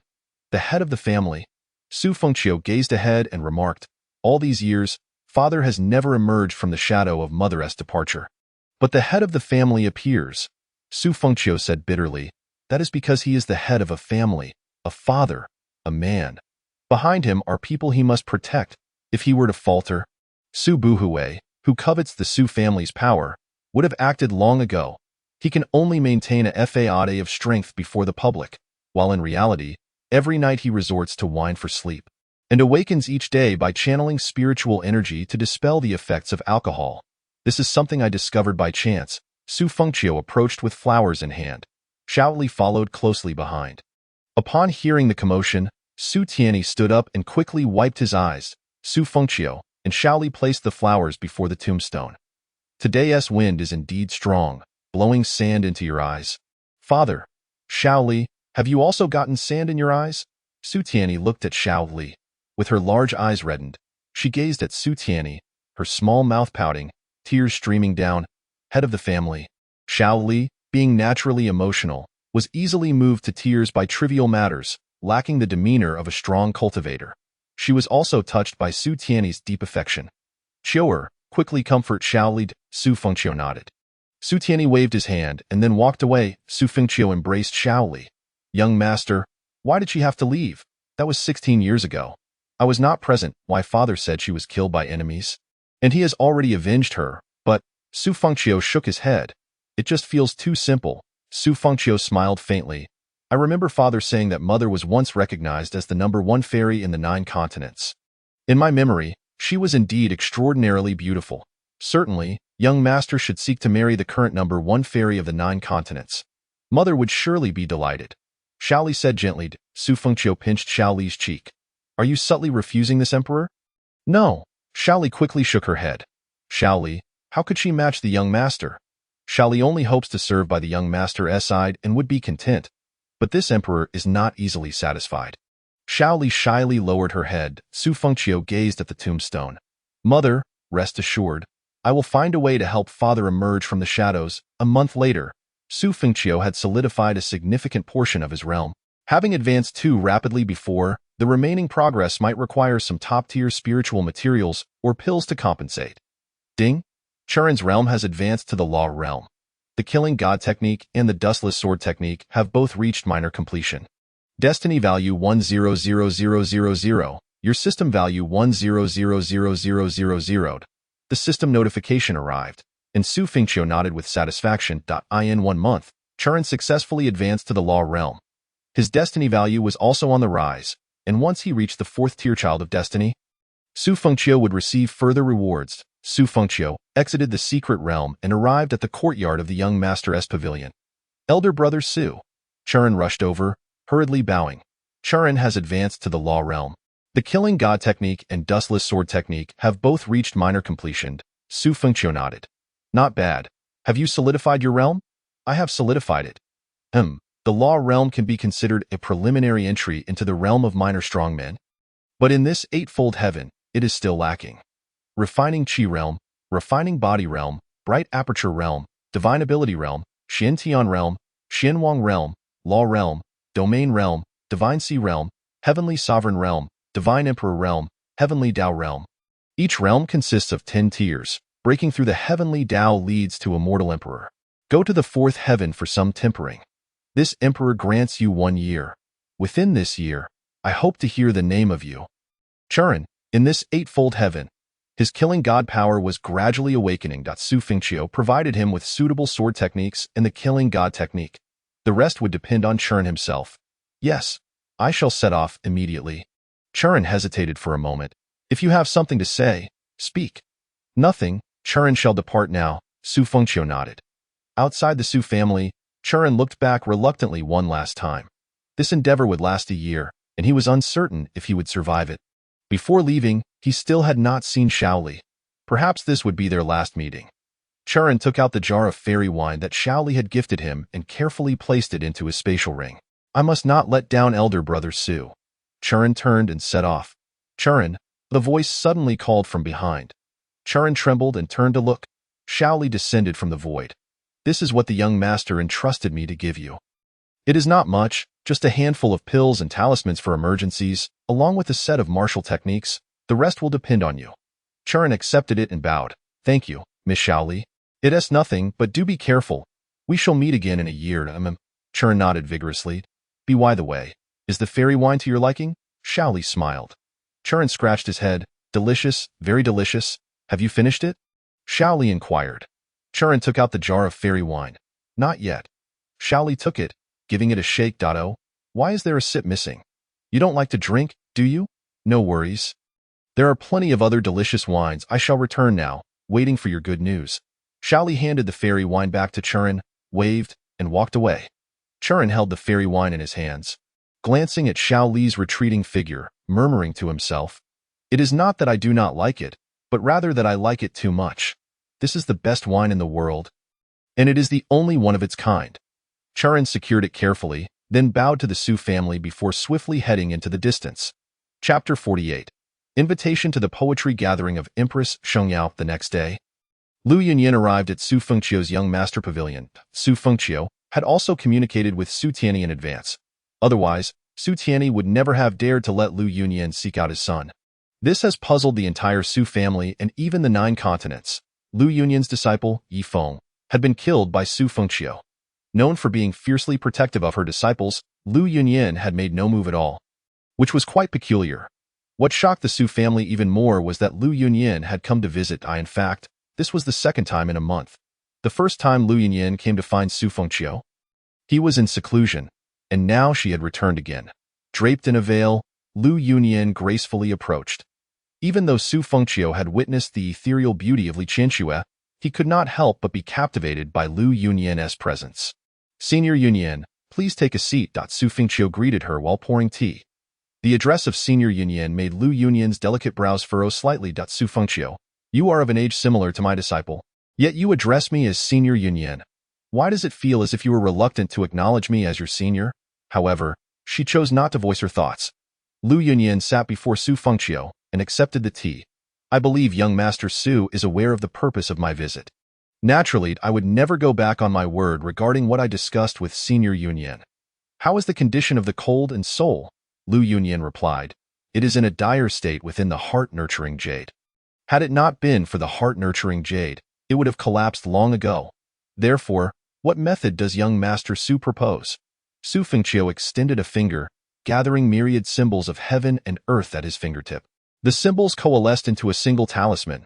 May I ask if Senior Yinyin has heard of the Spirit Gathering Array? Lu Yinyin nodded slightly. Of course, but if the method you propose is the Spirit Gathering Array, then I can only assume I have been deceived. It is not so simple.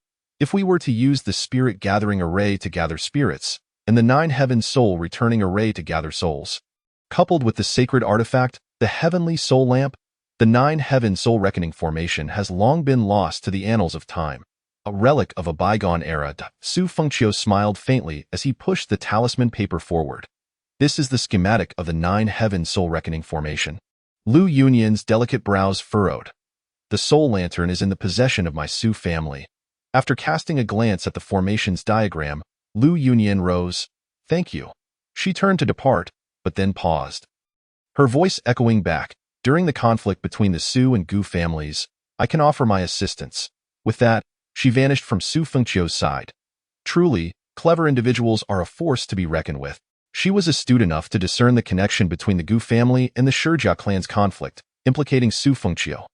Lu Yunyin, by all accounts, would inevitably be triggered into the role of the fated child. Su Fengqiu, however, was unaware of why he had not been activated. Perhaps it was for the best, as he had little time to spare. Shaoli approached, holding an invitation. Young Master Su Fengqiu glanced at the invitation in her hand and inquired. What is this? Shaoli replied. On my return to the Su family, I encountered someone from the Holy Yao Empress. This is an invitation from Her Majesty. Su Fengqiu took it, unfolding the note. A poetry gathering? Wow! Is Her Majesty inviting the young master to attend? Shaoli's eyes sparkled with excitement. Indeed. This gathering was no ordinary affair. Otherwise, it would not warrant an invitation for Su Fengqiu. Though he was merely 28, a talented youth, he was nonetheless an immortal emperor. An ordinary poetry gathering would hardly necessitate the presence of an immortal emperor. This event occurred once every 4 years and was arguably the most anticipated poetry gathering across the 9 continents. For it would feature the Saint of Poetry. The Saint of Poetry, who had attained enlightenment through verse many years ago, represented a true powerhouse. When he recited poetry, celestial phenomena accompanied him, a profound depth that rendered him ethereal. Transcending the realms. It was rumored that his cultivation might have reached the supreme immortal emperor level, the pinnacle of the 10th tier of immortal emperors. Even if he had not reached such heights, he was assuredly a rare immortal emperor of the 9th tier. What does it mean to be an immortal emperor of the 9th tier? Within the entire eightfold heaven, among all sects and the royal families of the 5 great empires, there might be no more than a handful. Even in the 9th fold heaven, a place as formidable as the Phoenix Terrace, there were likely only 2 or 3 such figures. The supreme immortal emperor, in the entirety of the 9 continents, was publicly known to be limited to 8. Beyond that, the number would scarcely exceed 20. Thus, the immortal emperor of the 9th tier essentially epitomizes the pinnacle of power.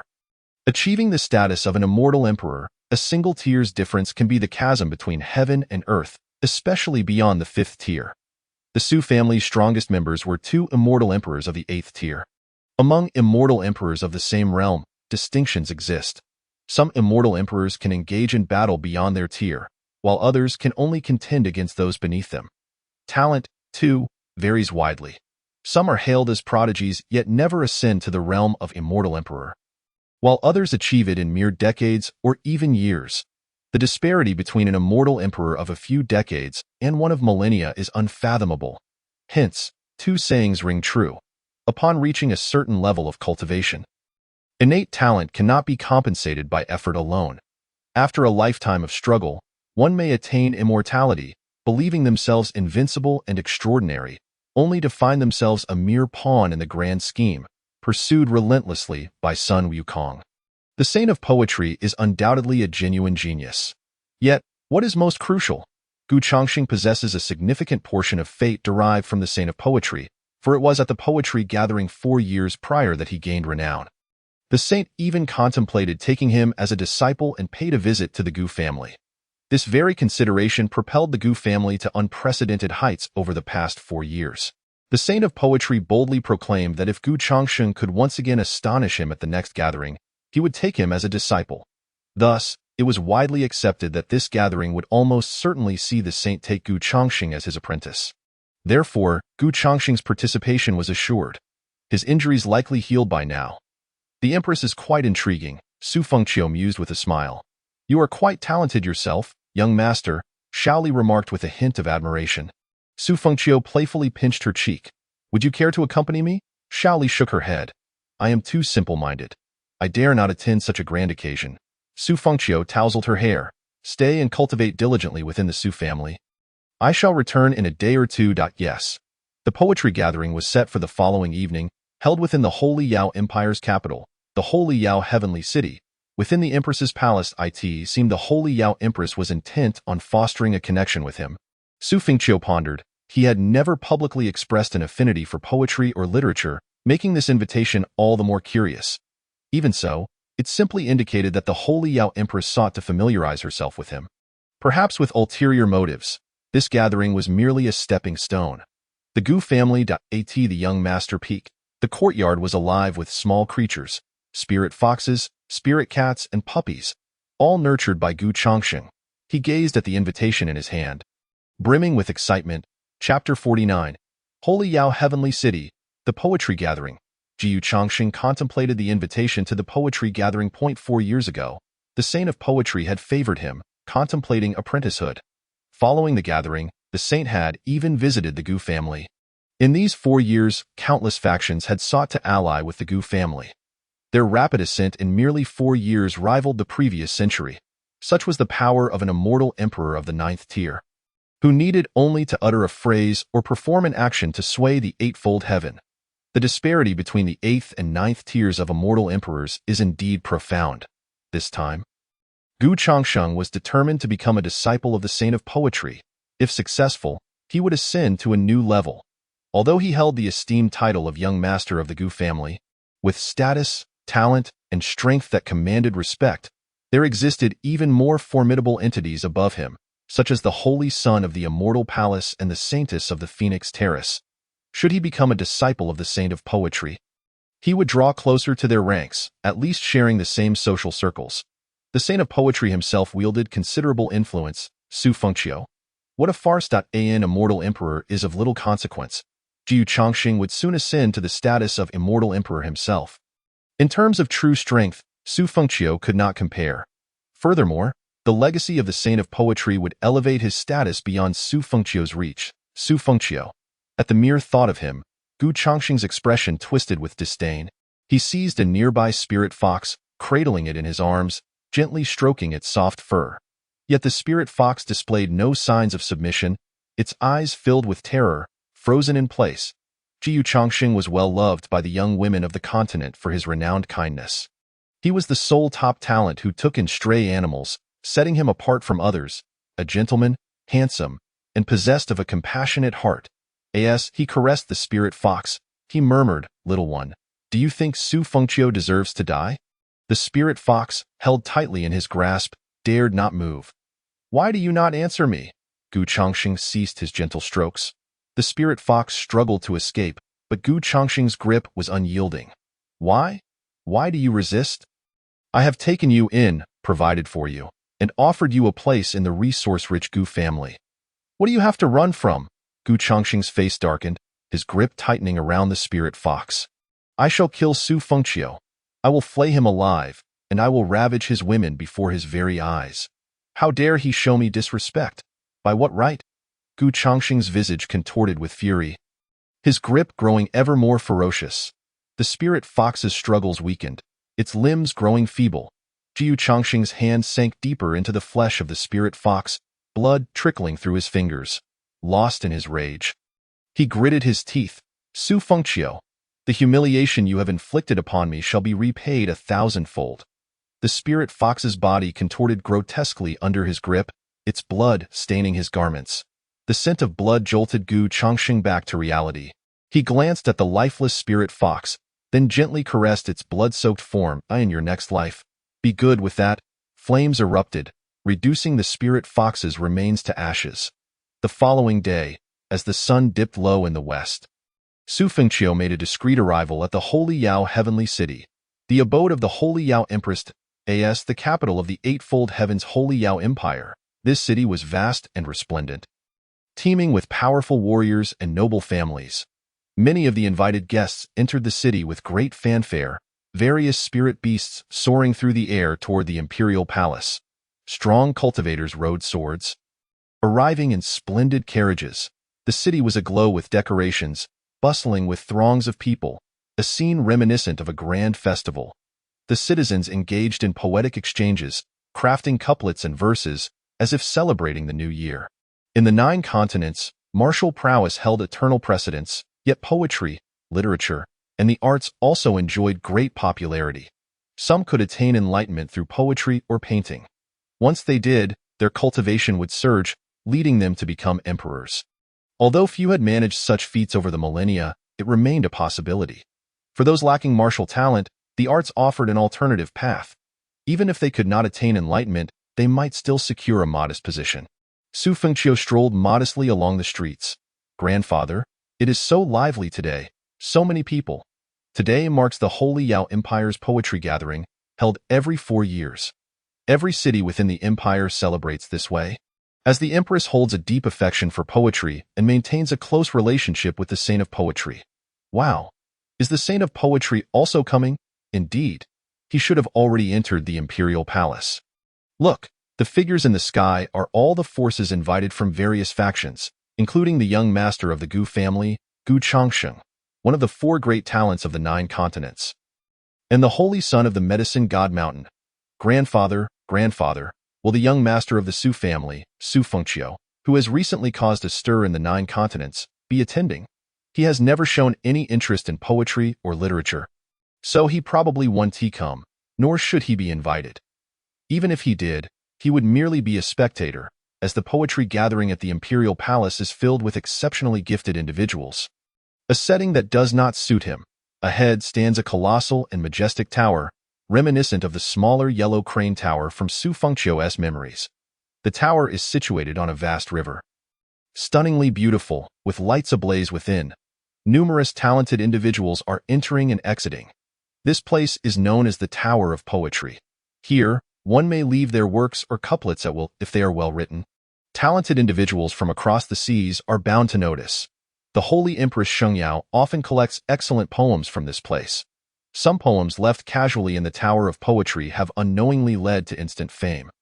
Spreading throughout the 9 continents, Su Fengqiu, intrigued, stepped inside. His primary purpose for attending the poetry gathering today was to decipher Gu Changsheng's destiny, if he could ascertain the likelihood of him becoming a disciple of the poetry sage. Gu's destiny value would plummet. Meanwhile, Su Fengqiu would indulge himself.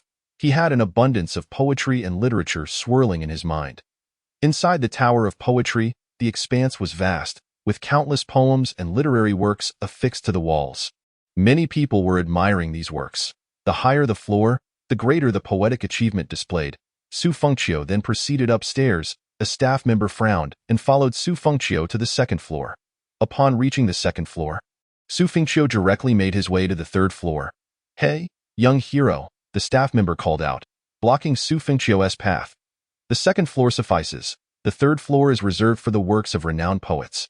Su Fengqiu replied with a smile, "Once I finish, you may see if my work can be displayed on the 3rd floor." After saying this, he ascended. Self-proclaimed as an emperor. The staff member's expression changed, and he hurriedly followed. Upon reaching the 3rd floor, Su Fengqiu said, "Bring me a pen." The staff member respectfully handed him a pen. Su Fengqiu took the pen, leaped before a wall standing several meters high, and swiftly inscribed a couplet on a blank piece of paper. He then handed the pen back to the Tower of Poetry's staff and strode away. Who was that? What kind of poem did he leave? It wasn't a poem but rather a line of couplets. Overlooking the river tower, gazing at the flowing river, beneath the tower, the river flows eternally, the tower and river endure through the ages. Ah, what a splendid line! It perfectly corresponds to the river on which the Tower of Poetry stands. Who could it be?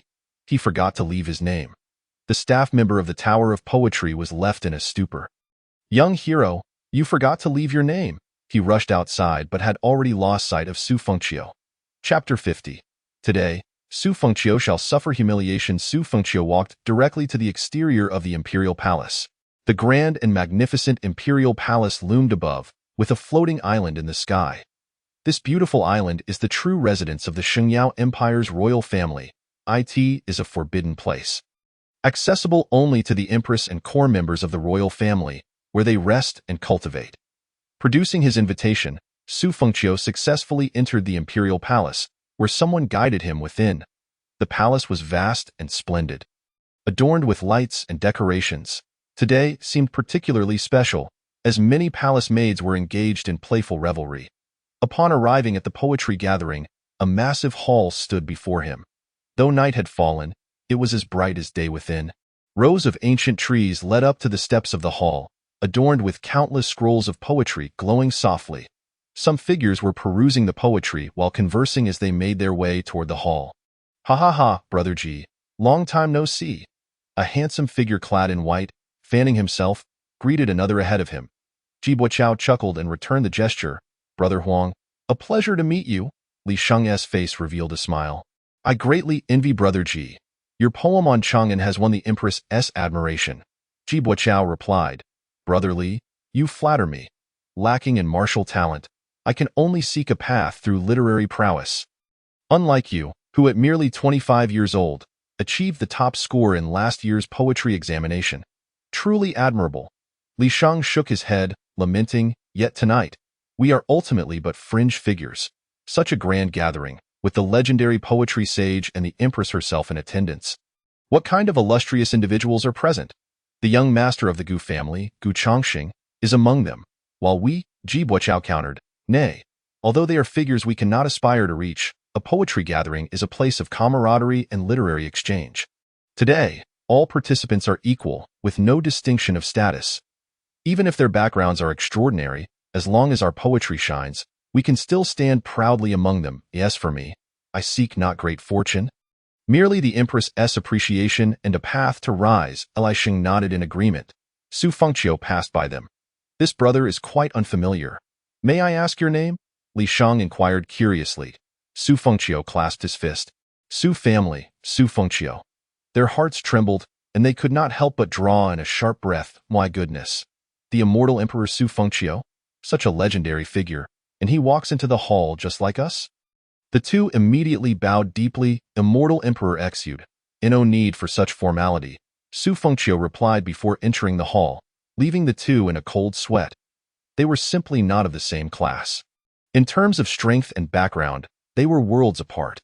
Although tonight's poetry gathering claimed that all identities were equal, alas, Li Sheng sighed. Ji Buochao displayed a displeased expression. "Why must we bow and scrape upon seeing him? It feels so unjust. Life itself is inherently unfair." A voice echoed from behind. The two turned to see Gu Chongqing. They immediately bowed. Ji Chongqing's gaze narrowed as he observed Su Fengqiu entering the hall. Su Fengqiu had actually come. He had been wandering in the city, hoping to encounter a beautiful maiden when he unexpectedly spotted Su Fengqiu's figure and followed him here. Though Gu Chongqing bit his teeth in resentment upon seeing Su Fengqiu. What a fitting occasion this was. This was a poetry gathering, a hall of elegance. Su Fengqiu knew nothing of poetry or literature. Ha ha ha. Today, Gu Chongqing would ensure Su Fengqiu suffered humiliation. "Ah, I have indeed heard of both of you. I have read your great works, the poem on Chang'an and the couplet on the river and the moon, right?" Ji Buochao clasped his fist. It has long been rumored that the young master of the Gu family possesses a celestial demeanor, refined and unrestrained. Today, it is indeed true. You possess the leisure to converse with us mere mortals. Ji Chongqing smiled faintly. All living beings are equal. There may be distinctions of strength, but not of nobility. Today's poetry gathering, with the presence of the poetry sage and the empress, also includes you talented individuals, which clearly illustrates the intent of the empress and the poetry sage. Indeed, the empress has stated that today, regardless of status, we are all the same, united by poetry. Ha ha ha, true enough. Ji Chongqing chuckled before continuing. "There is a matter I wish to discuss with you both." "Please, young Master Gu, speak." Gu Chongqing sighed. "I am too gentle of nature."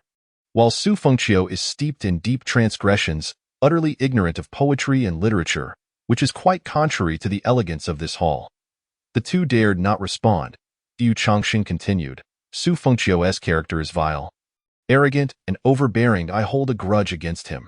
The two remained silent, daunted. What status did Su Fengqiu hold? Had it not been for this poetry gathering, they might never have crossed paths in their lives. including Gu Chongqing himself.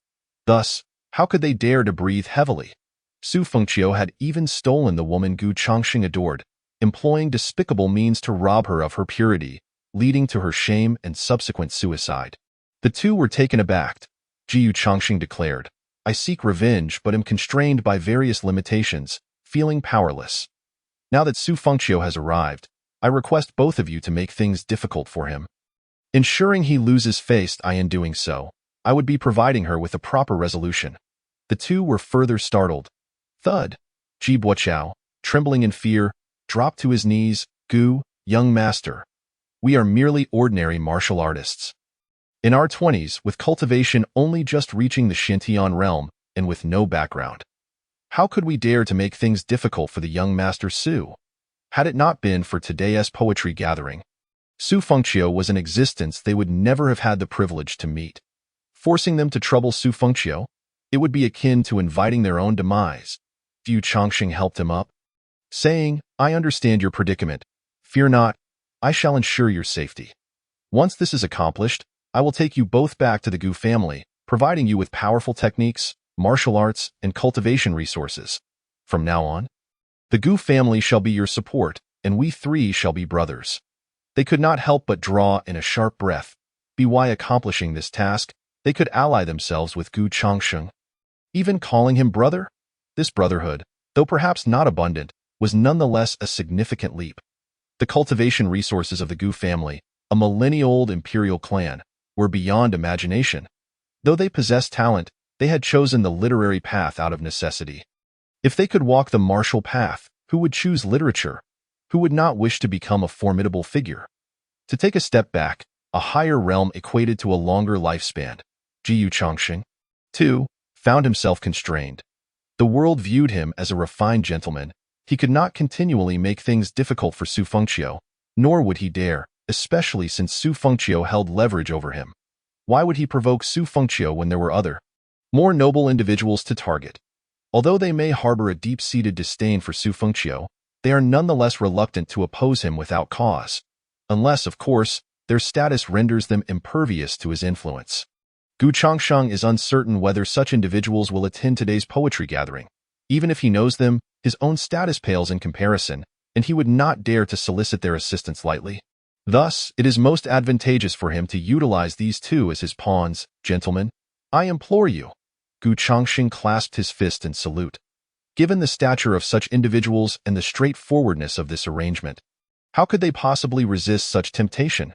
Furthermore, they cannot guarantee that they will encounter anyone significant at today's poetry event. Even if they do, it would undoubtedly be less valuable than securing an alliance with Gu Chongqing.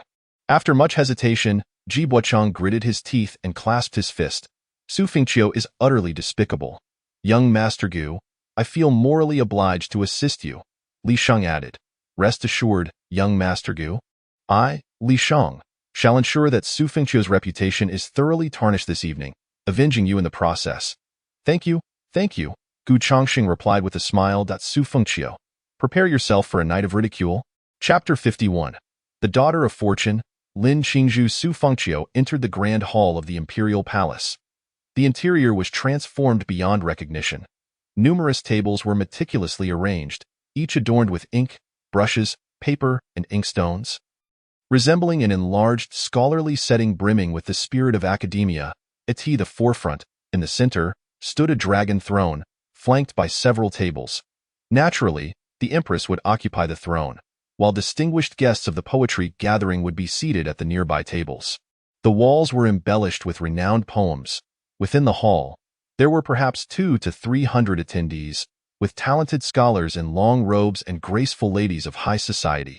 In a certain area, a crowd gathered around a figure. Such poetry, truly exquisite, as expected from Miss Lin's works. Indeed, she is Miss Lin, the foremost among the 4 great talented women, a disciple of the Empress. Why father diligently studies her poetry. Last year's gathering, the poet sage intended to take her as a disciple, but she had already pledged herself to the Empress, leaving the poet sage regretful. Miss Lin is, without a doubt, a dreamlike figure for countless admirers. Today, I am fortunate to behold her. As Su Fengqiu entered, He captured the attention of nearly everyone present, though none recognized him. They merely sensed his extraordinary presence. Upon entering, Su Fengqiu noticed a figure surrounded by admirers. Dressed simply in a flowing white gown with a veil, her hair elegantly styled. A wooden hairpin appeared to be handcrafted, securing her exquisite locks. She sat there, exuding an air of nobility. Ding, detected the Daughter of Fortune. Daughter of Fortune, Lin Qingzhu Destiny Value, 690-0190, 6-stage Daughter of Fortune, Age, 26 Bloodline, Human Physique, Celestial Bodhi Heart Realm, First Stage of Heavenly Tao Combat Rating, 80 Description, Possessing the Celestial Bodhi Heart.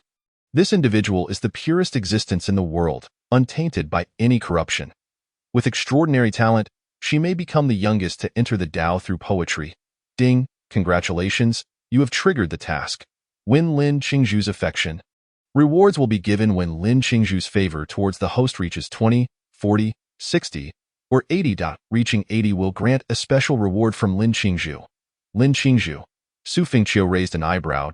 A highly esteemed contemporary fairy. Ranked among the top 10 on the fairy ranking. If the icy mountain is what men most desire to conquer, then Lin Qingzhu is the epitome of a woman any man dreams of marrying.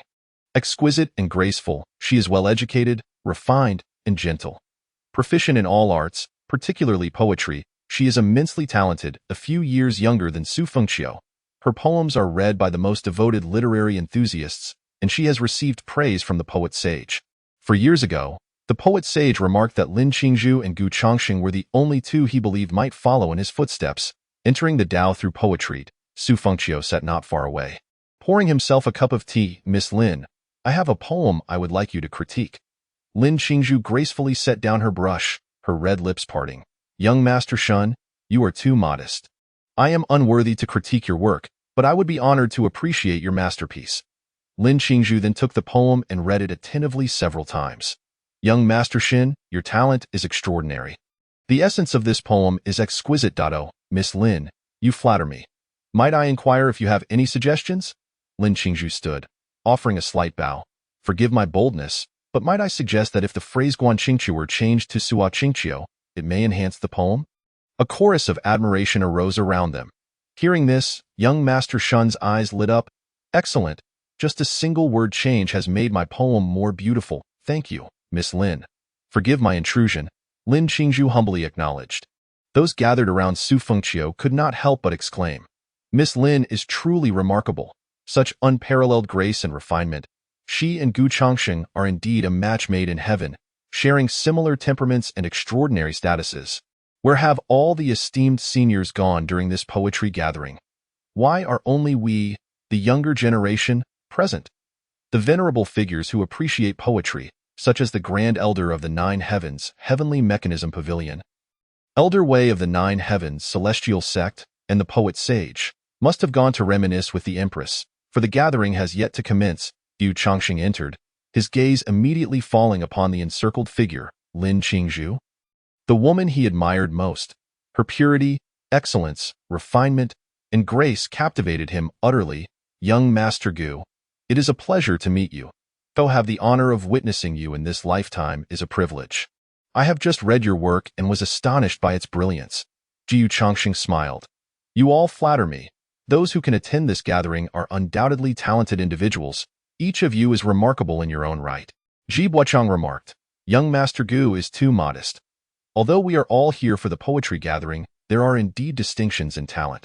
After all, none of us have received praise from the poet sage or the empress. Li Shang echoed. Indeed, young Master Gu and Miss Lin are figures we can only aspire to. While Gu Chongqing refrained from boasting, he relished the praise from others. He discreetly glanced at Su Fengqiu, who was seated nearby, enjoying his tea. Gu Chongqing then approached Lin Qingzhu. Miss Lin. Lin Qingzhu stood and offered a slight bow. Young Master Gu, ha ha ha, it has been a while, though we have not met recently. I often find myself reading your works, which greatly enrich my understanding. Young Master Gu, you are too kind, Lin Qingzhu replied. Just as Gu Chongqing was about to speak further, a few figures entered from the far end of the hall. Instantly capturing everyone's attention, Su Fengqiu's gaze followed suit. Leading the group was a noble lady, her face veiled and clad in a modest blue gown. the Empress of the Holy Yao Empire. For today's poetry gathering, the Holy Yao Empress opted for simplicity, yet her stunning beauty was impossible to conceal. Her regal aura rendered the crowd hesitant to meet her gaze. Even Gu Changsheng felt a bit daunted, let alone the ordinary scholars present. Following the Holy Yao Empress were several dignified elders, their presence exuding grace and wisdom. Zhuge Chun, the Grand Elder of the Nine Heavens, Heavenly Mechanism Pavilion. Wei Yannian, the Grand Elder of the Nine Heavens Celestial Sect, and Huang Jingshan, a renowned poet. Greetings, Your Majesty. Salutations, Elder Zhuge. Salutations, Elder Wei. Salutations, Elder Huang. Salutations, Elder Chao. The attendees bowed in unison. The Holy Yao Empress took her seat, nodding slightly. There is no need for formality. Today, we gather for poetry. Let us engage in camaraderie through literature and showcase our talents. Aside from customary etiquette, we shall not discuss our respective statuses. With that, the Empress cast a serene glance at Su Fengqiu. Indeed, ha ha ha, I wonder what surprises the talented scholars and ladies will bring us tonight. Wei Yannian chuckled, stroking his beard. Jiu Changxing stepped forward. I dare not presume. I merely wish to learn from all of you esteemed seniors. Wei Yannian looked at Gu Changsheng with a smile. Young Master Gu, I eagerly anticipate your performance. Thank you, Elder Wei. The Holy Yao Empress surveyed the gathering, her crimson lips parting. It seems the poet sage has indulged in a bit too much drink. Zhuge Chun, taking his seat, chuckled. The poetry gathering has yet to commence. There is no rush. Feel free to engage in conversation. The murmur of conversation filled the hall, soft and light. At that moment, Gu Changxing exchanged a knowing glance with Ji Buochang. Although apprehensive, Ji Buochang had made up his mind. Young Master Su Fengqiu, I have a poem I would like to request your critique. His voice rose intentionally above the others. As the words left his lips, the entire hall, including the esteemed experts like Zhuge Chun, fell silent. Su Fengqiu. What? Has he actually come to the poetry gathering? I have never heard of this esteemed master Su having any scholarly pursuits in poetry and literature.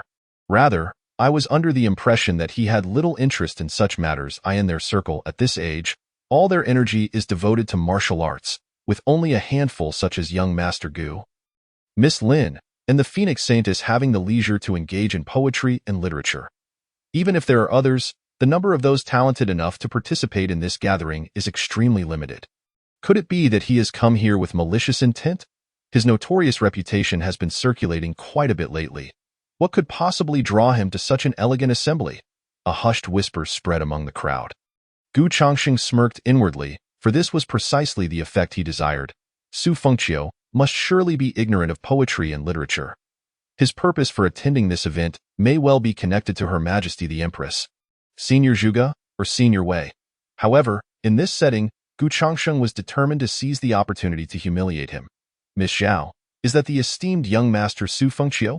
Lin Qingzhu inquired softly of a talented woman beside her.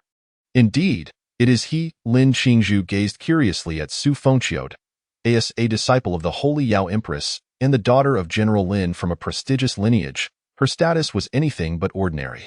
The Lin family had played a significant role in supporting the royal family of the Holy Yao Empire. It could be said that the Empress's rise to power was greatly aided by generations of the Lin family. Moreover, the Lin family was renowned for producing prodigious talents, with their bloodline predominantly yielding sons endowed with the blood of war gods, bestowing upon them an extraordinary combat prowess. Thus, Lin Qingzhu was cherished by her family, especially by her brothers, who regarded her as a treasure.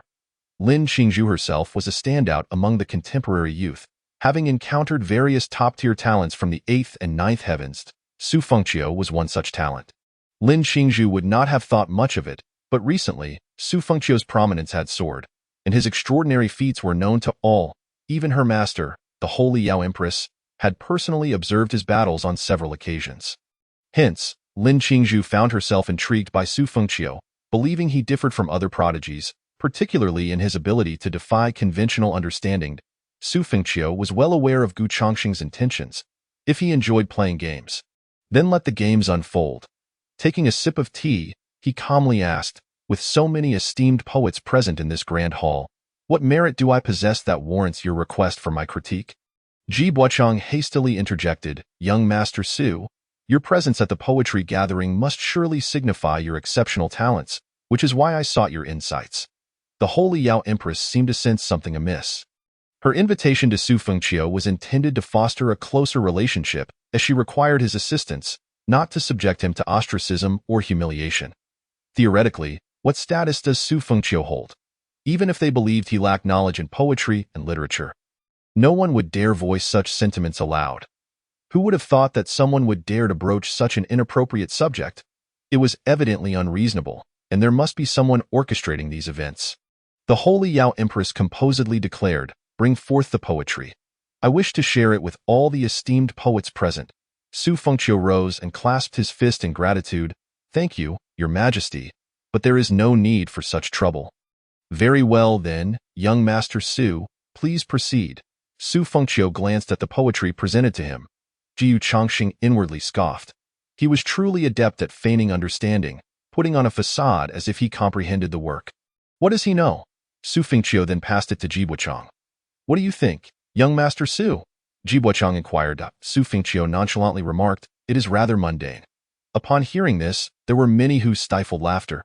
Fearing that any amusement would cost them dearly, hemmed. Jiu Changxing cleared his throat to mask his near explosion of laughter. Li Sheng approached and took the poetry. "I must say, I found this piece by Brother Ji quite enlightening. Young Master Su, perhaps you might take a closer look?"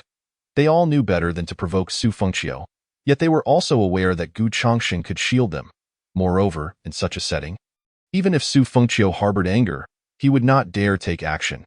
Even if he did, with so many powerful figures present, someone would surely intervene.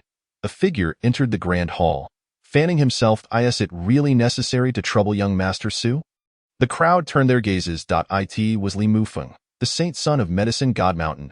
Ding detected Child of Fortune. Li Mufeng destiny value. 710-1023, 7th stage Child of Fortune. Age, 35 bloodline. Human race physique. Supreme divine body. Sacred fire spiritual aperture. Realm. Immortal Emperor 1st stage combat rating. 90 introduction. A 7th stage Child of Fortune with a supreme divine body, his medical skills are unparalleled, earning him the title of the only one likely to surpass the medical sage. Medical God and Medical Immortal. Ding congratulations on triggering the quest. Clearly Mufeng's destiny value, quest reward, Heavenly Poison Pearl, destiny value 1 million. Su Fengqiu was taken aback. A 7th stage Child of Fortune, and the reward is merely the Heavenly Poison Pearl? What is this Heavenly Poison Pearl? Su Fengqiu was genuinely unaware. It appeared to be something extraordinary. Li Mufeng closed his fan and bowed to the Holy Yao Empress and the others. "I am Li Mufeng. Honored to meet Your Majesty, Senior Wei, and Senior Zhuge." They nodded in acknowledgement. Li Mufeng then turned to Su Fengqiu, also bowing. "Young Master Su." Afterward, he addressed Jibuochang. "Might I inquire whether you intended to trouble young Master Su or were simply unaware that he lacks knowledge in poetry and literature?" Hence, showing him the poetry, it could be said that Li Mufeng was perhaps the most astute Child of Fortune Su Fengqiu had encountered. He appeared polite, his words devoid of any sharpness directed at Su Fengqiu. Instead, he seemed to question Jibuochang's motives for presenting poetry to Su Fengqiu, appearing to side with him. In reality, he had articulated everything that needed to be said, exposing the underlying intentions. Jiu Changxing felt a surge of delight. He hadn't anticipated Li Mufeng from Medicine God Mountain would make an appearance. He was well aware of the enmity between Su Fengqiu and Medicine God Mountain. With Medicine God Mountain showing weakness, Li Mufeng would certainly be displeased. The implications of his words were clear to Gu Changxing. Li Mufeng was on his side. This was splendid. With someone of Li Mufeng's standing assisting him, Su Fengqiu's downfall was assured. However, he had not expected Li Mufeng to be so bold as to step forward. It seemed that after more than a month, Medicine God Mountain was no longer intimidated by Su Fengqiu. Jibuochang hurriedly bowed to Su Fengqiu. "Young Master Su, I genuinely believed someone of your caliber attending the poetry gathering would naturally be akin to young Master Gu and the saint son of Medicine God Mountain. I was entirely unaware of your unfamiliarity with poetry and literature, so please forgive me." Li Mufeng turned to Su Fengqiu and said, "Young Master, his reasoning seems quite valid. There is no need to take offense." The Holy Yao Empress furrowed her brows slightly. Medicine God Mountain had recently shown deference to the Su family, and theoretically, they should now avoid conflict with Su Fengqiu. She had not anticipated that Li Mufeng would so openly seek to humiliate Su Fengqiu. Su Fengqiu chuckled. Why should I be angered? Is it not the case that everyone present at this poetry gathering is versed in poetry? I have merely offered my critique. You do not think I am feigning understanding? Do you, brotherly? Gu Chongqing and Li Mufeng exchanged disdainful glances, silently scoffing at his pretentiousness. Very well. Let us see how long you can maintain this charade. The poetry gathering has yet to commence. Li Mufeng laughed heartily. Of course not. It seems you have been diligently studying poetry and literature, which is commendable. Afterward, he glanced at Ji Buochang's poem, noting its highlights. Surely, young Master Su, you must not regard this piece as merely average? He then raised an eyebrow with a smile. Of course, it is also possible that your exceptional talent leads you to consider this poem rather commonplace. Many in the audience privately lamented that while the poetry gathering appeared tranquil, it was, in fact, rife with undercurrents. Su Fengqiu was likely to suffer a loss of face today. Ji Buochang nodded in agreement. Indeed, it must be so. I wonder if young Master Su has any recent works to share with us all? I would like to experience them. Li Mufeng smiled as he regarded Su Fengqiu. Just then, a figure strode in from outside the hall. I sincerely apologize for my tardiness. The crowd's attention turned to it was the poetry sage. Chapter 53. The River Tower Through the Ages, Moon Shadows for Eternity. The poetry sage appeared as a man of around 60, clad in oversized white garments. He held a wine gourd and walked with a light, almost ethereal gait. His gaze was somewhat unfocused, and the scent of alcohol wafted from him, suggesting he had indulged a bit too much. For many powerful figures, the notion of becoming intoxicated was a mere illusion. They reveled in the sensation of inebriation. Even when appearing drunk, they could achieve clarity in an instant. Nonetheless, he exuded an air of transcendence, enigmatic and profound. Poetry sage. The crowd bowed in unison. The poetry sage waved his hand dismissively. No need for such formalities. Today, I am merely a spectator here to appreciate poetry. Ha ha ha. With a carefree laugh, he tilted his head back and took several hearty gulps of fine wine. Gu Chongqing, my young friend, what a pleasure. Care for a drink? The poetry sage swayed slightly as he approached Gu Chongqing, his eyes gleaming with mirth. Ji Chongqing returned the gesture with a bow. I shall abstain from drinking. Ha ha ha. Where is that young lady, Qingzhu? Lin Qingzhu responded with a bow. Poetry sage. Ha ha ha. Splendid, splendid. With that, he leaped forward to stand before the holy Yao Empress and the others. Your Majesty, Elder Wei? Elder Zhuge, what a pleasure, Zhuge Chen inquired. What fortuitous event has befallen you? Poetry sage. Ha ha ha. I shall not conceal it from you all. While passing by the esteemed poetry house, I ascended for a brief moment and came across a couplet that truly caught my eye. After spending some time pondering, I was able to craft a few corresponding lines, hence my delayed arrival. The Empress Shengyao, with a raised brow, inquired, Pray tell, what is this remarkable couplet? The poet sage stood, lifting his hand, his gaze shifting from a dreamy state to one of profound clarity. He waved his hand through the air, and a line of ethereal, exquisite characters materialized, coalescing with spiritual energy. Wang Jianglu, Wang Jianglu, Wang Jianglu Xiao Wang Jianglu, Jianglu Qiangu, Jianglu Qiangud, Su Fengqiu remarked. Upon the emergence of this line, the crowd frowned in concentration. It is breathtaking, a prodigious talent. Was this couplet inscribed at the poetry house? Indeed magnificent, this poetry house must be perched upon the waters of the river. Thus, it is evident that this couplet must have been composed by the author after witnessing the poetry house. A spontaneous creation inspired by such talent, worthy of admiration. A splendid couplet indeed, uttered Zhuge Chen, stroking his beard in awe. The poet sage's senior, Gu Chongqing, inquired with a bow, Might I ask who composed this couplet? The poet sage shook his head. Alas, this couplet bears no signature. Empress Shengyao asked, To compose a corresponding line in such a short time would be quite the challenge. Might I inquire what the poet sage's corresponding line is? Ha ha ha! The poet sage laughed heartily, swiftly inscribing his answer beneath the couplet in the air. Sai Shir Tai, Sai Shir Kai, Sai Shir Tai Shang Sai Shir Kai, Shir Tai Ju Shir. Shir Kai Ju Shir. Excellent. What a remarkable talent, exclaimed Wei Yinyang, rising in excitement. For those of us blessed with great talent, upon seeing the upper line, we had already begun to form our own corresponding lines in our minds. After a while, however, it became apparent that it was not so simple. Upon witnessing the poet-sage's line, meticulously crafted, we could not help but admire its beauty. The poet-sage shook his head, while it is indeed well-structured. The beauty of the upper line evokes a picturesque scene at first glance, and the pairing of poetic talent with eternity lacks symmetry. Therefore, my corresponding line still falls short. Zhuge Qian proposed, since this is the case, shall we commence the poetry gathering with this couplet from Wang Jianglu? Marvelous, indeed, another chimed in. Yet, this couplet is truly difficult to match, sighed the esteemed poet Chao Lao. If even the poet-sage is challenged, we shall undoubtedly find it more daunting. Let us pool our talents. Surely among us, there is one who can conjure a response tonight. Ha ha ha, Li Mufeng smiled at Su Fengqiu. Brother Su, your understanding of poetry is profound. Might you showcase your talent? The crowd, with a blend of anticipation and amusement, turned their gaze to Su Fengqiu. He neither feared nor hesitated, and with his left hand behind his back, he raised his right hand and swiftly waved it in the air. Characters gradually appeared beneath the upper line. In Yu Jing?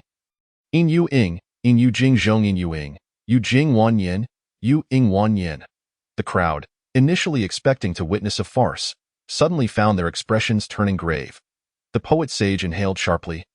Squinting at Su Fengqiu's line, his previously dreamy gaze transformed into one of seriousness.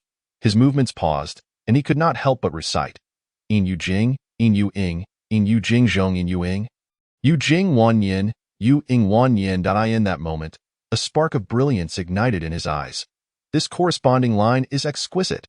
The crowd gasped in astonishment, their eyes widening in disbelief. Zhuge Qian rose, unable to contain his admiration. This line is truly extraordinary. The Jianglu and the Yu Jing, the eternal and the 10,000-year perfectly aligned. This is precisely what the poet-sage described, a scene that is instantly visualized. What? Li Mufeng, who had initially anticipated a spectacle, was now utterly shocked. How is it possible for him to craft such a well-structured line? Gu Chongqing furrowed his brow. Is this true? This brash individual possesses such talent. The poet-sage's line had not reached such precision. Jibochong and Li Sheng exchanged glances, then looked at Gu Chongqing, their meaning unmistakable. Is this truly the Su Fengqiu you described as lacking talent? Young Master Gu? Lin Qingzhu gazed at Su Fengqiu's line, unable to suppress a soft exclamation. Jiang Lu Qian Gu, Yu Ing Wan Yin, how beautiful! Ding Lin Qingzhu's favorability towards you increased by 5. Excellent! What a remarkable in Yu Jing! What a splendid Yu Ing Wan Yin! The poet-sage's eyes sparkled with brilliance as he turned to Su Fengqiu. Young friend Su, may I inquire as to your origins? Su Fengqiu clasped his fist. I am Su Fengqiu, a junior, honored to meet the esteemed poet-sage. The poet-sage regarded Su Fengqiu with a slight nod. I have long heard of your exceptional talent, yet never realized you possessed such poetic prowess. You have truly opened my eyes. Might you compose another corresponding line? The poet-sage looked on expectantly. Yu Chongqing gritted his teeth. Damn it, today's poetry gathering. He intends to become a disciple of the poet-sage, stealing the spotlight from Su Fengqiu? Is this real? Can Su Fengqiu truly possess such talent? Su Fengqiu replied, I am but an unworthy junior. This upper line is indeed my own creation. The crowd erupted in astonishment. What? The upper line from Wang Jianglu, which captivated the poet-sage, was composed by Su Fengqiu. Moreover, he also penned the corresponding line of Yu Ing Wan Yin. Shocked expressions spread across the assembly. Wasn't it said that Su Fengqiu had little interest in poetry and was not particularly gifted? This display was nothing short of breathtaking. Yu Chongqing's brow furrowed deeply. He composed the upper line. Suddenly, both Gu Chongqing and Li Mufeng realized something. They were certain that Su Fengqiu was not a poetry enthusiast and possessed little talent, while his ability to compose a corresponding line was indeed astonishing. The revelation that he had authored the upper line changed everything. It meant he was simply well prepared, having crafted both the upper and lower lines in advance. It was likely that he had sought the assistance of more talented individuals prior to the gathering and merely memorized their work. This reasoning made everything seem plausible. With this realization, their initial shock dissipated. That's how it is. Engaging in deception, lacking talent yet attempting to shine at the poetry gathering. Ultimately, the truth will be revealed. A cold smile crept across Gu Chongqing's heart. This is actually good news. I could have merely embarrassed him a little. However, if Su Fengqiu is found to have fabricated his talent, oh, he will lose all face. So, it was you who composed the upper line? The poet sage inquired of Su Fengqiu. Su Fengqiu nodded. It was my first visit to the poetry house, inspired by the view. I neglected to sign my name. Li Mufeng applauded. Brother Su, you are impressive. So, it follows that upon witnessing the poetry house perched upon the river, you spontaneously composed Wang Jianglu, and subsequently the corresponding Yue Ing Wan Yin, which the poet sage himself could not achieve. Truly remarkable. Li Mufeng's words carried a hint of sarcasm. The poet sage and numerous esteemed poets struggled to produce a response, yet you claim to have crafted the upper line upon seeing the poetry house? And the lower line spontaneously as well? How extraordinary indeed. It seems you surpass even the poet sage, the empress, Zhu Geqin, and Wei Yinyang. As a result, upon hearing Li Mufeng's words, the crowd began to grasp the underlying implication. Su Fengqiu was clearly putting on a show. The poet sage, discerning the subtlety in Li Mufeng's words, posed an inconsequential question. Oh, which poem is considered ordinary? Ji Buochang presented his poem with both hands. The poet sage took a glance and remarked, there is indeed talent here, yet when viewed in light of young friend Su's remarkable couplet, it pales in comparison. Thank you, esteemed poet sage, Ji Buochang replied respectfully. The poet sage returned to his seat. Empress, we may commence the poetry gathering, he declared. Empress Shengyao nodded. Young Master Su has set a fine precedent. Thus, dear guests, let the poetry gathering officially begin. The crowd bowed in unison. The poet sage added, I too would like to mention that this year I have contemplated taking on a disciple. Therefore, I hope to accept the individual who performs best at this gathering. Many eyes turned towards Gu Chongqing. The poet sage also looked to Gu Chongqing. Chongqing, I hope you can present me with the same brilliance you did 4 years ago. Gu Chongqing bowed. I will not disappoint the esteemed poet sage. He indeed possessed talent. Yet the poem that had once astounded the poet sage was not an original work. Rather, it was a piece he had long prepared. Specifically, he had inadvertently discovered a destitute scholar in the mundane world, a poetic genius who had penned numerous timeless masterpieces. Gu Chongqing had eliminated him and memorized all his poems. One of those had impressed the poet sage in the previous gathering. He believed that the many poems he had memorized would surely serve him well tonight. First, he aimed to become a disciple of the poet sage. He was aware that his actions mirrored those of Su Fengqiu. However, Su Fengqiu was the target of scrutiny, while no one questioned Gu Chongqing. Moreover, Gu Chongqing indeed possesses remarkable talent. Esteemed guests, what shall be the theme for our first round of poetic exchange today? Zhu Geqin inquired. The Empress Shengyao gazed out of the window and sighed. The moonlight tonight is truly beautiful. The poet sage laughed heartily. Your Majesty praises the moon. It is only fitting that our young friend contributes a line about the moon's reflection lasting for 10,000 years. Thus, let us make the theme of the first round the moon. What do you all think? There is certainly no objection. Since ancient times, countless poems and compositions have been inspired by the moon. It is precisely due to the abundance of timeless poetry centered around the moon that crafting a piece to astonish everyone becomes a greater challenge. Therefore, all you talented individuals, strive hard. You have the time of an incense stick. Your poetry is unrestricted. Some directly seated themselves, grasping their brushes as they contemplated. Others walked to the side of the grand hall, gazing at the scenery and the full moon, deep in thought. A few were quietly discussing amongst themselves. Brother Su, I never anticipated you possessed such talent. I am truly impressed, Li Mufeng remarked with a smile. You flatter me, Brother Li. Please convey my regards to Master Li of the Medicine God Mountain upon your return. Su Fengqiu replied, fully aware of the implication in Li's words. Must our matters elevate to the level of sex, Brother Su? Li Mufeng asked. I merely inquired out of courtesy. Why do you say so? Brother Li? Su Fengqiu smiled faintly. Ha ha ha. Li Mufeng chuckled. Then his gaze sharpened. Brother Su, the Medicine God Mountain eagerly awaits your arrival. Li Mufeng was the son of destiny who triggered Su Fengqiu's task. Since he dared to confront Su Fengqiu head-on now, it was evident he had the backing of the Medicine God Mountain. Tio put it simply, the Medicine God Mountain had recently shown weakness. However, They were no longer afraid of Su Fengqiu. The reason was simple. The ancestral figure of the medicine god mountain had ascended to the status of a supreme, immortal emperor. That was their confidence. Yet, they certainly would not possess absolute assurance in taking the initiative against the Su family. But they were undoubtedly unafraid of Su Fengqiu retaliating against them. I will definitely go, Su Fengqiu stated. Awaiting your arrival, and additionally, Brother Su, Li Mufeng smirked. Just a reminder, tonight's poetry gathering is filled with eminent poets from the continent, and with Her Majesty the Empress and the poet sage present, any momentary cleverness can easily be seen through.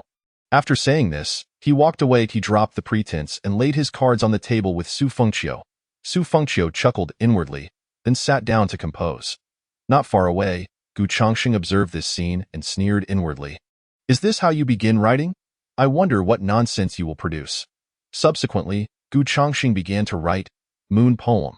This composition, I shall undoubtedly become the stunning presence of tonight's poetry gathering, aiming to be under the tutelage of the poet sage. Without a doubt. Gu Chongqing brimmed with confidence. Chapter 55. May we live long and share the beauty of the moon. The assembly of talented men and women began to create. Poet sage. Beside him, old Chow whispered. The poet sage grandly wiped his mouth, emitting a slightly tipsy sound. Old Chow, please speak. Hiccup. This Su Fengqiu, I am well aware of. He has never been enamored with the arts of music, chess, calligraphy, or poetry. At the age of 28, the immortal emperor has devoted all his energy to cultivation. Implicitly, it raised doubts about Su Fengqiu's ability to produce the couplet. The poet sage vaguely agreed, yet said nothing more. He did not care. I merely believe such behavior tarnishes the elegance of our gathering, yet dare not voice it, alas. Old Chow sighed. He deeply detested such conduct, yet did not dare to stand up and say anything. After all, what was Su Fengqiu's status? Fortunately, there were still Li Mufeng and Gu Chongqing present. Sooner or later, they would expose Su Fengqiu. After the time of an incense stick, everyone signed their names and presented their works. Your Majesty, Lin Qingzhu gracefully bowed and presented her work to Empress Shengyao. I eagerly anticipate your piece. I hope it does not disappoint you and the esteemed seniors. After speaking, Lin Qingzhu walked away. As she descended, she encountered Su Fengqiu approaching. Lin Qingzhu offered a slight bow, her voice gentle. Young Master Su Fengqiu halted his steps. Miss Lin, a pleasure. Your couplet earlier was exquisite. I admire it. Lin Qingzhu said. Su Fengqiu smiled. Miss Lin, do you not think like others that this was something I prepared in advance? Su Fengqiu's words left Lin Qingzhu momentarily speechless. She replied truthfully. I have heard that young Master Su is not fond of poetry and literature. Yet truly talented individuals can craft beautiful verses in a brief moment. Perhaps you are such a person? Lin Qingzhu anticipated Su Fengqiu's remarkable work. Thank you. Afterward, Su Fengqiu proceeded to present his poetry to Empress Shengyao and then returned. Gu Chongqing cast a glance at Su Fengqiu before handing his poem to the poet sage. The assembly took their seats. Empress Shengyao said, Very well, everyone. Please wait a moment while we each select a few pieces we deem of higher quality to showcase to all. Yes, the crowd bowed. Young friendly Mufeng as the moon of the world is written with great boldness. A fine poem indeed.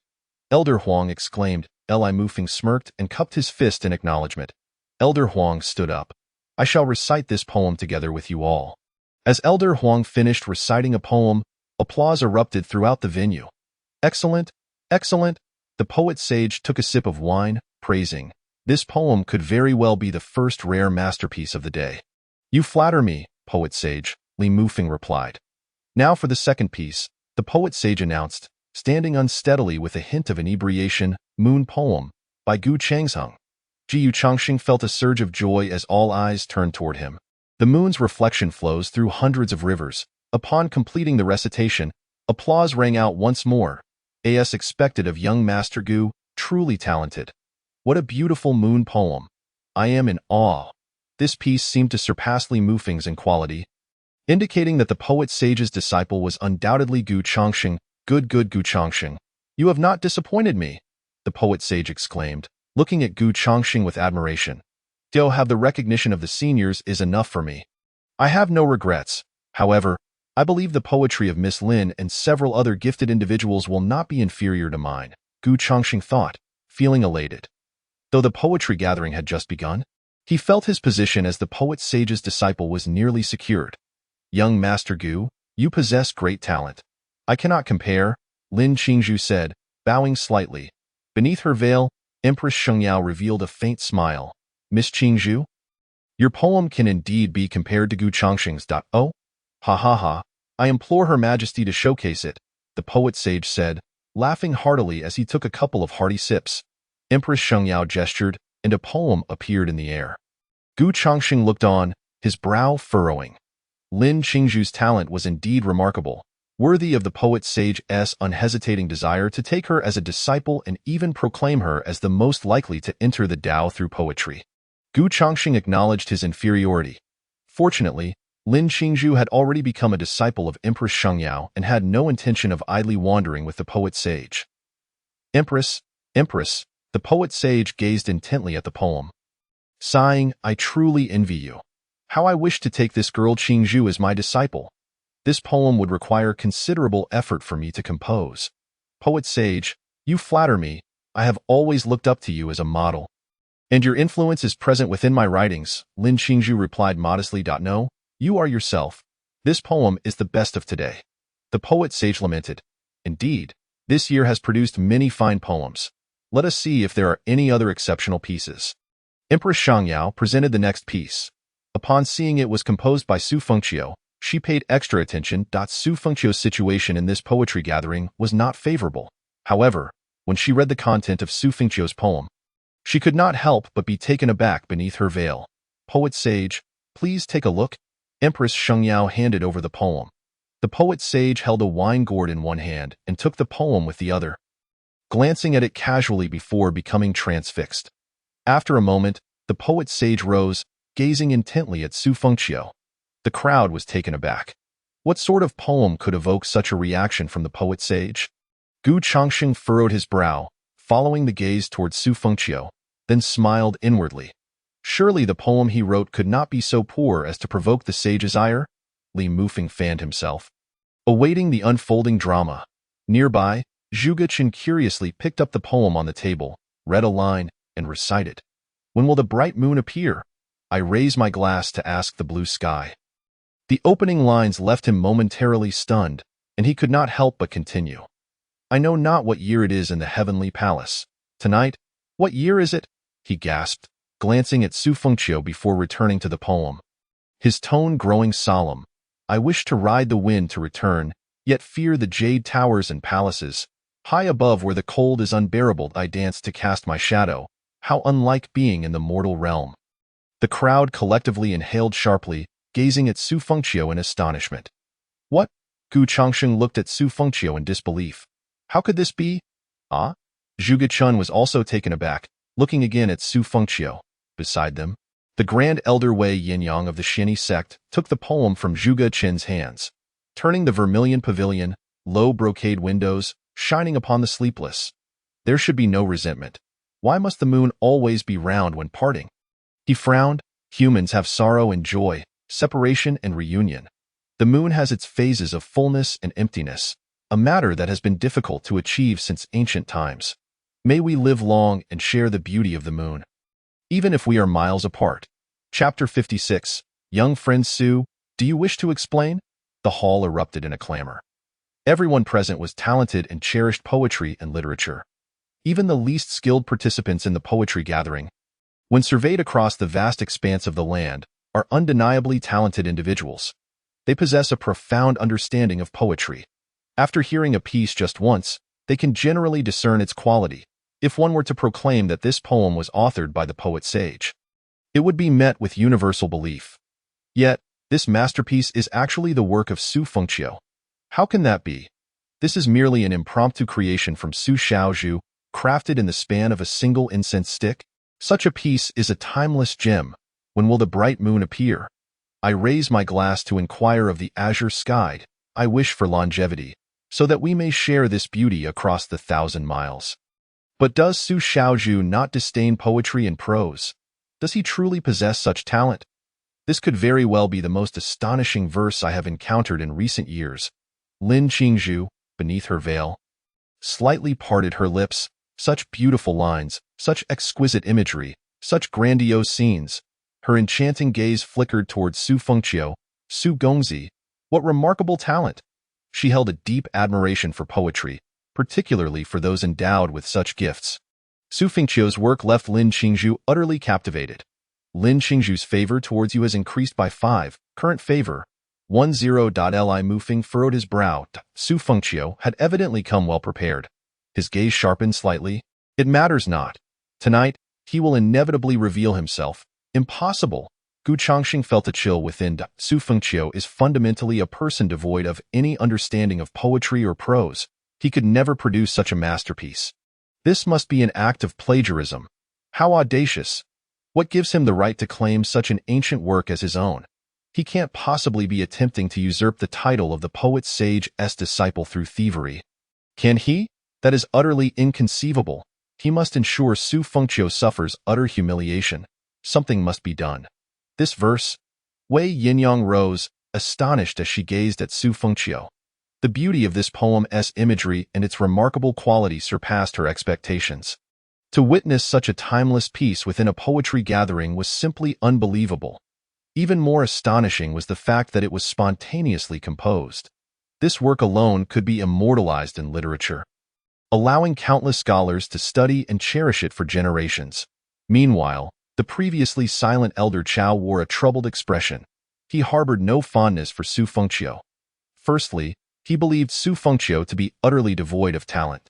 All of this was merely stolen, bearing his name. Secondly, the Yao family, which Su Fengqiu had annihilated, was intricately linked to him. He had refrained from confronting Su Fengqiu out of fear. However, he was beginning to struggle with his restraint.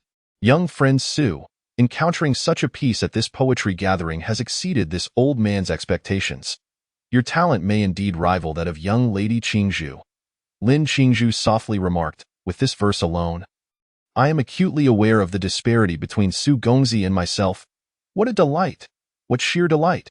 The poet sage laughed heartily. It must be either copied or meticulously prepared in advance.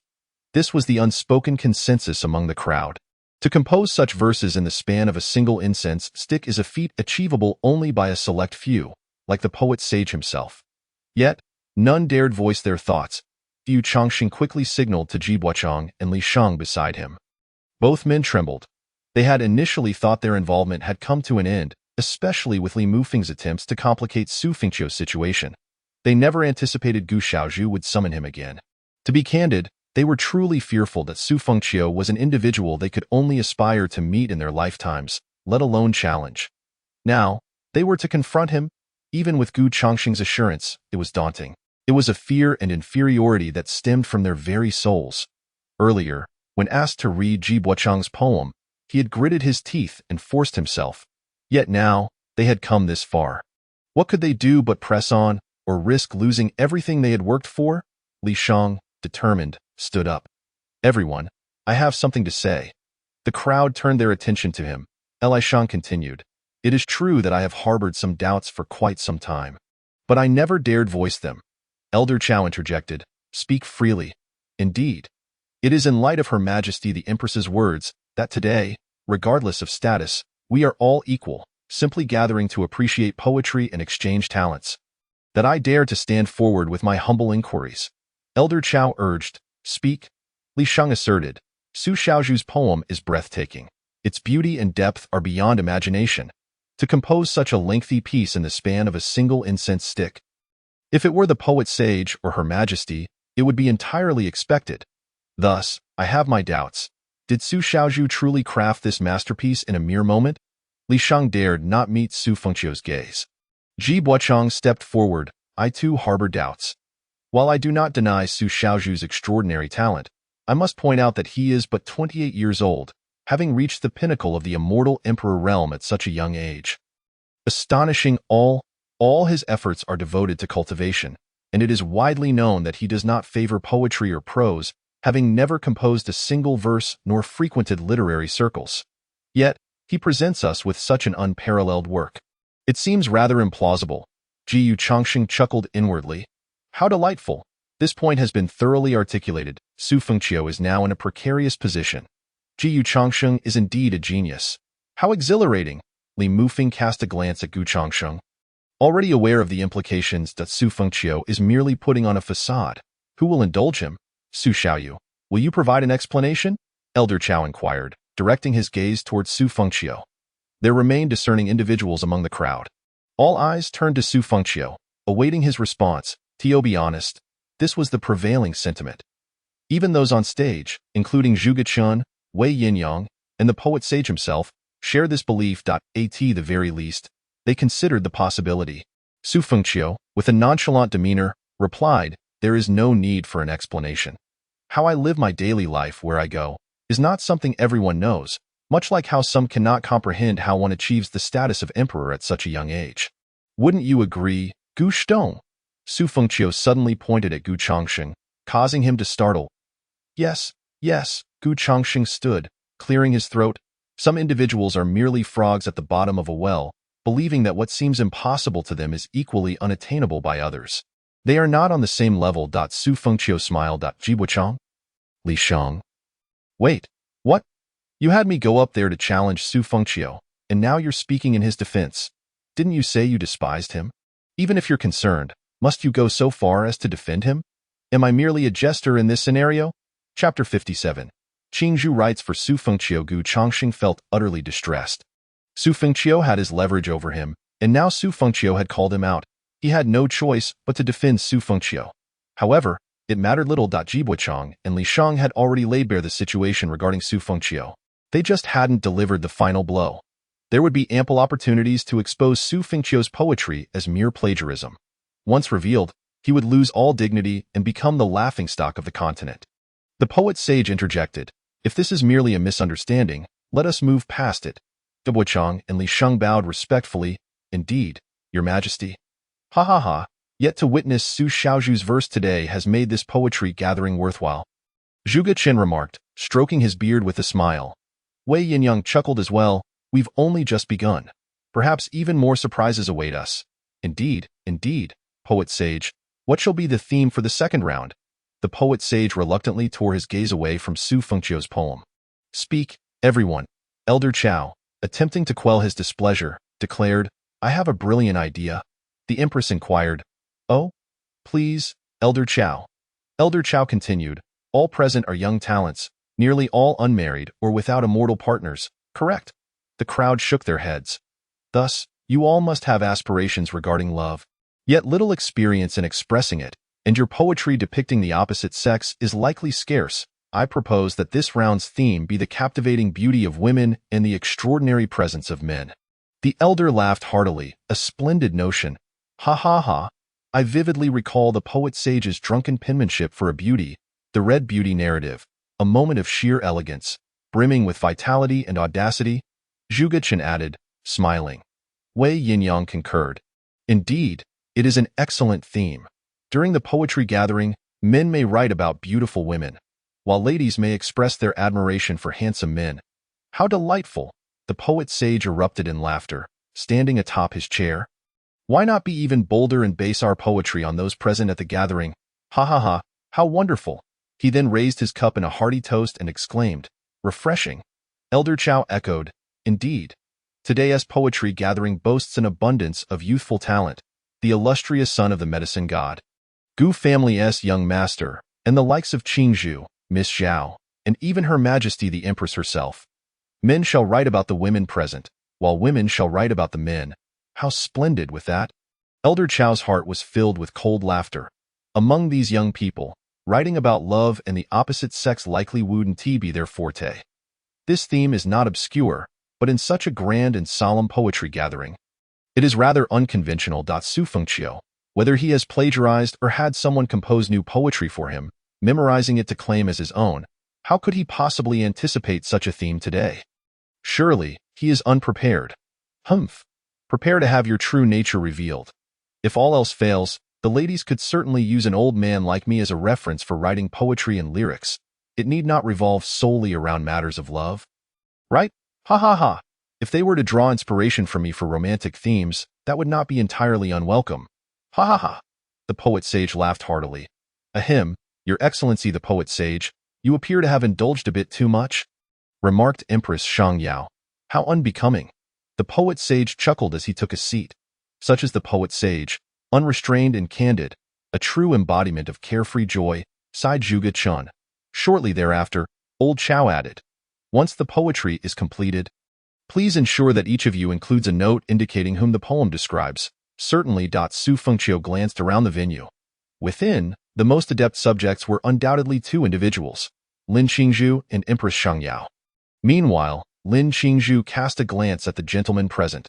Indeed, many fine young men possessed the talent for writing. She could even portray the poet sage himself, embodying a spirit that roams freely in the cosmos and exudes grandeur in the world, which need not solely concern romantic affairs. Yet, inexplicably, her gaze fell upon Su Fengqiu. She suddenly felt that there was something within Su Gongzi that she yearned to express in her writing. At the same moment, Su Fengqiu also looked towards Lin Qingzhu. Their eyes met. Beneath her veil, Lin Qingzhu's fair face blushed slightly. From a distance, she nodded politely to Su Fengqiu. Jiyu Changxing felt a surge of joy. This theme is splendid. It is the perfect opportunity to write about Miss Lin. She is the one he holds dearest. She ranks 6th on the immortal rankings. He still pondered how to convey his affections to her. This poem would serve as an ideal expression as for Su Fengqiu. He need not concern himself. This theme, especially one inspired by a person present, would require impromptu composition. Within Su Fengqiu's prepared verses, there was certainly no mention of women. For in such a poetry gathering, who would have anticipated that one would write about women and men? Thus, the poem he would compose about women would inevitably reveal his true capabilities. The previous piece, renowned across the ages, he had claimed to have improvised. Should this new composition be unremarkable, it would solidify the notion that he was a plagiarist. Conversely, Gu Changxing believed that it would be exceedingly difficult for Su Fengqiu to produce even a mediocre poem. He simply did not possess the understanding. The atmosphere in the room grew quiet. Everyone was fixated on a certain individual, contemplating how to begin writing. Is it time to put pen to paper? Gu Changxing cast a sidelong glance at Su Fengqiu, a smile forming in his heart. Absurdly laughable. How pretentious! In no time, the incense stick burned down. Everyone had completed their compositions. Subsequently, they submitted their poems to Empress Shangyao and others. Wei Yani flipped through them and remarked, indeed, your depictions reflect a certain lack of sophistication, yet it is well. If a poem emerges from such sentiments, it shall be even more exceptional. Young friend Gu, your poem is quite commendable. It is about the young lady Qingzhu. Lin Qingzhu offered a polite bow to Gu Changxing. Jiyu Changxing clasped his fists. If Miss Lin is displeased, I beg your pardon. Yet in his heart, he believed that Lin Qingzhu had most likely written about him, or perhaps the poet sage. However, to write about an elder, even in admiration, was rather inappropriate. You are too kind, young Master Gu. Lin Qingzhu replied softly. Old Chow then recited Gu Changxing's poem aloud. A fine poem, a fine poem. Even without knowing whom young Master Gu has written about, it is evident from the verses that it is dedicated to Miss Lin. How vividly it captures her essence. Young Master Gu, this poem is truly infused with admiration for Miss Lin. A splendid work. Young Master Gu is indeed a man of great talent. The poet sage nodded in satisfaction. It appears that my disciple may indeed be worthy of recognition. Ha ha ha, Gu Changxing was elated. Lin Qingzhu, however, bowed slightly. Thank you, young Master Gu.it was nothing at all. I look forward to your poem, Miss Lin. Jiyu Changxing displayed a gentlemanly smile.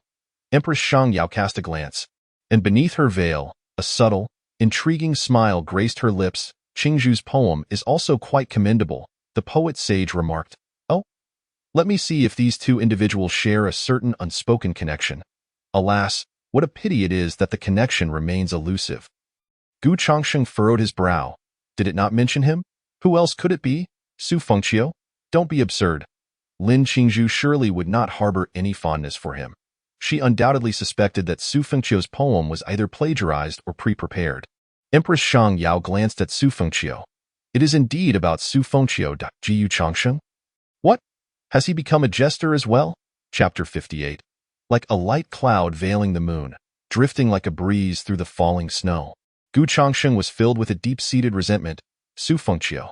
Once again, it is Su Fengqiu.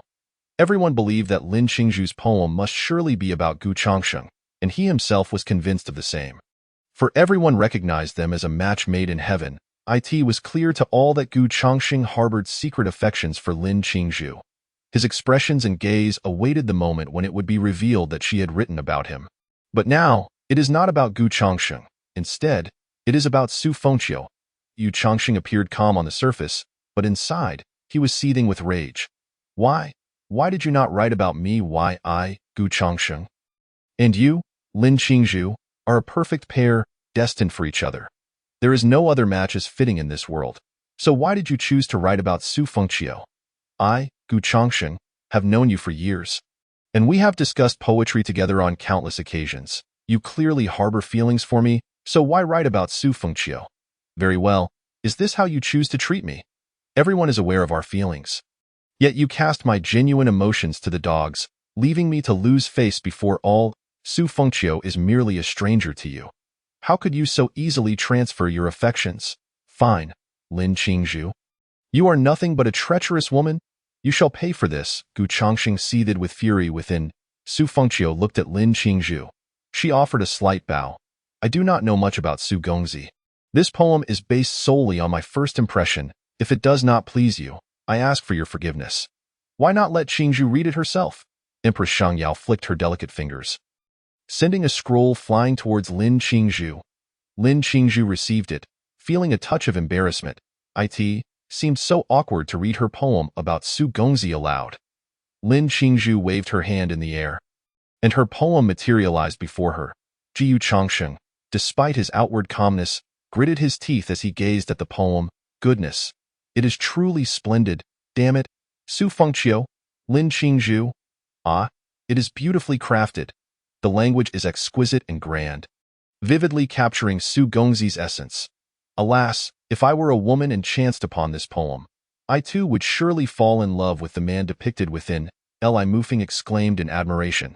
He was, of course, deliberately stoking the flames between Su Fengqiu and Gu Changxing. Gu Changxing? You love, you bastard. Now you can love. The crowd could not help but marvel. What a fine poem. Truly a remarkable work. Qingzhu's talent is indeed unparalleled in this generation. Ha ha ha, the poet sage seems to lament not being able to take this talented disciple under his wing. However, Li Mufeng, your words are somewhat misleading. This poem is not entirely about admiration, but rather a celebration of talent, depicting a genius who, like a force of nature, possesses both grandeur and a tender side. Thank you, Miss Lin. Su Fengqiu clasped his fists. Lin Qingzhu offered a slight bow in return. Coincidentally, the poem I composed is also dedicated to Miss Lin. This was quite natural. Among the 200 men present, over 95% wrote about Lin Qingzhu. The empress was not a subject they dared to approach. Lin Qingzhu felt a flicker of anticipation. Meanwhile, Gu Changxing's patience was wearing thin as he observed the exchanged glances between the two. Very well. If this is how you wish to play, I shall see Su Fengqiu's work. Empress Shangyao retrieved Su Fengqiu's poem. Upon glancing at it, her expression shifted to one of surprise. It seems Su Fengqiu's poem is far from ordinary, the poet sage remarked. Old Chow quipped, naturally, it is extraordinary, if it is indeed plagiarized or pre-prepared. Of course, this was a thought he dared not voice aloud. Empress Shangyao spread her hand, and words that resonated with the heart and soul materialized in the air. The audience quickly looked up. Lin Qingzhu, too, watched with anticipation. Like a light cloud veiling the moon, drifting like a breeze through the falling snow, a hushed gasp rippled through the audience, many instinctively inhaling sharply. The poet sage's murky gaze regained its clarity in an instant. Like a light cloud veiling the moon, drifting like a breeze through the falling snow. His body trembled slightly, a surge of restrained excitement coursing through him, as if vivid imagery flooded his mind. Reminiscent of an unfinished longing, as though he had finally discovered what he had been searching for. Wei Yanni, Zhuge Qian, and others looked at the poem with expressions of disbelief, instinctively rising to their feet. How beautiful! This is the most exquisite poem I have ever encountered. Like a light cloud veiling the moon, drifting like a breeze through the falling snow. What kind of talent is required to craft such a masterpiece? So beautiful, truly beautiful. Young Master Su is a great talent. In this world, let alone this generation, even looking back a century, Su Fengqiu's talent would surely rank among the foremost. At this moment. If someone were to claim that this poem was pre-prepared by Su Fengqiu, or that he had commissioned someone else to write it, I would be hard-pressed to believe it. Who in this world could produce such beauty in poetry? The crowd stood in astonishment, gazing at Su Fengqiu, who stood there with his hands clasped behind his back. As if in a realm untouched by others, Lin Qingzhu's beautiful eyes flickered as she read Su Fengqiu's poetry. How exquisite! This must be the most beautiful poem she has encountered in recent years. To her surprise, it was penned by the esteemed Xu Dai. In that fleeting moment, Lin Qingzhu felt a profound stir within her heart. Over the years, she had received countless declarations of love from exceptionally talented young men. Yet none had ever made her heart flutter. She did not even comprehend the concept of being moved. However, upon reading this poem, she seemed to grasp, if only slightly, the essence of what it meant to feel one's heart stirred. A single poem could resonate deeply, revealing the extraordinary beauty contained within.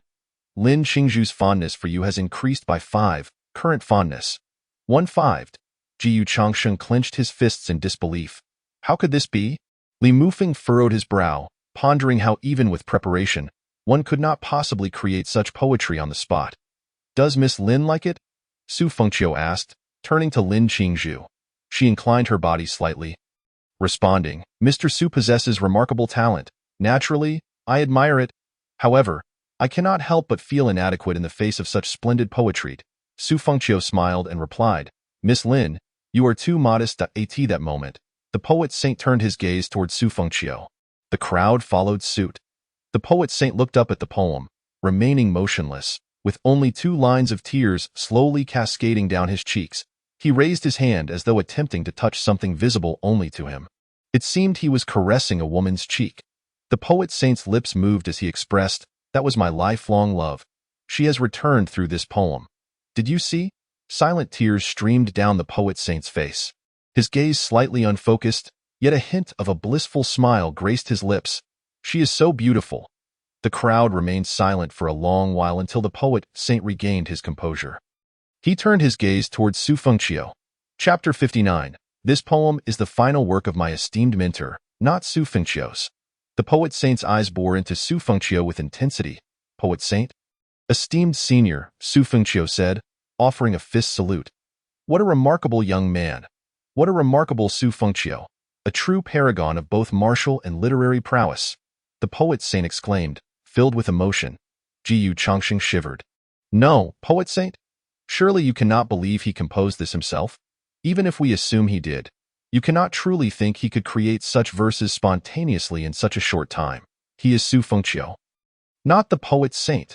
A single poem has allowed me to seemingly conjure forth the beloved I lost many years ago. In my limited perspective, it appears I have encountered someone with the extraordinary talent to transcend into poetry.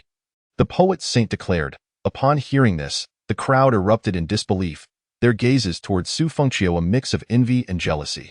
Yet, upon reflection, it was understandable. The 2 poems Su Fengqiu presented today, including a couplet, would undoubtedly echo through history. They were simply breathtaking. Could this truly be an impromptu creation by Su Fengqiu? As a celestial emperor, with such martial talent, could he also possess such literary genius? The poet saint, with a serious expression, turned to Su Fengqiu and asked, Su Fengqiu, my young friend, I genuinely wish to take you as my disciple. What are your thoughts? The crowd gasped. What? The poet saint wishes to take Su as an apprentice? Shouldn't that be Gu Changsheng? Hush, it was clear from the start that the poet saint held Gu Changsheng in high regard.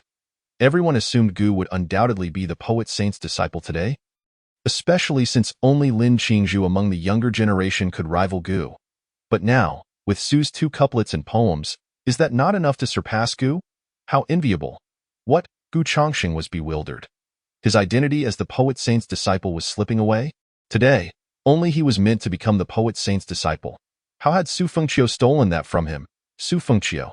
Su Fengqiu. Ah, curse you. Gu Changsheng's face was filled with resentment. No, poet saint. Gu Changsheng could no longer restrain himself and stood up. Oh, Changsheng? The poet saint said. Jiyu Changsheng pointed at Su Fengqiu, exclaiming, Poet saint, perhaps you have been deceived by Su Fengqiu. He possesses no such talent. I am certain he has no interest in poetry or prose. If he has no interest, how could he claim to have such talent? Oh, do you know me well, Brother Gu?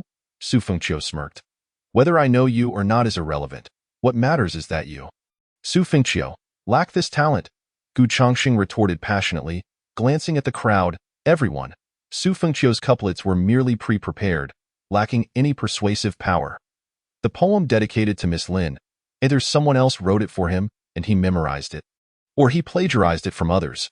Surely you all understand this. Gu Chongqing's gaze narrowed as he fixed it upon Su Fengqiu. Su Fengqiu, cease your pretentiousness. You possess no talent, and everyone knows it. Only out of respect for your status do they refrain from voicing it. But I, as one who loves poetry and embodies the spirit of a scholar, can no longer turn a blind eye. This poetry gathering, such a noble assembly, is not a place for someone like you. Su Fengqiu, do you not forget the despicable deeds you have committed that anger both gods and men? Such a person could not produce such beautiful poetry. Gu Chongqing could no longer endure, if he remained silent any longer. His identity as the poet saint's disciple would vanish. What leverage did he have? None mattered anymore. The crowd exchanged glances, and indeed, they shared similar thoughts. Master Gu, I mentioned this earlier, but you refuted me, Ji Buochang said. Gu Chongqing replied, that is because I have known Su Fengqiu for some time. I did not wish to make it explicit and let him keep some face. But seeing this fellow grow bolder, as a lover of poetry with the spirit of a scholar, my conscience compels me to speak up. Li Mufeng stood up. Indeed, I concur with Brother Gu. I have never heard of Su being fond of poetry. Each time, he is said to be in seclusion, training, or honing his skills, he has never engaged in poetry or even played chess with anyone. Even if we assume he enjoys poetry, the quality of these two poems is beyond his capability to compose.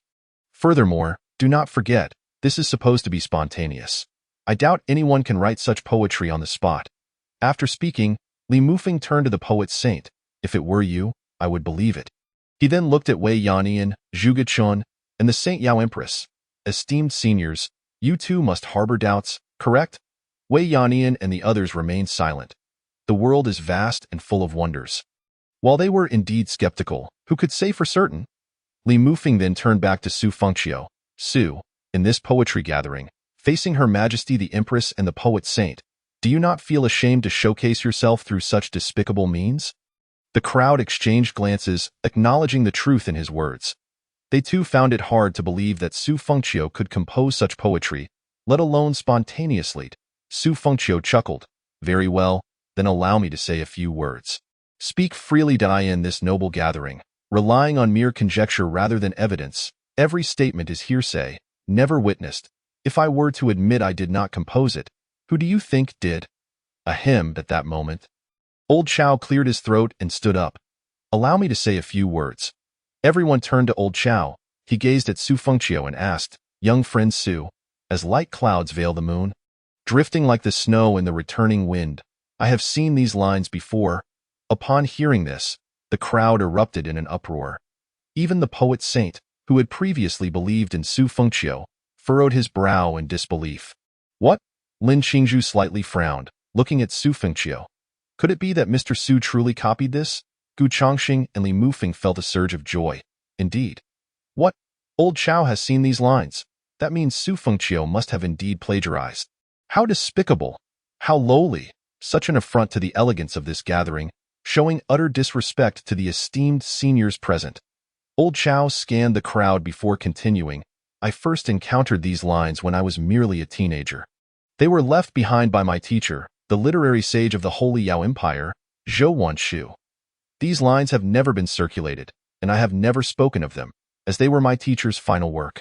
I hesitated to mention it due to your identity, young friend Su, but upon seeing you claim these lines as your own, I could no longer remain silent, for I owed it to my mentor. Old Chow fixed his gaze on Su Fengqiu. Pray tell, how did you come by these lines? Why do you claim they were impromptu? In truth, Old Chow's words were entirely fabricated. He had longed to speak up. And now, with Gu Chongqing and Li Mufeng laying everything bare, it was the perfect moment to fan the flames. Though his claims were unfounded, in the current atmosphere, if he asserted it, it would be accepted as truth.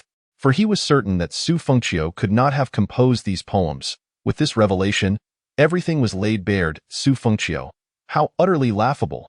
The illustrious immortal emperor, the distinguished young master of the Su family, engaging in such petty and unscrupulous deeds is nothing short of a disgrace to the millennia-old imperial lineage, Gu Chongqing remarked coldly as he pointed at Su Fengqiu. How delightful now, let us see how you. Su Fengqiu will respond. Su Fengqiu, however, erupted into laughter. Chapter 60. Have you not seen the waters of the Yellow River come from the heavens?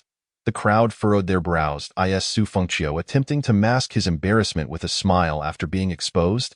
Several individuals, filled with righteous indignation, began to question their own judgments. It is indeed true that Su Fengqiu has plagiarized. The literary thief, yet this is inconsequential. But, has this poem then become the final work of Master Chao? Do you still wish to quibble? Gu Chongqing inquired. Su Fengqiu chose to ignore him and turned to Master Chao, asking, Master Chao, do you assert that as faint as clouds veiling the moon, drifting like the wind's return of snow, were composed by your esteemed teacher? Precisely so. Master Chao nodded in affirmation. It only these two lines that remain? Su Fengqiu asked with a teasing smile. Your master penned merely these two lines, which you then embellished and altered, claiming them as your own. What fault is there in that? Su Fengqiu then smiled and leisurely stepped forward. As faint as clouds veiling the moon, drifting like the wind's return of snow. The crowd gazed at him in confusion. Su Fengqiu's voice resounded.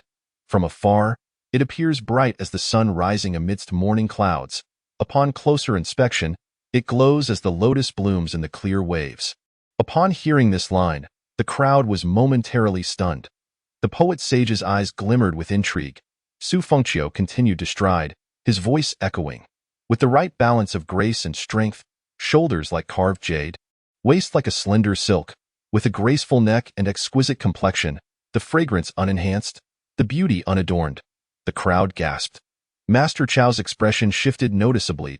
Su Fengqiu approached Lin Qingzhu, gazing at her, tender and graceful, enchanting in speech. Subsequently, Su Fengqiu continued, draped in splendid robes, adorned with jade and emerald finery. The crowd was taken aback. Master Chao's face darkened further. The holy Yao Empress, behind her veil, was also visibly astonished. Su Fengqiu went on. Faint is the fragrance of orchids, rich is the aroma of peppers. Stepping lightly among the fragrant grasses, swift as a flying duck, elusive as a spirit.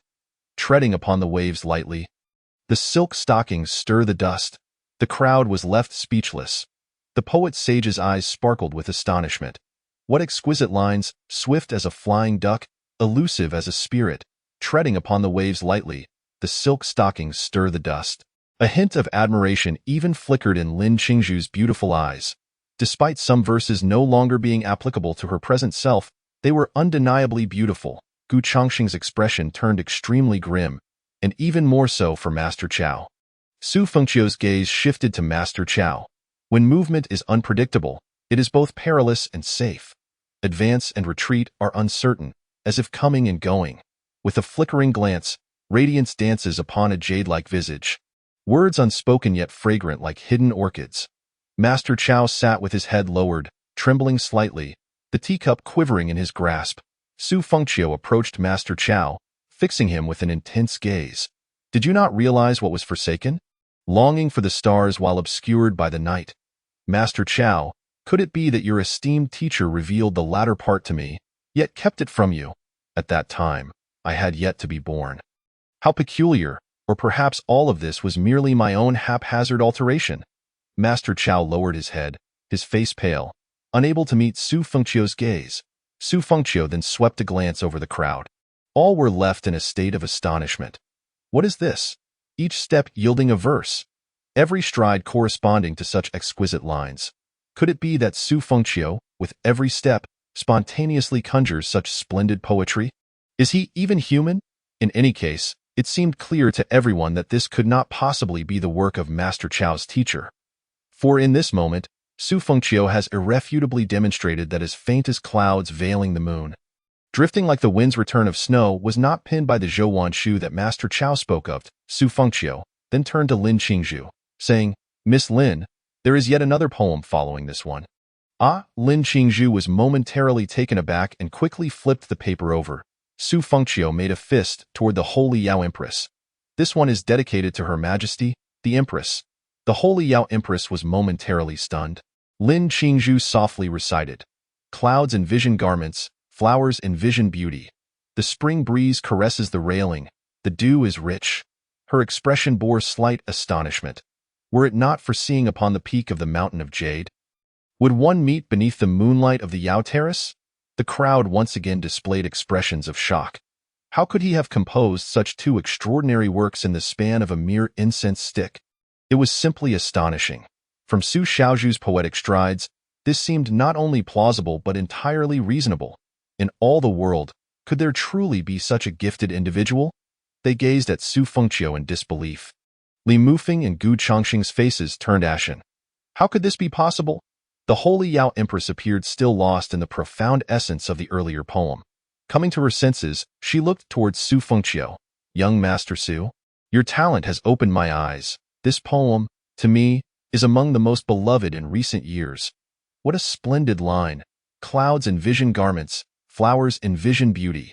The spring breeze caresses the railing, the dew is rich. Truly admirable." The poet sage trembled slightly, his eyes shining with admiration as he regarded Su Fengqiu. This lad, I am utterly astonished."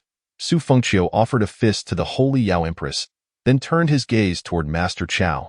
"Master Chao, do you still claim those two lines were the work of your esteemed teacher?" Master Chao lowered his head, his eyes widened slightly, his body trembling. His lips moved, yet not a single word emerged. "Very well." Su Fengqiu extended his hand toward an unopened wine jar on the platform, which flew into his grasp. He raised the jar and took a hearty swig. "Pen?" Lin Qingzhu readily handed him a brush. "Paper." A talented scholar presented him with paper. "Not long enough. I have some." The poet sage waved his hand, a roll of paper, measuring several dozen meters long and over a meter wide, unfurled, standing over a meter in height in midair. Su Fengqiu took another swig of wine, then confidently wielded the brush before the floating paper. "Have you not seen? The waters of the Yellow River come from the heavens, rushing to the sea, never to return." "By the heavens!" The crowd surged forward. Su Fengqiu's opening line struck their hearts like a powerful blow. "Have you not seen? The bright mirror in the high hall mourns white hair. Morning is black silk. Evening is snow." The poet sage stepped forward, his astonishment palpable as he gazed at this poem. The crowd swallowed hard. Master Chao, seated not far away, instinctively looked up. One must revel in life's triumphs upon finishing. Su Fengqiu raised the wine jar, draining its contents, then tossed it aside. "Do not let the golden goblet face the moon empty." Thunder rumbled in the heavens. Amidst the dark clouds, a divine dragon's shadow seemed to writhe. Su Fengqiu's hair and garments danced wildly. The immortal card. Reciting poetry summons celestial phenomena. Painting embodies reality. Imparting wisdom resonates deeply within hearts, etc. Upon use, the host will remain in an otherworldly state for the following day. Specifics are left to interpretation. System cost, 1 million. Usable twice in a lifetime. The crowd gaped, witnessing the celestial phenomena, the dragon and phoenix in harmony. Is this the path of poetry? Swallowing hard. I cannot believe my eyes. Witnessing such a breathtaking scene in my lifetime. This cannot be a mere illusion. This fully affirms that everything is indeed real. Outside, the celestial phenomena unfolded, dragons and phoenixes swirling in the clouds, astonishing the entire Holy Yao heavenly city. By night, the city glowed brightly. Now, the dark void sparkled with the golden red light of dragons and phoenixes. All the citizens looked up at this magnificent spectacle. "Wow, Grandpa, what is happening? Could it be that the poet sage has attained the status of the supreme immortal emperor? This is a celestial phenomenon, a dragon and phoenix in harmony. How splendid, how astonishing!" A voice, ethereal and elusive, resonated from the void. "I was born with talent for a purpose. Even if I scatter a fortune, it shall return." The entire Holy Yao heavenly city fell into a state of shock upon hearing Su Fengqiu's poem. This is not the voice of the poet sage, feasting on sheep and cattle.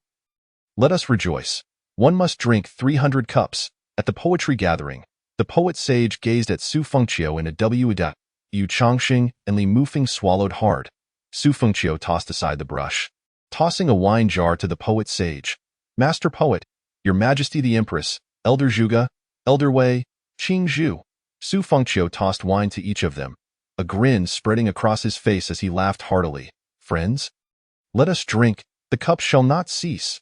The poet sage received it with a booming laugh. Ha ha, what a splendid line. Let us drink, the cup shall not cease. Su Fengqiu opened a jar of wine and took a hearty swig.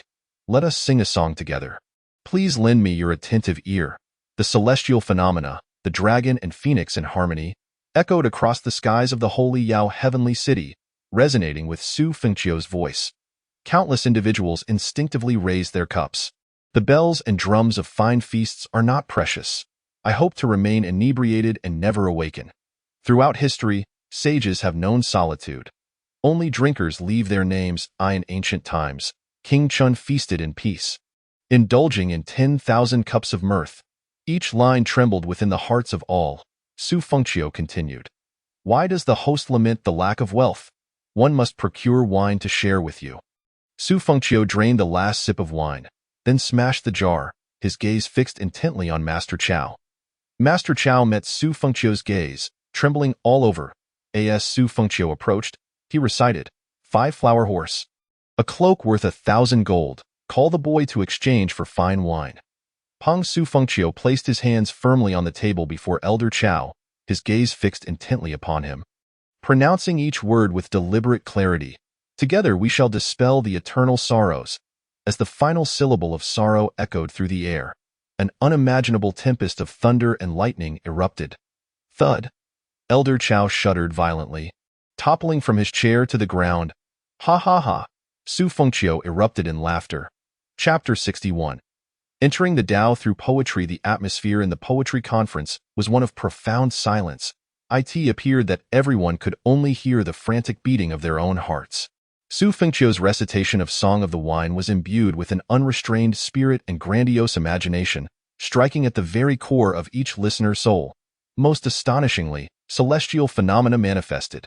Su Fengqiu's hair and long robe danced wildly as his realm soared. The shackles of the second tier of the immortal emperor were shattered, and yet he did not pause. The terrifying might surged forth, impacting every individual present. The third tier of the immortal emperor. Had he indeed entered the Tao through poetry? In a certain sense, perhaps so. The immortal card, upon its use, could yield unimaginable celestial transformations. As for what exactly would transpire, it remained unknown. Just moments ago, Su Fengqiu's poem had elevated his celestial demeanor through poetry into the realm of the immortal emperor. An unprecedented ascent of 2 tiers. Such a feat was beyond comprehension. Even within the Su family, ascending 2 tiers within the immortal emperor realm could take decades. For others, lacking opportunity or possessing less than peak talent, ascending even a single tier could take a millennium or more. However, the effects of the immortal card were unpredictable. Should he attempt it again, it might yield no results. It required the right timing, circumstances, and state to manifest its true potential. Within the holy Yao heavenly city, the common folk were awestruck. Someone had indeed entered the Tao through poetry. Who could it be? Gu Chongsheng. It must be him. Right? No, no, no. This poem could not have come from him. The essence of this piece, the lofty spirit, was not his. At the poetry conference, Zhuge Qian stood up, his beard trembling with excitement. To enter the Tao through poetry? To enter the Tao through poetry. Esteemed guests, what has just unfolded before you is the second individual in the 9 continents, after the poet sage, to achieve this feat. Ascending to the throne at the age of 28. Entering the Tao through poetry at the same age. Ha ha ha. I never expected to witness such a spectacle in my lifetime. Enough, enough. Wei Yanni watched Su Fengqiu in astonishment. A masterpiece that defies convention. This poem may well be the most magnificent and free-spirited work I have ever encountered. Young Su's exuberance in its creation signifies the birth of the second poet sage in the 9 continents. Or rather, I shall call him the poet immortal. Each line could be savored for years, and this entire piece. Ha ha ha. When life is joyous, one must revel fully, lest the golden goblet be empty before the moon. Splendid, splendid. This is Su Fengqiu, who has recently shaken the 9 continents. Splendid. Zhuge Qian turned to Su Fengqiu. What more is there to doubt? Before all present, to enter the Tao through poetry stands as the most unassailable proof. I apologize for my earlier skepticism towards you. Young Xu, Li Mufeng, and Gu Changsheng stood there like clowns, bewildered. How could this be? How could this happen? Su Fengqiu, young Master Su? Lin Qingzhu gazed at the figure before her, her beautiful eyes shimmering with admiration. He is truly marvelous. Lin Qingzhu, oh Lin Qingzhu, you should feel ashamed. For there were moments when you had doubted young Master Su. Ding. Lin Qingzhu's favor towards you has increased by 15. Current favor, 30. Ding. Lin Qingzhu's favor has reached 20, granting you the reward. Heavenly reversal of yin and yang technique. Su Fengqiu turned to the recovering Elder Chao and inquired, Elder Chao, I shall ask you once more. Were those 2 lines composed by your esteemed master? Thud. Elder Chao immediately knelt, trembling. No, no, young friend Su, no. It was my error, and you too. Su Fengqiu turned to Gu Changxing and Li Mufeng. The two, with grim expressions, bowed. We were short-sighted, measuring a gentleman's heart with our petty minds. We ask for your forgiveness, Brother Su. The Holy Yao Empress regarded Su Fengqiu, her thoughts unknown. The shock of today was astounding, unprecedented. It would surely reverberate throughout the 9 continents. Su Fengqiu flicked his sleeve, his gaze directed towards the poet sage. The poet sage stood there, gradually becoming ethereal. This sight captured the attention of the crowd. What is this? They widened their eyes, revealing expressions of astonishment. The poet sage laughed heartily, reciting, Do you not see the waters of the yellow river come from the heavens, rushing to the sea and never returning? Do you not see the bright mirror in the high hall lamenting white hair? Morning like green silk, evening turned to snow. Absolute, absolute. Ha ha ha. The poet sage opened his arms, looking upwards as if savoring something. When life is joyous, one must revel fully, lest the golden goblet be empty before the moon. Ha ha ha. I am born with talent for a purpose. Though I scatter 1,000 gold, I shall reclaim it once more. Raise the wine. Do not let the cup cease. Let us sing a song together. I ask you to listen closely. 5 flower horse, a coat worth 1,000 gold. Call for my son to exchange for fine wine. Together we shall dispel the eternal sorrows. Absolute. Ha ha ha. Swish. The poet sage vanished from their sight. The crowd rushed forward, eye in the void above. The figure of the poet sage lingered, surrounded by a tempest of thunder cascading down upon him. Ha ha ha. After all these years, I have awaited this very moment. Ha ha ha. The poet sage's laughter echoed through the night, eye in the void. A pair of gigantic eyes appeared, as if the eye of the heavenly Tao was watching over the poet sage. The eye of the heavenly Tao?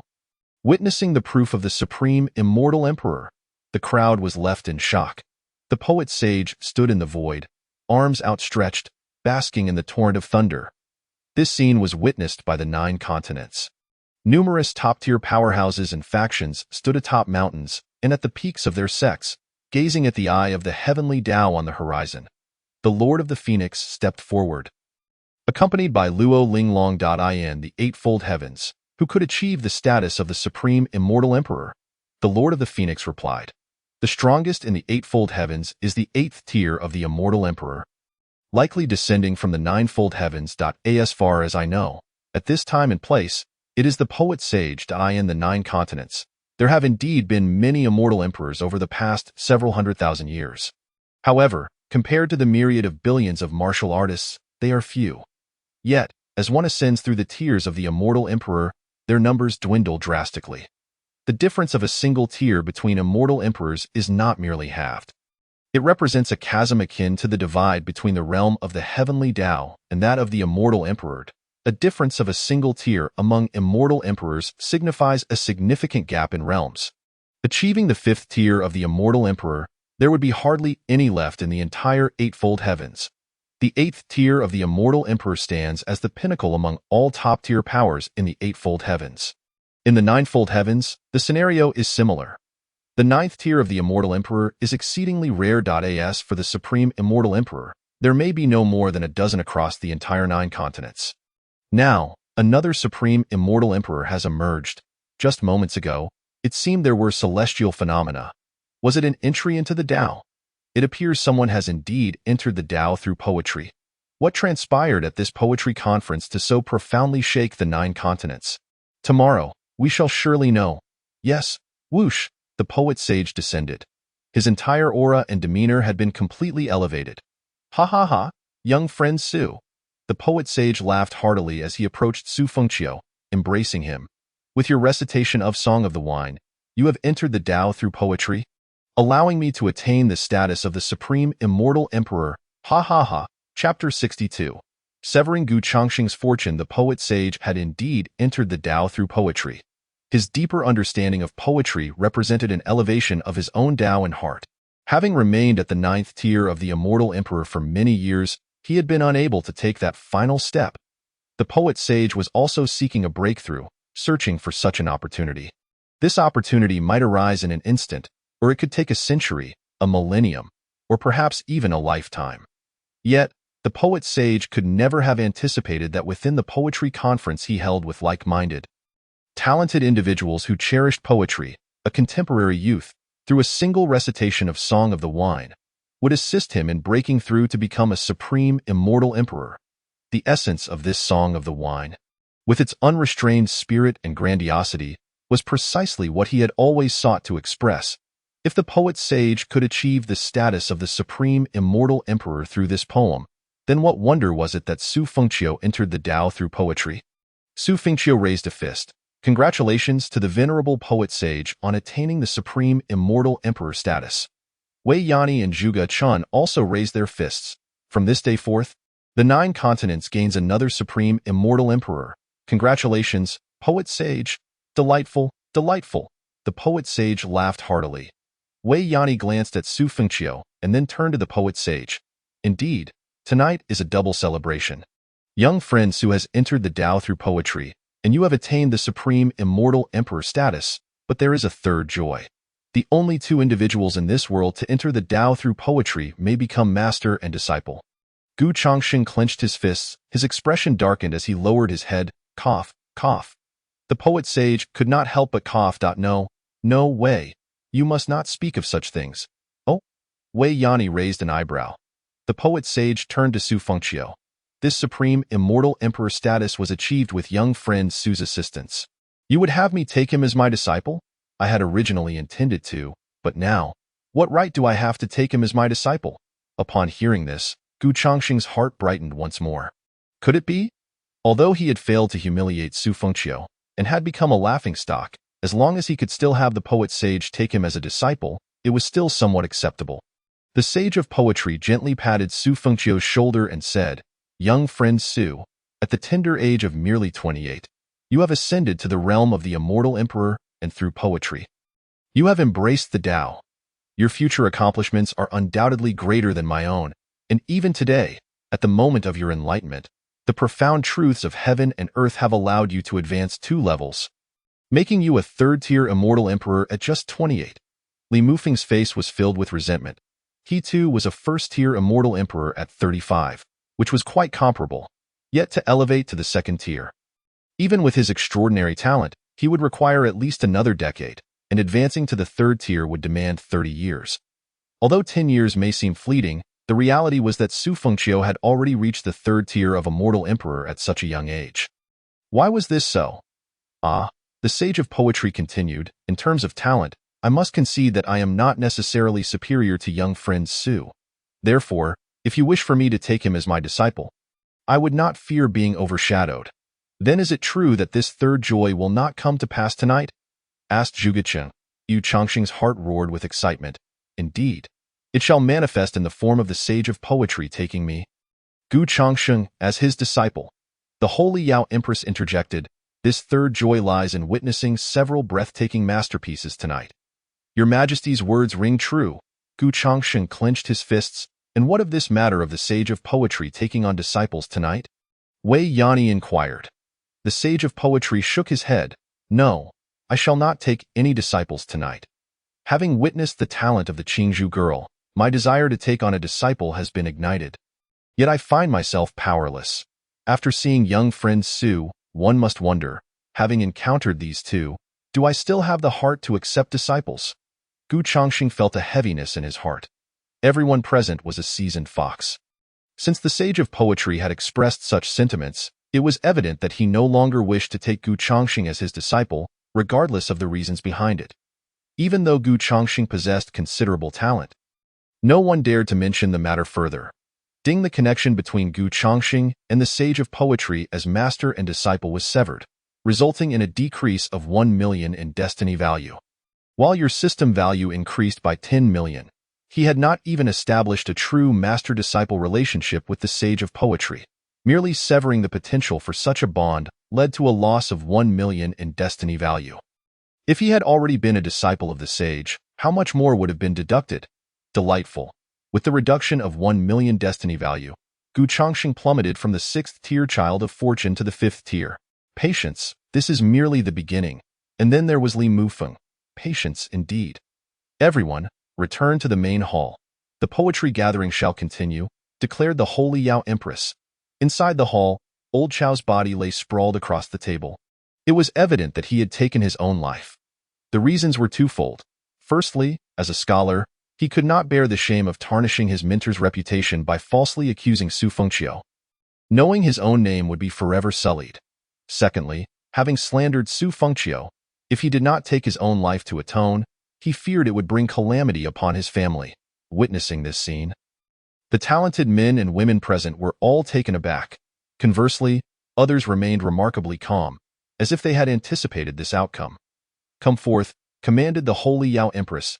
A warrior stepped into the hall, addressing her. Your Majesty, take him away. Yes. Gulyud, Elisheng, and Jibuchang exchanged fearful glances as they observed this scene, swallowing hard. Even one of such stature as old Chao had committed suicide within the hall. They were finished. Although they had assisted young Master Gu, they had ultimately failed. Instead, Gu Chongqing had lost face. Could he still honor their agreement? Would he eliminate them to silence them? However, Gu Chongqing was a gentleman. Surely he would not resort to such measures? No. Regardless of how gentlemanly Gu Chongqing was, he would not place their lives in high regard. What to do? The two exchanged a desperate glance. Su Fengqiu had already been surrounded by almost all the talented men and women present. Gu Chongqing's expression darkened. It was over. Not only had he failed to become the disciple of the sage of poetry, but in his shame and fury, he had stepped forward to slander Su Fengqiu. Tarnishing his image in the sage's eyes, Su Fengqiu had not been humiliated. He and Su Fengqiu had completely severed ties, and his own weaknesses would soon be exposed. Li Mufeng approached.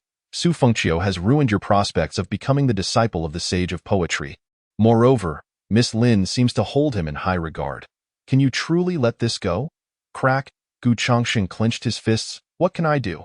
In this vast world, what methods are beyond reach? It all depends on how great my resolve is.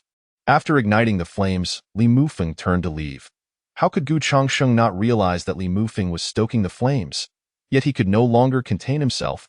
He cast a glance at Jibuchang and Li Shang in the crowd. These two would need to be dealt with after the poetry gathering concluded. Late into the night, the poetry gathering came to a satisfactory end. During this time, Li Mufeng had found an excuse to leave early. Gu Chongqing, determined to eliminate Ji and Li, bore through the evening until the very end. The Holy Yao Empress addressed the crowd. I have prepared resting quarters for you all within the imperial palace.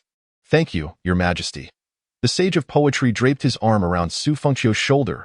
Old man has enjoyed a delightful conversation with young friend Su, and now I must take my leave. Until we meet again. The Holy Yao Empress smiled. Sage of poetry, Qingzhu is also quite eager to converse with young friend Su. Lin Qingzhu was taken aback. While this was true, she did not wish to interrupt the bond between Su Gongzi and the sage of poetry. She understood that the Holy Yao Empress intended to keep her there for a day, likely to discuss matters with Su Gongzi. Lin Qingzhu bowed slightly. The sage of poetry discerned the underlying meaning in the Holy Yao Empress's words. Very well, young friend Su, in a few days, I shall visit your Su family, and we shall converse through the night. Su Fengqiu clasped his fists. I await your esteemed presence. Excellent. Ha ha ha. The sage of poetry laughed heartily as he departed the grand hall. Su Fengqiu remarked, Miss Qingzhu, I shall take a night's rest and we can discuss matters further tomorrow. Thank you, Su Gongzi. Please allow me to guide you to your resting place, she replied. Chapter 63 What? Are they turning against the heavens? Ji Buochang and Li Shang did not dare leave the imperial palace. They, like the others, were led to the accommodations arranged for them by the Holy Yao Empress within the palace. Dawn was approaching. The two sat in the courtyard, their faces reflecting despair. Jiu Changxing had just sought them out, indicating that at first light, he would take them back to the Gu family. Although they had failed in their task, they had done their utmost. Jiu Changxing would surely keep his promise. They feigned compliance, but in their hearts, they knew that at dawn, it was highly likely to be their time of reckoning. Escape? There was no escaping. What was Gu Changxing's standing? Though they held some level of power, in this 8th tier, they were as insignificant as blades of grass. Go flee now would only hasten their demise. Li brother, I fear we are doomed. Gu Changxing has failed and lost face, and he knows of our dirty deeds. He will surely eliminate us, and Su Fengqiu will not allow us to live. Ji Buochang lamented bitterly. No, there is a way. Li Shang exclaimed. What is it? Speak quickly. Li Shang gazed at Ji Buochang. We should seek refuge with young Master Su. What? We assisted Gu Changxing in making things difficult for him. If he does not kill us, it would be a blessing.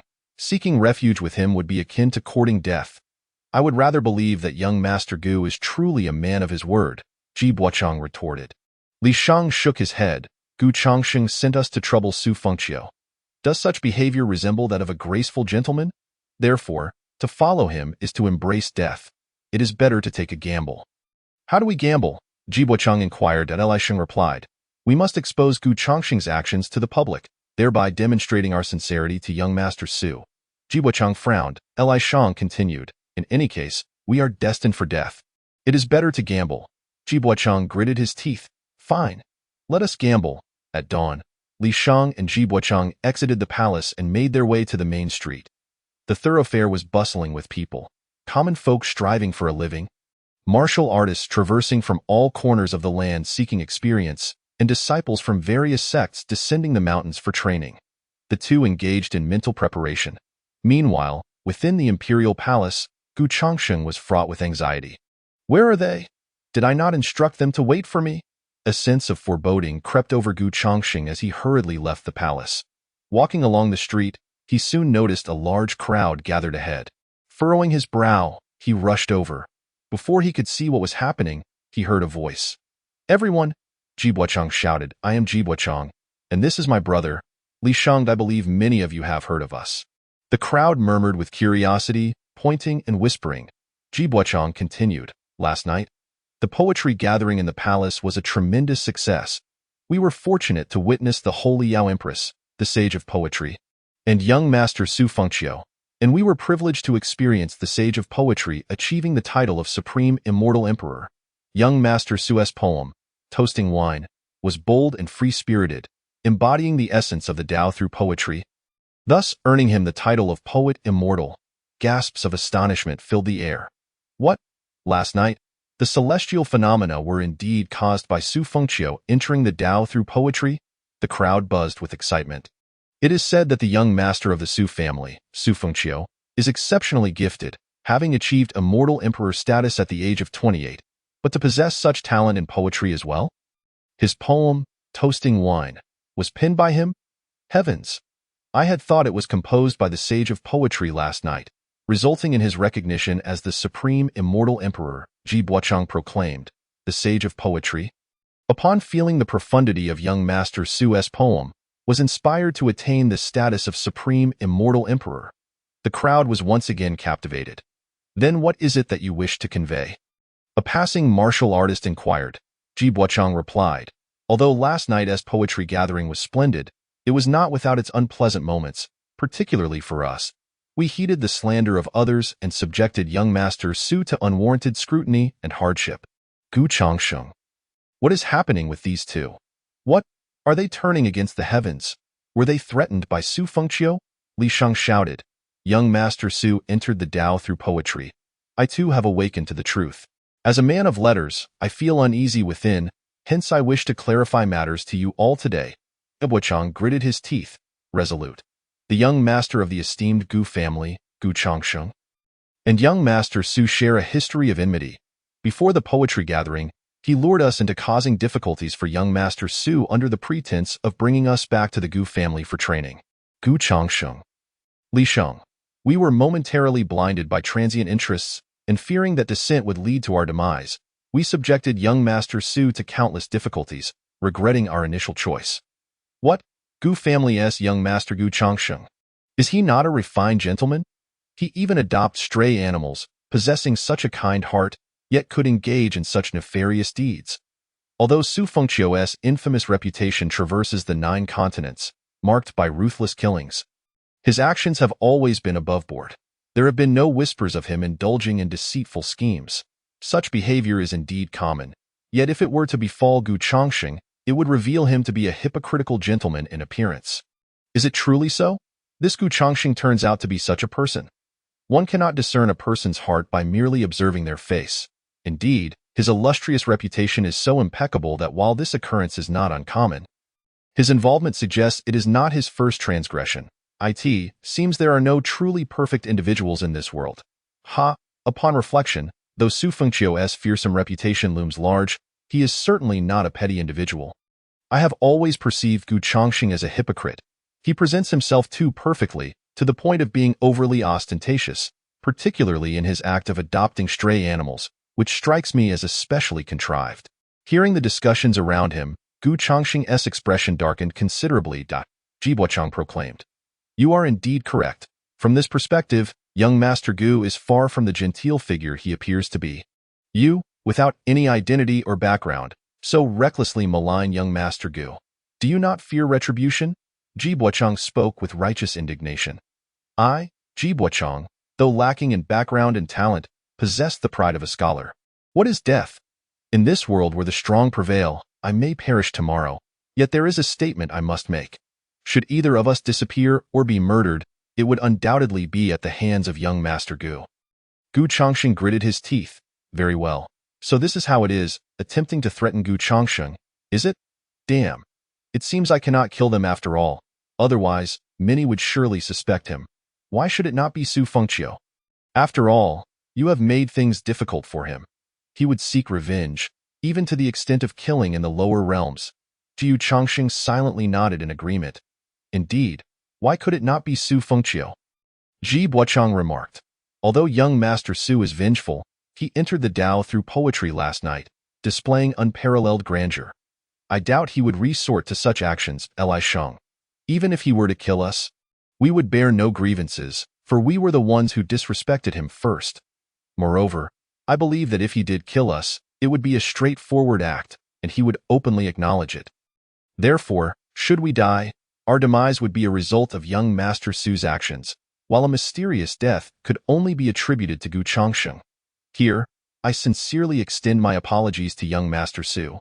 Hoping for his magnanimity, Su Fengqiu and Lin Qingzhu happened to pass by. The two looked on with anticipation, eagerly hoping that he would approach and offer words of comfort to ensure their safety. However, Su Fengqiu walked past without a glance, not even sparing them a single look. Their hearts sank. Chapter 64. This emperor is not a good person. Be cautious, Qingzhu. Ding, Gu Changsheng's reputation suffers. Destiny value -200, 000. Your system value 2? 000,000. Normally, a person's reputation does not significantly affect their destiny value. However, over the years, Gu Changsheng's reputation has been remarkably good. Many, including certain factions, regard him and the Gu family favorably due to Gu Changsheng's graceful demeanor. His esteemed reputation allows some powerful individuals to subconsciously view him favorably, thus making opportunities and assistance more readily available to him. This, too, is a matter of destiny. Therefore, the damage to his reputation does influence his fortune. And significantly so. Beneath her veil, Lin Qingzhu's red lips pursed lightly as she softly spoke. They have indeed made efforts to atone, yet they may still struggle to escape death, Su Fengqiu said lightly. Before undertaking an action, one must consider the consequences. What they have done may only allow this emperor to spare them. Otherwise, should Gu Changsheng not kill them, this emperor would not let them go. Lin Qingzhu, for some reason, did not feel any aversion to Su Fengqiu's words. Normally, it would be detrimental to an immortal emperor to concern himself with such trivial matters involving mere mortals. Yet, Su Fengqiu showed no attempt to disguise his thoughts. Even if it did diminish his imperial authority, she found it to be genuine character. Ding, Lin Qingzhu's favorability towards you 1. Current favorability, 31. Young Master Su's true nature is admirable. Qingzhu is impressed. Su Fengqiu continued walking with his hands clasped behind him, saying, "What is there to admire?"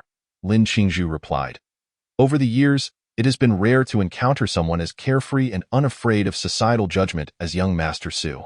No wonder he could craft such a magnificent and spirited poem as Let the Wine Flow, perfectly in tune with his temperament, explaining his entry into the Tao through poetry. This emperor also aspires to be a gentleman of elegance. Su Fengqiu chuckled softly.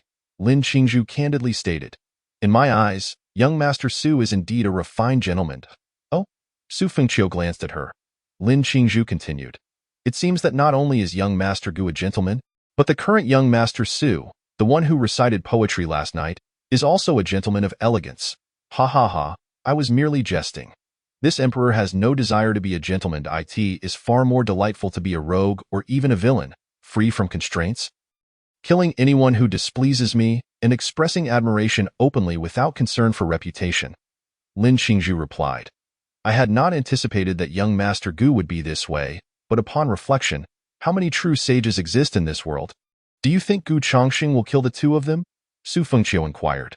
Lin Qingzhu considered for a moment. If he were a true gentleman, he ought not to kill. If he were a hypocrite, well, he should also refrain from killing, at least in the short term, and wait for the storm to pass before acting. Su Fengqiu smiled. Lin Qingzhu curiously glanced at Su Fengqiu. What does young Master Su find amusing? Suddenly, a commotion erupted from behind. Lin Qingzhu turned to see Gu Chongqing stepping into the crowd, executing the two men in public. Outrageous. This young master has no acquaintance with you two, nor have I committed such despicable acts. To slander me thus is worthy of death, Gu Chongqing exclaimed angrily. He then surveyed the surroundings. These two have defamed me. Heaven and earth can bear witness. I suspect their current actions are instigated by others to tarnish my reputation. Humph. Their deaths are of no consequence. Gu Chongqing found himself with no choice but to publicly execute them under the pretext of their slander, which, paradoxically, was for the best. Otherwise, if they were to die later, the blame might fall upon him. Now, this course of action seemed both justifiable and reasonable. Lin Qingzhu was momentarily stunned. She followed Su Fengqiu's lead, asking, "How did young Master Su know that young Master Gu would act now?" Su Fengqiu chuckled. "To think like others, to understand their thoughts. This emperor is not a good person, so I can naturally fathom his motivations. Lady Qingzhu, be cautious." Lin Qingzhu was not afraid. That is good. Ha ha ha ha. Lin Qingzhu led Su Fengqiu to the imperial island above the imperial palace, where the Holy Yao Empress usually resides, as well as the stronghold of the royal family. The imperial palace below serves merely as a venue for the literati and military officials to handle the myriad affairs of the Holy Yao Empire. The scenery here is exquisite, and the spiritual energy is exceptionally rich. There are not many people around. Under Su Fengqiu's spiritual gaze, those who seem like maids are, in fact, all of divine emperor and heaven realm cultivation. Only those who have become disciples of Her Majesty the Empress are qualified to enter here. I usually cultivate in this place. Please, young Master Su. Lin Qingzhu brought Su Fengqiu to the lakeside, where maids served fruits and brewed tea. Su Fengqiu took a sip of tea and asked, "What does Her Majesty the Empress seek from me?" Lin Qingzhu sat gracefully before Su Fengqiu and shook her head slightly. "I do not know. But I genuinely wish to converse with young Master Su through poetry. I would like to invite young Master Su to offer his insights on some poems I composed a while ago." Su Fengqiu replied, "I am not skilled in poetry appreciation." Su Fengqiu's gaze turned towards Lin Qingzhu, who paused in surprise. "However, I can copy poetry." Su Fengqiu smiled. Lin Qingzhu said softly, "Young Master Su is jesting. Last night, I did momentarily harbor doubts about you." But Su Fengqiu interjected, "No offense taken. May I ask if Lady Qingzhu could remove her veil?" Lin Qingzhu expressed slight embarrassment. "I have disrespected you?" "Young master." She slowly removed her veil, revealing an unparalleled beauty before Su Fengqiu. Su Fengqiu marveled. A beauty that could topple nations, neither flower nor mist, unmatched amidst the spring breeze. Lin Qingzhu was taken aback. The talent of young Master Su astonished her. His words flowed forth as beautifully crafted verses. Young Master Su, you flatter me. Your talent is remarkable. Lin Qingzhu gracefully picked up a brush and, unable to contain her excitement, began to copy Su Fengqiu's lines. Ha ha ha, let me see. Yes, thank you, young Master Su. Lin Qingzhu presented her written poems to Su Fengqiu, all of which were exceptional works. Su Fengqiu remarked, they are commendable, though a few lines could be improved. In the distance, the Holy Yao Empress observed Su Fengqiu and Lin Qingzhu engaging in poetic discourse, nodding slightly.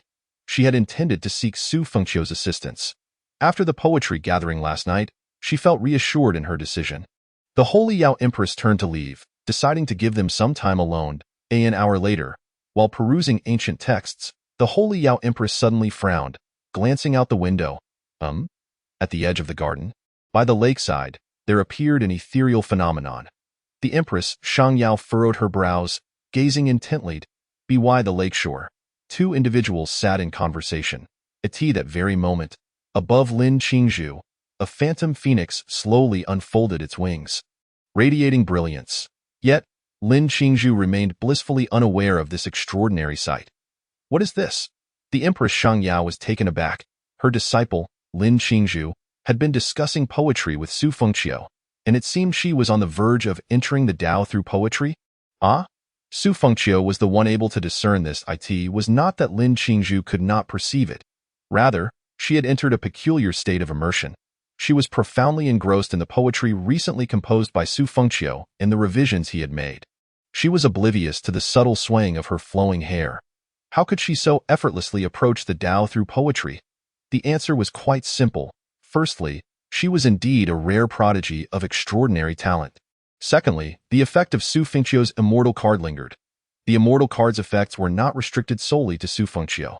They also extended to those in proximity. Ultimately, its purpose was to elevate Su Fengqiu to a status akin to that of an immortal. Reciting poetry invoked celestial phenomena. Painting manifested tangible realities. Spreading teachings enabled all to break through, advance, and attain enlightenment. Everything served to showcase Su Fengqiu, allowing the world to perceive him as an immortal, a being beyond comprehension. What enabled the poet-sage to ascend? It was not solely the influence of his poetry on his path, but also the effect of the immortal card. A single poem by Su Fengqiu summoned celestial wonders. After gaining enlightenment, the poet-sage successfully advanced to the supreme rank of immortal emperor. Was this not all to highlight Su Fengqiu's exceptional prowess? This was the essence of the immortal card. And now, its effect still persisted. Lin Qingzhu harbored no ill will towards Su Fengqiu and was deeply immersed in her studies. The immortal card was aiding her in her pursuit of the Tao, thereby elevating Su Fengqiu's status in her heart and showcasing his extraordinary nature. Chapter 65. Your Majesty, the Empress, you truly are like a worm in my belly. From a distance, Empress Shang Yao observed Su Fengqiu and Lin Qingzhu. As one of the continent's foremost powerhouses, she was akin to the pinnacle of her era, comparable to the current Luo Yili. Over the past 3 centuries, she had witnessed countless geniuses rise and fall. Su Fengqiu was, by far, the most remarkable among them. Now, Lin Qingzhu was engaging him in discussions of poetry, seemingly on the brink of entering the Tao through poetic means. What did this signify? In the vast 9 continents, over the span of hundreds of thousands of years, only 2 individuals had entered the Tao through poetry. One had done so through the zither, becoming the contemporary zither emperor. 3 had entered through painting. The chess sage entered through chess, while the fate sage entered through the mandate of heaven, among others. In total, those who had achieved the Tao before becoming emperors numbered only a few dozen. This was over the course of hundreds of thousands of years. She had personally witnessed Su Fengqiu entering the Tao, and now her disciple was on the verge of doing so with his assistance. Lin Qingzhu, now 26 years old and at the first stage of the Tao realm, would likely ascend directly to the emperor realm upon successfully entering the Tao. What a terrifying prospect Su Fengqiu presented. Wait! Even more astonishingly, as she gazed from afar, she felt a vague sense of impending breakthrough herself. She had not advanced in her 7th stage of immortal emperor for quite some time, and it had begun to weigh on her. However, once one reached the immortal emperor realm, advancing a stage was exceedingly difficult. 300 years old, her 7th stage of immortal emperor was a rare achievement in the 9 continents, one she took great pride in. The reason there were many young immortals nowadays was that, according to the predictions of the Heavenly Machine Pavilion, the 9 continents were on the brink of entering a second era of deities. This was indeed a golden age, one that had only just commenced a decade prior, with hopes of recreating the prosperity of hundreds of thousands of years ago, when various divine clans coexisted. However, her notoriety alongside Lu Yunyan stemmed from their status as 2 of the very few who had ascended to the immortal emperor realm in the century preceding this golden age. The truth was, talent sometimes had to bow to the greater environment. Had she been born in this era, it would not be unreasonable to expect her to surpass Su Fengqiu by entering the emperor realm by 30. Empress Xiangyao sat there, contemplating the scene before her. Truly, she was on the verge of a breakthrough. What was happening? She was utterly astonished. The reason for her impending breakthrough was, in fact, the immortal card. In a certain sense, individuals of exceptional talent could glean insights and even attain enlightenment simply by glimpsing the presence of extraordinary beings beyond conventional understanding. The immortal card bestowed upon Su Fengqiu this very ability. At this moment, Su Fengqiu had withdrawn the effects of the immortal card from Lin Qingzhu. He could not allow her to enter the Tao just yet. If she did not succeed in her endeavor, there would be more opportunities for them to interact and foster her admiration. Should she successfully enter the Tao, their future encounters would be rendered unnecessary. Just then, an overwhelming force cast a shadow upon the sky. Lin Qingzhu snapped back to reality and turned to Su Fengqiu. It seemed the Empress was advancing in rank. Lin Qingzhu's expression lit up with delight. Su Fengqiu realized that it was undoubtedly Empress Xiangyao who had witnessed their exchange. Observing him and Lin Qingzhu engaged in discussion. Under the influence of the immortal card, she had successfully broken through. The power of the immortal card was indeed formidable. There was still one usage left. He would save it for later. His journey had seen him advance from the first to the 3rd stage of the immortal emperor realm, and he had gained much. After a considerable time, the celestial phenomena dissipated, and the overwhelming aura subsided. Empress Xiangyao exhaled, having successfully advanced. She had merely observed Su Fengqiu and Lin Qingzhu engaged in discourse for a brief moment. How could this be? Was Su Fengqiu truly a legendary existence? Otherwise, why would she have merely gazed at him for a moment, witnessing Lin Qingzhu's imminent entry into the Tao, and yet managed to break through? A sudden realization struck Empress Xiangyao. If that were the case, what was Su Fengqiu's true identity? Was he perhaps a reincarnated deity? Empress Xiangyao's brows knitted in contemplation. How long had it been since she advanced? Why was there no commotion from Lin Qingzhu's side? Had she successfully entered the Tao? Empress Xiangyao approached Lin Qingzhu. No. Aside from a seemingly enhanced talent, there were no other significant changes. Congratulations, Your Majesty, on your successful advancement, Lin Qingzhu said, bowing respectfully. Su Fengqiu also clasped his fist in acknowledgement. Empress Xiangyao nodded, her hands clasped behind her back, and remarked, "It seems you have failed to enter the Tao, Qingzhu." Lin Qingzhu was taken aback, looking at Empress Xiangyao in confusion. Enter the Tao? Me? Are you truly unaware? Empress Xiangyao inquired. Lin Qingzhu turned her gaze to Su Fengqiu, who nodded affirmatively. Indeed, just now, you were in the state of entering the Tao. Empress Xiangyao took a seat and nodded again. Yes, I witnessed the celestial phenomena forming, but during that time, I broke through and could not observe further. Lin Qingzhu suddenly understood. It seems I truly entered a wondrous state of forgetfulness just now. Then she gasped in astonishment. So, she had nearly entered the Tao through poetry? Her beautiful eyes sparkled as she stared in shock at Su Fengqiu. She had merely discussed poetry with him, glanced at his newly composed verses, and nearly succeeded in entering the Tao. Was the legendary path of enlightenment through the myriad methods truly this accessible? Su Fengqiu, this poetic immortal talent, was simply astonishing. Who would believe such a tale if spoken aloud? Empress Xiangyao cast a glance at the poetry on the table, her heart filled with profound astonishment. Was this the new poem Su Fengqiu had just composed? The setting sun and the solitary wild goose fly together. The autumn waters share the same hue as the vast sky. When autumn arrives on the 8th of September, my flowers bloom, slaying all others. The hall is filled with flowers, intoxicated by 3,000 guests. A single sword, frost cold, spanning 14 states, wishing to buy osmanthus flowers to drink together, yet it is never like the youthful revelry. Empress Xiangyao was utterly taken aback. How had he managed to craft such audacious verses? And how was it possible that after such a display of bravado, he could pen such a poignant line, wishing to buy osmanthus flowers to drink together? Yet it is never like the youthful revelry. He was indeed worthy of being called the poet immortal, having entered the Tao through poetry at the tender age of 28, nearly leading Lin Qingzhu to the same fate. Even in that moment, the 300 years of her existence as Empress Xiangyao trembled with an inexplicable emotion. Was he truly just a youthful genius of 28? Su Fengqiu mused inwardly. It is not that I do not wish to assist you, but the time has yet to come. Ding! Lin Qingzhu's admiration for you increased by 4. Current admiration. 35.1 could only say. No wonder the advice for wooing others often begins with their interests and hobbies.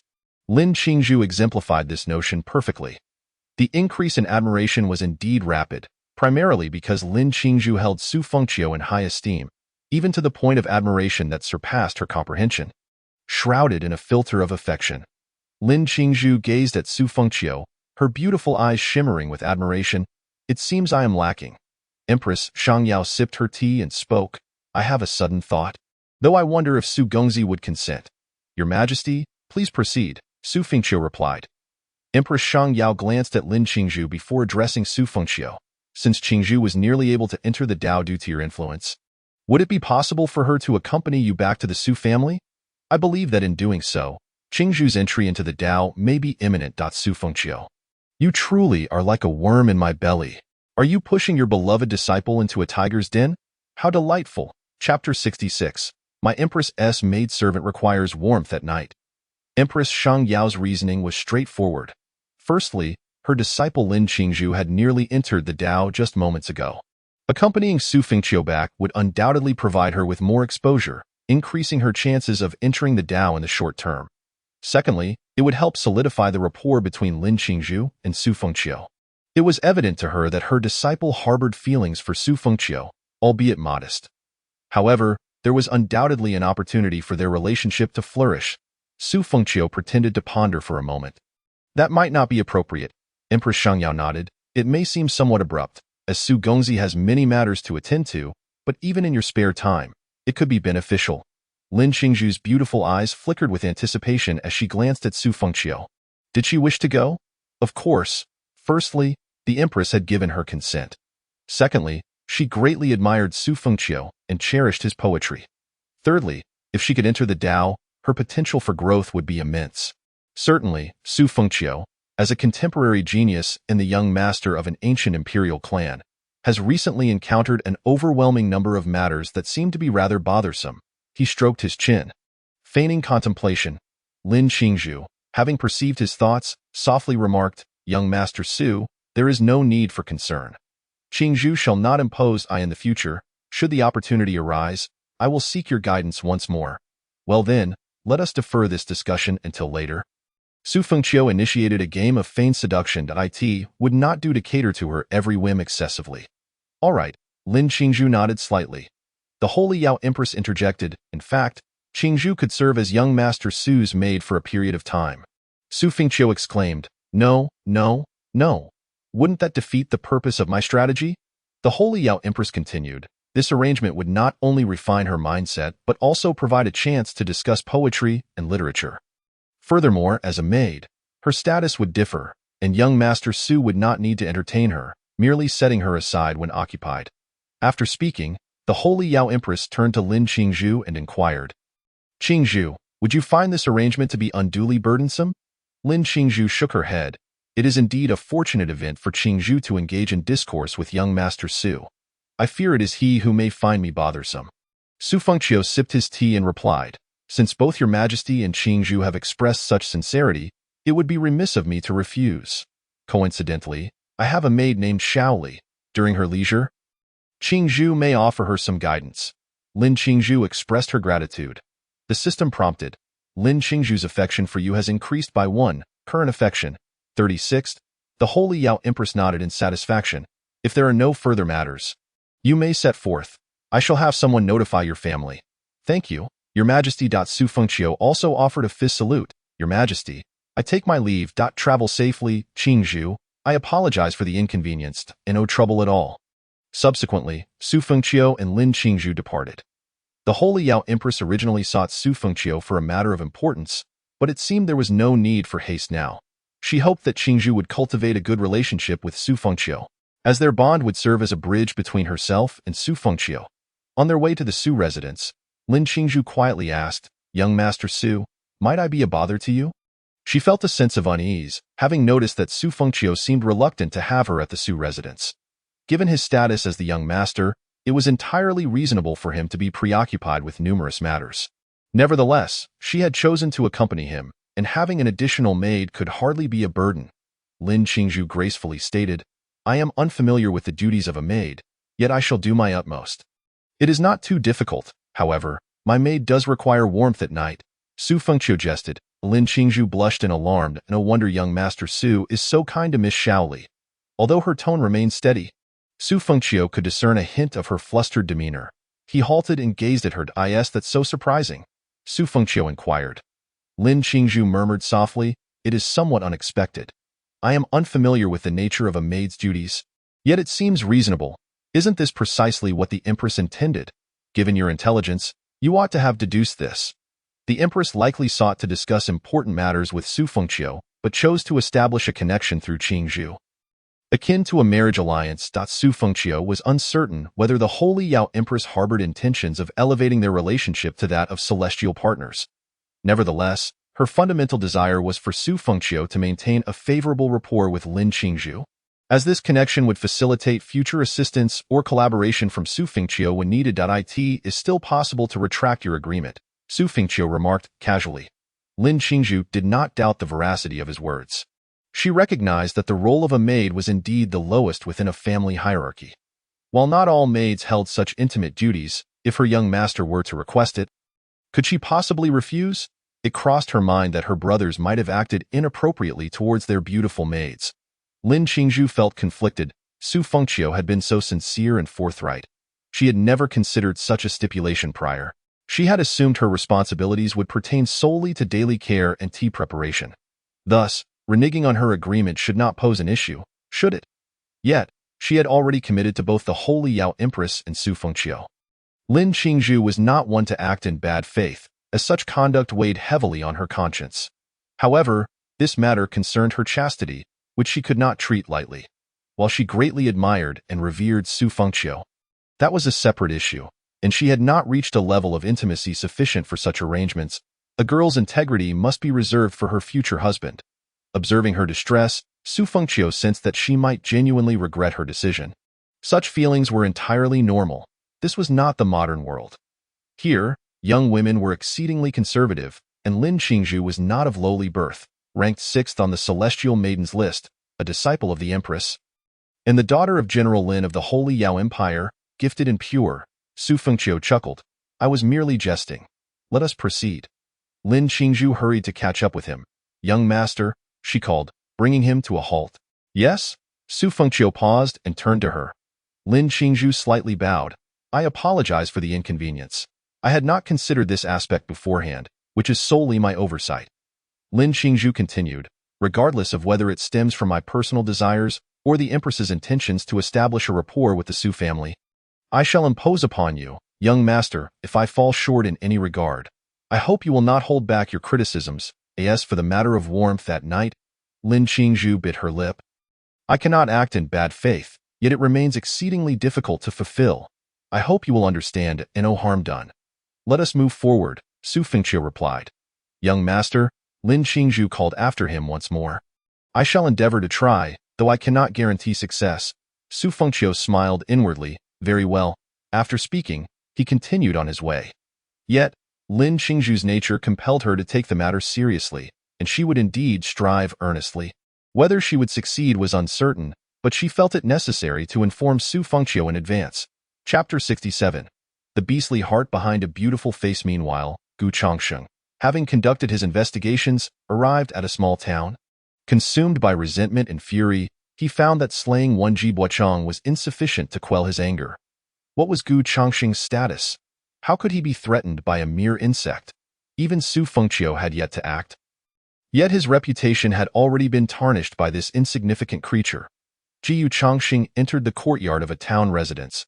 In the yard, a woman appearing to be around 40 was drying corn. Preparing for lunch, the sounds of children playing could be heard from within. Upon noticing Gu Chongxing's entrance, the woman wiped her hands and asked, "Young master, whom do you seek?" Gu Chongxing gazed at her, his eyes narrowing slightly. "Are you Ji Buochang's mother?" "Indeed. My son has gone to a poetry gathering and is not here," she replied, and a flicker of wicked intent flashed in Gu Chongxing's eyes. This Ji Buochang's mother possessed a certain allure and charm. Upon hearing this, the woman displayed a look of terror and instinctively began to retreat indoors. Jiu Chongxing reached out, and she was yanked back toward him, struggling futilely against his grip. He seized her by the neck and dragged her into the house. Inside, a girl of around 14 and a toddler were playing. Upon witnessing the scene, the girl froze in shock. "Mother! Mother!" the toddler cried innocently, seemingly unaware of the danger. "Ah, and a younger sister too." Gu Chongxing sneered coldly. Extending his hand toward the child, the toddler vanished into nothingness. "Be quiet," Gu Chongxing uttered isolate. "No, Howard!" the woman screamed in anguish.